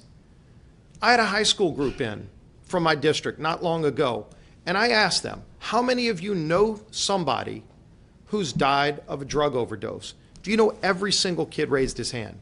Every single one. That's going on all across America too. Everybody knows somebody in a community that's been touched by fentanyl and other drugs, made in China, but brought across our southern border by these drug cartels, who, by the way, are making billions of dollars a month trafficking people into our country illegally. So Joe Biden has created a multi-billion-dollar industry. Unfortunately, it's the drug cartels of Mexico who are making that money because he opened the southern border. This has to end. Joe Biden needs to do his job, secure our southern border, and protect America's national security. We're surely going to continue to fight for this to be fixed. We're also going to continue to highlight just how bad it is, because it is a national crisis, not just in Texas and other border states, but as we know, every state now is a border state because of what Joe Biden's done to open up America's southern border. With that, we'll be happy to take questions. So we've heard that how severe this issue is. If you guys were to take the majority, can you outline a step-by-step solution that you all would plan to try to push through Congress? And if you did take the majority, how would you work with the White House to make sure he doesn't veto some of these policies? Well, number one, we're going to continue to get the country more engaged, and we're going to roll out policies, and you've heard some of them. You know, you don't need to reinvent the wheel to secure America's border. We had a secure border when Joe Biden took office. He took steps to undo that. So the first thing you would do is go back to the things that were working.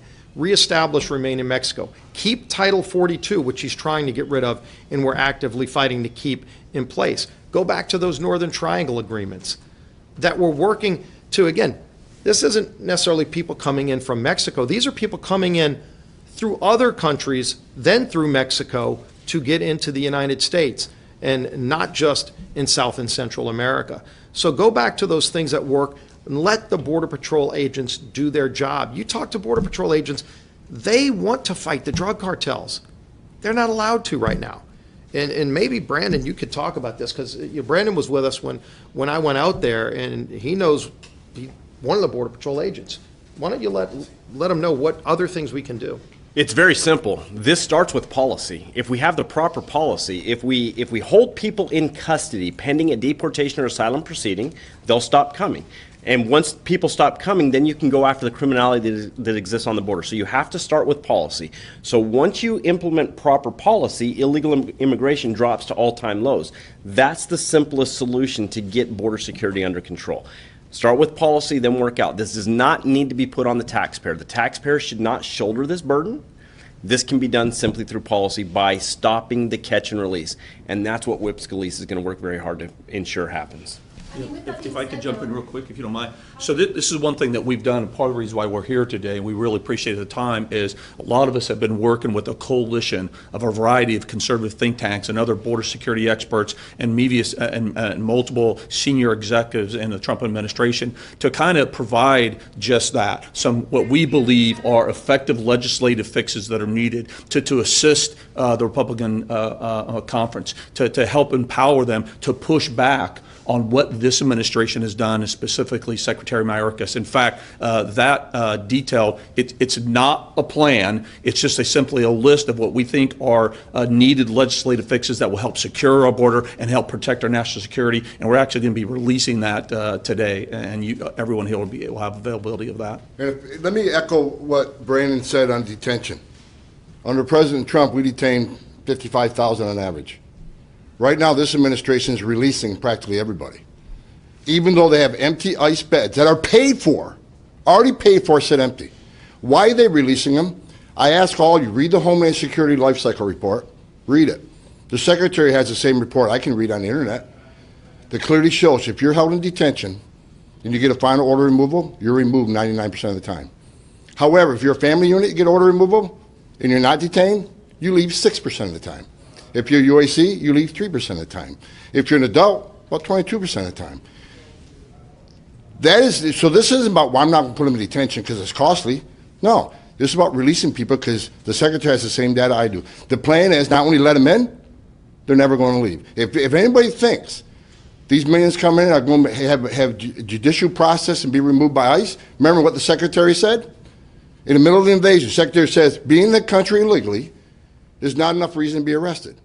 ICE, you can no longer step on a worksite enforcement operation, even though the number one reason people come to the country get a job. This is by design.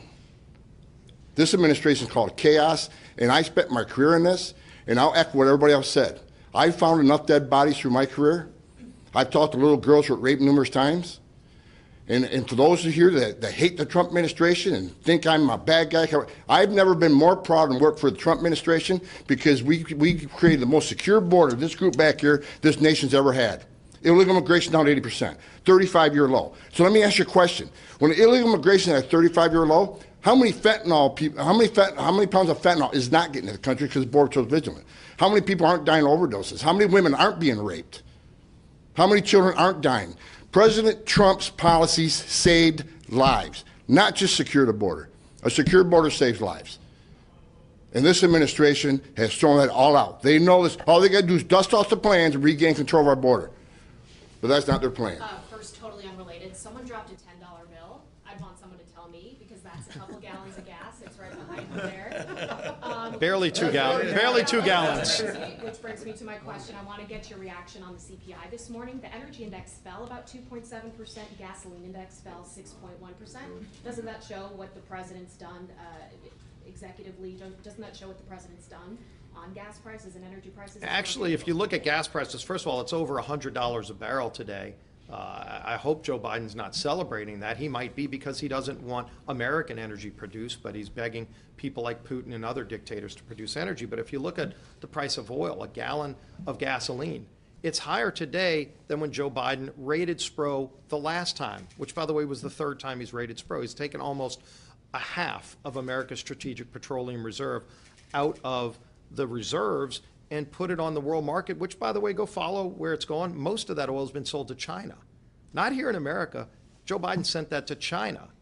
And so gas prices today are higher than when he raided Spro the last time, which was the third time he's done it. Right, but it is declining. Doesn't that show that progress is being The gas prices are higher today than they were a few weeks ago. Families are paying over $150 in many cases to fill their vehicle, and they're angry about it. No, by the way, if you're trying to drive to the grocery store to buy baby food, you can't because there's no baby food on the shelf. This is an embarrassment beyond what any developed country in the world has seen, and it's all because Joe Biden and the incompetent people running in his administration have gotten us to crisis after crisis, a border crisis, an inflation crisis, a gas crisis, foreign policy crisis from Afghanistan down, encouraging the brutal dictators like Putin to go out and do things that they surely would have never thought of doing under Donald Trump. Our country and the world is weaker because of Joe Biden's reckless actions. That's what we're fighting. Last question. On Roe versus Wade, if that ruling is overturned, as is expected, and if Republicans are in power, do you support a federal nationwide ban on abortion? Well, first of all, I hope that the ruling comes out soon, and I hope it's the ruling that was leaked. I'm disappointed that there was a leak, and I'm disappointed that this White House is still encouraging people to break federal law and go and protest in front of the houses of Supreme Court justices, as Jen Psaki encouraged yesterday. And they've had multiple positions on this. But if you think about if you think about where we are, we're a party who defends life, and we would celebrate a ruling that allows elected leaders to defend life and debate in open public what those laws should be in every state and in Washington. Clearly, we will move day one, if we get the majority, on the Born Alive Act. So states like New York can't murder a baby born outside the womb and call it abortion. It's murder. I'll show you right now where Chuck Schumer is trying to bring our country. Chuck Schumer right now is bringing a bill on the Senate floor today to make America in the category of China, North Korea, and Guinea. That's where we would be. We would be in the territory of countries that allow abortion on demand as widespread as we've seen it anywhere in the world. Very few countries allow what Chuck Schumer is trying to bring. That's how radical their party is. They want abortion on demand funded by taxpayers in the United States. That's not where America is. We're a party of life. And again, as we roll out our commitment to America, we're going to show how we're going to secure America's border. We're also going to show how we defend life and the other values that are so important to this country. And by the way, America is a country founded on the principles of, there were 3 inalienable rights, by the way, that were granted by our founding fathers. It was life, liberty, and the pursuit of happiness. The first of those inalienable rights is life. We will defend life, and we hope this decision comes out soon. One last question. Quick follow-up Yeah. for Chairwoman Stefanik. Do you think that the Biden administration and the Justice Department right now is approaching the protest that we've seen outside the Supreme Court justices' homes and also the attack on the Wisconsin pro-life group? Do you think that they're approaching that with the same intensity as they did with protesters at those school board meetings over the mandates? Well, certainly not. The fact that you have the White House press secretary encouraging people to break the law, it is unlawful. It is against the law in this country to protest a sitting judge. We want to maintain the independence of our courts, and the fact that that is being encouraged by this administration is shameful. It's unconstitutional. It's meant to intimidate the justices. This should outrage every single American. What makes Republicans consistent is we speak out against violent acts, no matter who commits them. What makes the Democrats inconsistent is that they speak out only in moments when they believe, only in certain moments. So for example, on January 6th, we spoke out against the violence on January 6th as we did throughout the entire summer with BLM protests. It is a disgrace that they have not spoken out against the heinous attacks on the pro-life organization in Wisconsin. We stand strongly with the rule of law. We pray for the justices to have resolve, and we pray for the future of life in this country, which, as our whip laid out, is the most important value that we stand for as Republicans. I certainly don't support the abortion-on-demand, taxpayer-funded disgrace in New York State. My specific position is what House Republicans, we support the Born Alive bill. Every House Republican has stood strongly. We've worked with outside organizations, and that's where we believe the American people are. New York State, and again, these radical states are woefully out of touch with the vast majority of Americans who, number one, do not support taxpayer-funded abortion. 80% of Americans oppose late-term abortions. So the fact that New York is trying to sell itself as an abortion-on-demand state is outrageous, and it really concerns me that you have Democratic leaders who are advocating for murdering of babies. They're spending more time focusing on that than they are focusing on the supply chain crisis when it comes to baby formula, which is a crisis hurting babies and families across this country. Thank you very much. House Republicans right there on the border crisis that continues ahead there of May 23rd. You're watching Live Now from Fox, everybody. Thanks again for joining us here today. What is that? What do we see here? Is it green? It is green. Wow. Dow right now. We'll see how it wraps up for the day, but so far it is in the green territory there. So haven't seen that for much, but we'll continue to take a look at it for you here on Live Now from Fox. It's in our name, so we will be going to live events when we come back here on Live Now from Fox, taking you out to a House hearing on our defense postures in this country. Live Now from Fox, just 2 minutes away.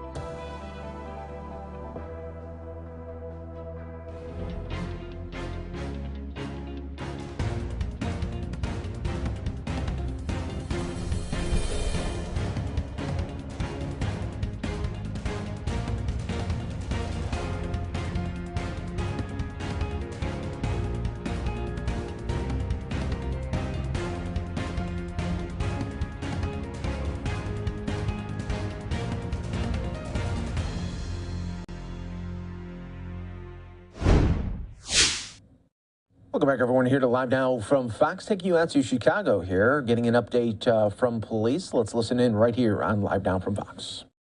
People being shot and one being killed. And then I'll turn it over to Tamara Mahal, who will have comments, and then Craig Chico, and I'll come back for questions at the end, if you don't mind. So let's start with the incident in the 9th District at 4800 South Ada at 4:30 p.m. yesterday. And I'm going to describe the incident, then I'm going to come back and give a little bit of context and backstory on why. So I'm going to say what happened, and then I'm going to say why we believe it happened based on our intelligence information.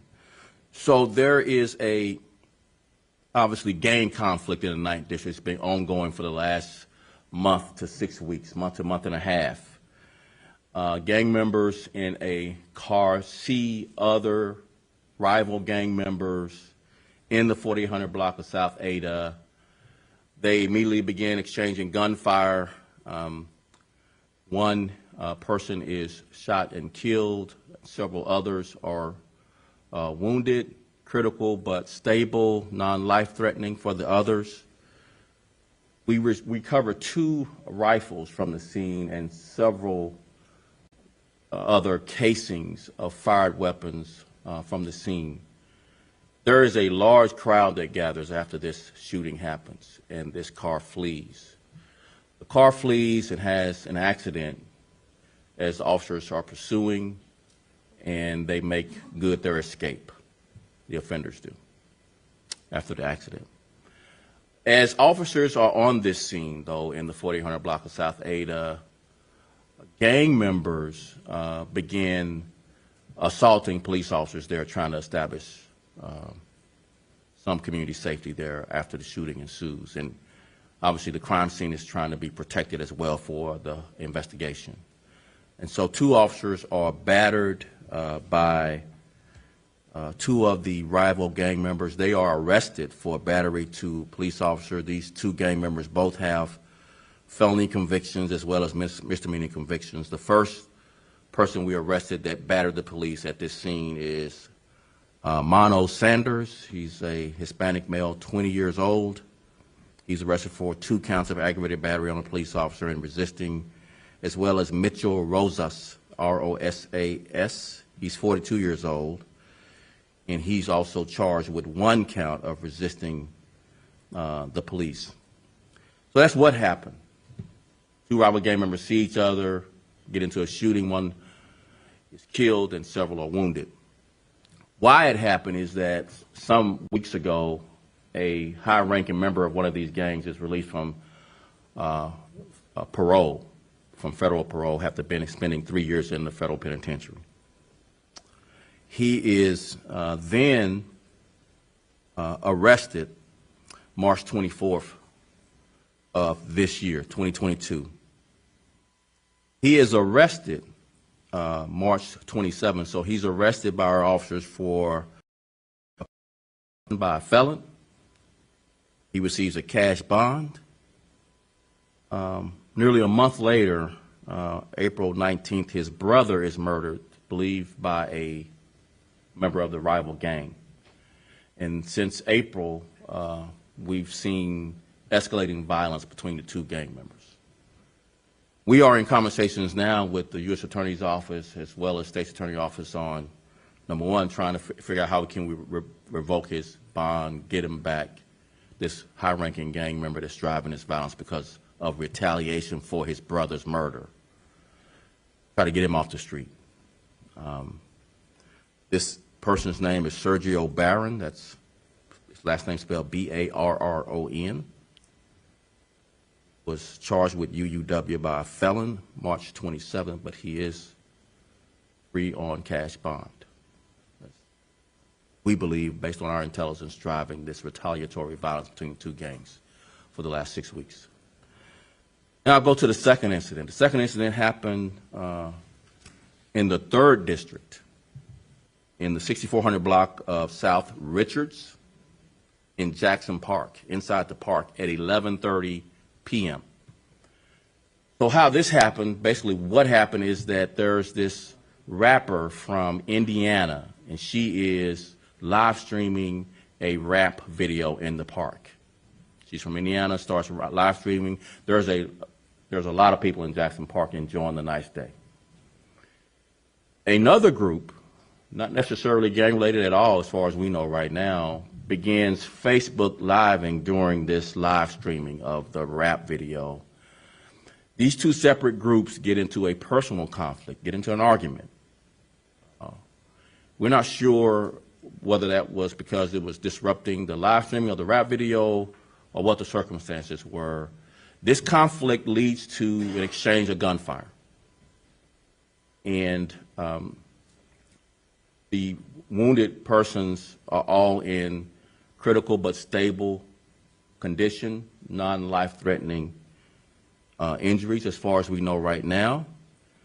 We don't have any offenders in custody. The officers were actually on the scene and had put together a community safety plan for the park as well as a traffic plan. These cars basically went around our traffic plan and drove into the park area as well as made their escape afterwards. So we have a lot of work to do in the second incident to try to establish some type of leads. Anyone that was in the park on yesterday has any information regarding car license plate numbers or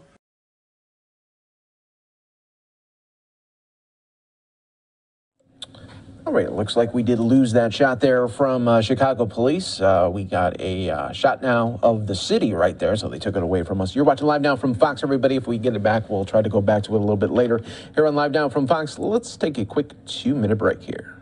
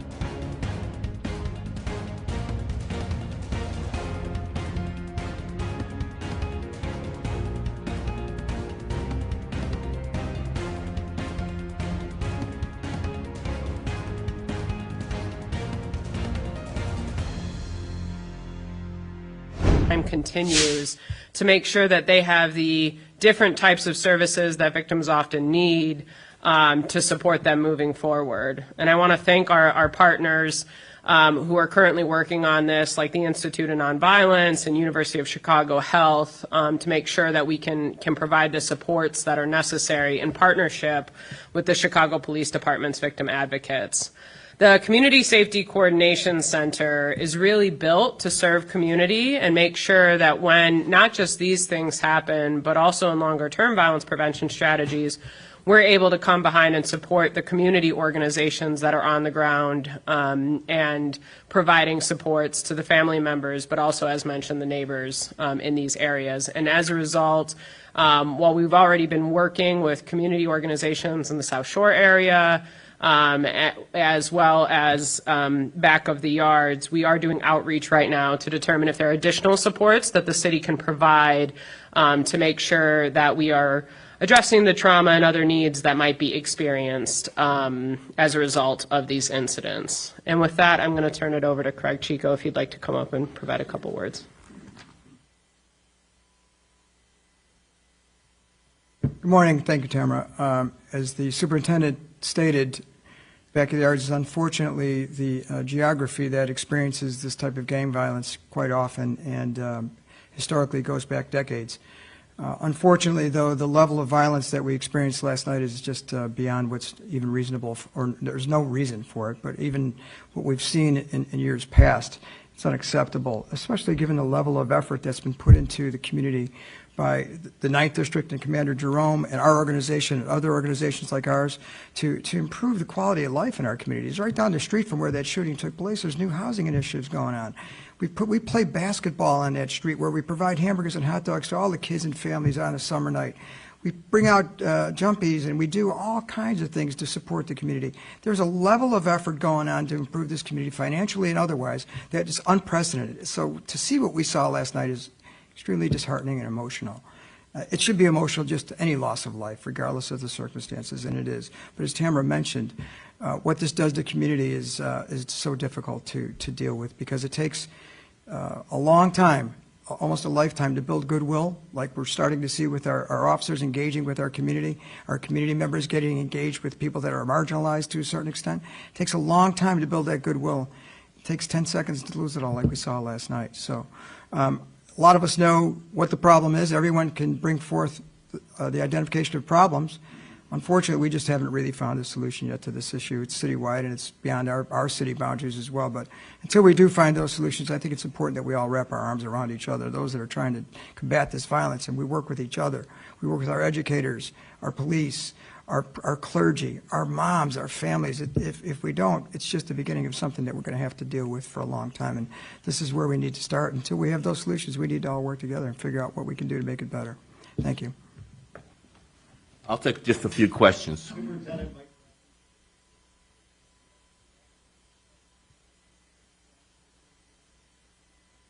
It ended up being both sides shooting at each other, but one side precipitated, obviously, the initial exchange of gunfire, yes. So the initial gunfire. One group. We're not sure who were the initial shots, where they precipitated, but both, it ended up being with an exchange of gunfire, but one group, obviously, began arguing with the other. Regardless, it's senseless. No excuse for it. It's unacceptable, as Chico said, and we marshaling all our resources to try to identify these offenders. We need public help from those who might have been there and seen something that they need to share with us, please, whether it's a car license plate, partial plate, or an offender description. Questions? Yes.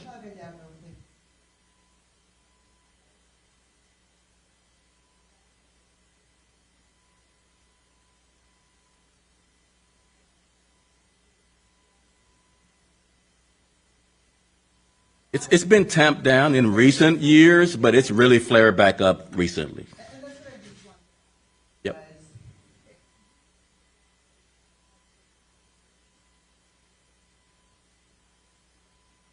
That's right.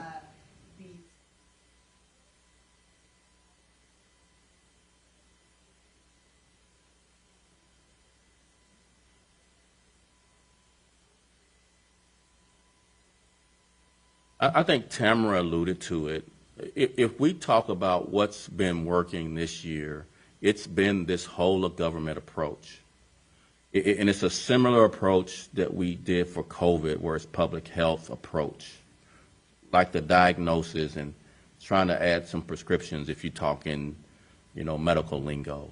Some of the prescriptions have been this support system, this social service support system that you see in the 55 beats that's seeing dramatic declines, 30+% declines in many of these areas, but it's not policing only. In this area, we need to add more capacity for the support system.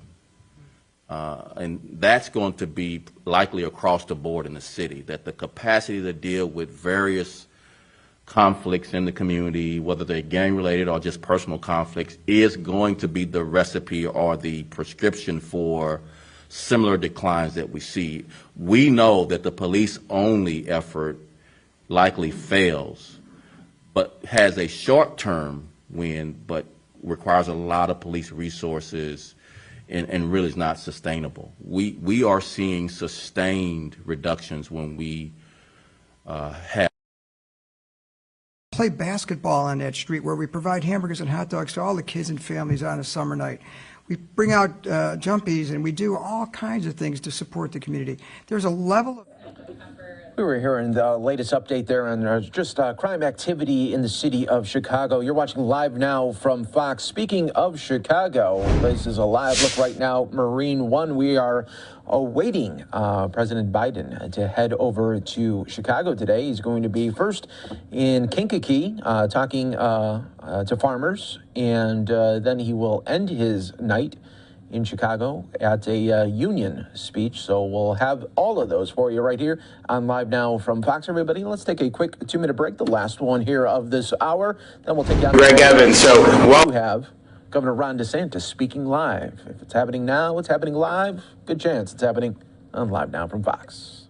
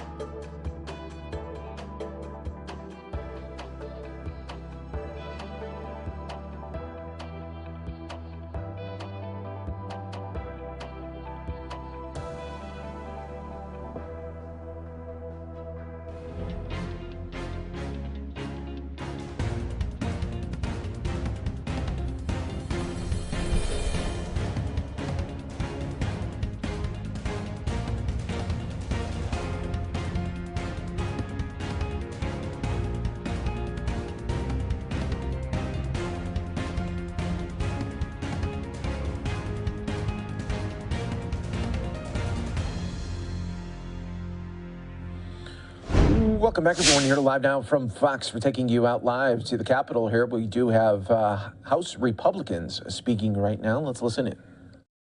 The facts and discredit the truth when it's inconvenient for their narrative. Just remember what we saw, the Russian collusion hoax. We saw it with the Hunter Biden laptop, when they knew what the truth was, and months later, they finally wanted to come forward. And we saw it throughout COVID, when liberals discredited facts that ended up prolonging lockdowns and school closures. If there is any doubt about this Biden administration intends to exploit this office and manipulate information, you look no further to the person he selected. Spend a moment. Nina Jankowicz. She championed government lockdowns, going as far as saying, force away and lock us down. And she actively worked and spread misinformation that now has been proven false. And they want to put her in charge. This person has no business serving in government, much less given a role to monitor information. President Biden's Disinformation Governance Board must be completely dismantled. Yesterday, we did a PQ on this, and every single Democrat voted against it. They want to create a ministry of disinformation that can go in and dictate to what they think is true and not. It goes to the very core of our country, to the First Amendment. Do they not trust Americans enough that they want to control that much of our lives? We've watched it time and again. Why would they want to control the information? Because they don't want you to know the truth. They don't want you to know inflation we haven't seen since the late 70s and 80s like this. They don't want you to know, really, the truth what's happening in COVID, the mismanagement of what they have done and the deaths that are happening now. They don't want you to know about the crime being rampant, that you've got DAs that won't uphold the law. They do not want you to know what's happening on the border. They do not want you to know that the number one cause of death between those of Americans 18 and 45 is fentanyl, because it's coming across that border. They do not want you to know who else is coming across that border. People on the terrorist watch list, and I can prove it to you. When we were there more than a year ago, it was first discovered that we had caught people on the terrorist watch list, not from Central America, but from Yemen.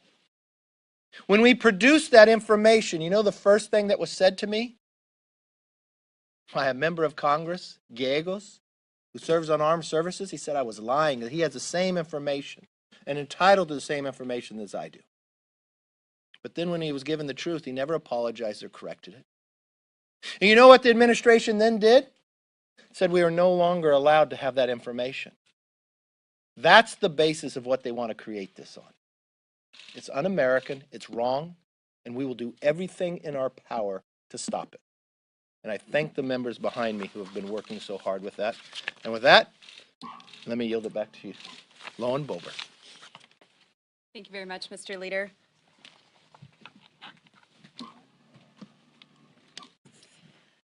Ladies and gentlemen, make no mistake, free speech is under attack here in America. The Biden regime continuously uses different methods to try to silence dissenting voices. All are a coordinated effort to keep power, silence the truth, and prevent people who disagree with them from having a voice. We know that the White House colluded with big tech to censor the American people. We know that the Department of Justice tried to silence moms and dads by calling them domestic terrorists just for having a say in their children's education and attending school board meetings. And we know that conservative journalists have been targeted by federal agencies for simply reporting the truth. And this cannot continue. We're here today to advocate for my bill, the Protecting Free Speech Act, which will terminate the new DHS Department Disinformation Governance Board. Now, the DHS, this is a militant arm of the government. They have enforcement mechanisms for their Disinformation Governance Board. We want to ensure that no tax dollars are used for any similar government overreach. Misinformation has become a rally cry for the left to discredit facts that are inconvenient to their liberal agenda. The Russia collusion hoax, Hunter Biden's laptop, the COVID lab leak theory were all labeled misinformation by big tech until the truth finally prevailed. Meanwhile, the Biden regime has been able to put out ridiculous statements that we all know to be lies. This includes false claims like our southern border is secure. No, in fact, there's a complete invasion at our southern border. More than 2 million illegal aliens coming into our country, some 700,000 gotaways coming into our country, our children dying from the fentanyl that is illegally coming into our country. False claims also that Republicans wanted to defund the police, and that Biden's Build Back Better Act, which the nonpartisan Congressional Research Service estimated would cost $3 trillion over 10 years, somehow cost the American taxpayer $0. You can't really make this stuff up. So now, because the Biden regime is afraid of Elon Musk and free speech, they want to use American tax dollars to fund this new board to continue to silence conservatives. Look, I wouldn't trust Biden and his incompetent misfits to take care of one of my goats. And I certainly don't trust them to be the arbiters of truth. You know who I do trust? I trust the American people. They are more capable of looking at claims, researching facts, making informed decisions. Americans don't need big tech fact checkers or this partisan board silencing free speech like communist China does. I'm calling on Congress to pass my Protecting Free Speech Act, terminate this Orwellian Ministry of Truth, fire Nina Jankowicz, and prevent the Biden regime from silencing the American people. And with that, I would like to turn this over to my good friend from Louisiana, Mr. Whip Steve Scalise. Well, I want to thank Congresswoman Boebert and all of my other colleagues here who are standing up against this attempt to undermine free speech. And we've seen it over and over again from Joe Biden. And you just think about this idea of ministry of disinformation coming from the very same people who called parents who wanted to play a role in their kids' education domestic terrorists. What is it that Joe Biden has against people expressing their views if it goes against his far-left Soviet-style radical ideology? That's really what this is about. It's been about government control from the beginning. They want to control what people say. They want to control what people think. They want to control the people's ability to enjoy their own freedoms. You saw it over and over again during COVID. Schools should have been open early off, and the science, by the way, was very clear on that.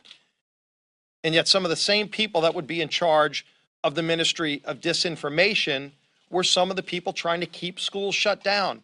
When the data early off said it's harming kids, it's harming them emotionally, mentally, the learning that they lost, millions of kids that will never catch up because they kept schools shut down. And by the way, it was the Biden administration who changed the science because the union bosses went to him and said they didn't like the CDC guidance that was about to come out. And they were actually able to get the CDC to change the science to conform to what the union bosses want so they could shut down schools easier. Over and over again, my colleague Jim Jordan's going to be talking in a moment as well. We've been calling for a hearing on the origins of COVID for over a year. And Joe Biden, Nancy Pelosi, all the Soviet-style leaders here in Washington will not let that debate go forward. But again, if we're talking about a ministry of disinformation, do you know it was people in the Biden administration that were saying if you suggested that COVID started in the lab in Wuhan, that you were promoting a conspiracy theory? People in the CDC actually said that. And now when you talk to most scientists who have looked at the genetic structure of COVID-19, they all say it's highly unlikely that it was naturally created from a bat to an animal to a human. It was probably genetically manipulated and more than likely in that lab in Wuhan. So sure enough, more facts are coming out that it very well started in the lab in Wuhan. They still won't hold a hearing on this, by the way. We will when we're in the majority. We'll get to the facts.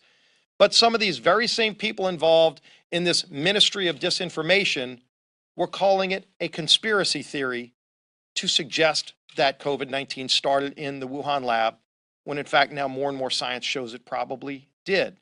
So again, the very people that are talking about being involved in a ministry of disinformation are themselves the purveyors of disinformation. So I guess if you need to find somebody who's an expert in spreading disinformation, they found the right person, because she has been a purveyor of disinformation over and over and over again. But that's not what the American people believe in. American people believe in free speech. The ability to go out and talk about your ideas, talk about your beliefs, defend them, and let the facts ultimately come out. But if they don't like the facts, they want to shut down speech. And that's not only unconstitutional, it's un-American, and we need to defund it. We're going to continue fighting to get this bill brought up. And I congratulate again Lauren Boebert and all of my colleagues who are going to stand up for free speech and against their disinformation from the Biden administration. And now I'd like to introduce the ranking member of the Judiciary Committee, Mr. Jim Jordan. Thank you, Lauren. The biggest purveyor of disinformation is the government. Comey and McCabe told us the dossier was real. Democrats told us in the summer of 2020 that rioters and looters were peaceful protesters. And 51 former government officials in the fall of 2020, in the run-up to our most important election, 51 former government intelligence officials, including 6 CIA directors, told us the Hunter Biden story wasn't true. Now, we know that's baloney because 6 weeks ago, the Washington Post said, oh, it is true. Think about COVID, as the whip was talking about. Joe Biden told us, think all the misinformation we got from the government. Joe Biden said he had a plan.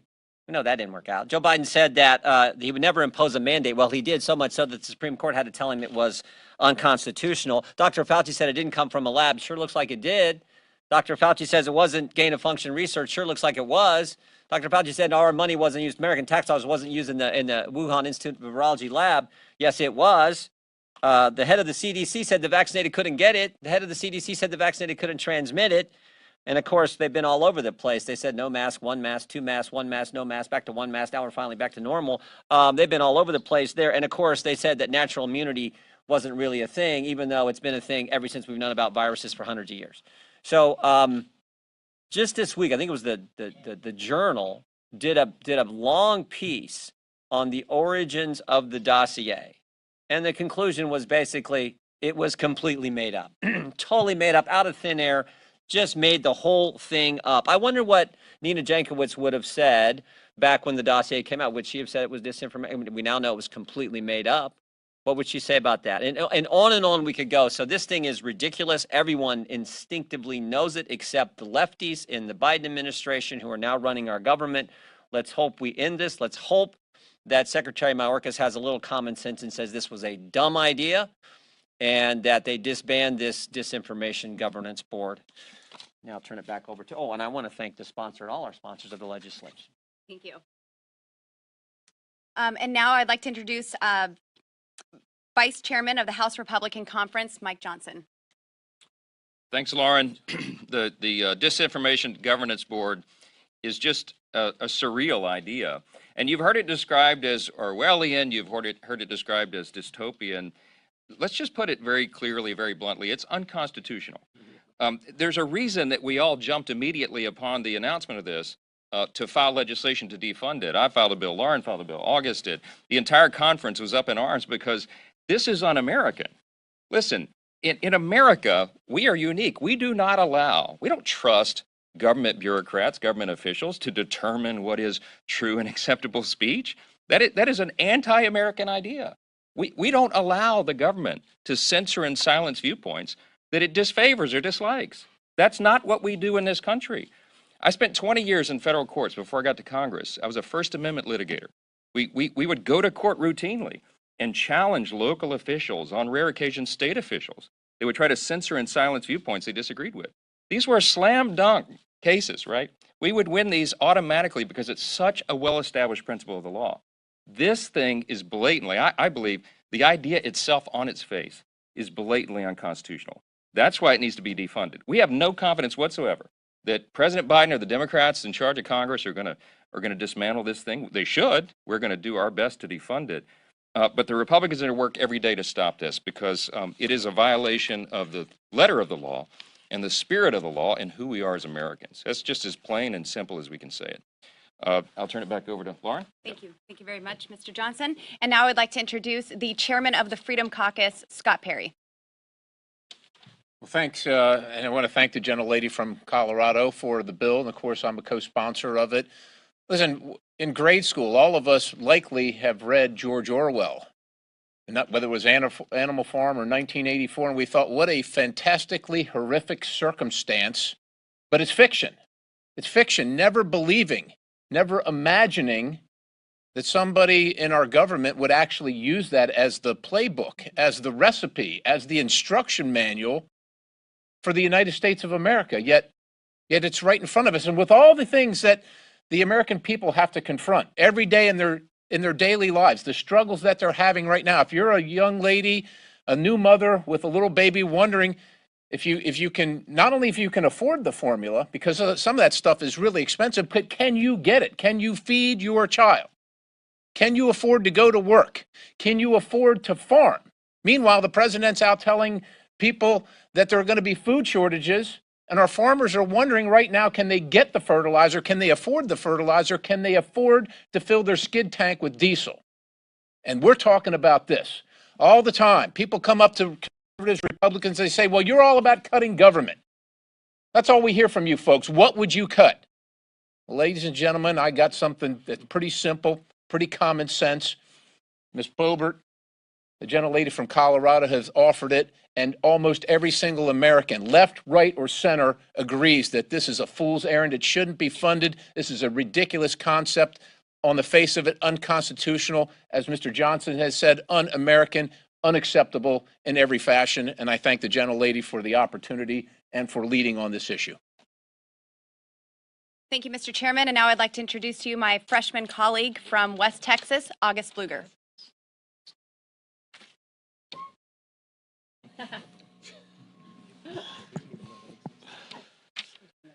I'd like to thank Congresswoman Boebert and Congressman Johnson. And, you know, it's sad that we're here.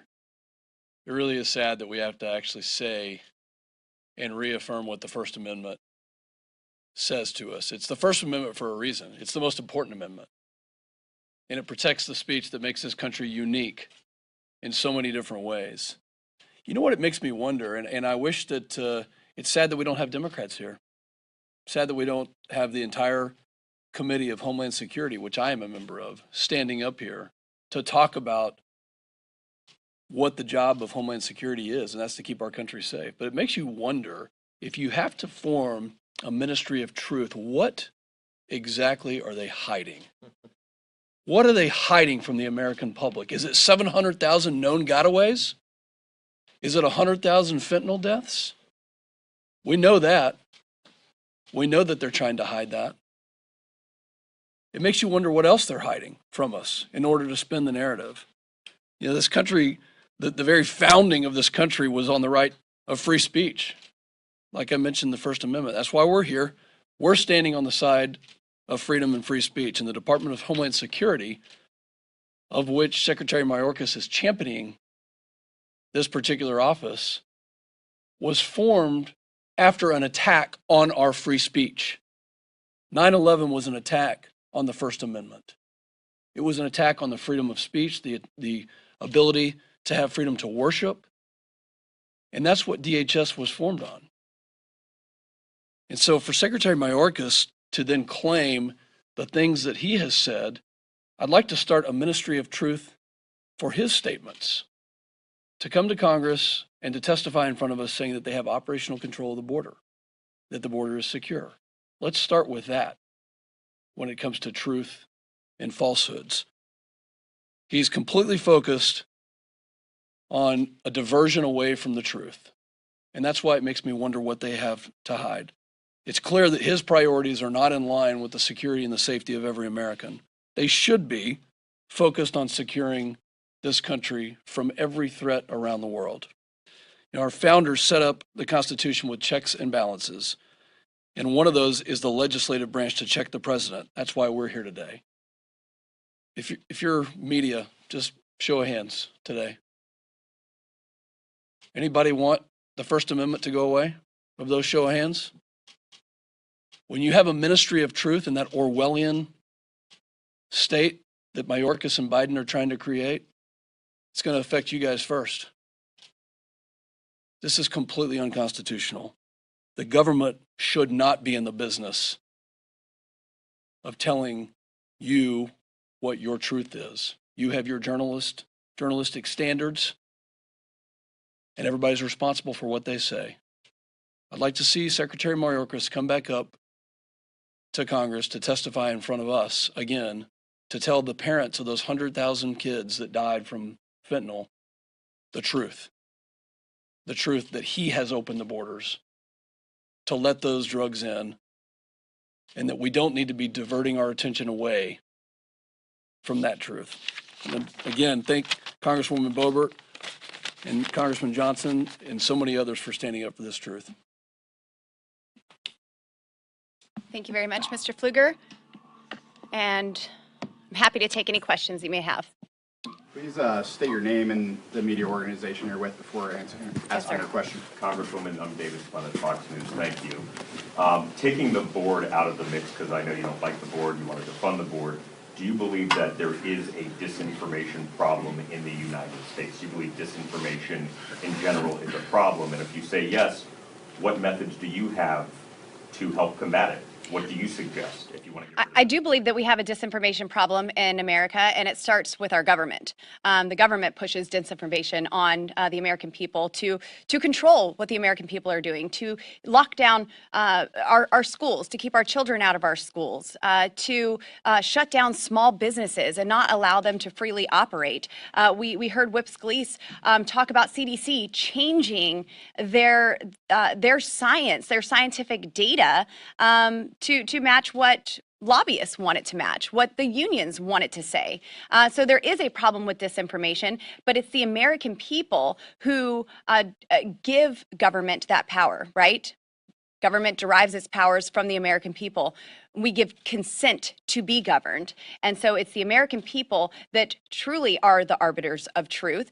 And they are the ones that need to be able to have that freedom to speak out and hold government accountable, hold the press accountable. How many times do we turn on the news and hear misinformation, hear propaganda, whether it's COVID-19 or the southern border saying that it's secure and there is operational control, that our economy is doing well, that inflation is not skyrocketing. This is the kind of false information that the American people are hearing on a daily basis, and we need to combat that with truth. This board is not the answer, because that continues to stifle the truth and prevents people from actually speaking out and holding government and media accountable. Yes? So you're saying it needs to be an organic experience to combat misinformation from the public? I mean, what about some of the misinformation from the former President Trump, as far as saying that he won the election, saying that the election was? Well, I think that we need to have hearings to that. We are certainly here to talk about this board,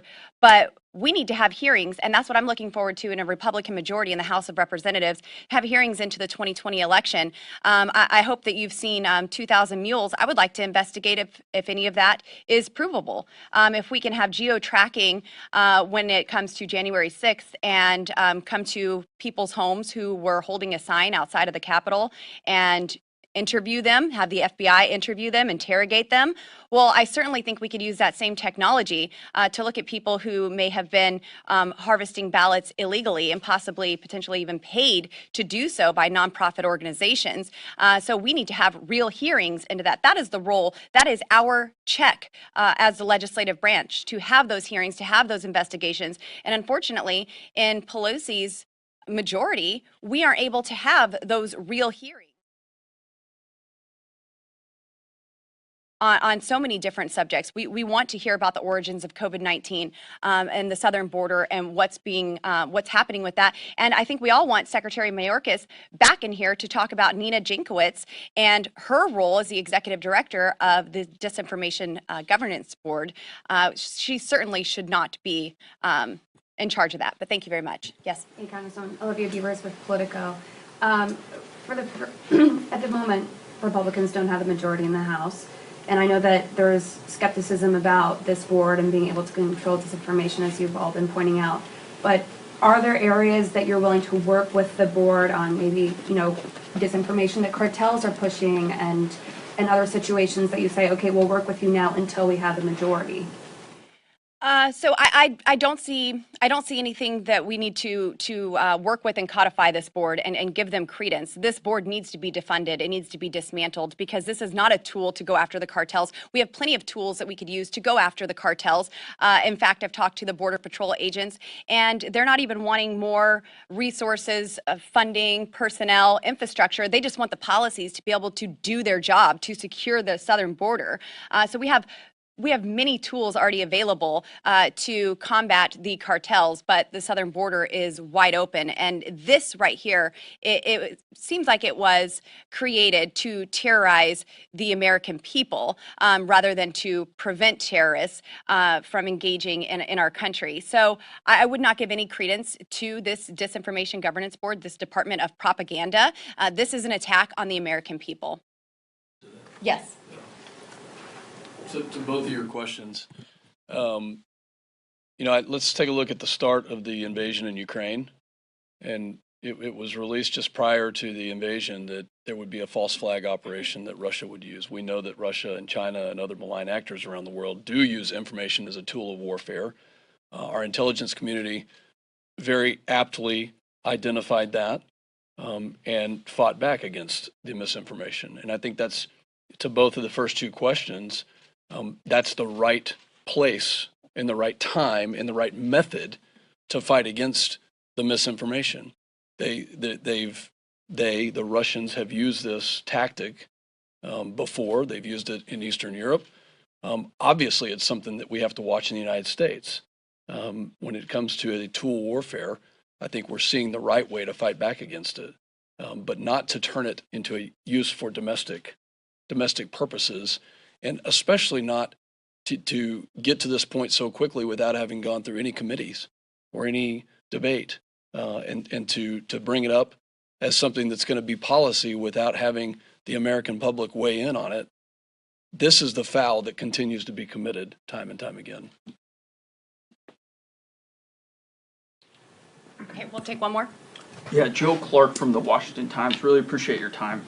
Last week in testimony before the Senate, Secretary Mayorkas was trying to explain further what the intent behind the board was, and he said, quote, the intent of the board is to gather together best practices in addressing the threat of disinformation from foreign state adversaries, the cartels, and disseminate those best practices to the operators that have been executing and addressing this threat for years. So is your concern with the board, or is it with the operators that have been operating for years? And what would your bill do to address that? Lastly, who are these operators? My bill simply defunds this board, and it prevents the federal government from using tax dollars to form any similar boards in the future. So I mean, I think that that's pretty plain and simple. So does that remove oversight from the operators that have been, quote, executing and addressing this threat for years? DHS has plenty of ways to combat these bad actors, to have oversight over them. This board won't be used for that. This is for the American people and to combat disinformation. If you look at Nina Jankowicz and the positions that she has taken on free speech, on the American citizen, it is not an accident that she was named the executive director of this board. Her vendetta is against the American people and free speech, and that's why this board needs to be defunded and no other board created. Anyone else? Thank you very much. I appreciate your time.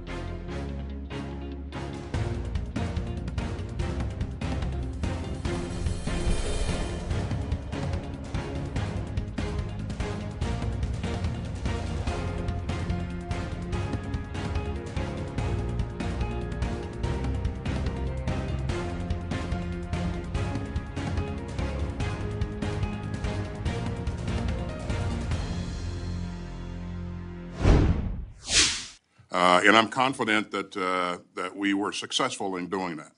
And this budget provides us significant capability.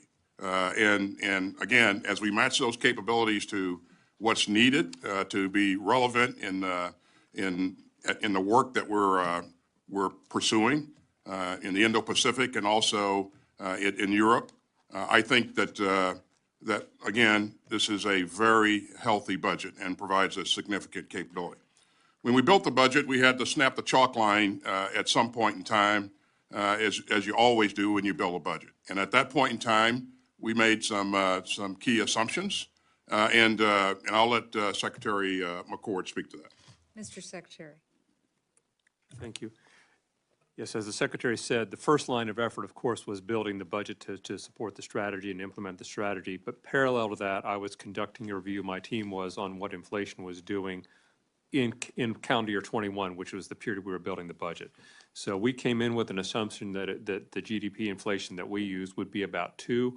We saw that was increasing. We doubled it basically to 3.9% for 22 as we built that price increase into 23 and going forward.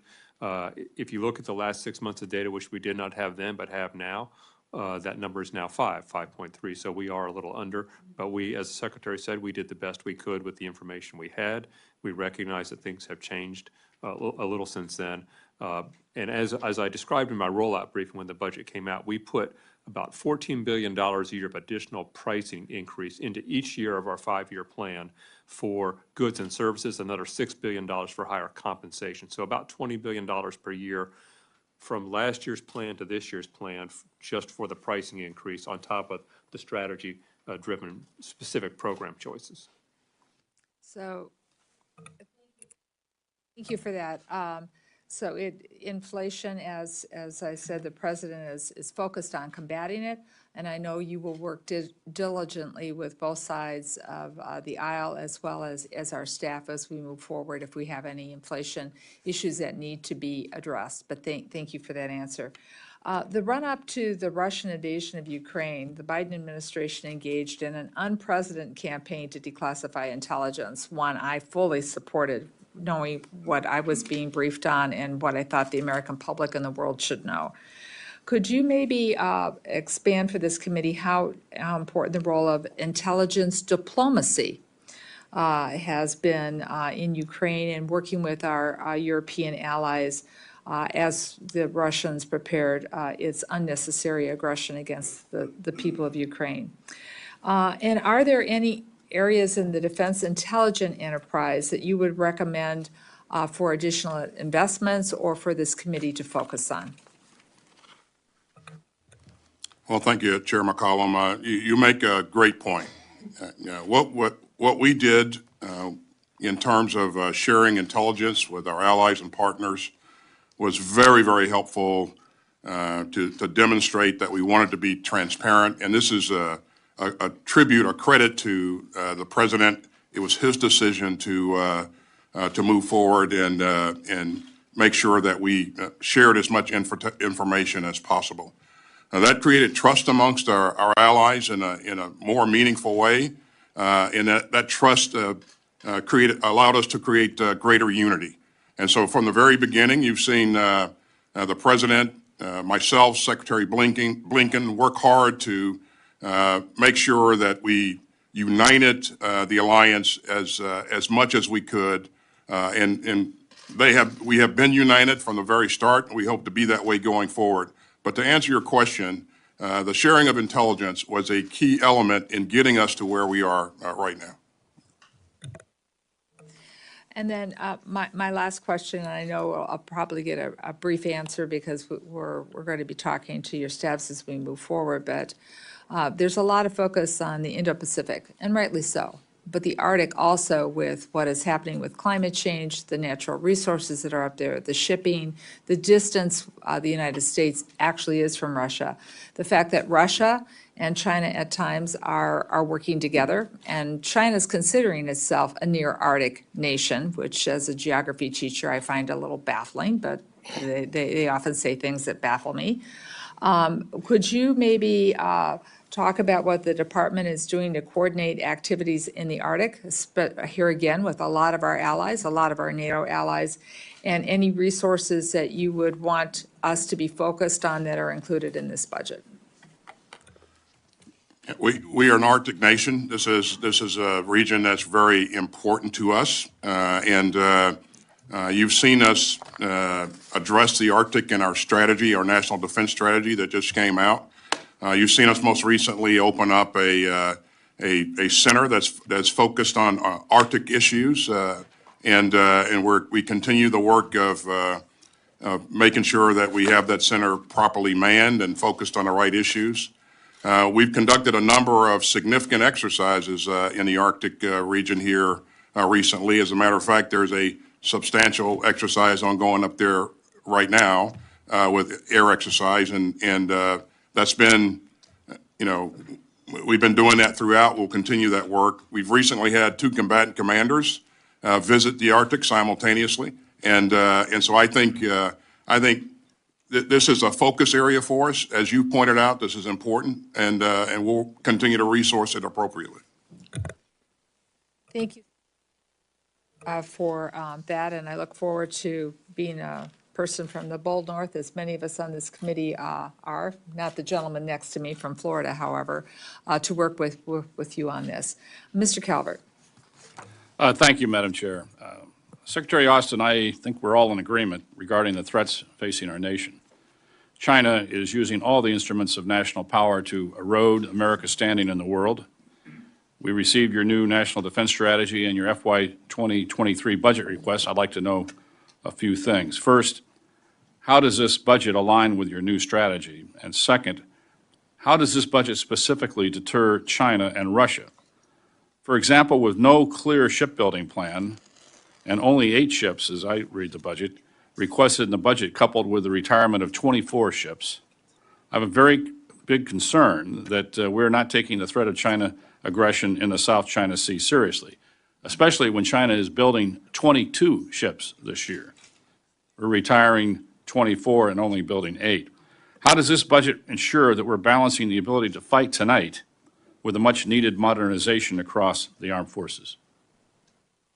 Well, thank you, sir. Again, when we built this budget, we built it based upon our new national defense strategy. And there is significant investment in a number of issues, a number of capabilities that are absolutely relevant to the competition with China. As you know, we have to be relevant in all domains, all warfighting domains, air, land, sea, space, and cyber. And in this budget, you see us invest $27 billion in space and another $11 billion in cyberspace, $24 billion in missile defense and defeat, $7 billion in long-range fires, $4 billion of that is invested in hypersonics. And so we're investing in significant capability with this budget.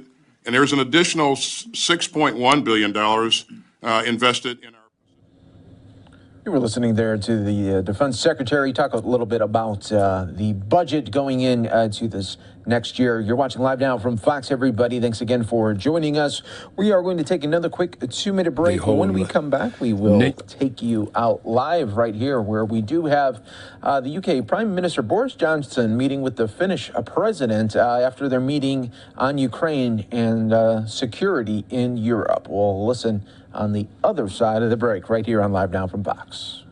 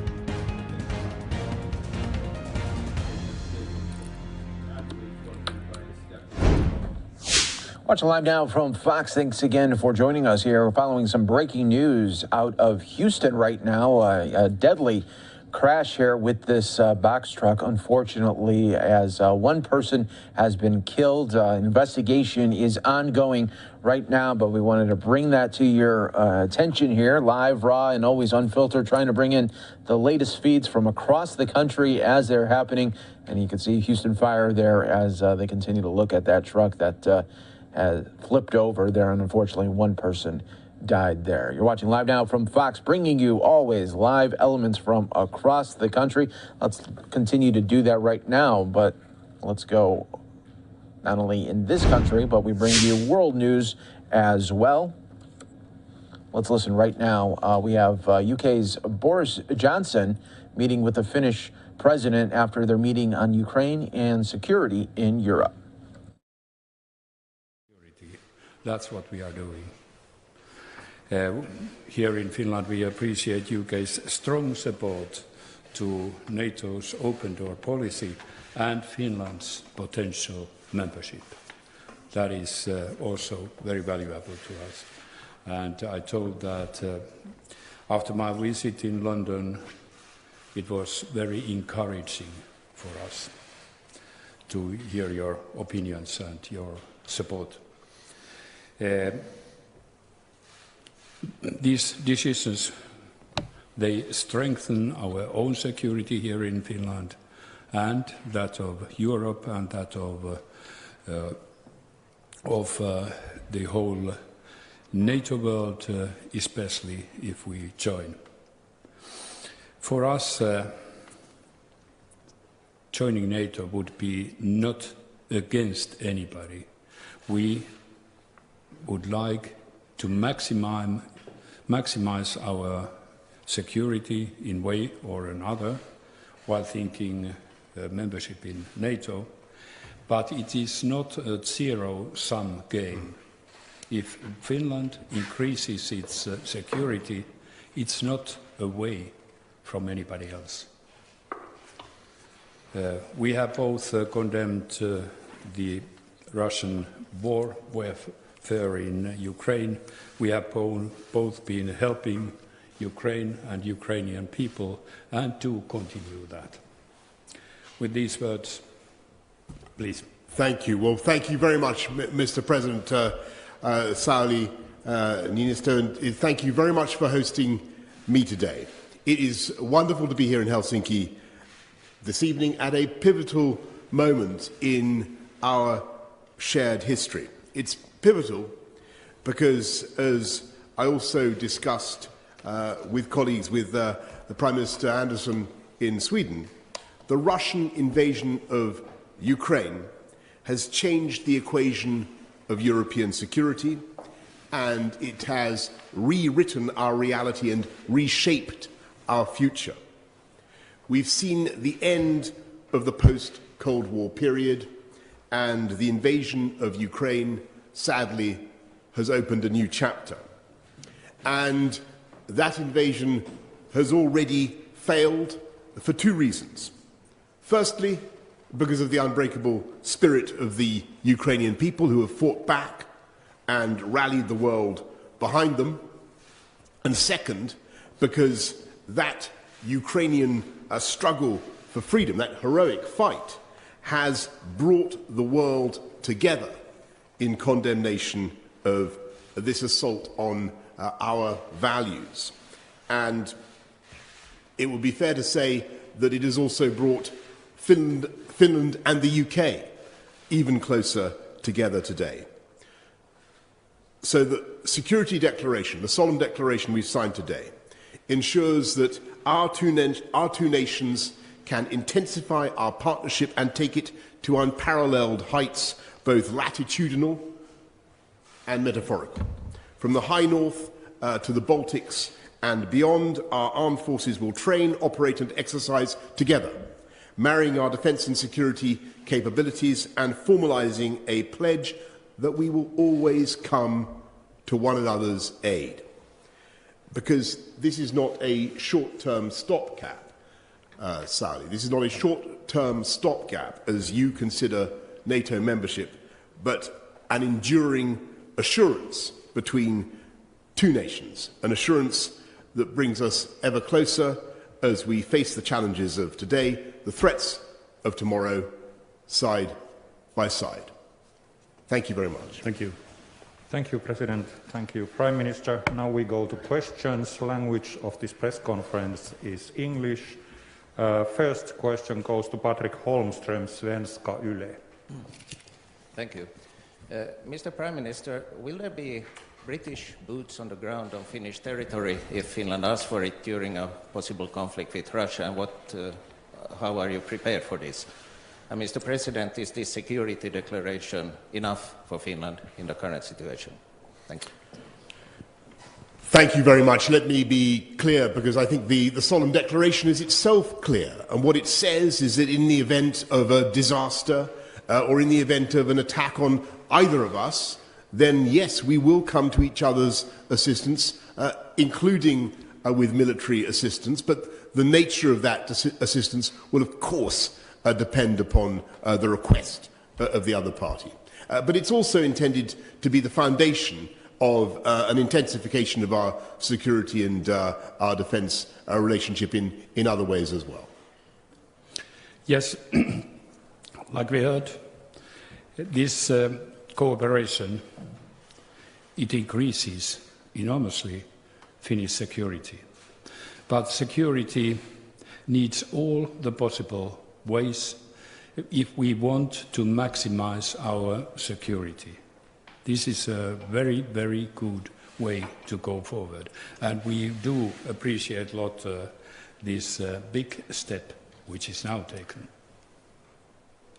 Following question, ITV News, Raigi Omar. Thank you very much, Raigi Omar, ITV News. My first question is to you, President Minister. You said that joining NATO is not against anyone and that this is not a zero-sum game. But through joining NATO, there is now going to be a military ring around Russia that runs from the Arctic, through the Baltics, through Central Europe, all the way to Turkey. Does that not pose quite a lot of danger, given the world view of Vladimir Putin, who doesn't see things not as a zero-sum game, because you have an 800-mile border with Vladimir Putin and the Russian government? And my question to you, Prime Minister, is that the British military has gone through decades of underinvestment. We're now at around 73,000, I believe, in terms of force of the army, something that was expressed by the outgoing top general of the British Army, who said he was uncomfortable with the size of the British military. Do you think that our military assurances, given that scenario, are coherent and valid and effective? Thank you. First of all, we have to keep in mind that Finland is already an enhanced partner in NATO. There's no doubt in anybody's mind that Finland is part of the West, like we have learned to call it. So the change would not be that radical. When we think about security, we think how to defend our country. And if we want to maximize our security, that means to maximize defense of our country.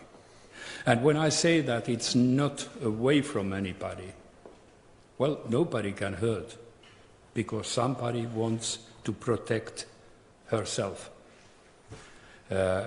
So, in my thinking, this is quite simple, actually.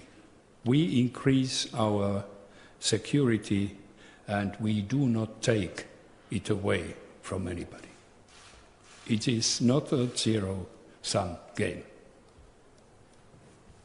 And I just want to echo completely what Sally has just said. NATO is a defensive alliance. NATO poses no threat to anyone. It is there for the purposes of mutual defence. And just on your point about the UK's capability to deploy. Well, look at what's happening already. The UK is up in the High North Operation Cold Response. We're deployed in the Baltics, in Estonia. We're deployed in Poland, in Romania, in Cyprus, in the Eastern Mediterranean. Across that whole eastern flank, you see the UK increasingly deployed, and that's because we've been able to make record investments in our armed services, the biggest since the end of the Cold War, and we will continue to support our armed services. I think 2.4% we're now spending of our GDP on defence,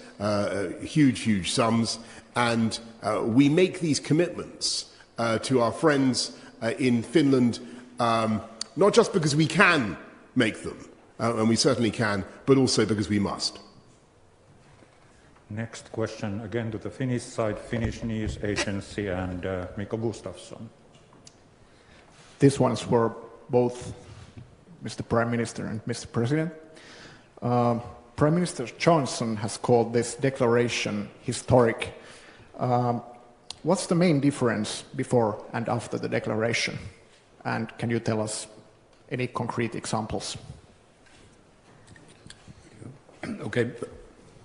Like we both said, we have been cooperating, especially with the CHEF combination, but we haven't had any clear bilateral agreements how we deal with each other, and now it is done. And we have to keep in mind that in this agreement we state also that we will enhance our cooperation in very different sectors, and that's not only a written word, we will also do that. So I understand that it's getting forward, like I said, quite a big step from where we have already been.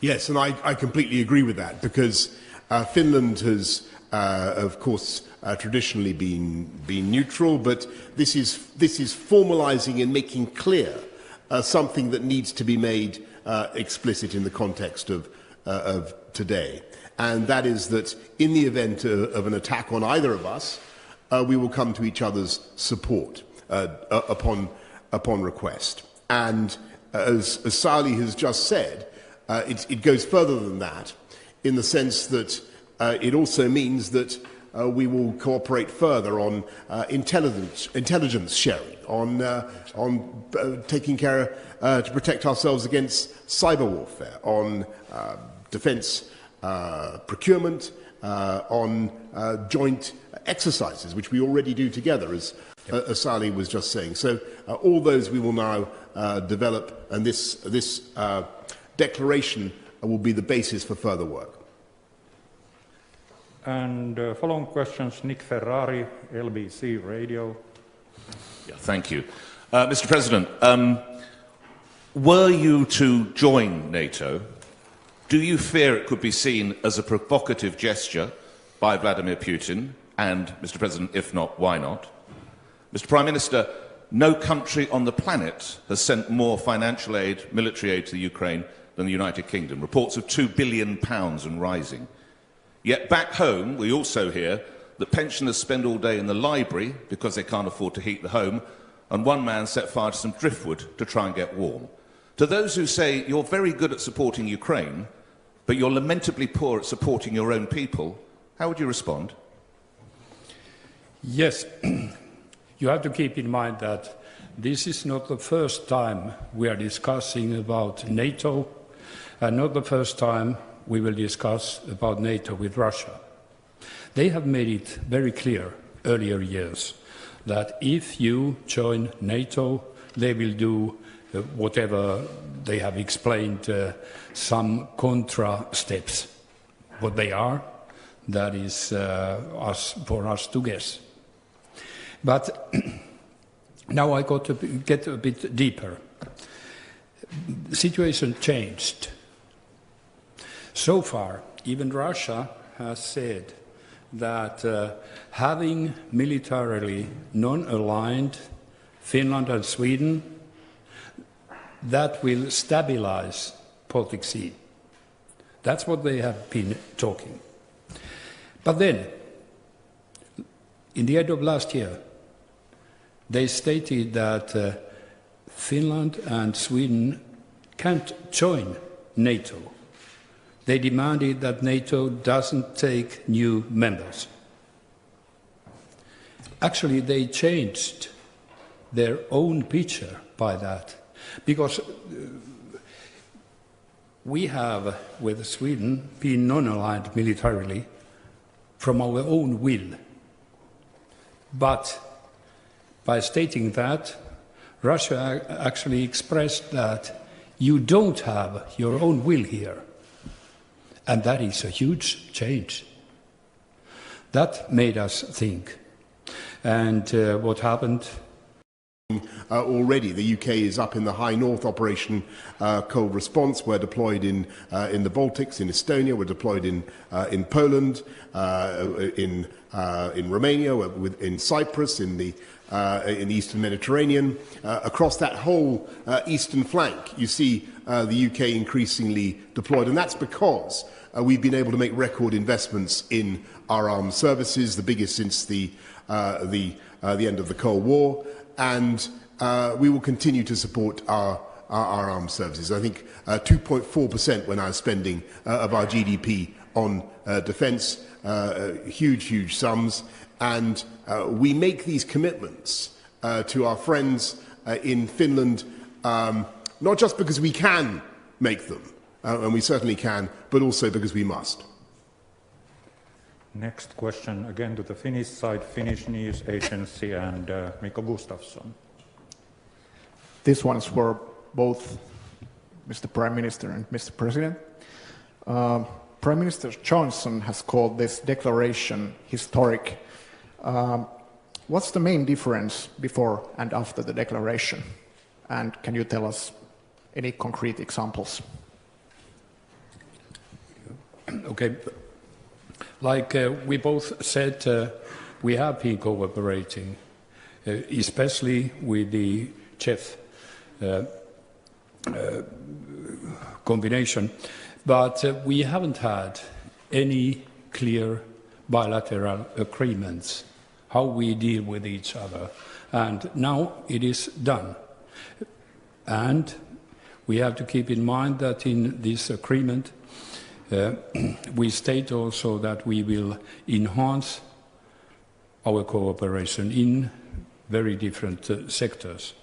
And that's not only a written word, we will also do that. So I understand that it's getting forward, like I said, quite a big step from where we have already been. Yes, and I completely agree with that, because Finland has, of course, traditionally been neutral, but this is formalising and making clear something that needs to be made explicit in the context of today, and that is that in the event of an attack on either of us, we will come to each other's support upon request. And as Sali has just said, it goes further than that, in the sense that it also means that we will cooperate further on intelligence sharing, on taking care to protect ourselves against cyber warfare, on defence procurement, on joint exercises, which we already do together, as Sali was just saying. So all those we will now develop, and this declaration will be the basis for further work. And following questions, Nick Ferrari, LBC Radio. Yeah, thank you. Mr. President, were you to join NATO, do you fear it could be seen as a provocative gesture by Vladimir Putin? And, Mr. President, if not, why not? Mr. Prime Minister, no country on the planet has sent more financial aid, military aid to the Ukraine than the United Kingdom. Reports of £2 billion and rising. Yet back home, we also hear that pensioners spend all day in the library because they can't afford to heat the home, and one man set fire to some driftwood to try and get warm. To those who say you're very good at supporting Ukraine, but you're lamentably poor at supporting your own people, how would you respond? Yes, you have to keep in mind that this is not the first time we are discussing about NATO, and not the first time we will discuss about NATO with Russia. They have made it very clear earlier years that if you join NATO, they will do whatever they have explained, some contra steps. What they are, that is for us to guess. But now I got to get a bit deeper. The situation changed. So far, even Russia has said that having militarily non-aligned Finland and Sweden, that will stabilize Baltic Sea. That's what they have been talking. But then, in the end of last year, they stated that Finland and Sweden can't join NATO. They demanded that NATO doesn't take new members. Actually, they changed their own picture by that, because we have, with Sweden, been non-aligned militarily from our own will. But by stating that, Russia actually expressed that you don't have your own will here. And that is a huge change. That made us think. And what happened in 24th February, which continues the huge warfare Russia is having in Ukraine, surely that changed also the picture.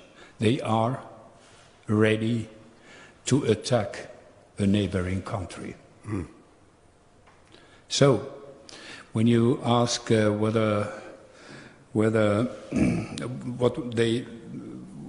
they see possible Finnish joining, well, if that would be the case that we join, well, my response would be that you caused this. Look at the mirror. So, Nick, what we've got to do right now is help people through the aftershocks of the COVID pandemic, just as we help people through COVID, and we will. And we will have the maximum energy, effort, ingenuity to help the British people through them. And everybody knows how tough it can be right now, but we're going to get through it just as we got through COVID.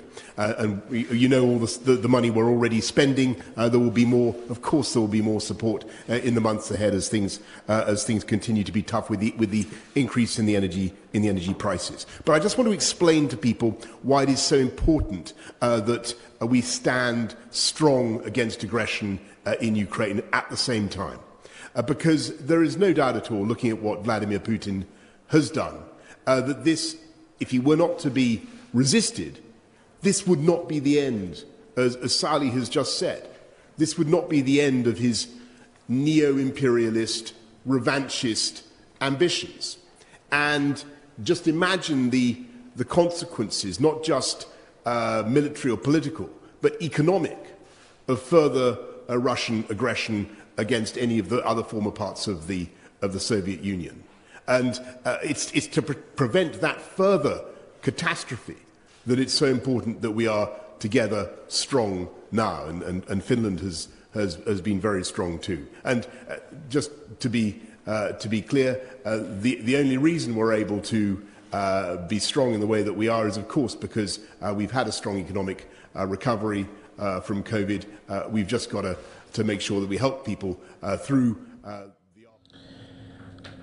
You're watching Live Now from Fox, everybody, as that was UK's Boris Johnson there, always talking about the latest there in Ukraine. We appreciate you joining us here on Live Now from Fox. I'm your host, Mike Page. Always great to be here with you, bringing you top stories, headlines. We are now in a new hour right here, and let's go out to the Senate floor right now. Time of delivery. We are listening to senators right now speak before this Senate vote on abortion rights. Now, it's pretty much a vote just to see where everyone stands, because they need 60 votes to codify it. And at this moment, it's unclear even if they will get 50 yeas here. But let's listen for a little bit here on Live Now from Fox. Looking like the final vote will happen about 3:30 Eastern. Squander that opportunity. Last year, they crafted a nearly $2 trillion spending bill that included most of the far left's outbox, their biggest priorities. And they tried to brand it as necessary pandemic relief, which it was not. Backdoor funding for Planned Parenthood, a blank check for mismanaged union pension funds, money for climate justice. It was easy to see through this COVID relief facade, because in the end, less than 10% of the money was directly related to the pandemic, and less than 1% supported vaccination efforts. We saw the same play when it came to election law. States across the country established temporary measures during the pandemic to ensure that voters could cast a ballot during some of the most worrisome days of the pandemic. When those temporary procedures were rolled back to what they were before the pandemic, our colleagues tried to frame that as voter suppression.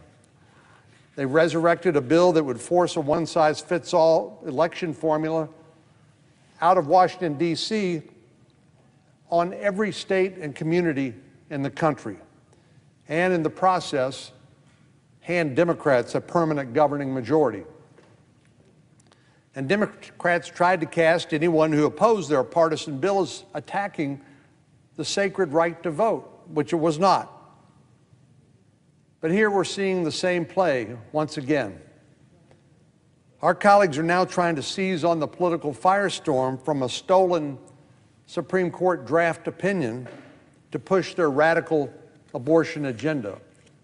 And make no doubt about it, it is truly extreme. Just as they did with their pandemic spending spree and election takeover bill, Democrats have taken things to the very nth degree, and they're pushing for a bill that is far out of line with the views of most Americans over this divisive and emotional topic. Only 19% of Americans say that abortion should be available in all cases with no exceptions. 19%. That means 81% disagree. Even though the vast majority of Americans oppose unrestricted abortion access, that's exactly what this bill would provide.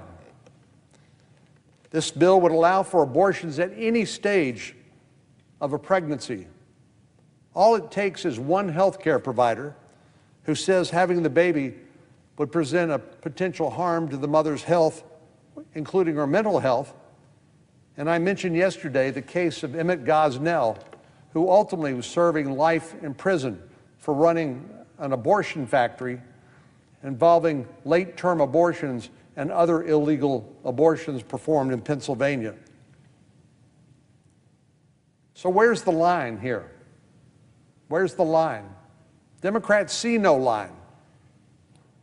They don't credit an unborn child with its very humanity, or else they would see some sort of balancing against the mother's right to physical autonomy and the child's right to life, guaranteed in our Declaration of Independence. Is anxiety about motherhood a strong enough diagnosis to allow a woman who's 39 weeks pregnant to abort her baby in a late-term abortion? Anxiety can be a serious struggle that many prospective mothers face. There's no question about that. That's why I've been advocating for better access to mental health care services for all Americans, including expecting and new moms. But this legislation is written so broadly that in practice it legalizes abortion for virtually any reason up until the time the baby is actually delivered. Now, the American people aren't the only ones who oppose unlimited abortion on demand. This bill doesn't just codify Roe versus Wade. It goes far beyond the abortion policies among other countries, like those in Europe, for example. In most European countries, abortion access is restricted after a certain point in the pregnancy. In Sweden, it's 18 weeks of pregnancy. In France, it's 14 weeks. In Germany, it's 12 weeks. In Portugal, 10 weeks. Each of these limits are more restrictive than the current law in a number of American states, including blue states like Massachusetts and Nevada. Abortions are restricted after 24 weeks. In California, Washington, and Illinois, abortions are restricted after viability, an arbitrary line roughly 20 weeks of gestation, 20 to 23 weeks of gestation. But under this extreme bill, one health care provider could stop an otherwise constitutional state law protecting the life of this unborn child in its tracks. Even though most Americans oppose late-term abortions, our Democratic colleagues are running full speed ahead in order to permit it under this extreme bill. They're so desperate to make abortion on demand the law of the land that this legislation has the support of all but a handful of Democrats in Congress. As a Republican Senate leader pointed out earlier this week, 97% of Washington Democrats are pushing for policies that only 19% of Americans support. This is proof once again that today's Democratic Party is simply not listening to the American people. It's taking their marching orders from the most radical and extreme members of their own political party. Our colleagues are trying to frame this legislation as codifying Roe versus Wade, a 1973 opinion 50 years ago. But in reality, this radical bill goes much, much farther. It doesn't just maintain the status quo, it moves abortion policies in the direction of those in the People's Republic of China and North Korea, and away from those of our friends and allies in Europe. I would think that's not company we would feel comfortable keeping with the People's Republic of China, run by the Chinese Communist Party, and North Korea, the home of Kim Jong-un. In addition to allowing abortions up to the time of delivery, this bill allows abortions to be used as a method of sex selection, a shameful practice that became common in China under its one-child policy. A number of states have laws on the book that prevent someone from having an abortion based on the baby's sex. In other words, a parent who's hoping for a son cannot just have an abortion because the baby is a girl. But this bill would change that. It would invalidate state laws that prevent same-sex selective abortions. This bill would make further changes that endanger the very women who are receiving abortions. For example, it rolls back a common sense provision, including requirements that only a licensed physician can perform or prescribe an abortion. It removes guidelines for how abortion facilities are regulated and maintained. And it removes common sense safeguards like informed consent laws and waiting periods. Along with all of these radical and extreme changes, this legislation comes with no guarantees that taxpayers won't be asked to foot the bill for these elective procedures. And it provides no protection for babies who survive a botched abortion. It puts healthcare providers with religious or moral opposition to abortion in an impossible position. They have to disregard their sincerely held religious or moral beliefs, or they get sued. This isn't the Woman's Health Protection Act. It's the Abortion on Demand Act, without restrictions, without limitations. It promotes abortion at a scale far beyond Roe versus Wade and far beyond what the vast majority of the American people are comfortable with. So this is not a serious effort to codify Roe, and it certainly isn't an attempt to reinstate policies that are in line with most Americans' view on this very emotional and divisive issue. But what this is pandering to the most radical elements in their party. The good news is that Democrats still don't have the votes to pass this bill. Given the opposition of the vast majority of Americans, I doubt they ever will. Mr. President, I yield the floor. We're watching Live Now from Fox, everybody. When that vote happens, we'll bring it to you right here on Live Now from Fox. Again, that vote is expected to fail there on the Senate floor. When we come back here on Live Now from Fox, everybody, we'll take you out to Houston, where we have attorney Ben Crump there with the family of Jalen Randall. And they are talking about a police-involved shooting that happened last month. Randall was wanted for 3 felony warrants and was shot to death by police. We'll hear what they have to say next here on Live Now from Fox.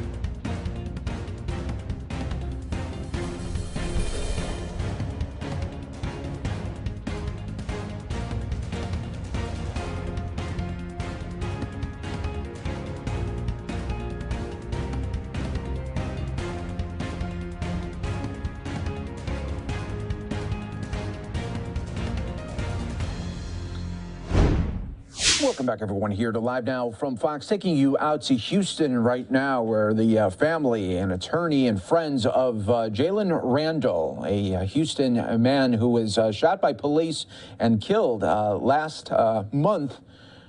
He was wanted for 3 felony warrants, and police say that Randall was carrying a bag that inside had a gun.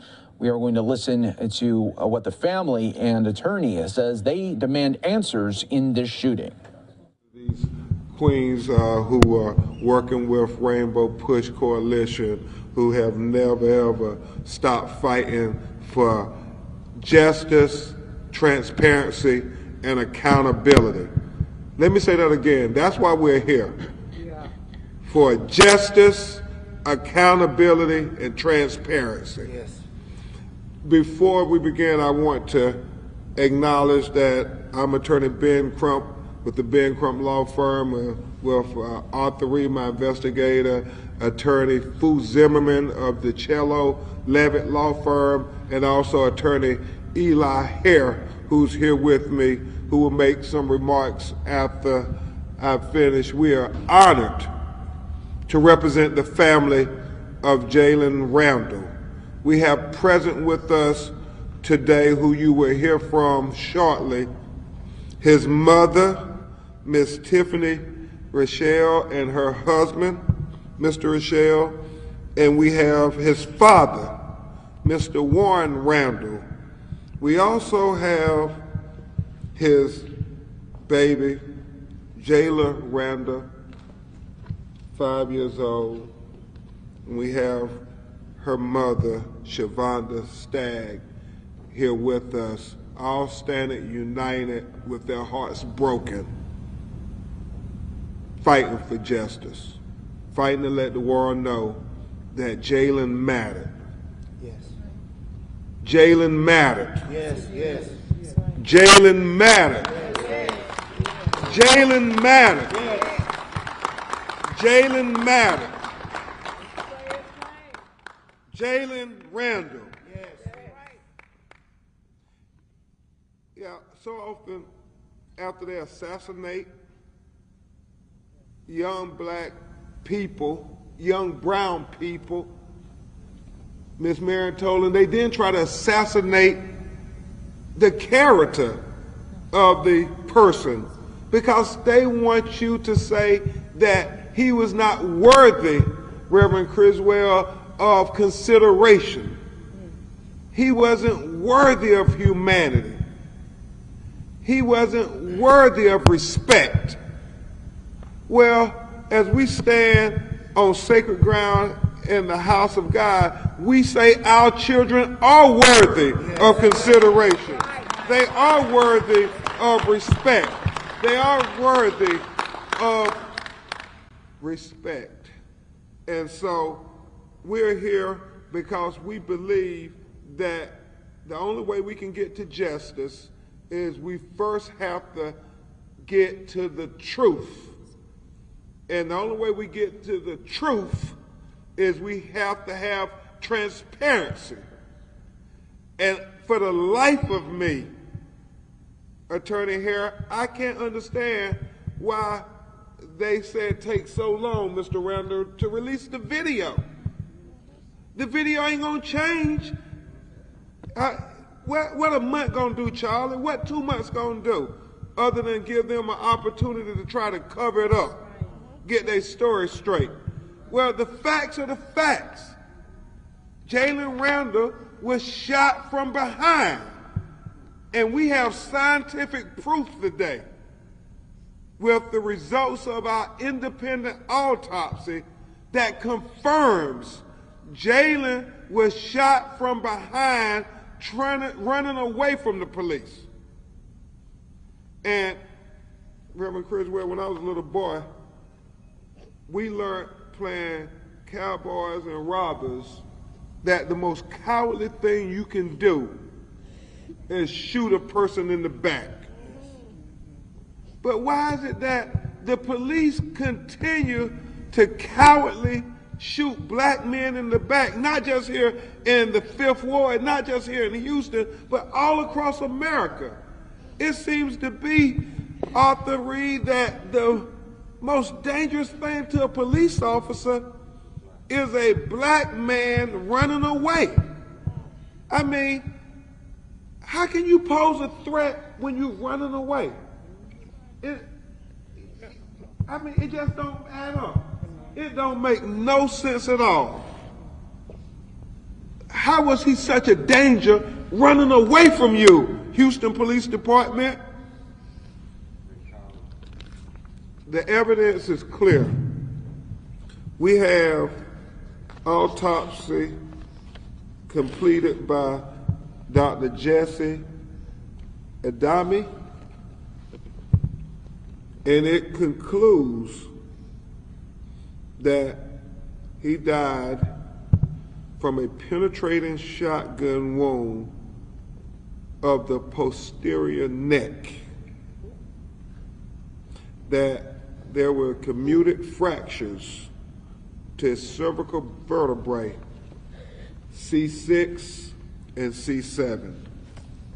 And Attorney Harris, just a minute.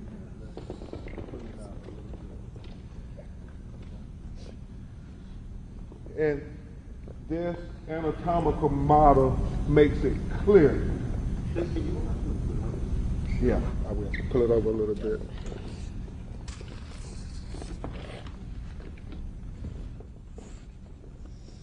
So, this anatomical model makes it clear. It provides scientific evidence that shows they shot Jalen Randall in the back. Scientific proof that they shot Jalen Randall in the back, Miss Tiffany, as he was running away. And the autopsy couldn't have been more direct that it is to the back of his neck. It fractured his vertebrae between C6 and C7, that the presumed penetrating entry was to the cervical spinal cord, and that there were no exit wounds, that the bullet was lodged in his neck that caused his death.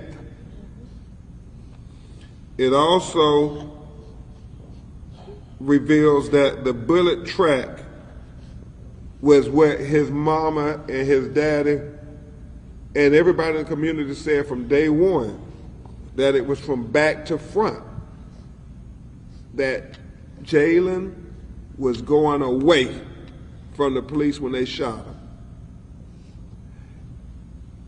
And it's so frustrating when they continue to say they in fear of their life from unarmed black and brown people running away.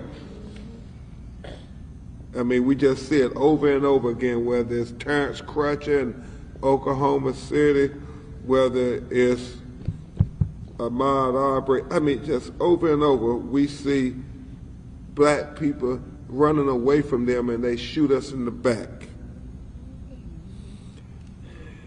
And so I wanted to make sure we had this anatomical model so it was no question that he was shot from behind.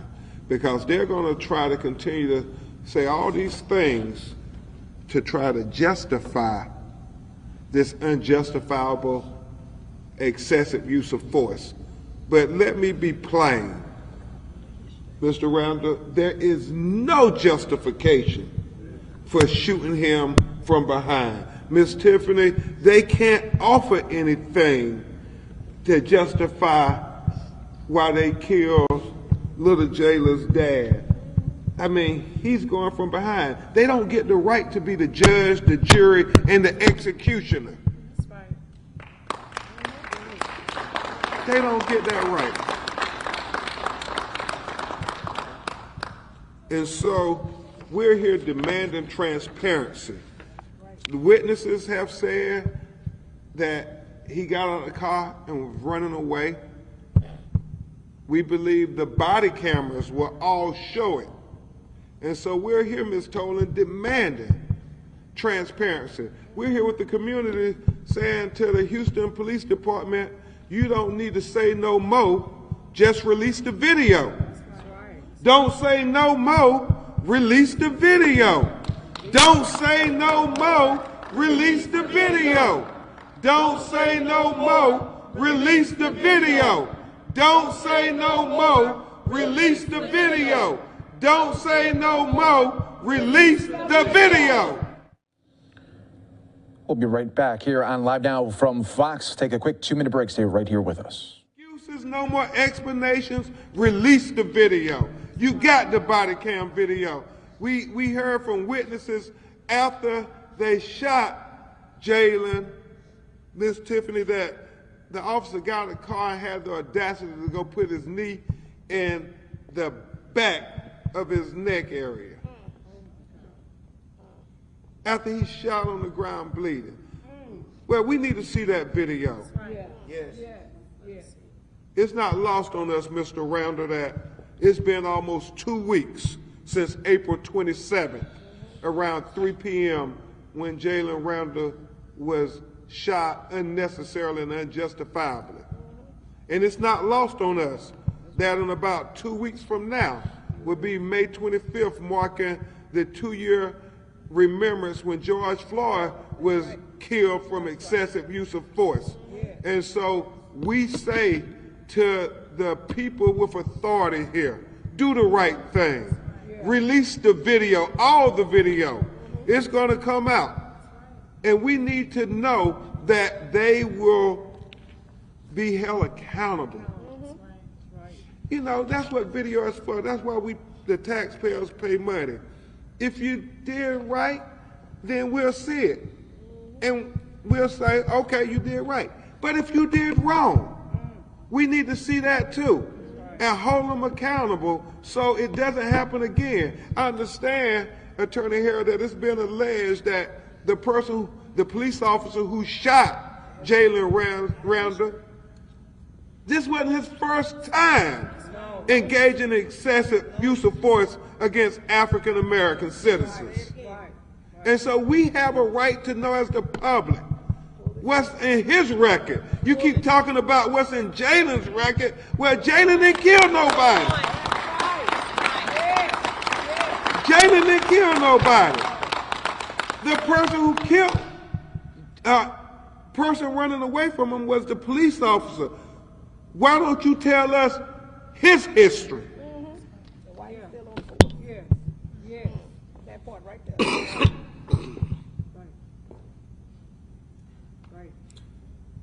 This family deserves to know because at some point, Jalen's mother and grandparents are going to ask what happened to my daddy. Right. And they need to be able to tell the truth about what happened to him. That's right. And that's why we need full transparency. Because Jalen doesn't have a voice, and his family and this community must be his voice. So his daughter will know that we stood up for truth. Right. We stood up for transparency. We stood up for justice. And we stood up for her daddy, Jalen. Yeah, let's demand that video be released. It should not take 2 more weeks. If this video isn't released by the time George Floyd anniversary, we should have a march to demand transparency, not just for Jalen, not just for George Floyd, but transparency for us all. That's what this is about, Ms. Tolan. That's what this is about. You're going to hear briefly from my most able co-counsel, one of the best young lawyers in America. He works with a great law firm. We do a lot of work together around the United States. Attorney Hare is with, Attorney Eli Hare is with the firm of DeCello Levitt, and he's going to say a few words, and then I'm going to introduce the parents of Jalen to give emotional response. Thank you, Attorney Crump. Thank you so much, Eli. One thing that Attorney Crump just said that keeps sticking with me is that Jalen's death was unjustifiable. Amen. Unjustifiable. And we have scientific proof. We have proof that he was shot in the back.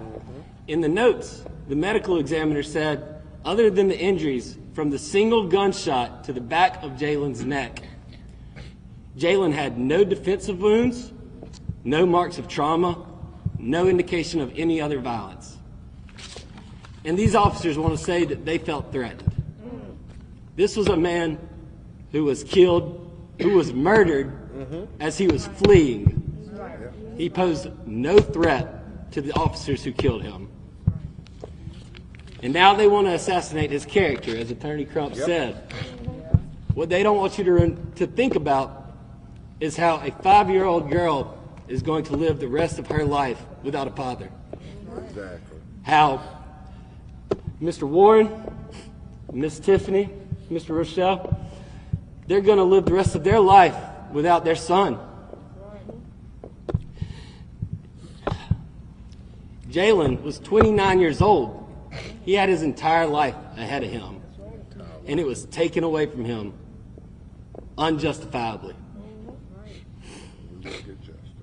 To Chella Levitt, we're honored to represent this family and to work alongside Ben Krupp and his law firm in the pursuit of justice for Jalen.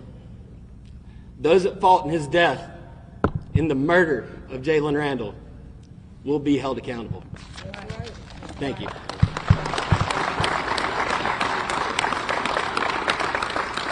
Thank you, Attorney Hare, and thank you to Attorney Fu Zimmerman, Sharp's sister, who will be working this case with us to the end. And now we're going to have Mr. Warren Randall and Miss Tiffany Rochelle, who's going to be with her husband, Mr. Rochelle, come and try to tell you why Jalen Randall life mattered. Very, very emotional. Attorney Eli and Attorney Zimmerman and myself, you know, we do this for a living. These parents did not ask for this.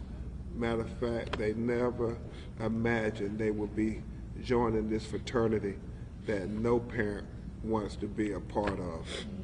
So try to bear with them as they try to get through this. They shouldn't have to grieve like this, fighting for justice. They should be able to grieve, but unfortunately, far too often in communities of color, we have to fight while we grieve.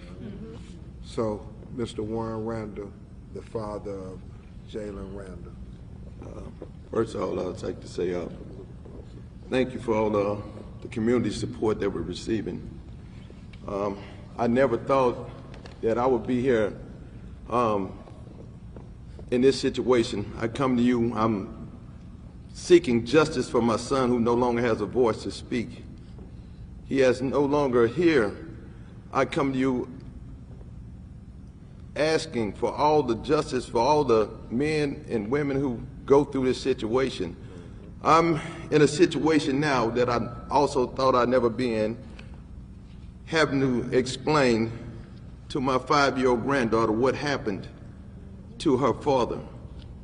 This in itself is going to be the most difficult thing I've ever encountered. But some kind of way I had to find the strength, the voice to tell her. We need to be a voice of justice for her also, and my son. In America, every day there's egregious acts happening. These acts are happening throughout our communities, our neighborhoods, but we're so sidetracked and focused on other things, the war in Ukraine, the border wars. We fight within these borders every day within this country. No one speaks up for us. We can't walk through neighborhoods. We can't, it's like we have another rule for young black men. We have also the people who are supposed to serve and protect us, there's no accountability for when they do wrong. This is not also just a black and white thing, it's a right and a wrong thing. Absolutely. If a young white kid was shot in the back of his neck, that's wrong also. So it's a right and wrong situation. These things cannot continue to happen in America. You know, you had an insurgent in the Capitol building where people ran around with guns out. Why weren't they shot? What happened to them? Why were they judged a different way? Or they were allowed to surrender? You have mass shootings in America daily, not daily, you have big mass shootings, excuse me, where 5 or more people have been killed. 90% of those people are able to surrender. The other 5% kill themselves, and the other 2% are shot by cops. But guess what color they were? That's it. That's right. Two justice systems. None of this is right. You explain this to her. You do that. You explain this to her, HPD. We demand transparency and justice. Thank you.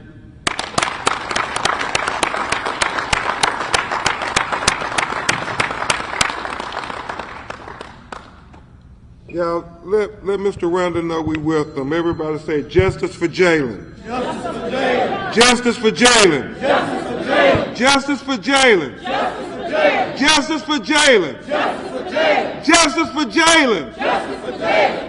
And as the group does continue on with this chant, we are going to continue to hear from speakers out here in Houston, Texas. As some of us go off to a 2-minute break, we'll be right back here listening in to this event on Live Now from Fox when you return. Not by themselves. That's right. That's right. I mean, Reverend Criswell knows all too well how hard it is when they by themselves grieving the loss of a child. And that's why the church and the community, everybody with you, I understand the NAACP, Bishop James Dixon, the president, is going to be joining in the demand as well. You see the strong sisters from Rainbow Push. So, Tiffany, I know it's hard. It's very hard, but you are not alone. The mother of Jalen Randall, Tiffany Rochelle.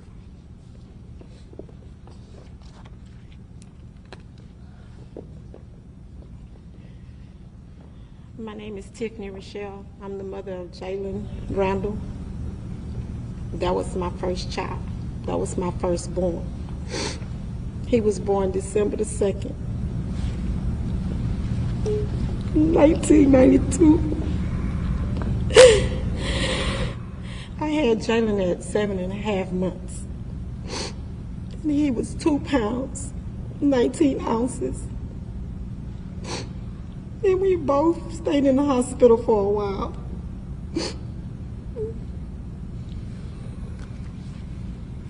He was my everything.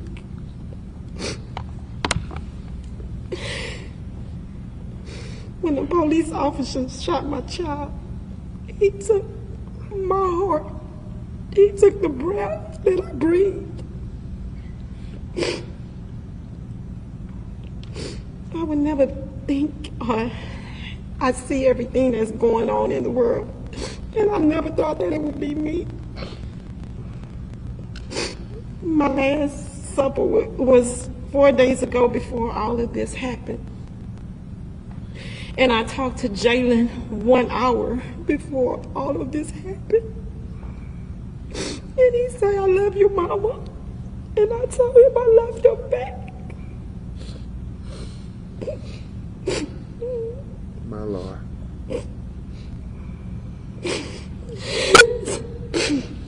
So please help me get justice for Jalen, because it was unjustified. Completely There's unjustified. nothing that y'all can say to me. It's nothing that you can do, because you can't bring them back. You cannot bring And you cannot go back and do it all over again. It has been done. And I want justice for my child. Justice for Jalen. Justice for Jalen. Justice for Jalen. Justice for Jalen.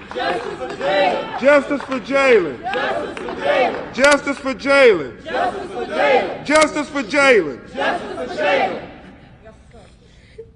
Thank you so much, Tiffany. Thank you so much, Warren, for bearing your heart, not just for your child, but for the name of justice. It matters. It matters not just here in the Fifth Ward, but it matters in Houston, in Texas, all over America. Justice matters. That's right. That's right. And when that video is released, it's going to be a lot of people joining us, because we will see with our own eyes the unjust act, the inhumanity of shooting a young man from behind like a coward.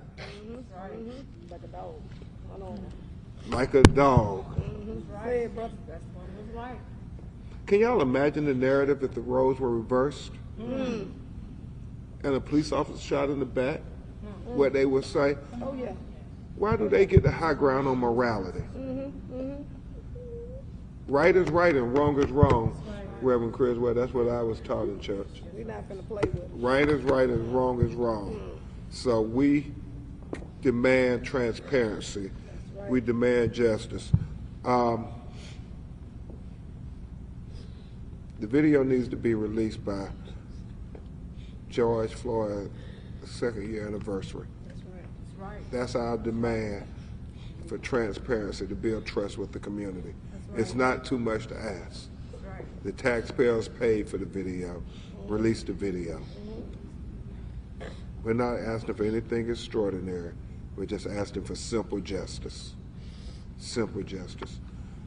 With that, Attorney Eli Hare and I will try to answer your questions. The parents, Mr. Randall and Miss Tiffany, will do their best. Obviously, it's very emotional for them. Any questions?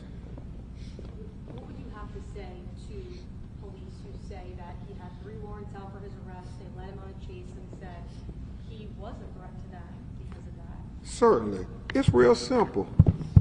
He has due process as any other American citizen, and he has a right to be judged in a courtroom, not by police being the judge and the jury and the executioner.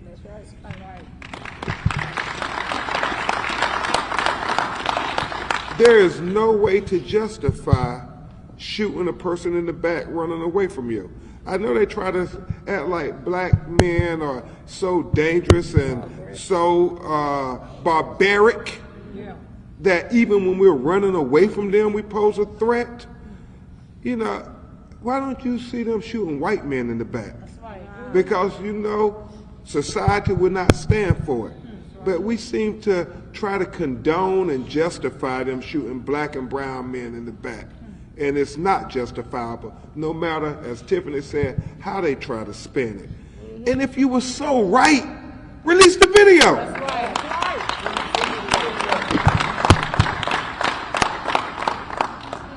Police have identified the officer who was involved with this, and he had a felony that was later thrown out by the grand jury because of another incident involving someone else. Can you speak on that and this officer's history? Yeah, I'm gonna let you speak in a second, and certainly, Attorney Hare. I know we're talking with the federal officials. I know Tez Figueroa, political consultant for our office based here in Houston. We continue to talk about the reason we have to have a national database, a federal database of police officers who have been charged and found to be in violation of policies and to have engaged in excessive use of force. Because if this officer that engaged in unnecessary excessive force that led to her first baby being shot in the back of his neck, being put in an early grave, then that officer should have been dealt with on the prior instance. And then maybe Jalen would be here. And so it begs the question, is this a pattern and practice of slapping officers on the wrist when they engage in police brutality against people in our community? Because we know in other communities, when that happens, they are dealt with. Why is it a different standard for Black America versus white America? We continue to say there can't be 2 justice systems in America. We have to have one justice system for all Americans. And I think the Queen wanted to say something briefly. Yes, I do. Just briefly. Yes, I'm Dr. Matthews. I'm the statewide steering committee chair for Rainbow Push under the leadership of the Reverend Jesse Jackson. And we have started to amplify this. And when we got word of this specific officer that allegedly had a history, this is what happens when you recycle bad cops. This is what happens. When you recycle bad cops, then you turn around and you end up killing our people in the process. So this is why accountability breeds responsibility. And this is why we have the responsibility to determine accountability transparency, and justice. And we stand in solidarity with the Rainbow Push because we don't play here in Texas. So we stand with this family. And you know me and you've been together on a whole bunch of stuff, brother. Yes, baby, we're going to have the whole city resurrect like we did with George Floyd. Don't come with them, that video. Thank you, Dr. Matthew. Thank you very much to Rainbow Push and Reverend Jackson. Any other questions, ma'am? When you say accountability, what exactly can you be specific? Sure. Sure. As we've said in all these matters, whether it's George Floyd, whether it's Breonna Taylor, whether it's Amir Locke, whether it's Ahmaud Arbery, whether it's Pam Turner here in Texas, Joshua Feast here in Texas. We're not asking for anything special. When we say accountability, we want whatever would have happened to Jalen Randall, to Mr. Randall's son, had he shot somebody running away from them in the back of the neck, well, that's what should happen to the police. That's right. It shouldn't be any special because you got a gun and a badge that you can shoot us in the back and not be held accountable. We want accountability to the full extent of the law. We want full justice. We are tired of getting partial justice because, as Dr. Matthew said, as Attorney Harris said, it just leads to them killing our people. And that's what this is about. It's real. All right, so Attorney Ben Crump here getting involved with this family of Jalen Randall, who again was wanted by police for 3 felony warrants, and as he was running away was shot in the back and killed from those injuries. They're asking not only for justice, but also the video of that incident from police cameras to be released. Do want to say thanks again for being here with us on Live Now from Fox. Do have just a little bit of breaking news happening out of Livermore, California. You're seeing here a helicopter crash. A little bit of information here for you. Pacific Gas and Electric helicopter that was conducting training did go down here on Wednesday morning. This incident happened just before 10:30 a.m. There was no immediate word on any injuries, and as you can see, they do have response teams out there to this crash area. The helicopter is there on the pavement. Firefighters, emergency crews are surrounding it, and we did have a PG&E spokesperson say they had nothing to share about this incident at this time. So did at least want to report it, show it here to our viewers who are watching here with us on Live Now from Fox. Want to also show you another live picture coming to us on our Live Now from Fox desk. President Biden, he is traveling out and about. He is in Illinois here today. He is going to be making some remarks a little bit later here, but right now he is visiting a family farm. We'll let you listen in to their conversation right here on Live Now from Fox after we come back from this 2-minute break.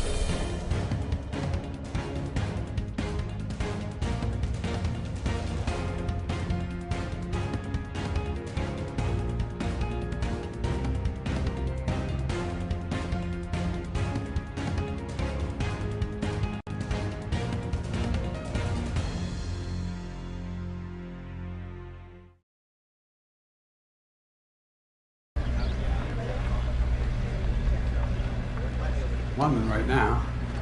And then my is Maisie, but her name is Roberta. Her nickname is Maisie. And Maisie is, well, she is a senior at the University of Pennsylvania this coming fall. Then my deceased son's two kids are, the oldest one is, you know the Congresswoman. I do. She's been here before. Didn't think we'd be meeting again. And you know the Secretary? Secretary Vilsack. Thanks so much. Happy to do it. I still call him governor, but. Nice to see you. Good to see you. Anyway. I have been very. If you could stand right over here. Okay. Yeah. We'll let Jeff make some remarks. We're going to get back I've to had many questions on how this came about, and honestly, I don't know that I have a clear answer or the time to do that. What I have been consistent with this is I have said, and Gina and I have said as a couple, we will always open up our farm to anyone who wants to hear our story and the story of agriculture, and that still stands true. You raised the bar a little bit, so it's going to be hard to top that, but thank you so much for coming.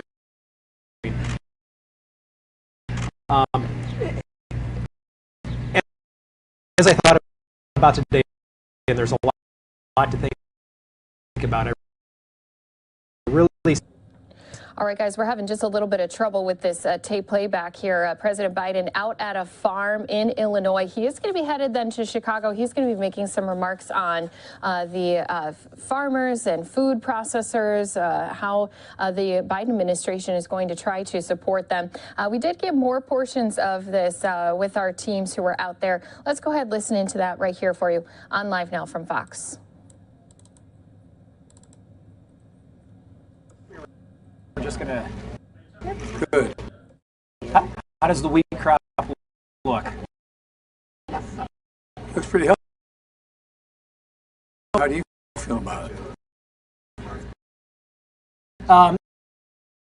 Pretty. Right. We were just gonna. Good. How does the wheat crop look? All right, guys, so it looks like we're having just a little bit of trouble with that playback here for you. Of course, we're going to try to work on getting that for all of our viewers who are watching here with us. As I mentioned, President Biden on the road here today.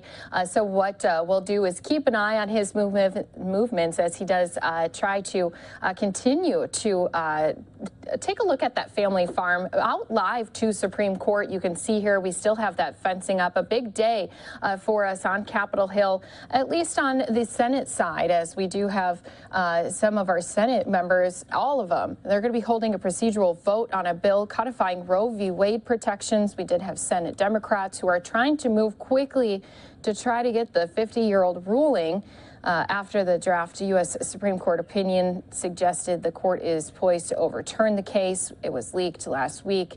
They don't have enough votes. Republicans are expected to block the bill in a test vote here today on Wednesday. So we have been having quite a few of our senators making remarks on the floor. If we're able to get those remarks again, if anyone does step up to the floor, we'll give people a live look at that. Just as we also have a live look in our State Department. We do have Ned Price, spokesperson for State Department. He's going to be giving some remarks a little bit later here today. And so we'll be bringing this to you. Just as I mentioned, not only is President Biden out visiting a family farm, but here we do already have a podium shot as he's going to be making some remarks a little bit later here for all of our viewers. It looks like we're having just a little bit of technical problems here, but we're going to try to work through them here for you on Live Now from Fox. Let's go ahead and listen in, if we can, to some of our House leaders, the Democrats, as they were holding a press conference just earlier here today. Looks like still having a little bit of trouble with that playback as well. So what we do, because we have so many different pieces of content coming in here to our Live Now from Fox desk, and we're able to kind of maneuver through things, let's go ahead and listen in live. We do have Troy Hayden. He's with our Fox 10 team. He's speaking about witnessing an execution that happened here in the state of Arizona. They did have some witnesses to this execution. They're speaking about it now. Let's go ahead and listen in live here on Live Now from Fox. He was given an opportunity to give his last words. Then the drugs were administered. Almost immediately after the drugs were beginning to be administered, he uttered that.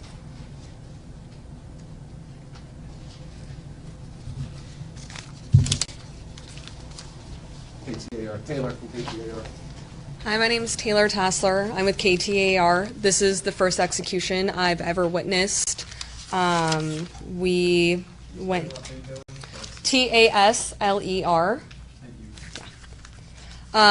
When we entered the room, I noticed Dixon was counting on his fingers like this, and then at one point just continued to hold his middle finger down. He did that throughout the entirety of the execution almost. Like Troy said, he was looking at the ceiling. He kind of moved around, but he never made eye contact with anyone that I saw. I have that at...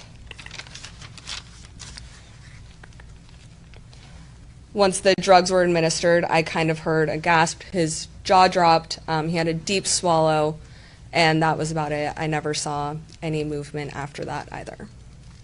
And all the same last words that Troy mentioned are what I had written down as well.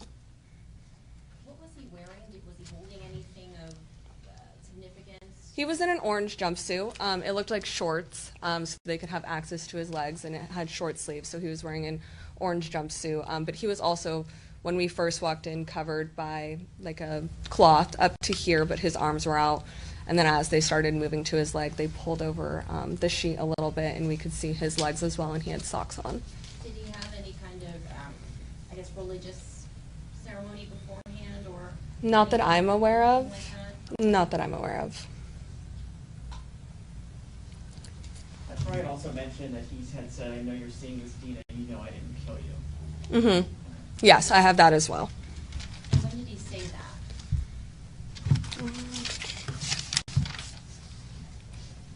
Before the injection? Yes, before the injection. I have that at about 10:04 is when he made that remark. And what did the doctors, did they respond as he was insulting them? The only thing I ever heard the doctors say to him was when they were injecting a shot into him or a needle into him, and they said, you might feel a little bit of a sting. That was the only exchange I heard from the doctors. Can you describe who was also in the room witnessing, how big it was, how many people were there? There were 2 medical staff, and then I would say there were about four corrections officers. I'm assuming they were covered. They had masks on. They were all wearing black. Sunglasses, some of them did. So there were about 4 of them, and then the 2 medical members, and then Dixon. And what about in the media with you along? We counted about a total of 23 witnesses, but there were also some staffing in there as well. Yeah. Could you tell if the witnesses were like government or officials, or who they all were besides obviously you guys and the family?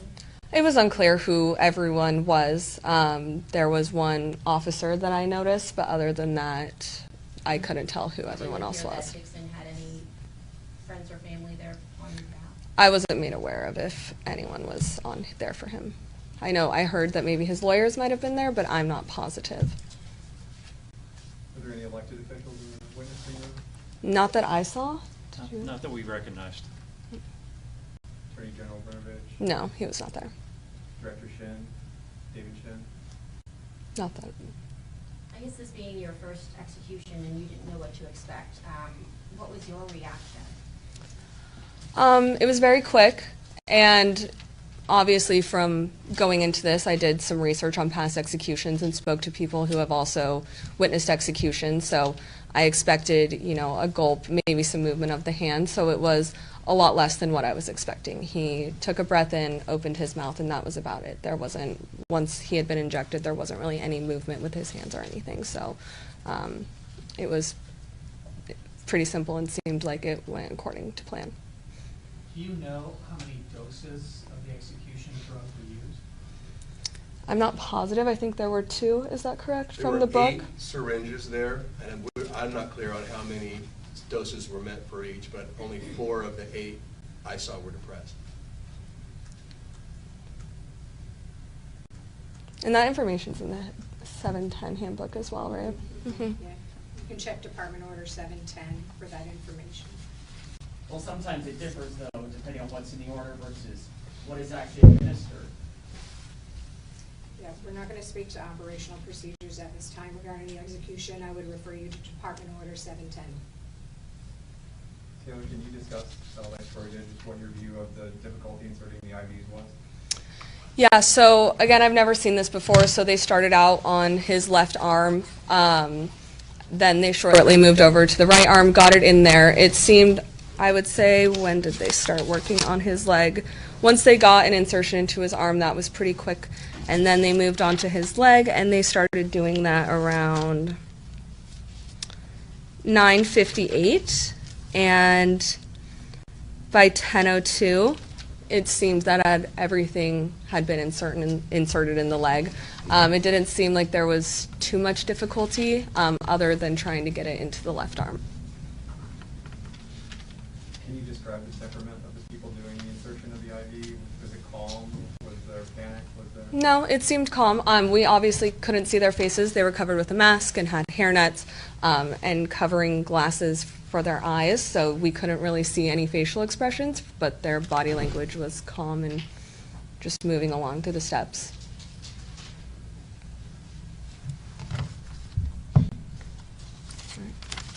Ready? Yeah, Paul Davenport with AP. I can't add to what people heard him say. Others had a better hearing of it than I did. I will respond further. Somebody asked a question about whether there was a cut down.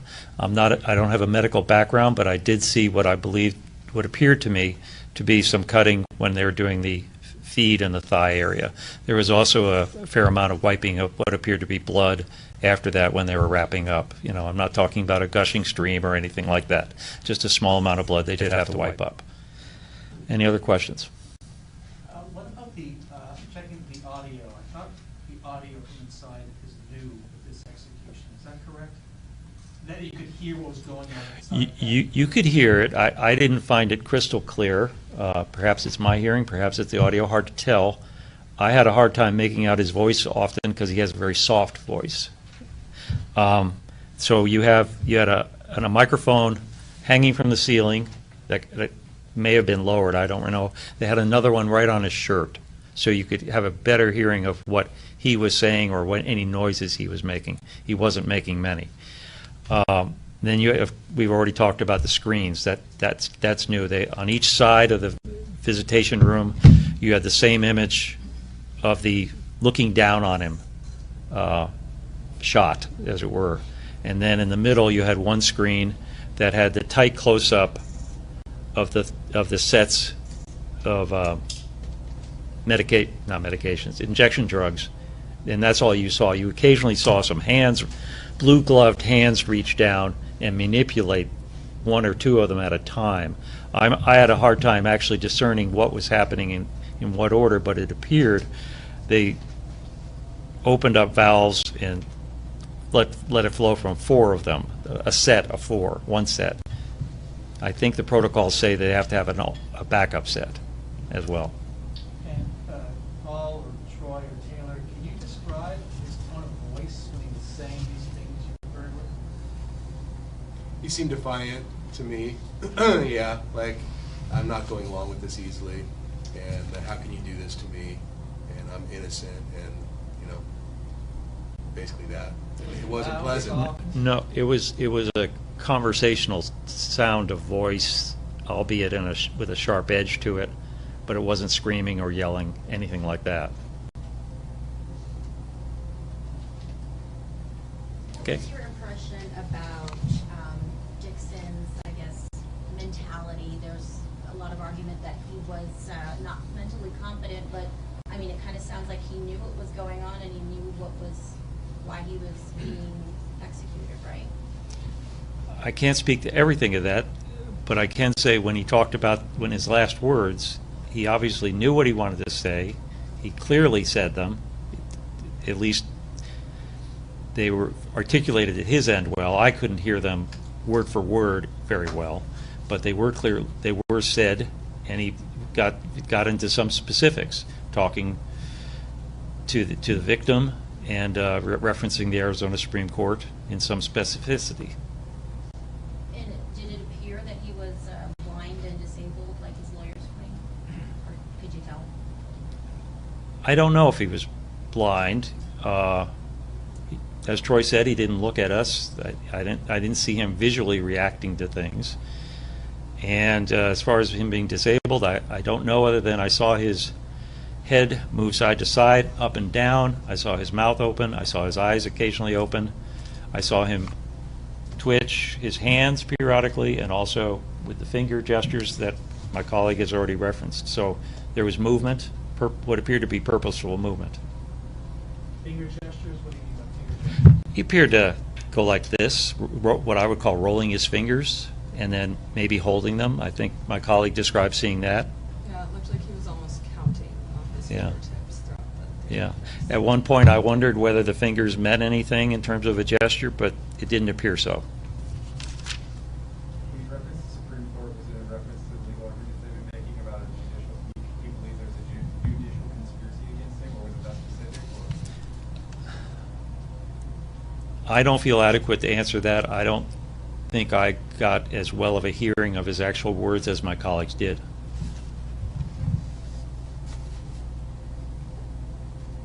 Was there anything that surprised you about the process or about Dixon, seeing Dixon?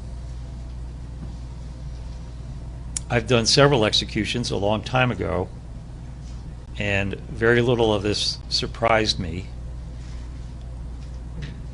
because I think I've seen the procedures largely done in a similar fashion with less or more success in terms of the veins. So no surprises.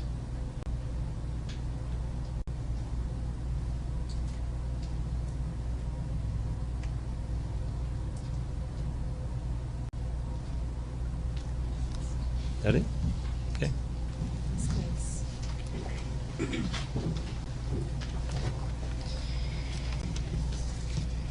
Good morning. Colleen Clace, attorney for Leslie James. The execution of Clarence Wayne Dixon has finally, after more than 44 years, brought a close to the criminal case of the murder of Leslie James's sister, Dina. Leslie has grieved for Dina all of these years, and she will continue to grieve for Dina. Arizona's Victims' Bill of Rights provides victims like Leslie with a constitutional right to a speedy trial and to a prompt and final conclusion of the case after the conviction and sentence. Dixon was not held accountable for Dina's murder for close to 25 years. After he was charged, this case took more than 5 years to go to trial, due largely to extensions of mitigation and other deadlines and continuances of trial dates. After his conviction and sentence in 2008, it took more than 12 years for his remedies to be exhausted, and he was afforded every available due process remedy. The U.S. Supreme Court denied his cert petition on May 26, 2020, so nearly 2 years have passed since his remedies have been exhausted. While a conclusion to this case seemed out of reach for many years, Leslie never gave up seeking justice for Dina. She participated throughout the criminal justice process and exercised her rights, her constitutional and statutory rights until the very end. Leslie is extremely grateful to the multiple agencies and criminal justice professionals who have worked over the years to seek justice for Dina.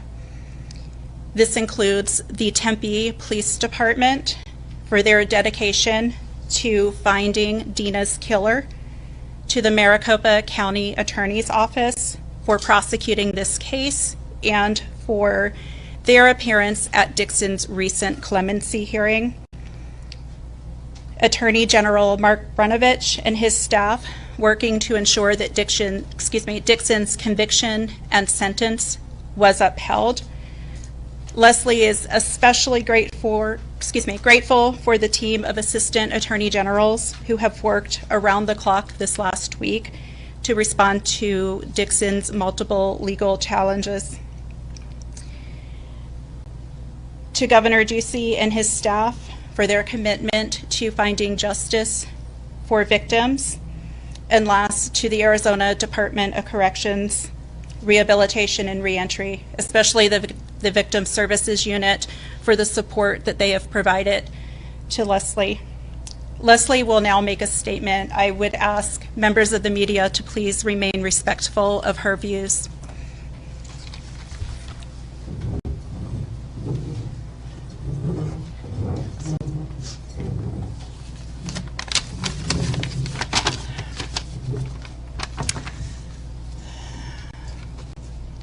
Thank you.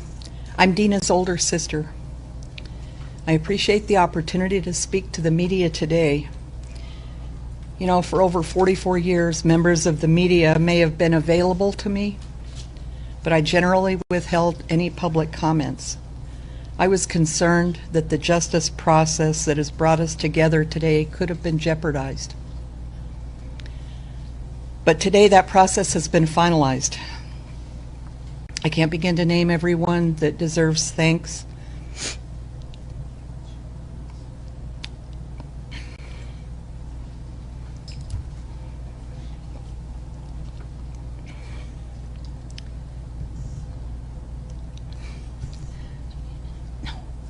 But I have to honor and thank my husband, Mick, who I just lost 12 days ago, for his support and love over all these years. I believe that now he's reunited with my parents and with Dina, and he met Dina when she was 14 years old. Okay, to begin, since you're my audience, I need to say to you, after all these years, that your words can hurt, but your words can help and heal also. Please think about that as you write. Over these years, I've seen a distinct shift away from human compassion and acknowledgement of victims' rights and issues and beyond factual reporting toward advocacy for violent offenders and political posturing. What societal interest does that serve? Especially when there is absolutely no question of guilt, as in this case. Recognizing that we all live in a social media world of sound bites, here are some facts and some kind of by the numbers that are important to me and I thought you may be interested in, from high to low. 1 in 17 octillion. The results of the recent DNA test reporting the likelihood that Dina's murderer was anyone other than this inmate. Octillion has 27 zeros, by the way. I didn't know that. 43 and 20. The number of hearings I have attended over 20 years since indictment. 21, 23, 45, and 46. The ages when Dina's, my, and my parents' lives were either taken or irreparably changed due to this inmate's choices and actions. 17. The number of minutes the Maricopa County jury deliberated before they found this inmate guilty of the first-degree murder of Dina. 13. The number of women that this inmate victimized, at least those whose names we know. 8. The number of college hours Dina had left to graduate from ASU and begin her post-college life. I appreciate ASU awarding her degree to me posthumously just 2 years ago. And finally, 1 and 0. The number of sisters I had up until and after January 7th, 1978, and now. Let me tell you just a little bit about Dina. In 4 words, she was kind and hardworking. As a little kid, she had a really bad case of valley fever and missed much of a school year. But she worked really hard in school and caught up, and we were both blessed with having a second-grade teacher for a mother. Dina was multilingual. which she used in her travels and schools abroad to make friends. She wrote amazing poetry. We didn't know this until I found a notebook of her work as I cleaned out her apartment that January. My mom's victim impact statement to the jury included one of those poems. Older people and dogs really seem to take a liking to her, and I think that has to say something about her character. Although we looked a lot alike in our younger years, she was more personable and friendly. And she was the one who was supposed to have an exciting career, get married, and produce grandkids for my mom. But it didn't work out that way for her. We should have been able to grow old together. You know, as sisters will do, we fought, we hugged, and we negotiated our way through 21 years together. I have indelible memories of her driving up to Flagstaff in her little green Pinto to see me at college. And I cherish our train travels in Europe during one of her last summers. I wish you all could have known her. I have just one request of you. All my mom ever wanted was that people would remember Dina. Please remember Dina Lynn Bowden. And I will now answer any questions you may have about her. Thank you. Can you talk about how you're feeling after 44 years? Is this Old? closure, or No. What are the emotions going through your mind? You know, I hate that word. Everyone is different. This is finality for this process, and it's relief. It was way too long. This process was way, way, way too long. And in the whole scheme of the system, I think this really was one of the shorter ones. Could I have a nap or Kleenex, sorry. How am I feeling?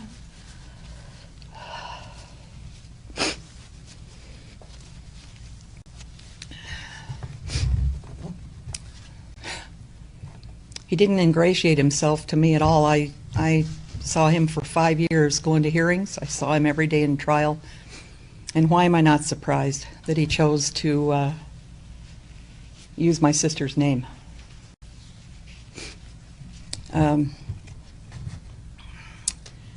In the days to come, I'm sure that there will be, you know, this has been a large part. You know, as I said, I'm old. This has been a very large part of my life, but not all of my life.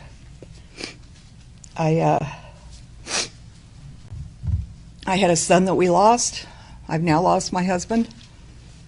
My parents are both gone now. And but I have my career. I have my friends. I have all of my family that are just wonderful. And I have my dogs, my shelter dogs, and there's nothing like them. So, you know, I don't know how I'm going to feel. Dina's sister trying to have a positive outlook after, again, she saw the man who killed her sister being put to death again by lethal injection. This has been now the 6th inmate to be put to death in the United States this year. Thanks so much for being here with us on Live Now from Fox. After this 2-minute break, we'll take you out to President Biden back in Illinois making some remarks. We'll see you back here again in 2 minutes. Thought of what now? You know, here we go again, something else.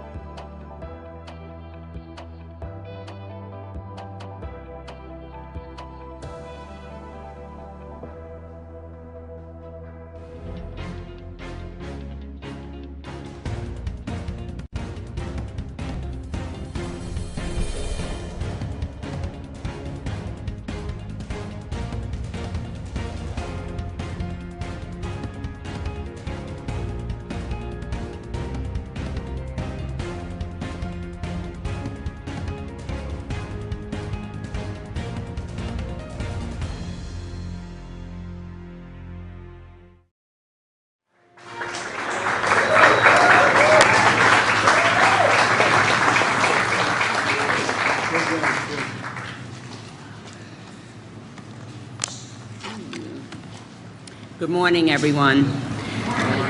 President Biden, thank you so very much for being here today in beautiful Kankakee, Illinois. I also want to thank the O'Connors for having us here at your family farm. It's great for me to be back. I know all of this planning could not have been easy and that you're already very busy around the farm, so truly thank you for hosting us for this important conversation. The war in Ukraine has global repercussions, which have made food more expensive for consumers and critical supplies like fertilizer and energy inputs more expensive for farmers. I've been working very closely with my colleagues to get the bipartisan America Competes Act through to President Biden's desk, including my Supply Chain Act provision to create an Office of Supply Chain Resiliency and Crisis Response within the Department of Commerce to monitor supply chains of critical goods and materials like those that are necessary to run this farm and to plan for future supply chain disruptions. We must ensure that we're doing everything we can to protect both our consumers and suppliers from future crises like the COVID-19 pandemic, which has caused so many headaches and cost so much money for our farmers. Throughout the 2nd Congressional District, I represent over 1,200 family farms, so it's very important to me that President Biden's administration continue working to reduce costs for farmers and to increase production of food and animals we grow here. The President's decision to tap into the Bill Emerson Humanitarian Trust will allow us to provide homegrown commodities like those produced here and across Kankakee to the world's hungry and help bolster our farms along the way. Thank you again to the O'Connor family for having us, and I look forward to hearing more about your work. And with that, I'd like to introduce Secretary Vilsack. Thank you.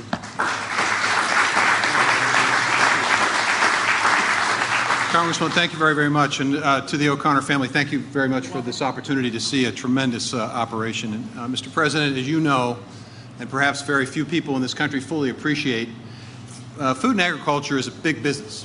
It helps to employ 29 million of Americans across this country. It's 7% of our gross domestic product. And it is, in fact, the vehicle through which we become a food secure nation.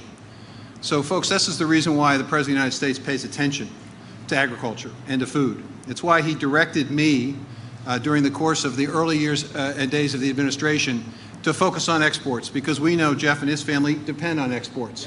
Opening up those ports and making sure that we got those empty containers filled with agricultural products in export markets. It's why he understood that to bring the cost of gas down, you also have to expand the supply, which is why it's important to support biofuels. And he instructed me to do $700 million of pandemic assistance to help that industry and $100 million to expand the infrastructure. It's why he understood and appreciated that farmers need a fair price and consumers need a fair price, and that's why it's important to expand capacity and competition, which is why we are focused on not only strengthening the Packers and Stockyards Act, but also investing in processing capacity. It's also the reason why he is concerned about the stresses that families across the country have, especially those who are struggling. It's why he instructed me to look for ways in which we could increase nutrition assistance to families in this country. But my main job here today is to introduce Jeff. You know, I've known Jeff for 20 minutes. Here's what I know about him. He is incredibly committed to the land. He understands his responsibilities as a steward of that land. He's appreciative of the importance of investing in soil health and water quality. I know that to be a fact. I know that he believes that Gina is a partner in this operation, because no farm family does it with a single farmer. It's an entire family operation. I know that he's committed to making sure that the next generation and the next generation and the next generation have that opportunity that he now enjoys. That's what I know about Jeff. He's committed to his family, he's committed to his community, and he's committed to his country, and he's extraordinarily proud of what farmers do here in this country, of feeding a food secure nation, but also providing food all over the world. Not bad for 20 minutes. The reason I know this is because Jeff is a farmer.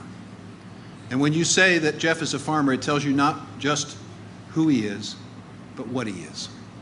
So it is my pleasure to introduce and use a very simple introduction. Jeff O'Connor, an American farmer.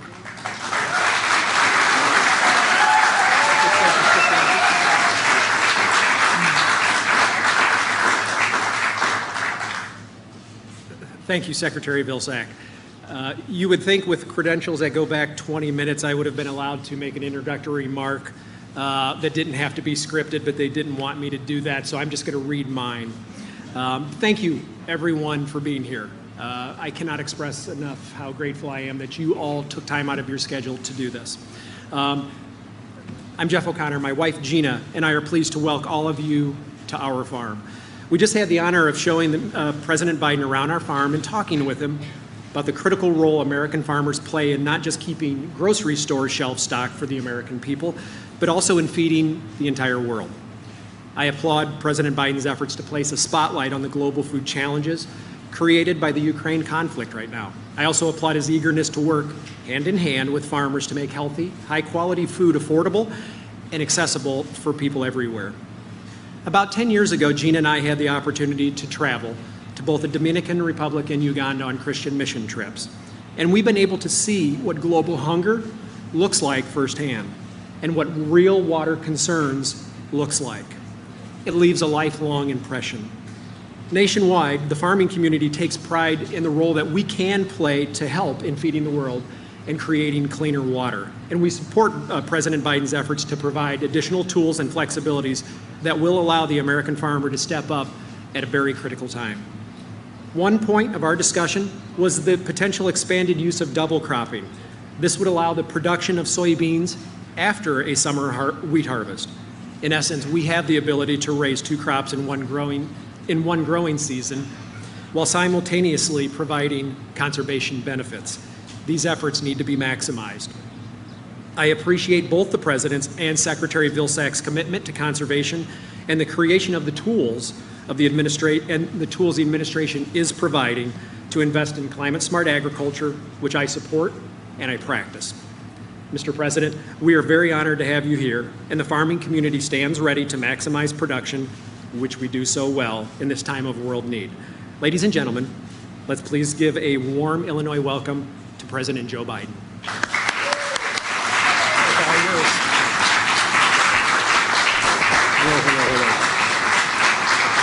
This one working? There you go. Please sit down. One of the things I want to put to rest, everybody looks at me and says, have you ever been on a farm? And I remind them that what nobody knows. I come from the state of Delaware. I represented Delaware for 36 years in the United States Senate before I became vice president. Single largest industry in Delaware and the Delmarva, Delaware, Maryland, Virginia Peninsula, that peninsula that goes down, is agriculture. Once again, President Biden in Illinois right now talking about food prices as well as speaking with farmers. We're going to be sending our viewers off to a 2-minute break. We'll put you back in this spot right here on Live Now from Fox when you return. Let me put it this way. If I didn't know something about farms, I'd have been a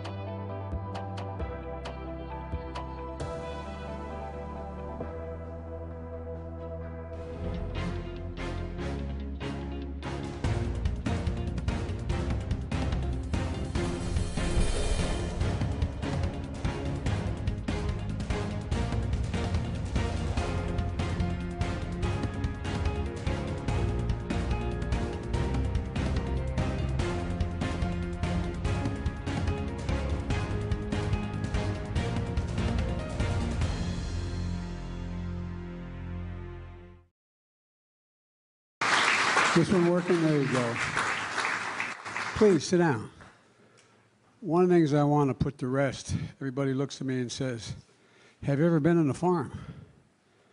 And I remind them that what nobody knows. I come from the state of Delaware. I represented Delaware for 36 years in the United States Senate before I became vice president. Single largest industry in Delaware and the Delmarva, Delaware, Maryland, Virginia Peninsula, that peninsula that goes down, is agriculture. It's a $4 billion industry. $4 billion, that whole peninsula. And we have more chickens than there are Americans, more broilers. And so, you know, I've been very, let me put it this way. If I didn't know something about farms, I'd have been a United States Senator for 6 years, not 36 years. But every part of the country is different. Every part of the country is different. But before I go on, I want to pay a little bit of a tribute to this guy right here. I'm going to embarrass you a little bit. This is the man who happens to be the son of the owners of this farm. And this guy is doing, you know, there's an old expression, God made man, then he made a few firefighters. Not a joke. Firefighters are incredible. Who's else crazy enough to run into flames, you know? But all kidding aside, what you're doing in terms of helping conservation as well out in Wyoming is astounding. It really is. I've been to, I don't want to make you stand, I'm sorry. But the whole point of my raising this is, and we're not going to be able to talk much about it today, but conservation is also pretty darn important, and climate is pretty important. I've been to every major fire but 2 this year because FEMA is working again. We show up. We don't wait. We don't have to wonder. Governors only have to call me once. And here's the deal. More timber, more land, more buildings, more territory has been burned to the ground this year than an entire state of New Jersey, from New York all the way down to Virginia. The entire state of New Jersey. And so what this young man does and is amazing, what they do, and it relates to lack of water in most of the places. I've flown over those reservoirs that were 200 feet deep that are now 2 inches deep, literally, not figuratively.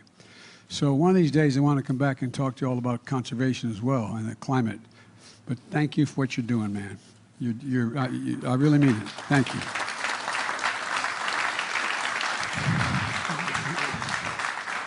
Folks, I know it's hot in here, so I'm not going to talk more than an hour and a half. Look, I want to make a few, I think, are fairly important points. First of all, I want to thank Jeff for that introduction and you, Gina, for your hospitality you've extended today. I joined Congressman Robin Kelly here, the real champion for working families and farmers who represents this area. And I just do what she says. She sends a note to the White House, and I get it done. No, but she's a key player in infrastructure, getting high-speed internet, clean water to every person across this district. And I know we wanted to be here also was Dick Durbin and Tammy Duckworth, but they were going to come, but there's a vote today in the United States Senate, and they're unable to be here.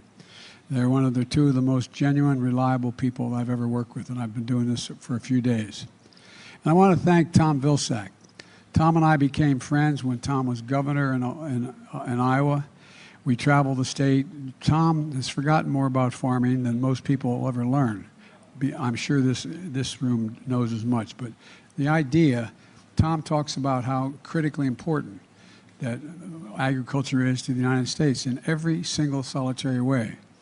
But the real reason I'm here is to thank American farmers. Thank farmers. You feed America. You got us through a pandemic, and you're literally the backbone of our country. It's not hyperbole. But you also feed the world. And we're seeing with Putin's war in Ukraine, you're like the backbone of freedom. You know, I was at a factory not long ago, 8 days ago, down in Alabama, and they make Javelin missiles to help the Ukrainians stave off the Russians, beat them back in their aggression. And I pointed out that the proof point that America is the arsenal of democracy, that's what they are.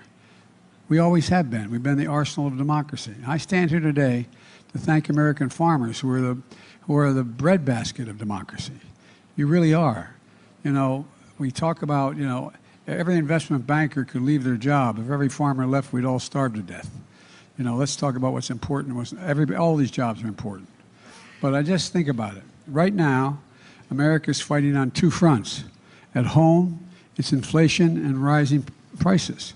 Abroad, it's helping Ukrainians defend their democracy and feeding those who are left hungry around the world because Russian atrocities exist. And Jeff and the American farmers understand Putin's war has cut off critical sources of food. Ukraine was the world's largest producer of wheat and corn and cooking oil, but wheat the largest.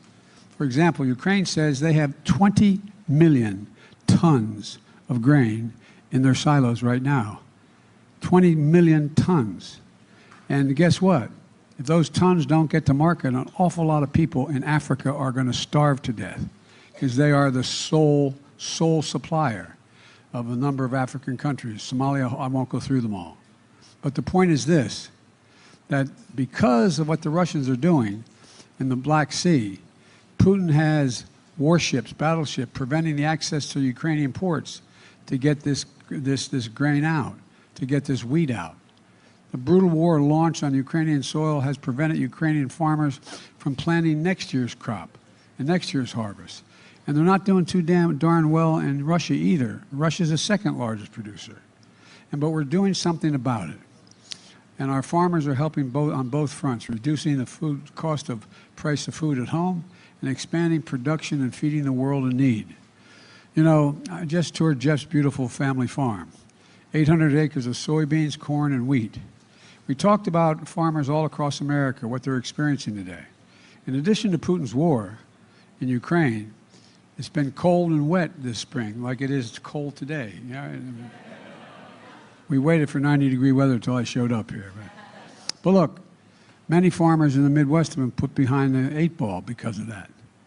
But it kept them from getting into their fields and planting crops. But as Jeff just shared, American farmers always find a way. They always feel something extra. President Biden speaking on food supply and especially how the Ukraine war has impacted what we're growing and supplying here at home. We are going to be sending some viewers off to a 2-minute break as we continue listening in right here in Illinois. Secretary of my cabinet, we have your back. Robin has your back. She's always looking at what's going on in the agricultural world. For example, we're reducing the red tape so it's easier for farmers to conserve inputs and double crop. For folks at home who don't know what double cropping means, harvesting 2 different crops from the same field in the same year. And that's what Jeff does with wheat and soybeans, which America is a top producer of, soybeans. And wheat will be harvested around July 4th if all goes well, God willing, and the creek not rising, as my grandfather would say. But look, then you plant soybeans in the same acreage. And he'll tell you, double cropping comes with some real risks. Growing season for wheat is short, and if the weather conditions aren't ideal, or aren't at least good, or there are other disruptions, then the timing of everything is thrown off. But it's a risk we need to take. That's why my administration is looking at how to extend crop insurance coverage to give financial security to farmers like Jeff who practice double cropping.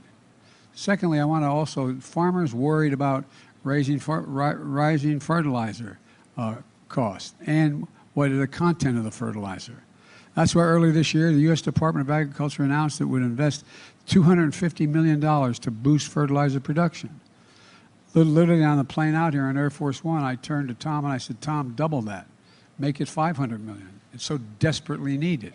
We can't take chances. It's critical to get this done. Now, when we leave here today, I'm heading up to Chicago. You know where Tom's going? He's heading to the airport when we get to Air Force One. He's heading to Germany, to the G7. That is all the democracies in Europe getting together and their agricultural teams getting together. North America, Europe, and Asia, they're all part of it. And to solve some really big problems. They're going to see what actions we can take to increase fertilizer supplies globally and identify how we can work together to prevent export restrictions on food and agricultural inputs and bring more global production to market, which will stabilize prices and bring more certainty for our farmers and keep people from dying of hunger. You know, this bill's in other ways as well. My administration has been working to drive down the cost to farmers, and Tom mentioned it a little bit, and prices to consumers. To reduce gas prices last month, I was in Iowa, at a biofuel processing plant, and I announced an emergency waiver to allow E15 gasoline to be sold across America during the summer. It's an extraordinary effort, but it had to be done for this summer. E15 uses more ethanol on crops grown here in Illinois and elsewhere around the country, and it can reduce the cost of a gallon of gasoline at the pump by 10 cents per gallon. Every little bit matters. I know it's a big deal, and Robin is a big supporter of this, and she's pushing it in the House as well. Only 4 big companies, by the way, control more than half the markets for beef, pork, and poultry. Without meaningful competition, our farmers and ranchers have to pay whatever the 4 big retailers say they'll pay for their chickens, their hogs, and their cattle. These big companies can use their position as middlemen to overcharge grocery stores and ultimately families. Just consider this. 50 years ago, ranchers got over 60 cents on every dollar spent to produce the beef they raise. Today, they get 39 cents. 50 years ago, hog farmers got 40 to 60 cents for each dollar the family spent raising that hog. Today, it's about 19 cents. And as the big companies made massive profits, the prices you see at the grocery stores have gone up, and the prices farmers receive has gone down. This reflects a market distorted by the lack of competition. So last year I signed, one of the first executive orders I signed was that the competition, to make competition more available and level the playing field. And though through the American Rescue Plan, we're investing about $1 billion to help smaller meat processors expand their capacity, give farmers, ranchers, and consumers more options, and at better prices. Look, I'm a capitalist. But capitalism without competition is not capitalism. It's exploitation. It's exploitation. Folks, we can make sure that American agriculture exports will make up for the gap in Ukrainian supplies. In fact, during my first year in office, American agriculture exports shattered all previous records. $177 billion last year alone. I remind people, my predecessor did not come close. By traveling in our,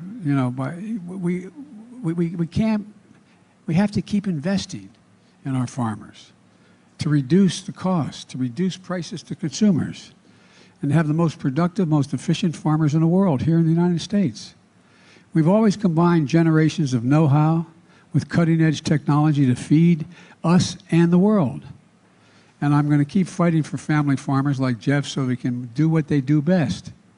I hope Congress is going to join me. I know Robin's going to fight like hell to have it happen, and working hard to invest in farmers like Jeff and feed America and the world.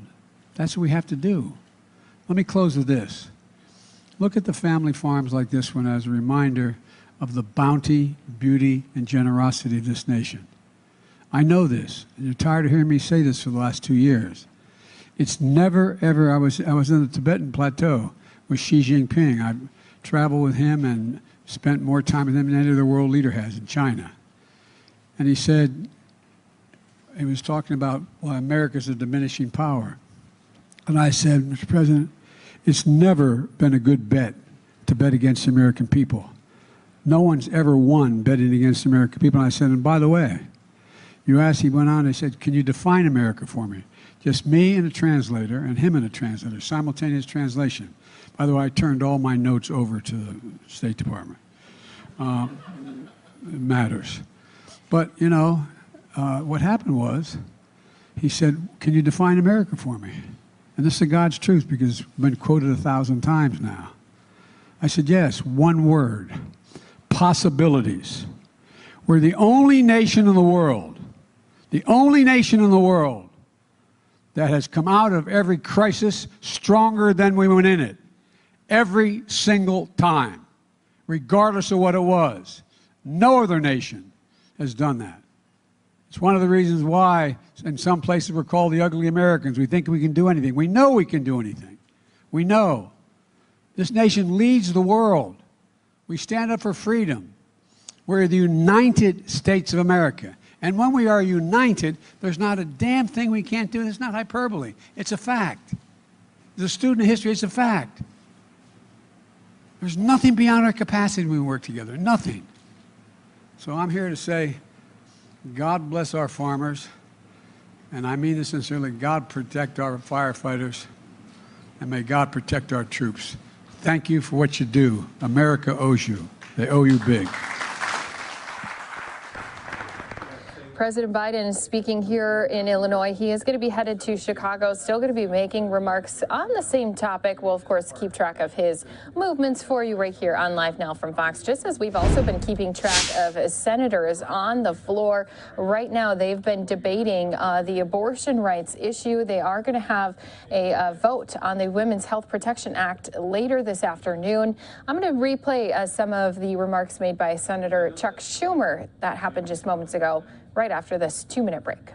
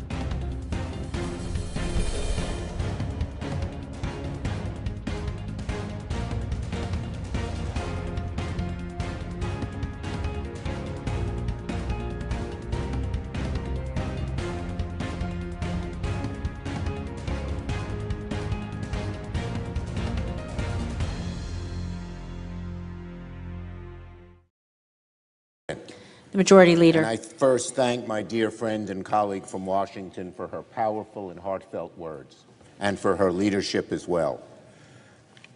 Now, Madam President, the question before the Senate is simple. As women's rights face their greatest threat in half a century, will this chamber step into the breach and protect the basic right to choose? Will we enshrine into law what courts have held for decades, that decisions women make about their pregnancies belong to them and them alone? Or will 5 unelected justices presiding without accountability in a courtroom across the street take a fundamental right away from millions and upon millions of women in this country? In a few minutes, it will be time for members to vote. The legislation before this chamber is straightforward. It would codify what Americans already believe, that the right to choose whether or not to have an abortion belongs to women, not elected politicians. It will preserve the safeguard that conservative justices seem ready to strike down in just a few weeks. If they follow through with their decision, the United States, which has always aspired to the expansion of rights, will take a shameful and repressive step backward. Our kids will grow up in a country with fewer rights than those who came before them. This decision, if formalized, can we have order, Madam President? There'll be order in the Senate. Please take your conversations off the floor. This decision, if formalized, would be remembered as one of the worst and most damaging cases in the entire history of the Supreme Court. So this is not a theoretical exercise. Oh no. Protecting the right to choose at this critical moment is one of the most consequential votes we could possibly take. And the American people are watching. The public will not forget which side of the vote senators fall on today. They will not forget who voted to protect their freedoms. And they will not forget those responsible for the greatest backslide of individual liberties in half a century. Across the country, the hard right is hell-bent on sending women's rights back to the Stone Age, and we in the Senate must respond. We must respond to radicals who want to ban abortions as early as 6 weeks before many women know they are pregnant. We must respond to extremists who want to prosecute and imprison women and doctors for carrying out an abortion, and even friends who merely provide rides to clinics could end up in jail. And we must respond to the swell of hard-right ideologues who openly champion restrictions without exceptions for rape or incest. We must oppose the vision that MAGA Republicans clamor for: forced pregnancies, punishment for women and doctors, and zero exceptions for rape or incest. This is not what America wants. I hope it is not what members of this chamber want either. I implore everyone whose conscience has been jolted over the past week to vote in favor of today's measure. Indeed, I implore everyone who cares about the rights of not just women, but of all Americans, to support this measure. Because if 5 unelected justices are allowed to decide the fates of millions of women, if the rights women have relied upon for 50 years wither away like ash, if we do not take a stand now to protect a woman's right to choose, then mark my words, it will be open season on our God-given freedoms in this great and grand country. Today it will be Roe. Tomorrow it will be a national ban on abortion. And beyond that, something even more dreadful. We cannot allow this shameful backslide to happen. We cannot allow the whims of MAGA Republicans to bully the rest of the country into submission. I urge my colleagues, take a stand. I urge my colleagues and Americans to fight back. I urge Americans and everyone here to defend the right to choose. I urge my colleagues, vote yes. I yield the floor. Call the vote. Under the previous order, all post-cloture time is expired. The question is on the Bedoya nomination. Is there a sufficient second? There appears to be. The clerk will call the roll. Ms. Baldwin.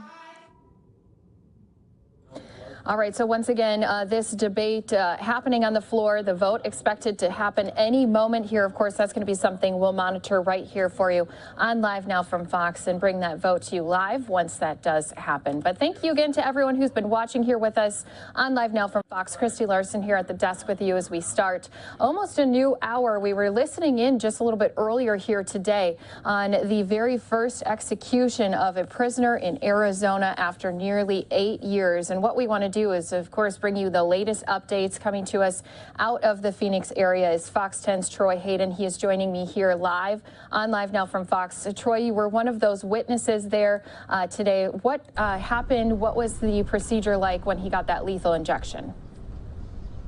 Well, the execution of Clarence Dixon is complete. It went as planned, which I'm sure is welcome news to the state of Arizona because, as you mentioned, we haven't had an execution in 8 years. The last one was Joseph Wood, and that execution didn't go as planned. It took about 2 hours. So they switched drugs. They went to something called a pentobarbital, and it appeared to work effectively as it was designed. So I'm going to have you take a look behind me. This is the old Florence Central Unit at Florence Prison.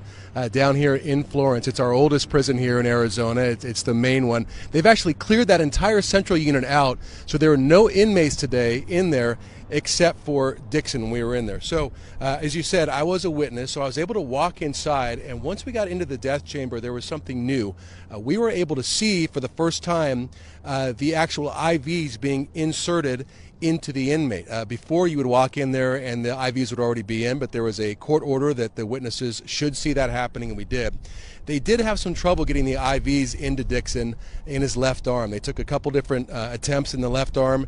Those did not work. They then switched to the right arm, so that one did work for one IV, and the second IV was put into his groin of his right leg. So at 10:13 this morning, the IVs were in. At 10:17, the deputy or the warden, Randy Carr, walked in and read the death warrant, and he was given an opportunity to say his last words. And basically what he said, Dixon, was that he was innocent. He says he does always proclaim his innocent, and then he said, "Let's finish this bleep," and that was the S word. I'm not going to read it to you here. I will say, as they were putting the IVs in, he berated the doctors the whole time, was talking to them, and we could hear him talking for the first time because they actually put a microphone on his chest, and that is something that hadn't been done before. At 10:19, the drugs went into his system, and at 10:22, I noticed his mouth kind of went slack and open, and his chest stopped going up and down, so just 3 minutes later. At 10:27, the doctor came in and checked him, and at 10:30, basically they said the execution was complete. The warden said that.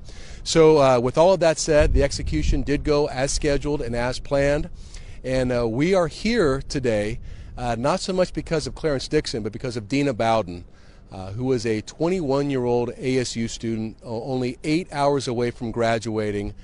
She had her whole life ahead of her, and Dixon was living in an apartment across the street from her, walked across the street after she got home late one night and raped and murdered her, and today he paid for his crime. Dina's sister, and this was back in 1978. Think about that, 1978. So it took this long for justice to be carried out here. So Dina's sister got up and spoke today. She said it did not bring her closure, Christy. It brought her finality. So again, justice has been carried out at Florence State Prison. Clarence Dixon has been put to death for the murder of Dina Bowden.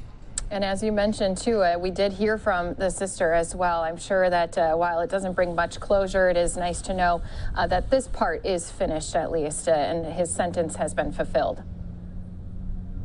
So he actually wasn't arrested for this crime. It was a cold case crime, and it went unsolved for many years, and he was convicted of raping another young woman.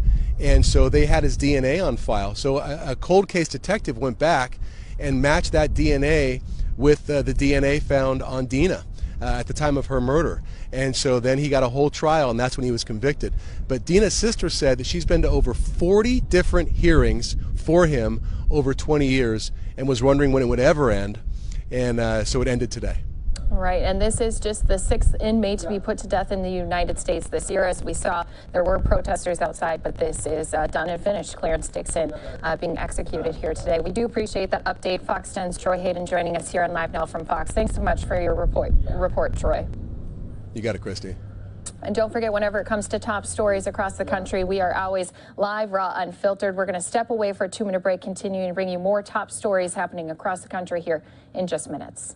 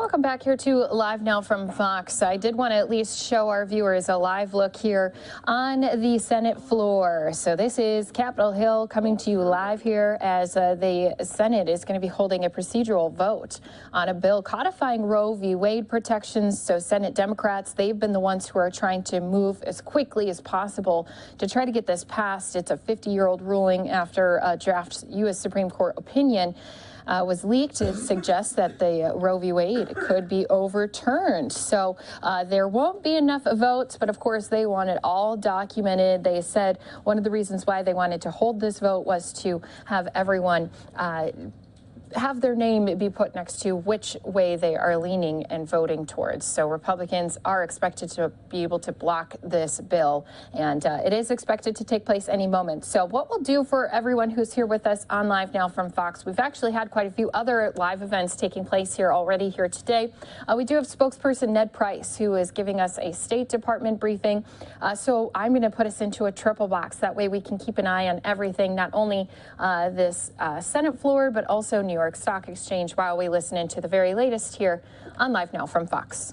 Good afternoon. Apologize for the late start. Let me start by saying that we are absolutely heartbroken to learn of the killing of Palestinian-American journalist Shireen Abu Akleh and injuries to her producer Ali Samudi today in the West Bank. We send our deepest condolences to Shireen's family, her friends and loved ones, and strongly condemn her killing, as we do the killing of journalists around the world. Shireen was a veteran reporter. She was followed closely by those who care about the region and is mourned by all who knew her. The Secretary spoke just 1 week ago on World Press Freedom Day about the fundamental role journalists play in the free flow of information, ideas, opinions, including dissenting ones, as being essential to inclusive and tolerant societies. It is heart-wrenching to see the killing of another journalist just 1 week later.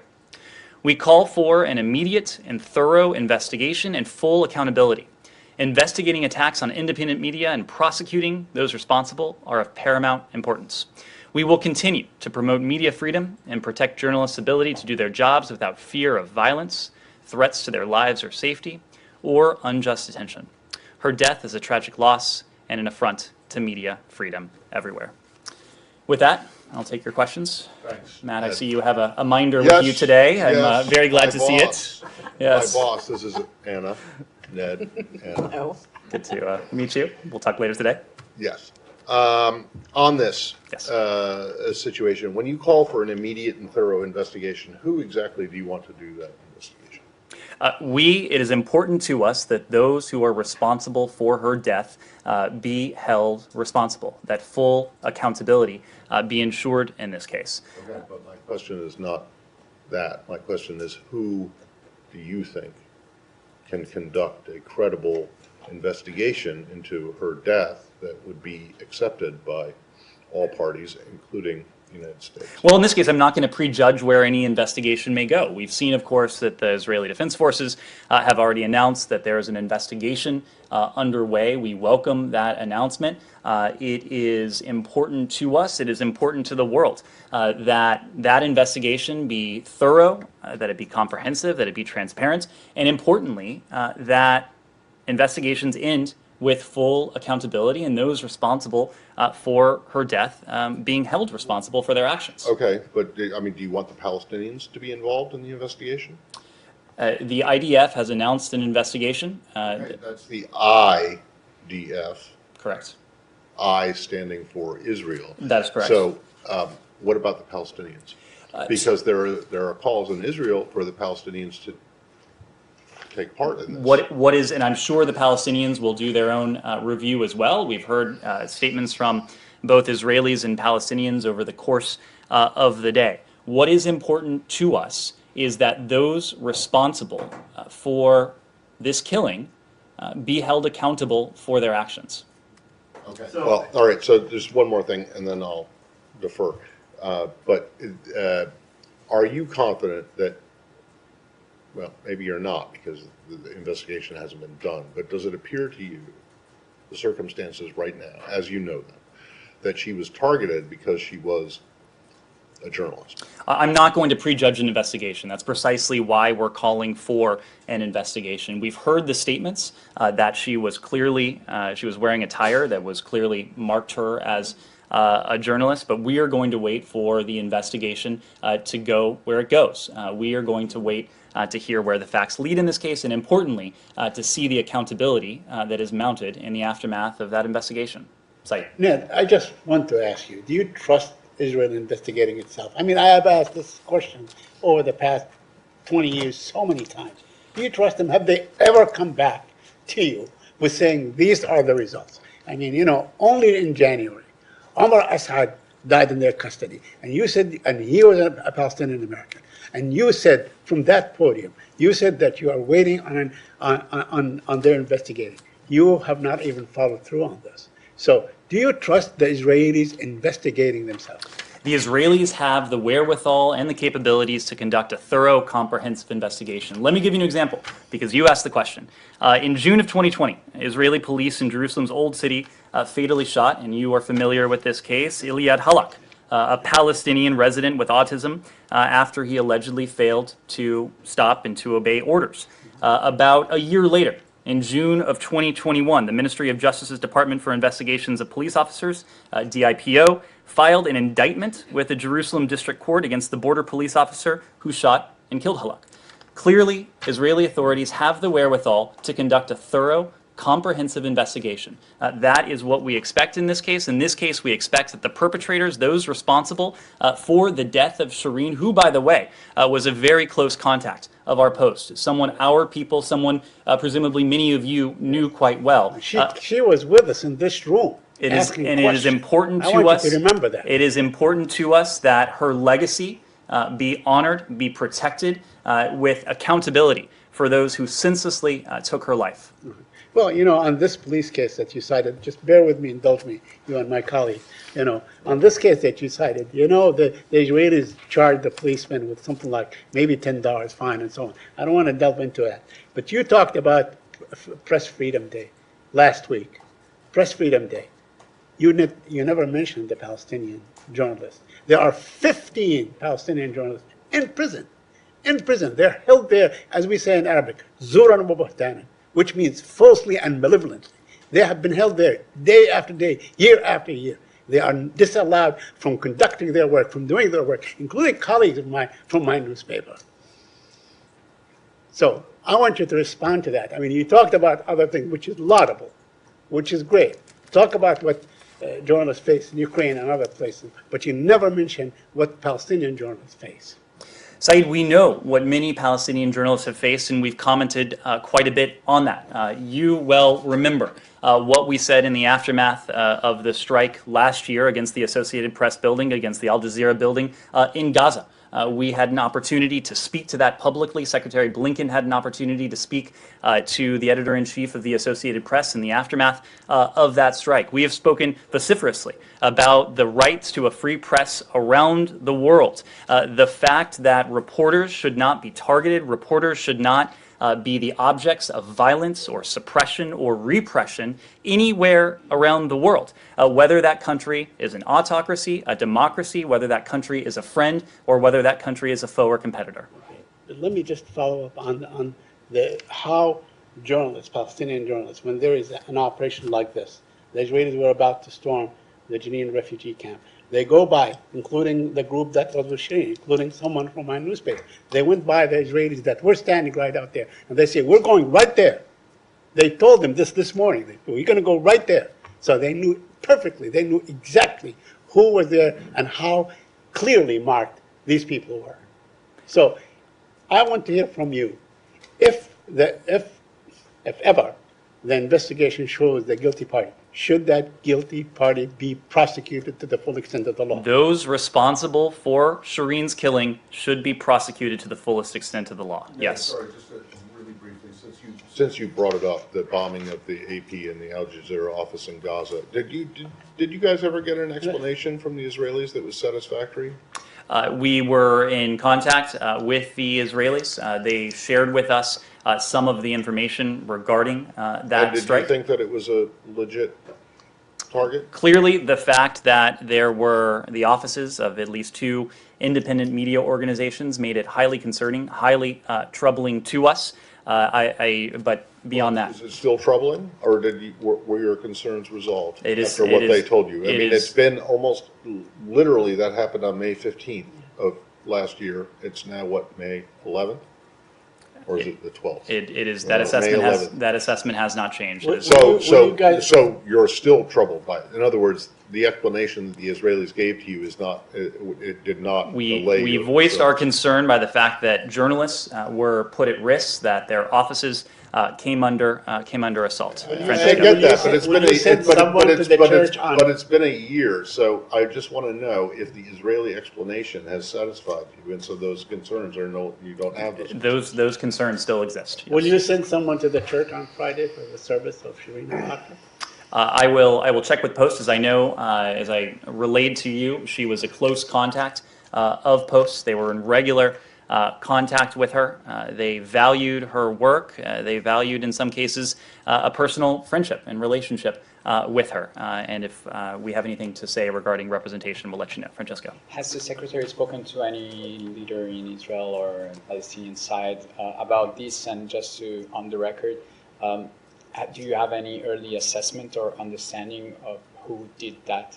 We're not going to prejudge an investigation. We've heard various statements throughout the day. Some of those statements have shifted. That's why we've called for a thorough, comprehensive investigation ending in accountability. There have been a number of conversations by senior officials in this building, senior officials at our embassy in Jerusalem, to both Israeli and Palestinian counterparts, conveying many of the same messages I conveyed to you just now. Yes. Can I briefly ask about Hong Kong and Taiwan? Sure. First, let's take one more question on this, and then I'll come right back to you, Nike. Okay. Go ahead. Many press and human rights organizations are calling for international independent investigation of killings because they condemned Israeli behavior before, that they're not gonna thoroughly investigate themselves. Are you willing to support such efforts to turn this into an international investigation? Israel has the wherewithal and the capability to conduct a thorough, comprehensive investigation. They've done it before, and we expect they'll do so in this case. Yes. Do you intend to conduct your own investigation, or at least participate, since the lady or our colleague, she is an American Palestinian? Because the record shows that Israeli investigation on those kind of incidents haven't been reliable. So I wonder if you are planning to do your part of the investigation. Our role every time an American citizen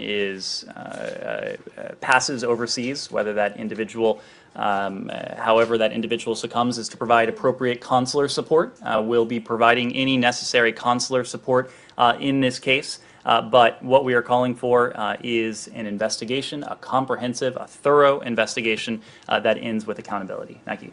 Yes. On Hong Kong, do you have anything on the arrest of the Catholic Cardinal Joseph Zen? And separately, if I may, can you recap the U.S. policy toward Taiwan?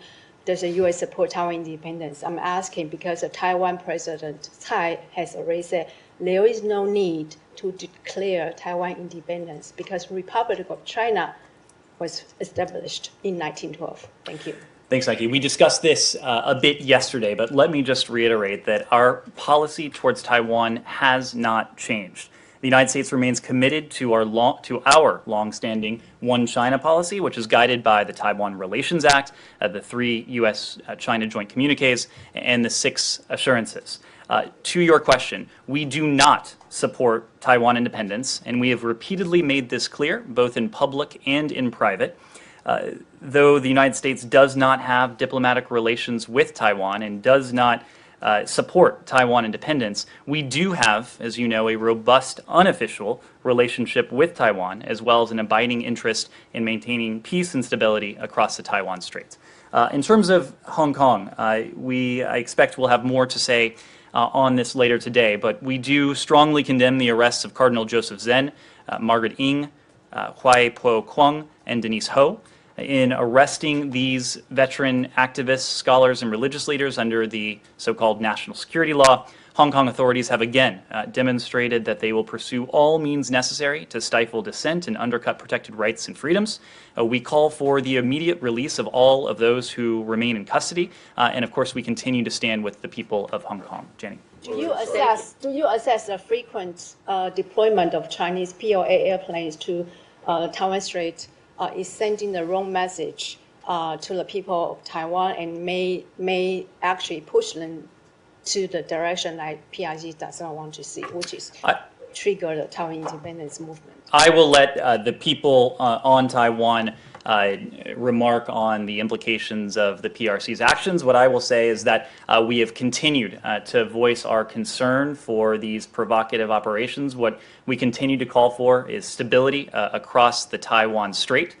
We will continue to stand with our partner Taiwan. Our commitment to Taiwan is rock solid, including in the face of acts of potential intimidation. Sorry, when you said you have more to say about the arrest later in the day, is that what, some kind of a statement? I expect we'll have some kind of a statement. Like a written statement Yes. from the Secretary? Okay, and then just on the other thing, on Taiwan, going back to our little discussion yesterday, when you say you do not support Taiwan independence, fine, but you sell them weapons. You send official delegations there, congressional delegations. You push for their inclusion. You push for their inclusion in international organizations that don't require statehood as a criterion for membership. But Correct. as something separate from mainland China. So, in organizations that do not require statehood as a membership, you are speaking to everything that we do as part of our unofficial relationship with Taiwan that falls under the auspices of our one China policy. What I'm getting to is the WHO and the WHA this year, and you are pushing again, as I understand it, for Taiwan to be invited or to participate as an independent entity, as a not part of China. So how is that not supporting Taiwanese independence? These are two very separate things, Matt. We believe, on the one hand, that Taiwan's... First of all, you are, right? Excuse me, what? You want the WHO to invite Taiwan. We support Taiwan's robust and meaningful participation in international organizations that don't require statehood as a criterion for participation or for membership. For them to participate in the WHO. I don't have any announcements today, but you've heard from us before that we push for Taiwan's robust and meaningful participation in international organizations that don't require statehood as a condition for membership.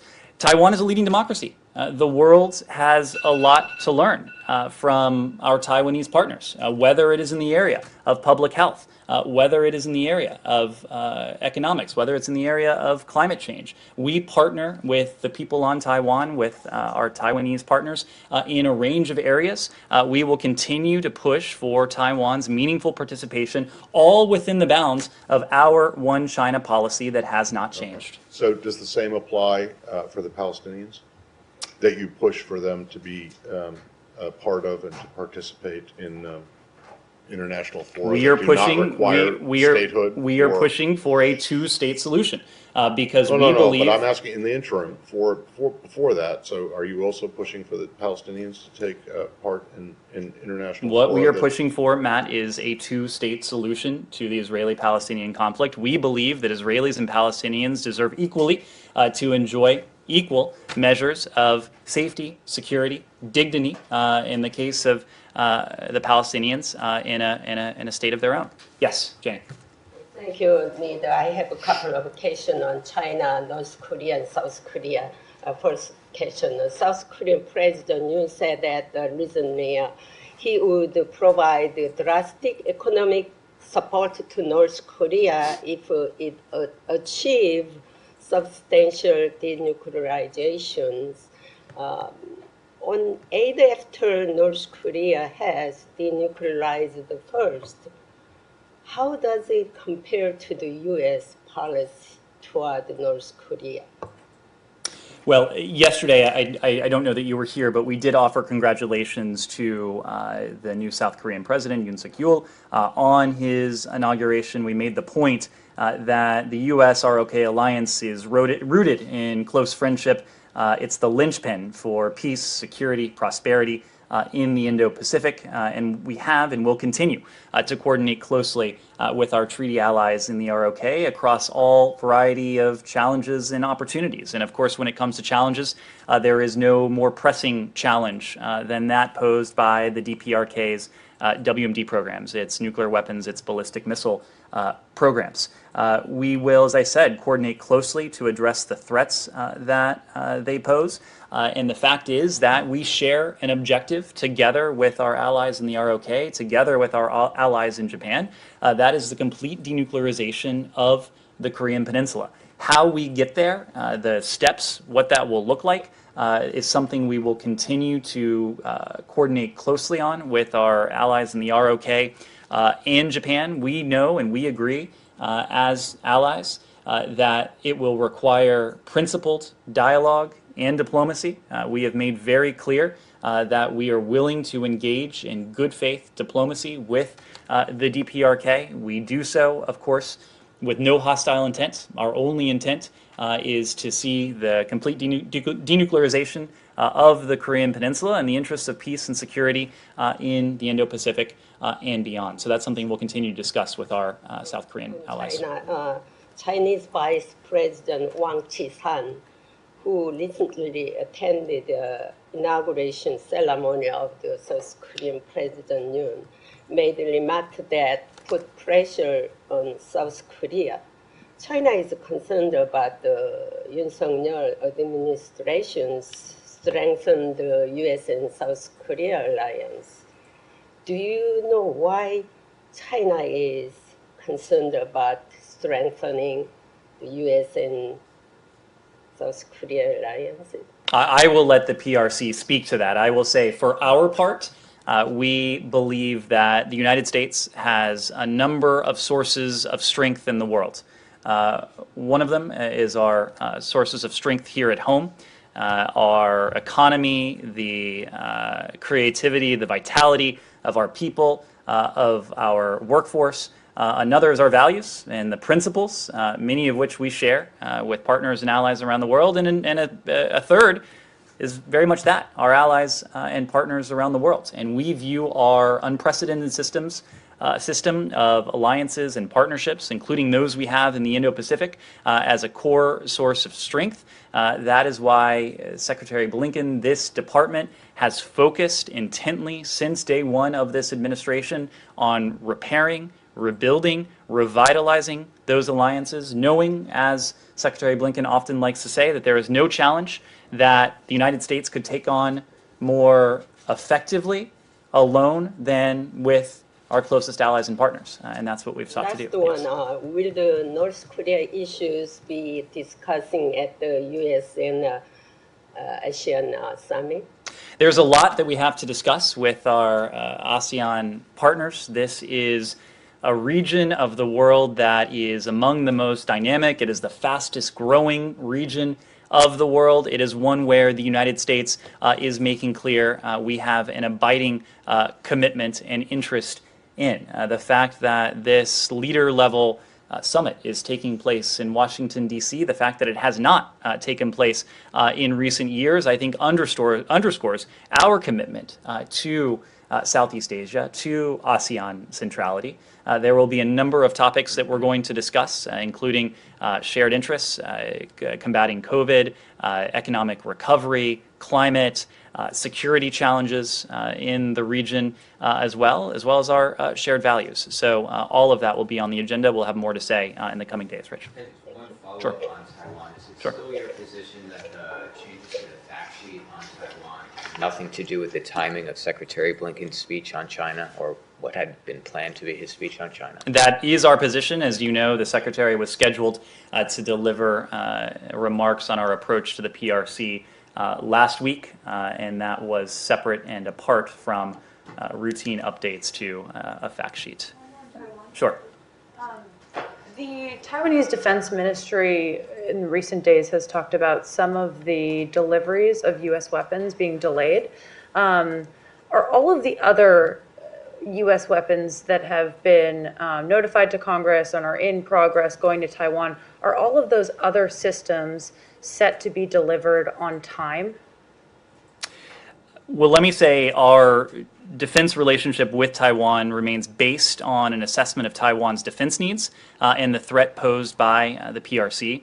Continuing to pursue systems that will not meaningfully contribute to an effective defense strategy, we believe it's inconsistent with an evolving security threat that Taiwan faces, and we strongly support Taiwan's efforts to implement an asymmetric defense strategy. As you know, we have continued to provide Taiwan with the security assistance that together we deem most necessary. I can't give you an update on the pace of those deliveries, but if there's anything additional we can share, we will.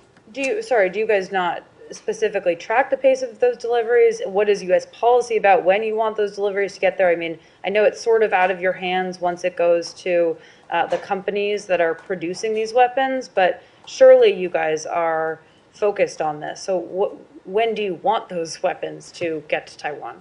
Well, we want to see those systems delivered to Taiwan just as soon as they need them, and that is based on a need assessment and a needs assessment. It is something that we routinely do with our Taiwanese counterparts. I'll say that air defense systems and artillery, these are critical to supporting Taiwan's self-defense. The swift provision of Taiwan defensive weaponry and sustainment via our FMF, our foreign military sales, and our direct commercial sales, or DCS, we believe it's essential for Taiwan's security, and we'll continue to work with industry to support that goal, based in part on the assessment that I mentioned before.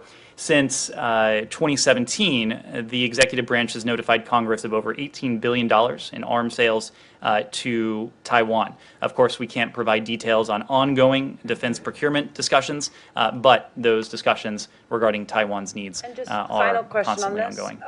The Ukraine war, has the deliveries of weapons to Ukraine at all impacted the scheduled deliveries of weapons to Taiwan? These are two very different security challenges. The vast majority of emergency military assistance to Ukraine is being delivered via the Presidential Drawdown Authority that you've heard from. That is to say, it's being directly delivered out of DoD inventories. Taiwan, on the other hand, its defense procurements of defensive weaponry and sustainment are conducted via FMS, the foreign military sales, and the direct commercial sales, which are subject to the standard contracting and manufacturing process. Off the top of your head, how many other non-state entities do you guys sell weapons to for self-defense? We'll come back to you if we have anything to add. In other words, none. I don't know if there's another example, Matt, to your question. Yeah. Sure, Ukraine. Yeah, I wonder if you had any comment on this idea of a Marshall Plan style plan for rebuilding Ukraine. The top president of the European Investment Bank sort of today pledged support for that, said the EU's lending arm would back that, but they're also saying they want to make sure that Europe is not left alone, make sure the US contributes to that. You know, is there a plan in place to get involved with that as a joint effort with the Europeans? It's something that we are absolutely prepared to take part in. We have led the world already, and of course we have a legislative proposal that is awaiting action before Congress when it comes to more immediate support to the people and the government of Ukraine. So we are very much focused on the near term, but we haven't lost sight of the longer term. And it is our hope that we will be in a position to help the Ukrainian government, the Ukrainian people, rebuild and reconstruct in the near term. Of course, the first order of business is bringing this Russia's aggression to a close. We're focused on that. We are focused on providing economic support to the government of Ukraine in the meantime. We're focused on providing humanitarian support to the people of Ukraine in the meantime, and we're focused on providing security assistance to Ukraine in the interim as well. But when there is an opportunity to help rebuild Ukraine to emerge from the destruction that the Kremlin has wrought across parts of the country, the United States will be there for that as well. And separately, the Russians announced today a list of companies that they're sanctioning, energy companies, including subsidiaries of Gazprom in parts of Europe. Do you have any response to that? Does that impact your efforts on energy and keeping gas prices down? No, I don't have any response to that. What we're doing is focusing with our allies and partners, very similar to what we're doing in the other context we just discussed, on the near term and providing our allies and partners, including those in Europe, with the energy supply that they need in the interim. We're doing that through with a coordinated release from various strategic petroleum reserves around the world.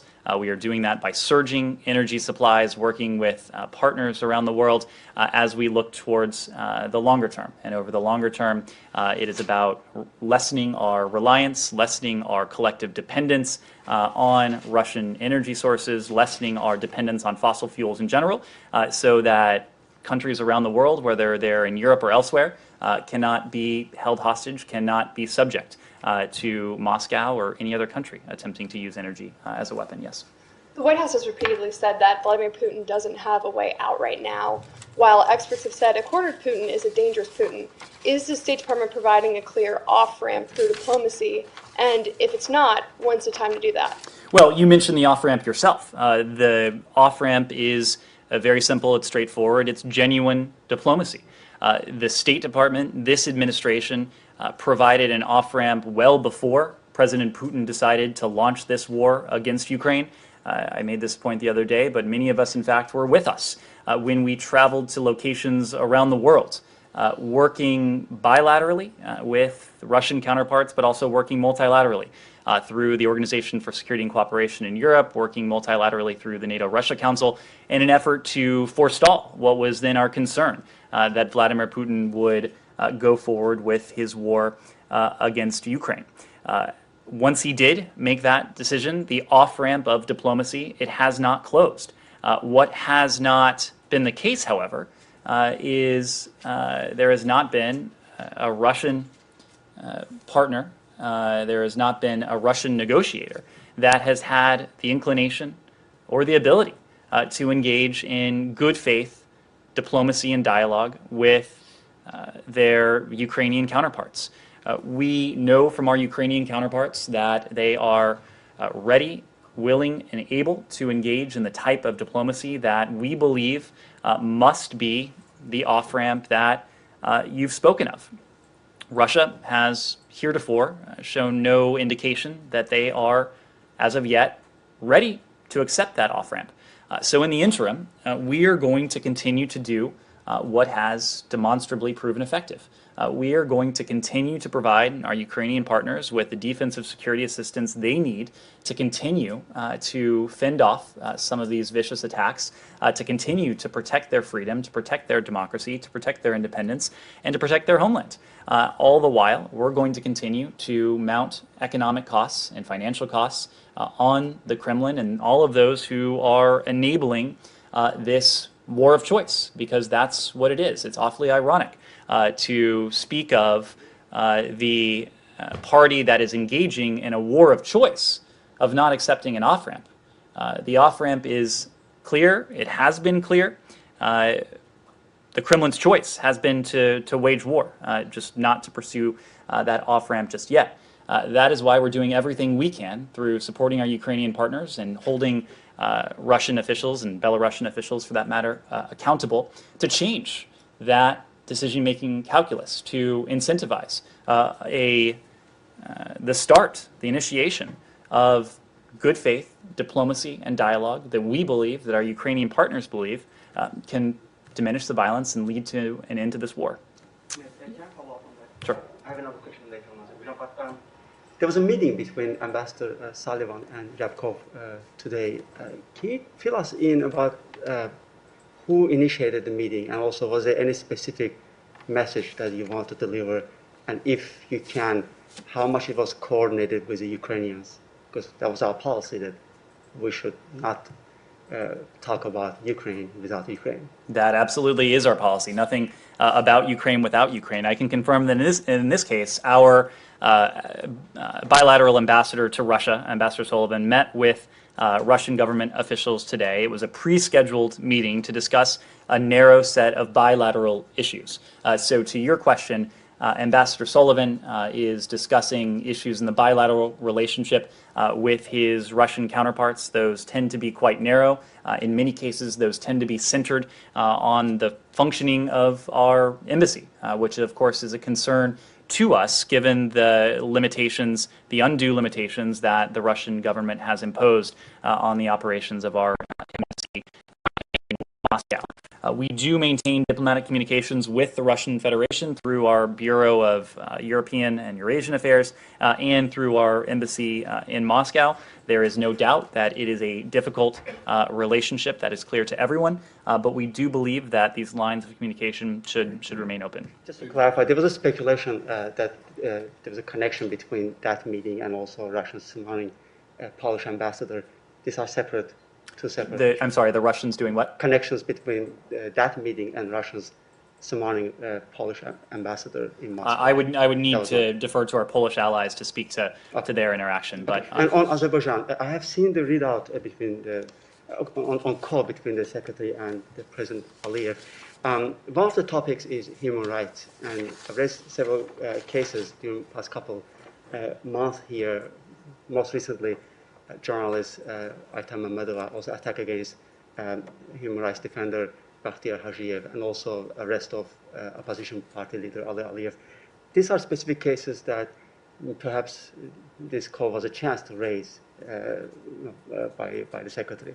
Did the secretary have a chance to raise specific cases, or is just overall about human rights concerns? I will leave the specific contents of the call to the call itself. As you noted, we did issue a readout.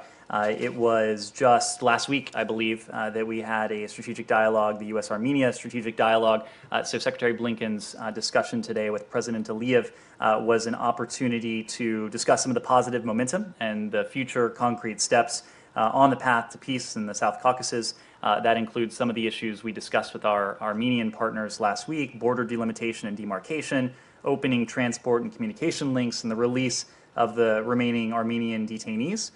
He did reiterate, as you saw, that we stand ready to help by engaging bilaterally as well as with like-minded partners, including through our role as an OSCE Minsk Group co-chair, to help the parties find a long-term comprehensive peace.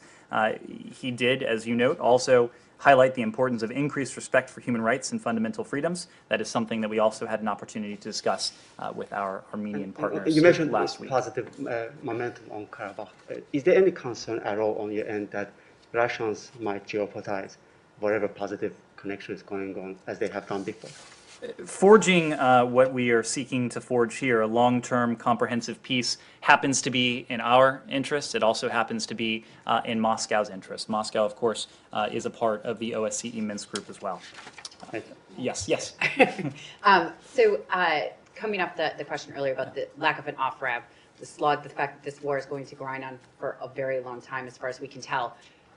Is there already discussions beyond the $40 billion that's before Congress for more? Well, this $40 billion, the proposal that is before Congress at the moment, is for the remainder of the fiscal year. So it is for a finite period.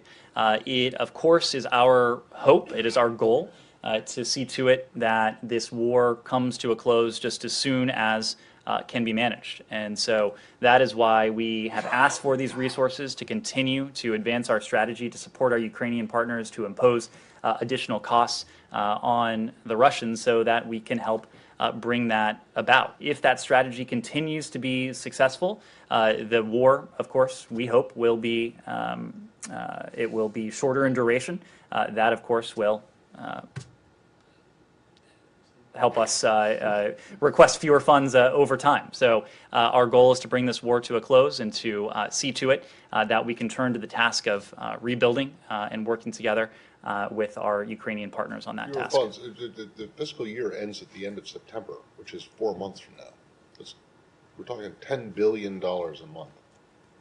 Matt, our Right? point, I just want to make sure we're talking, that's what we're talking that's what the math says, yes. Yeah. Our point. When you talk about the end of this fiscal year, you're talking about the current fiscal year, which ends in September. That you Can I? But let me just make the other point. The alternative would be much costlier. The alternative to doing nothing in the face of aggression, to doing nothing in the face of what we're facing in terms of global food supply, what we are facing in terms of the broader implications of Russia's war, and what indifference or what inaction could spell around the world, that would be far costlier. Okay, I wasn't trying to cast aspersions on it. I just want to you make never sure are. the timeline was correct. Back to Ambassador Sullivan's meeting. Did the cases of the remaining American detainees come up? Did he raise them? I'm sure you're aware that I believe Brittany Griner has a hearing coming up, a court hearing on the 19th, so next week. Is there any movement? Did he raise them? Did he get any? And I am sure you are aware that we just don't discuss these elements in public. Well, did he raise the cases without naming names? You know that we don't even go that far. I've made this point before, but in the days and the weeks and the months prior to the release of Trevor Reed, we did not discuss the specifics of our efforts beyond saying that securing the release of Americans who are wrongfully held around the world is of paramount importance to us, and it's something we're always working on. Michel, let me move around a little bit. I just want to, on this point, you just mentioned that you want to bring the war to an end. You like to see this war brought to an end as soon as possible. If, as part of that strategy, if were for you to say, announce that you are willing to discuss Russia's concerns, including the expansion of NATO, or the non-expansion of NATO, to countries like Ukraine and Georgia and Finland and so on, as a part of that, would you do this as a peace offering? Two separate issues. Before Vladimir Putin chose to wage this war, we made very clear that we were prepared to discuss some of the purported concerns that Russia had put on the table. And there were concrete steps, at least there were concrete discussions, that we thought were in the offing that would advance the security of the transatlantic community, that is to say the United States and our European allies and partners, as well as to address some of the stated concerns of Moscow. Of course, Russia rejected that. And if you might recall, they went to war on February 24th before even responding to the written proposal that we had put forward. When it comes to NATO, Saeed, we have been very clear that for us, NATO's open door means an open door. That is important, and it is something for us that is non-negotiable. Saeed, or Michel. Any updates on the talks with Iran?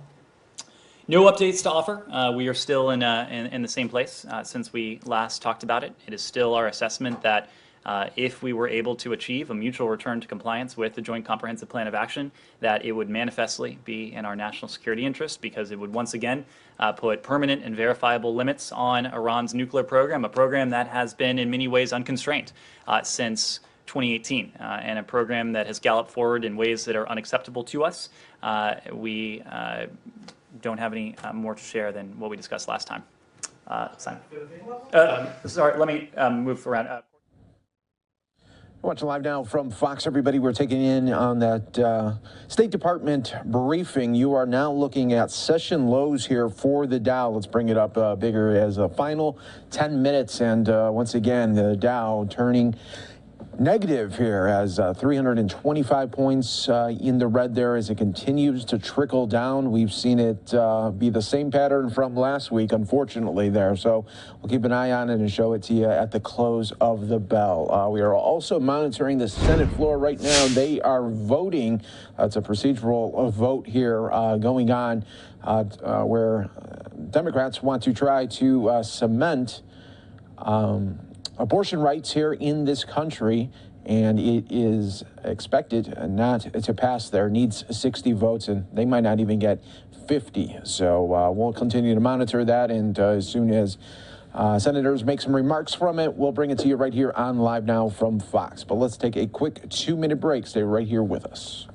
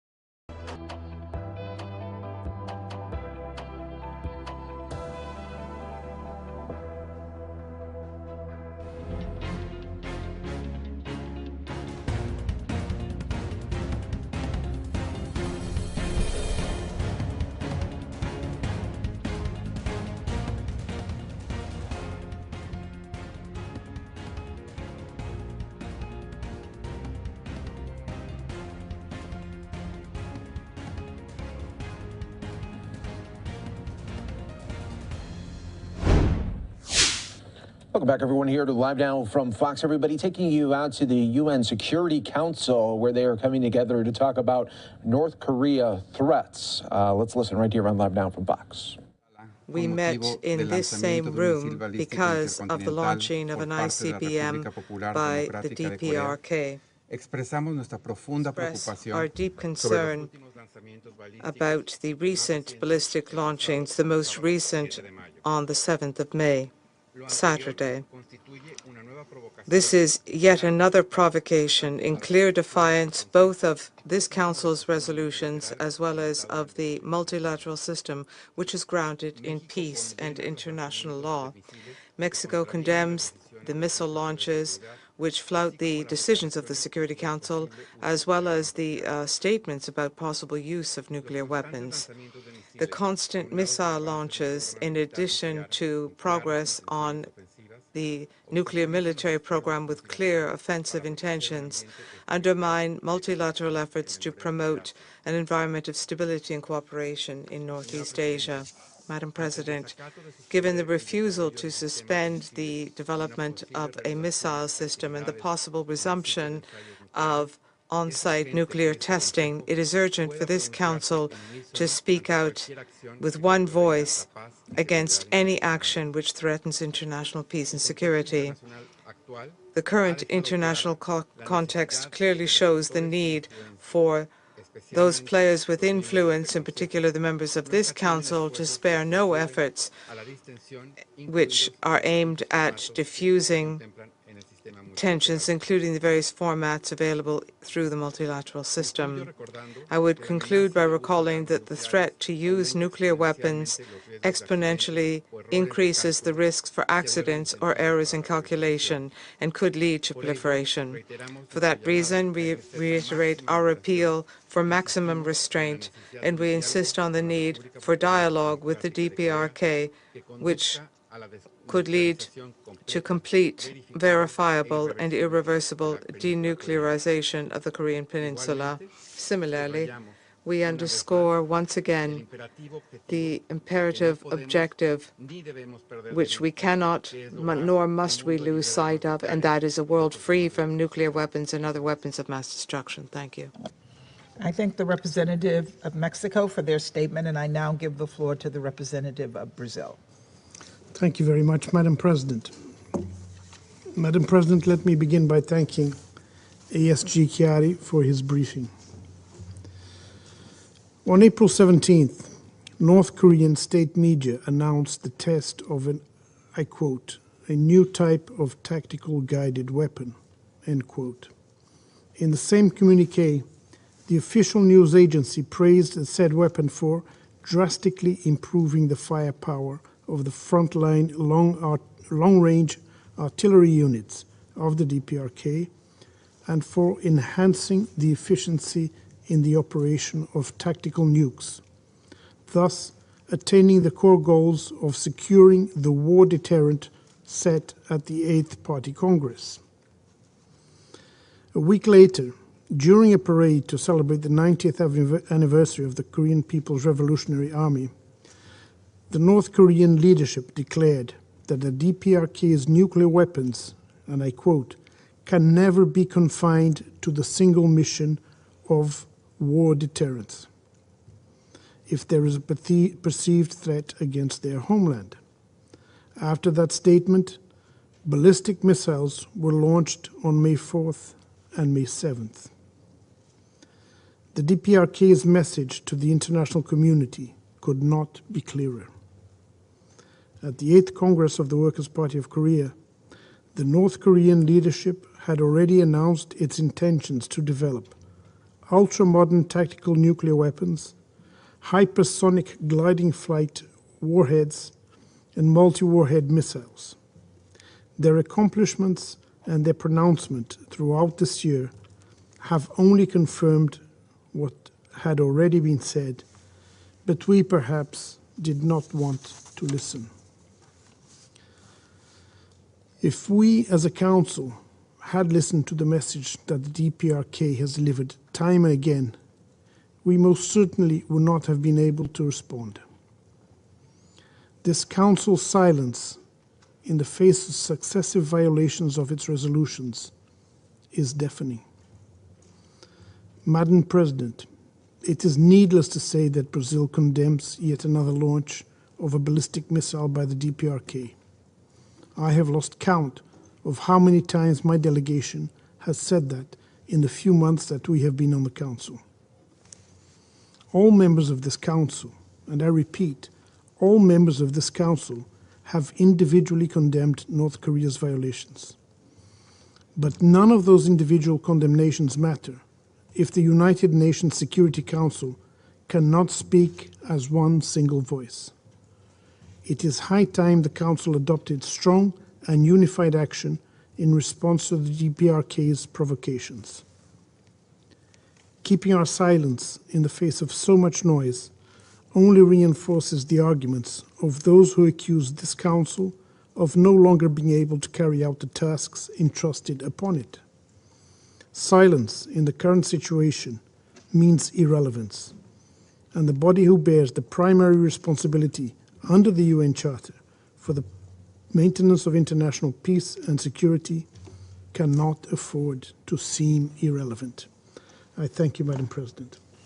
I thank the representative of Brazil for their statement, and I now give the floor to the representative of India. Madam President, I thank you for convening this meeting today. I thank the ASG Khaled Kiari for his briefing on the latest developments in the DPRK and welcome the participation of the representatives of Japan and the ROK in today's meeting. India has noted the reports of missile launches by the DPRK, including the latest one on 7th May. This comes on the heels of the launch of the intercontinental ballistic missile by the DPRK in March and other successive launches. Madam President, these launches constitute a violation of the resolutions of the Security Council relating to the DPRK. They affect the peace and security of the region and beyond. We call for full implementation of the Security Council resolutions related to the DPRK. India also believes that there is a pressing need to address the proliferation of nuclear and missile technologies related to the DPRK in our region. These linkages have an adverse impact on peace and security in the region, including on India. Let me reiterate our consistent position here that India supports dialogue as the means to resolve the issues in the Korean Peninsula. We also reiterate our continued support to denuclearization towards peace and security in the Korean Peninsula. This Council has met several times since the beginning of the year to discuss the series of missile launches by the DPRK. In this context, we have earlier urged a report of the panel of experts on these launches in the context of the Security Council resolutions. We still await such a report as early as possible. I thank you, Madam President. I thank the representative of India for their statement, and I now give the floor to the representative of Ghana. Thank you very much, Madam President, for giving me the floor, and also for convening this open meeting on the DPRK. I also thank ASG Khaled Mohammed Kiari for his briefing to the Council. While the Council's attention has been focused elsewhere in recent weeks, the DPRK has significantly increased the frequency and types of missiles being launched. Last Saturday's launch was the 15th this year alone.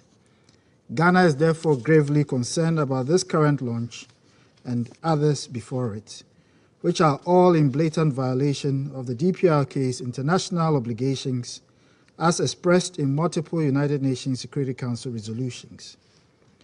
The reported intentions of the DPRK to accelerate the development of its nuclear capabilities at, quote, the highest possible pace, unquote, as well as its threat to use nuclear weapons if its national interest is threatened, are extremely worrying and goes contrary to its obligations under the Nuclear Non-Proliferation Treaty and the principles of the Charter of the United Nations, which enjoin all member states to be peace-loving. The implications of this new development for international peace and security, including for the DPRK's immediate neighbors, are most grave, and the Council must therefore acknowledge this fact and act in a united manner to call on the DPRK to take concrete, immediate and urgent steps to de-escalate the tensions on the Korean Peninsula. Madam President, Ghana reiterates its call for the resumption of constructive and credible dialogue between the relevant parties and the DPRK to find an enduring, comprehensive, and peaceful solution to the issues on the Korean Peninsula, and in a manner that recognizes the regional and global security concerns, as well as those of the parties.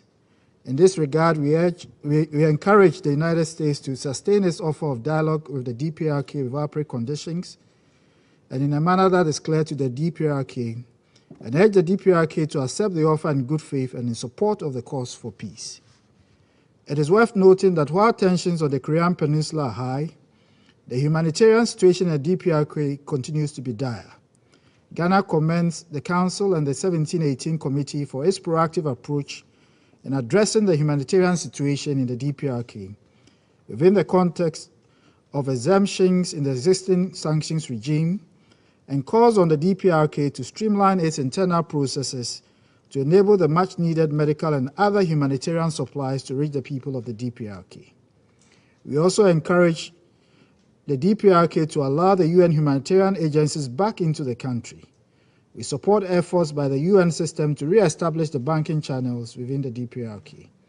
We hope that this Council and other relevant parties will be able to act in a manner that preserves the peace, while at the same time ensuring that humanitarian needs of the people of the DPRK are addressed. I thank you for your attention.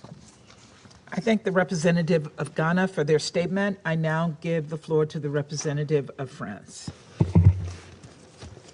Madame la Présidente.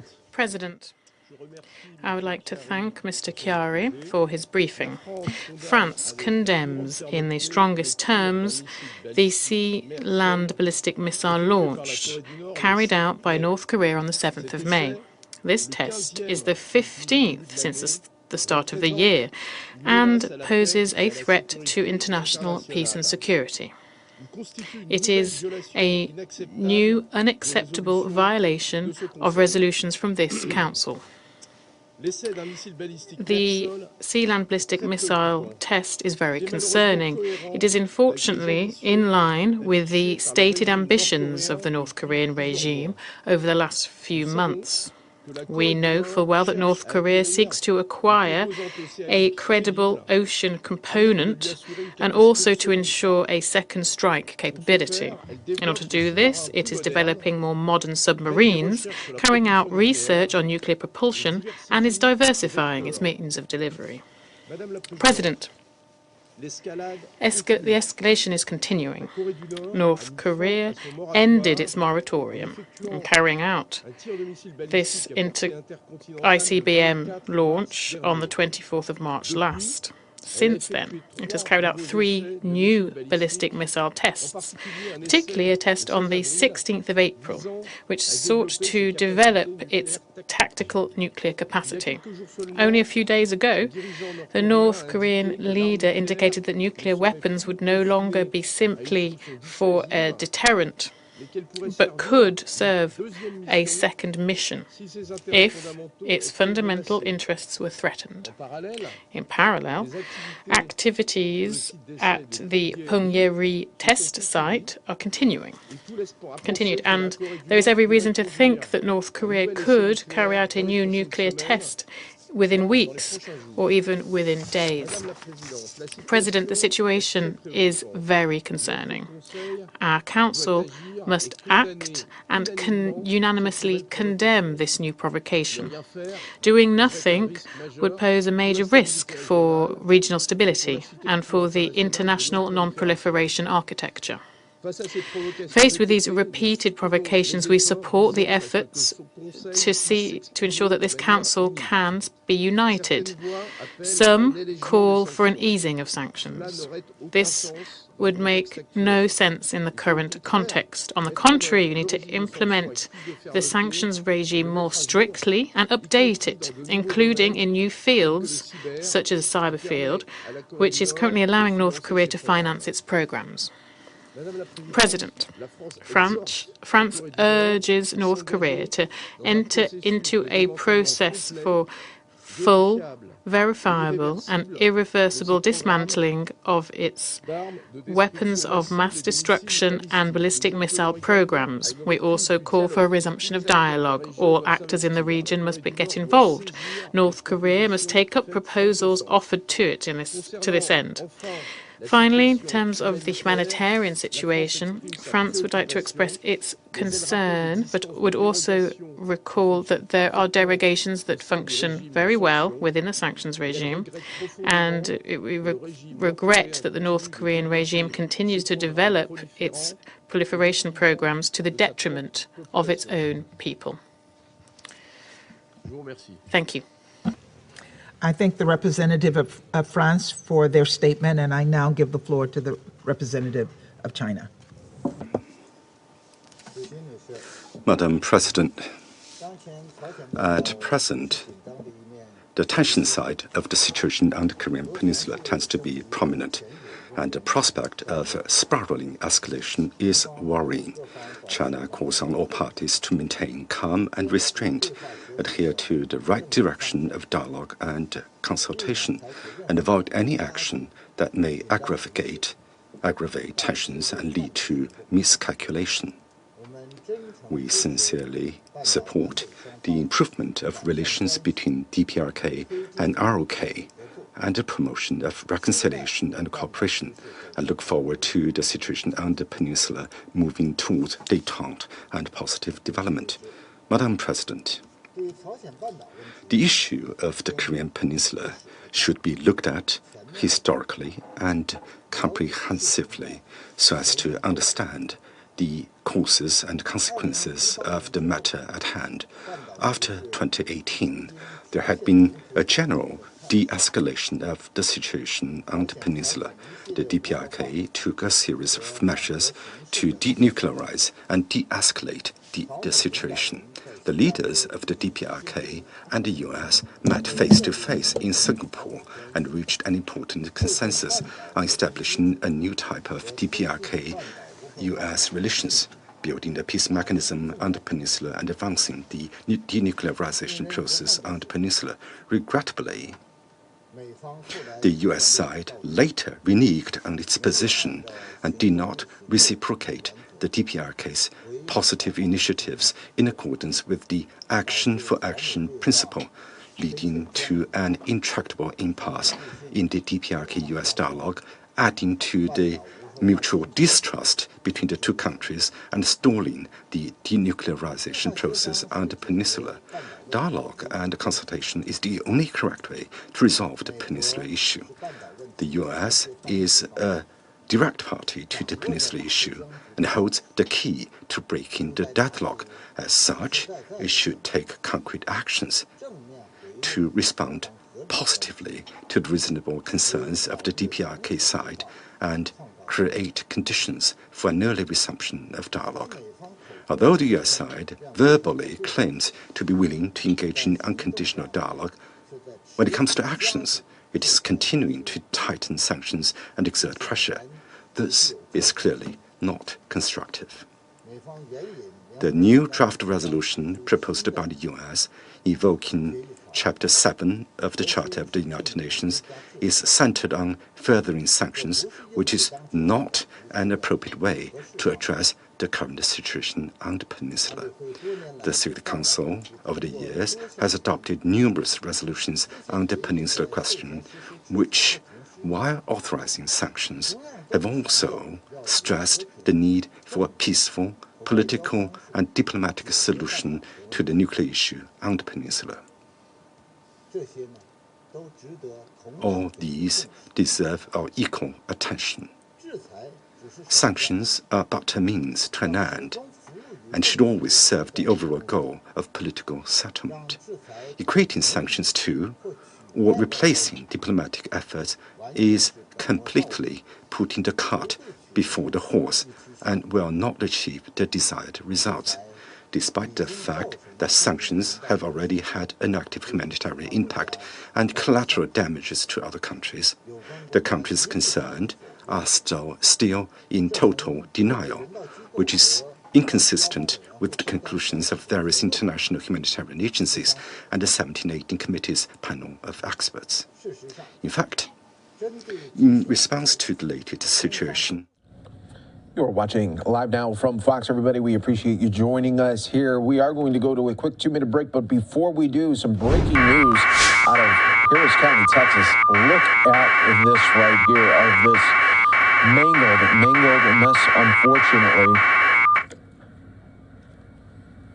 Of course, we got you covered right here on Live Now from Fox, as always, bringing you these top stories and headlines. But in Harris County Sheriff's deputy critically injured after a crash with an 18-wheeler on State Highway 249 near Spring Cypress on Wednesday. The sheriff says the deputy is being transported to a hospital there.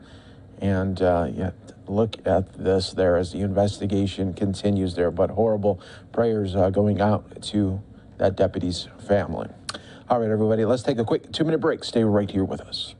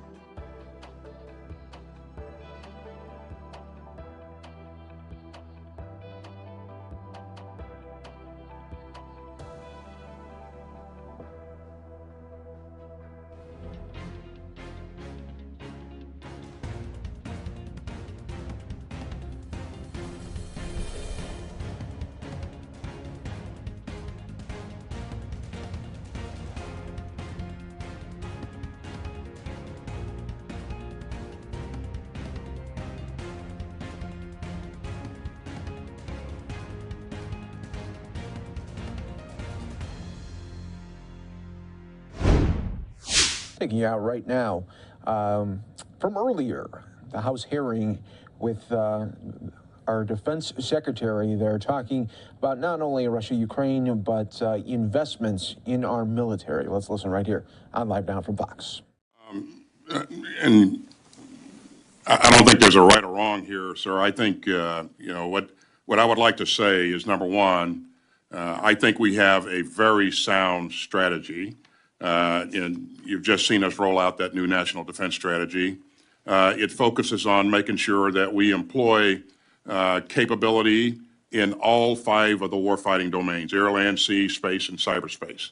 And it also focuses on making sure that we leverage the capability resident in our allies and partners. And I think that's really important. And as we continue that work, I think we're seeing some great opportunities. But as we look at our strategy, making sure that we are in fact getting the capabilities of space and cyberspace integrated into our efforts, I think is really, really key. We, again, with the Pacific Deterrence Initiative, we have invested significantly in making sure that we increase our rotation, our training rotations in the theater, that we're investing in some infrastructure and doing some other things. So I think it's a sound strategy. I think what we've asked for enables us to accomplish that strategy. Has the unanticipated extraordinary cost to deal with what is going on in Eastern Europe right now, has that has that cost impacted what we're needing or what we're trying to do in this budget for our biggest pacing threat, which is China? I would say no. I think that, as we've taken on our efforts to help the Ukrainians, we certainly have invested quite a bit. As you heard me say earlier, sir, $4.5 billion over the last couple of years. But we've also seen investment from our allies and partners. Our major efforts here are, with NATO and with the allies and partners that are in the region, who are also investing in providing equipment and training to the Ukrainians as well. And it's that combination of effort that I think has been very, very meaningful. So to answer your question, we've maintained our pace, our efforts in the Indo-Pacific, all the while we were engaged in our current efforts in Ukraine. Got a question for General Milley. President's budget requests a cut in strength in the active Army by 12,000 soldiers. I want us to be very careful as a country not to allow the Army to be a bill payer in a lot of areas. It also cut the strength for both active Air Force and Navy, but I'd like to specifically focus on the cuts to the Army.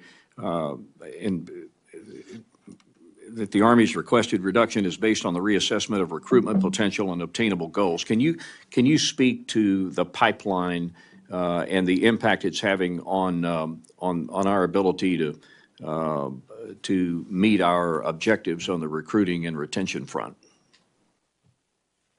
I can. The overall recruiting has actually gone well for the Navy, the Air Force, and the Marine Corps. They're meeting their goals, and Space Force. They're meeting their goals. Army's a little bit behind glide path. Now, high schools haven't graduated yet. They're coming up. So those numbers will even out a little bit here in the coming months. But we project that the Army will come up a point or two below what their desired recruiting goals are. Relative to the end strength, what Secretary Wormuth and Chief of Staff McConville are focused on is quality of the force. So they want to make sure that they're bringing in the high-quality individuals into the military. So they determined, in order to do that, they wanted to cut end strength just a little bit. So it's a modest cut. I don't think it'll have a significant negative impact on the overall national security of the United States. Take, for example, what you mentioned about in the Pacific. We've got 350,000+ troops arrayed in the Pacific from the West Coast all the way forward stationed west of the MDL. We've got a very, very large and capable naval force with the PAC fleet. You've got a corps and a couple of divisions, and you've got a tremendous amount of fourth and fifth generation aircraft along with cyber and space capabilities. So relative to the pacing threat, the main effort, if you will, the strategic main effort for the United States military, that is clearly in the Pacific. So even though we are incurring additional capabilities and investments in what we're doing with Ukraine, it's not having a significant negative effect on our ability to keep pace with China. And I think the cuts for the Army, for example, are quite modest relative to the whole. Thank you, General.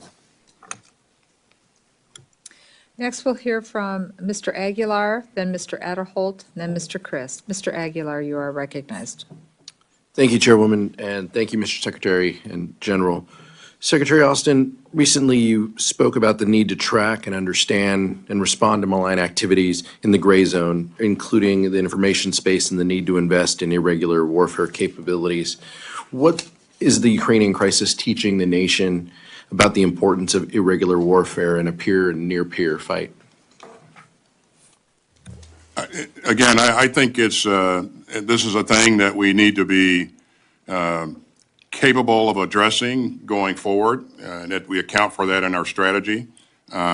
We've seen the Russians engage in this type of activity in a consistent fashion throughout, since 2014. We've watched this continue to unfold. So we'll need to make sure that we have the right capabilities and the people with the right skills to be relevant in this kind of activity going forward. How are we thinking about future policies, existing policies, that will enable us to compete effectively in this climate moving forward?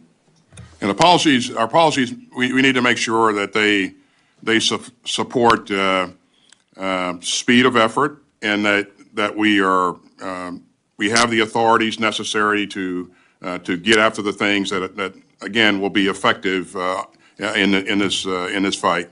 And I think, as with anything, our policies and authorities will evolve as we continue our efforts in this and other places around the globe.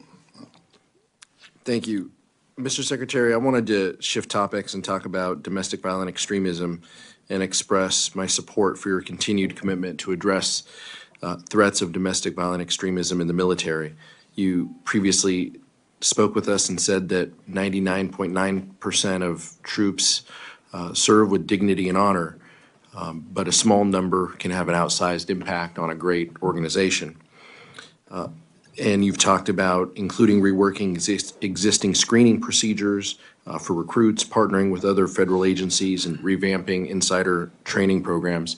And General Milley, you've spoken about these as well, these programs. Secretary, can you talk about how the fiscal year 23 budget request continues support for these efforts? It certainly does allow us to continue to support the policies and procedures that we put into place. And again, I would echo what you said earlier. My firm belief has been and remains that 99.9% of our troops are focused on the right things and are doing the right things each and every day.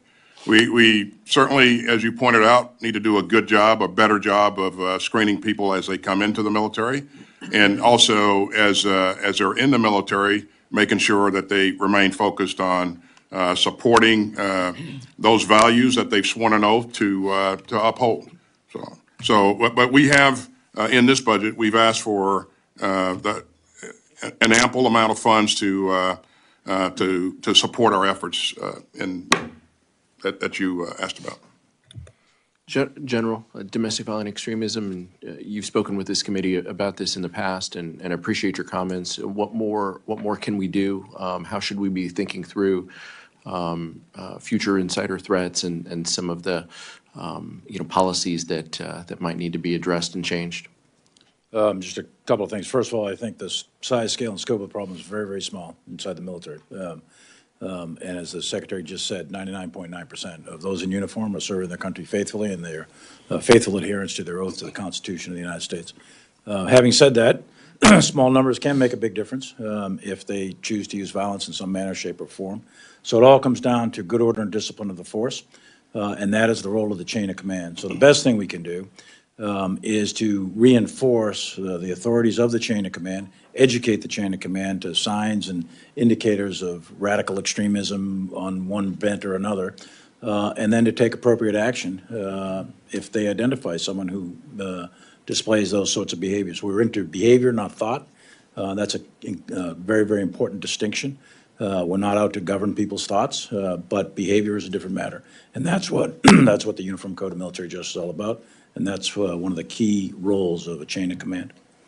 I appreciate the leadership that both of you have shown in this regard, and thank you for continuing to work with this committee and others to address these issues moving forward. And like you both contrast between the parties as we approach the midterm elections. Vote, elect more pro-choice Democrats if you want to see a woman have control over her own body. Elect more pro-choice Democrats if you want to protect a woman's freedom and right to choose. Elect more MAGA Republicans if you want to see a nationwide ban on abortion, if you want to see doctors and women arrested, if you want to see no exceptions for rape or incest. We are going to continue to highlight this issue relentlessly and strongly between now and November because it is so important. The contrast is pretty obvious. Elect more MAGA Republicans if you want to see a nationwide abortion ban. Elect more pro-choice Democrats if you want to see the right to choose a woman's freedom available from one end of the country to the other. Elect more MAGA Republicans if you want no exception for rape or incest. Elect more pro-choice Democrats if you want to see women have the freedom to make decisions over their own bodies. Elect more MAGA Republicans if you want to see a woman forced to carry the results of a rape or incest. Elect more pro-choice Democrats if you want to see women's rights protected. We are going to focus on this issue again and again and again between now and November. We are going to keep fighting and keep fighting and keep fighting until we win. Senator Murray.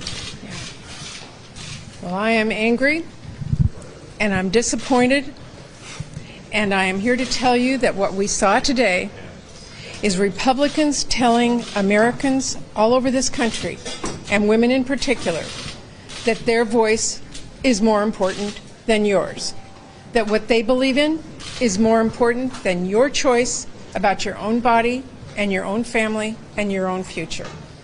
I say to women across America, like me and so many others, now is not the time to back down or sit down. Now is the time to lift up our voices and fight back. And that's exactly what we are going to do.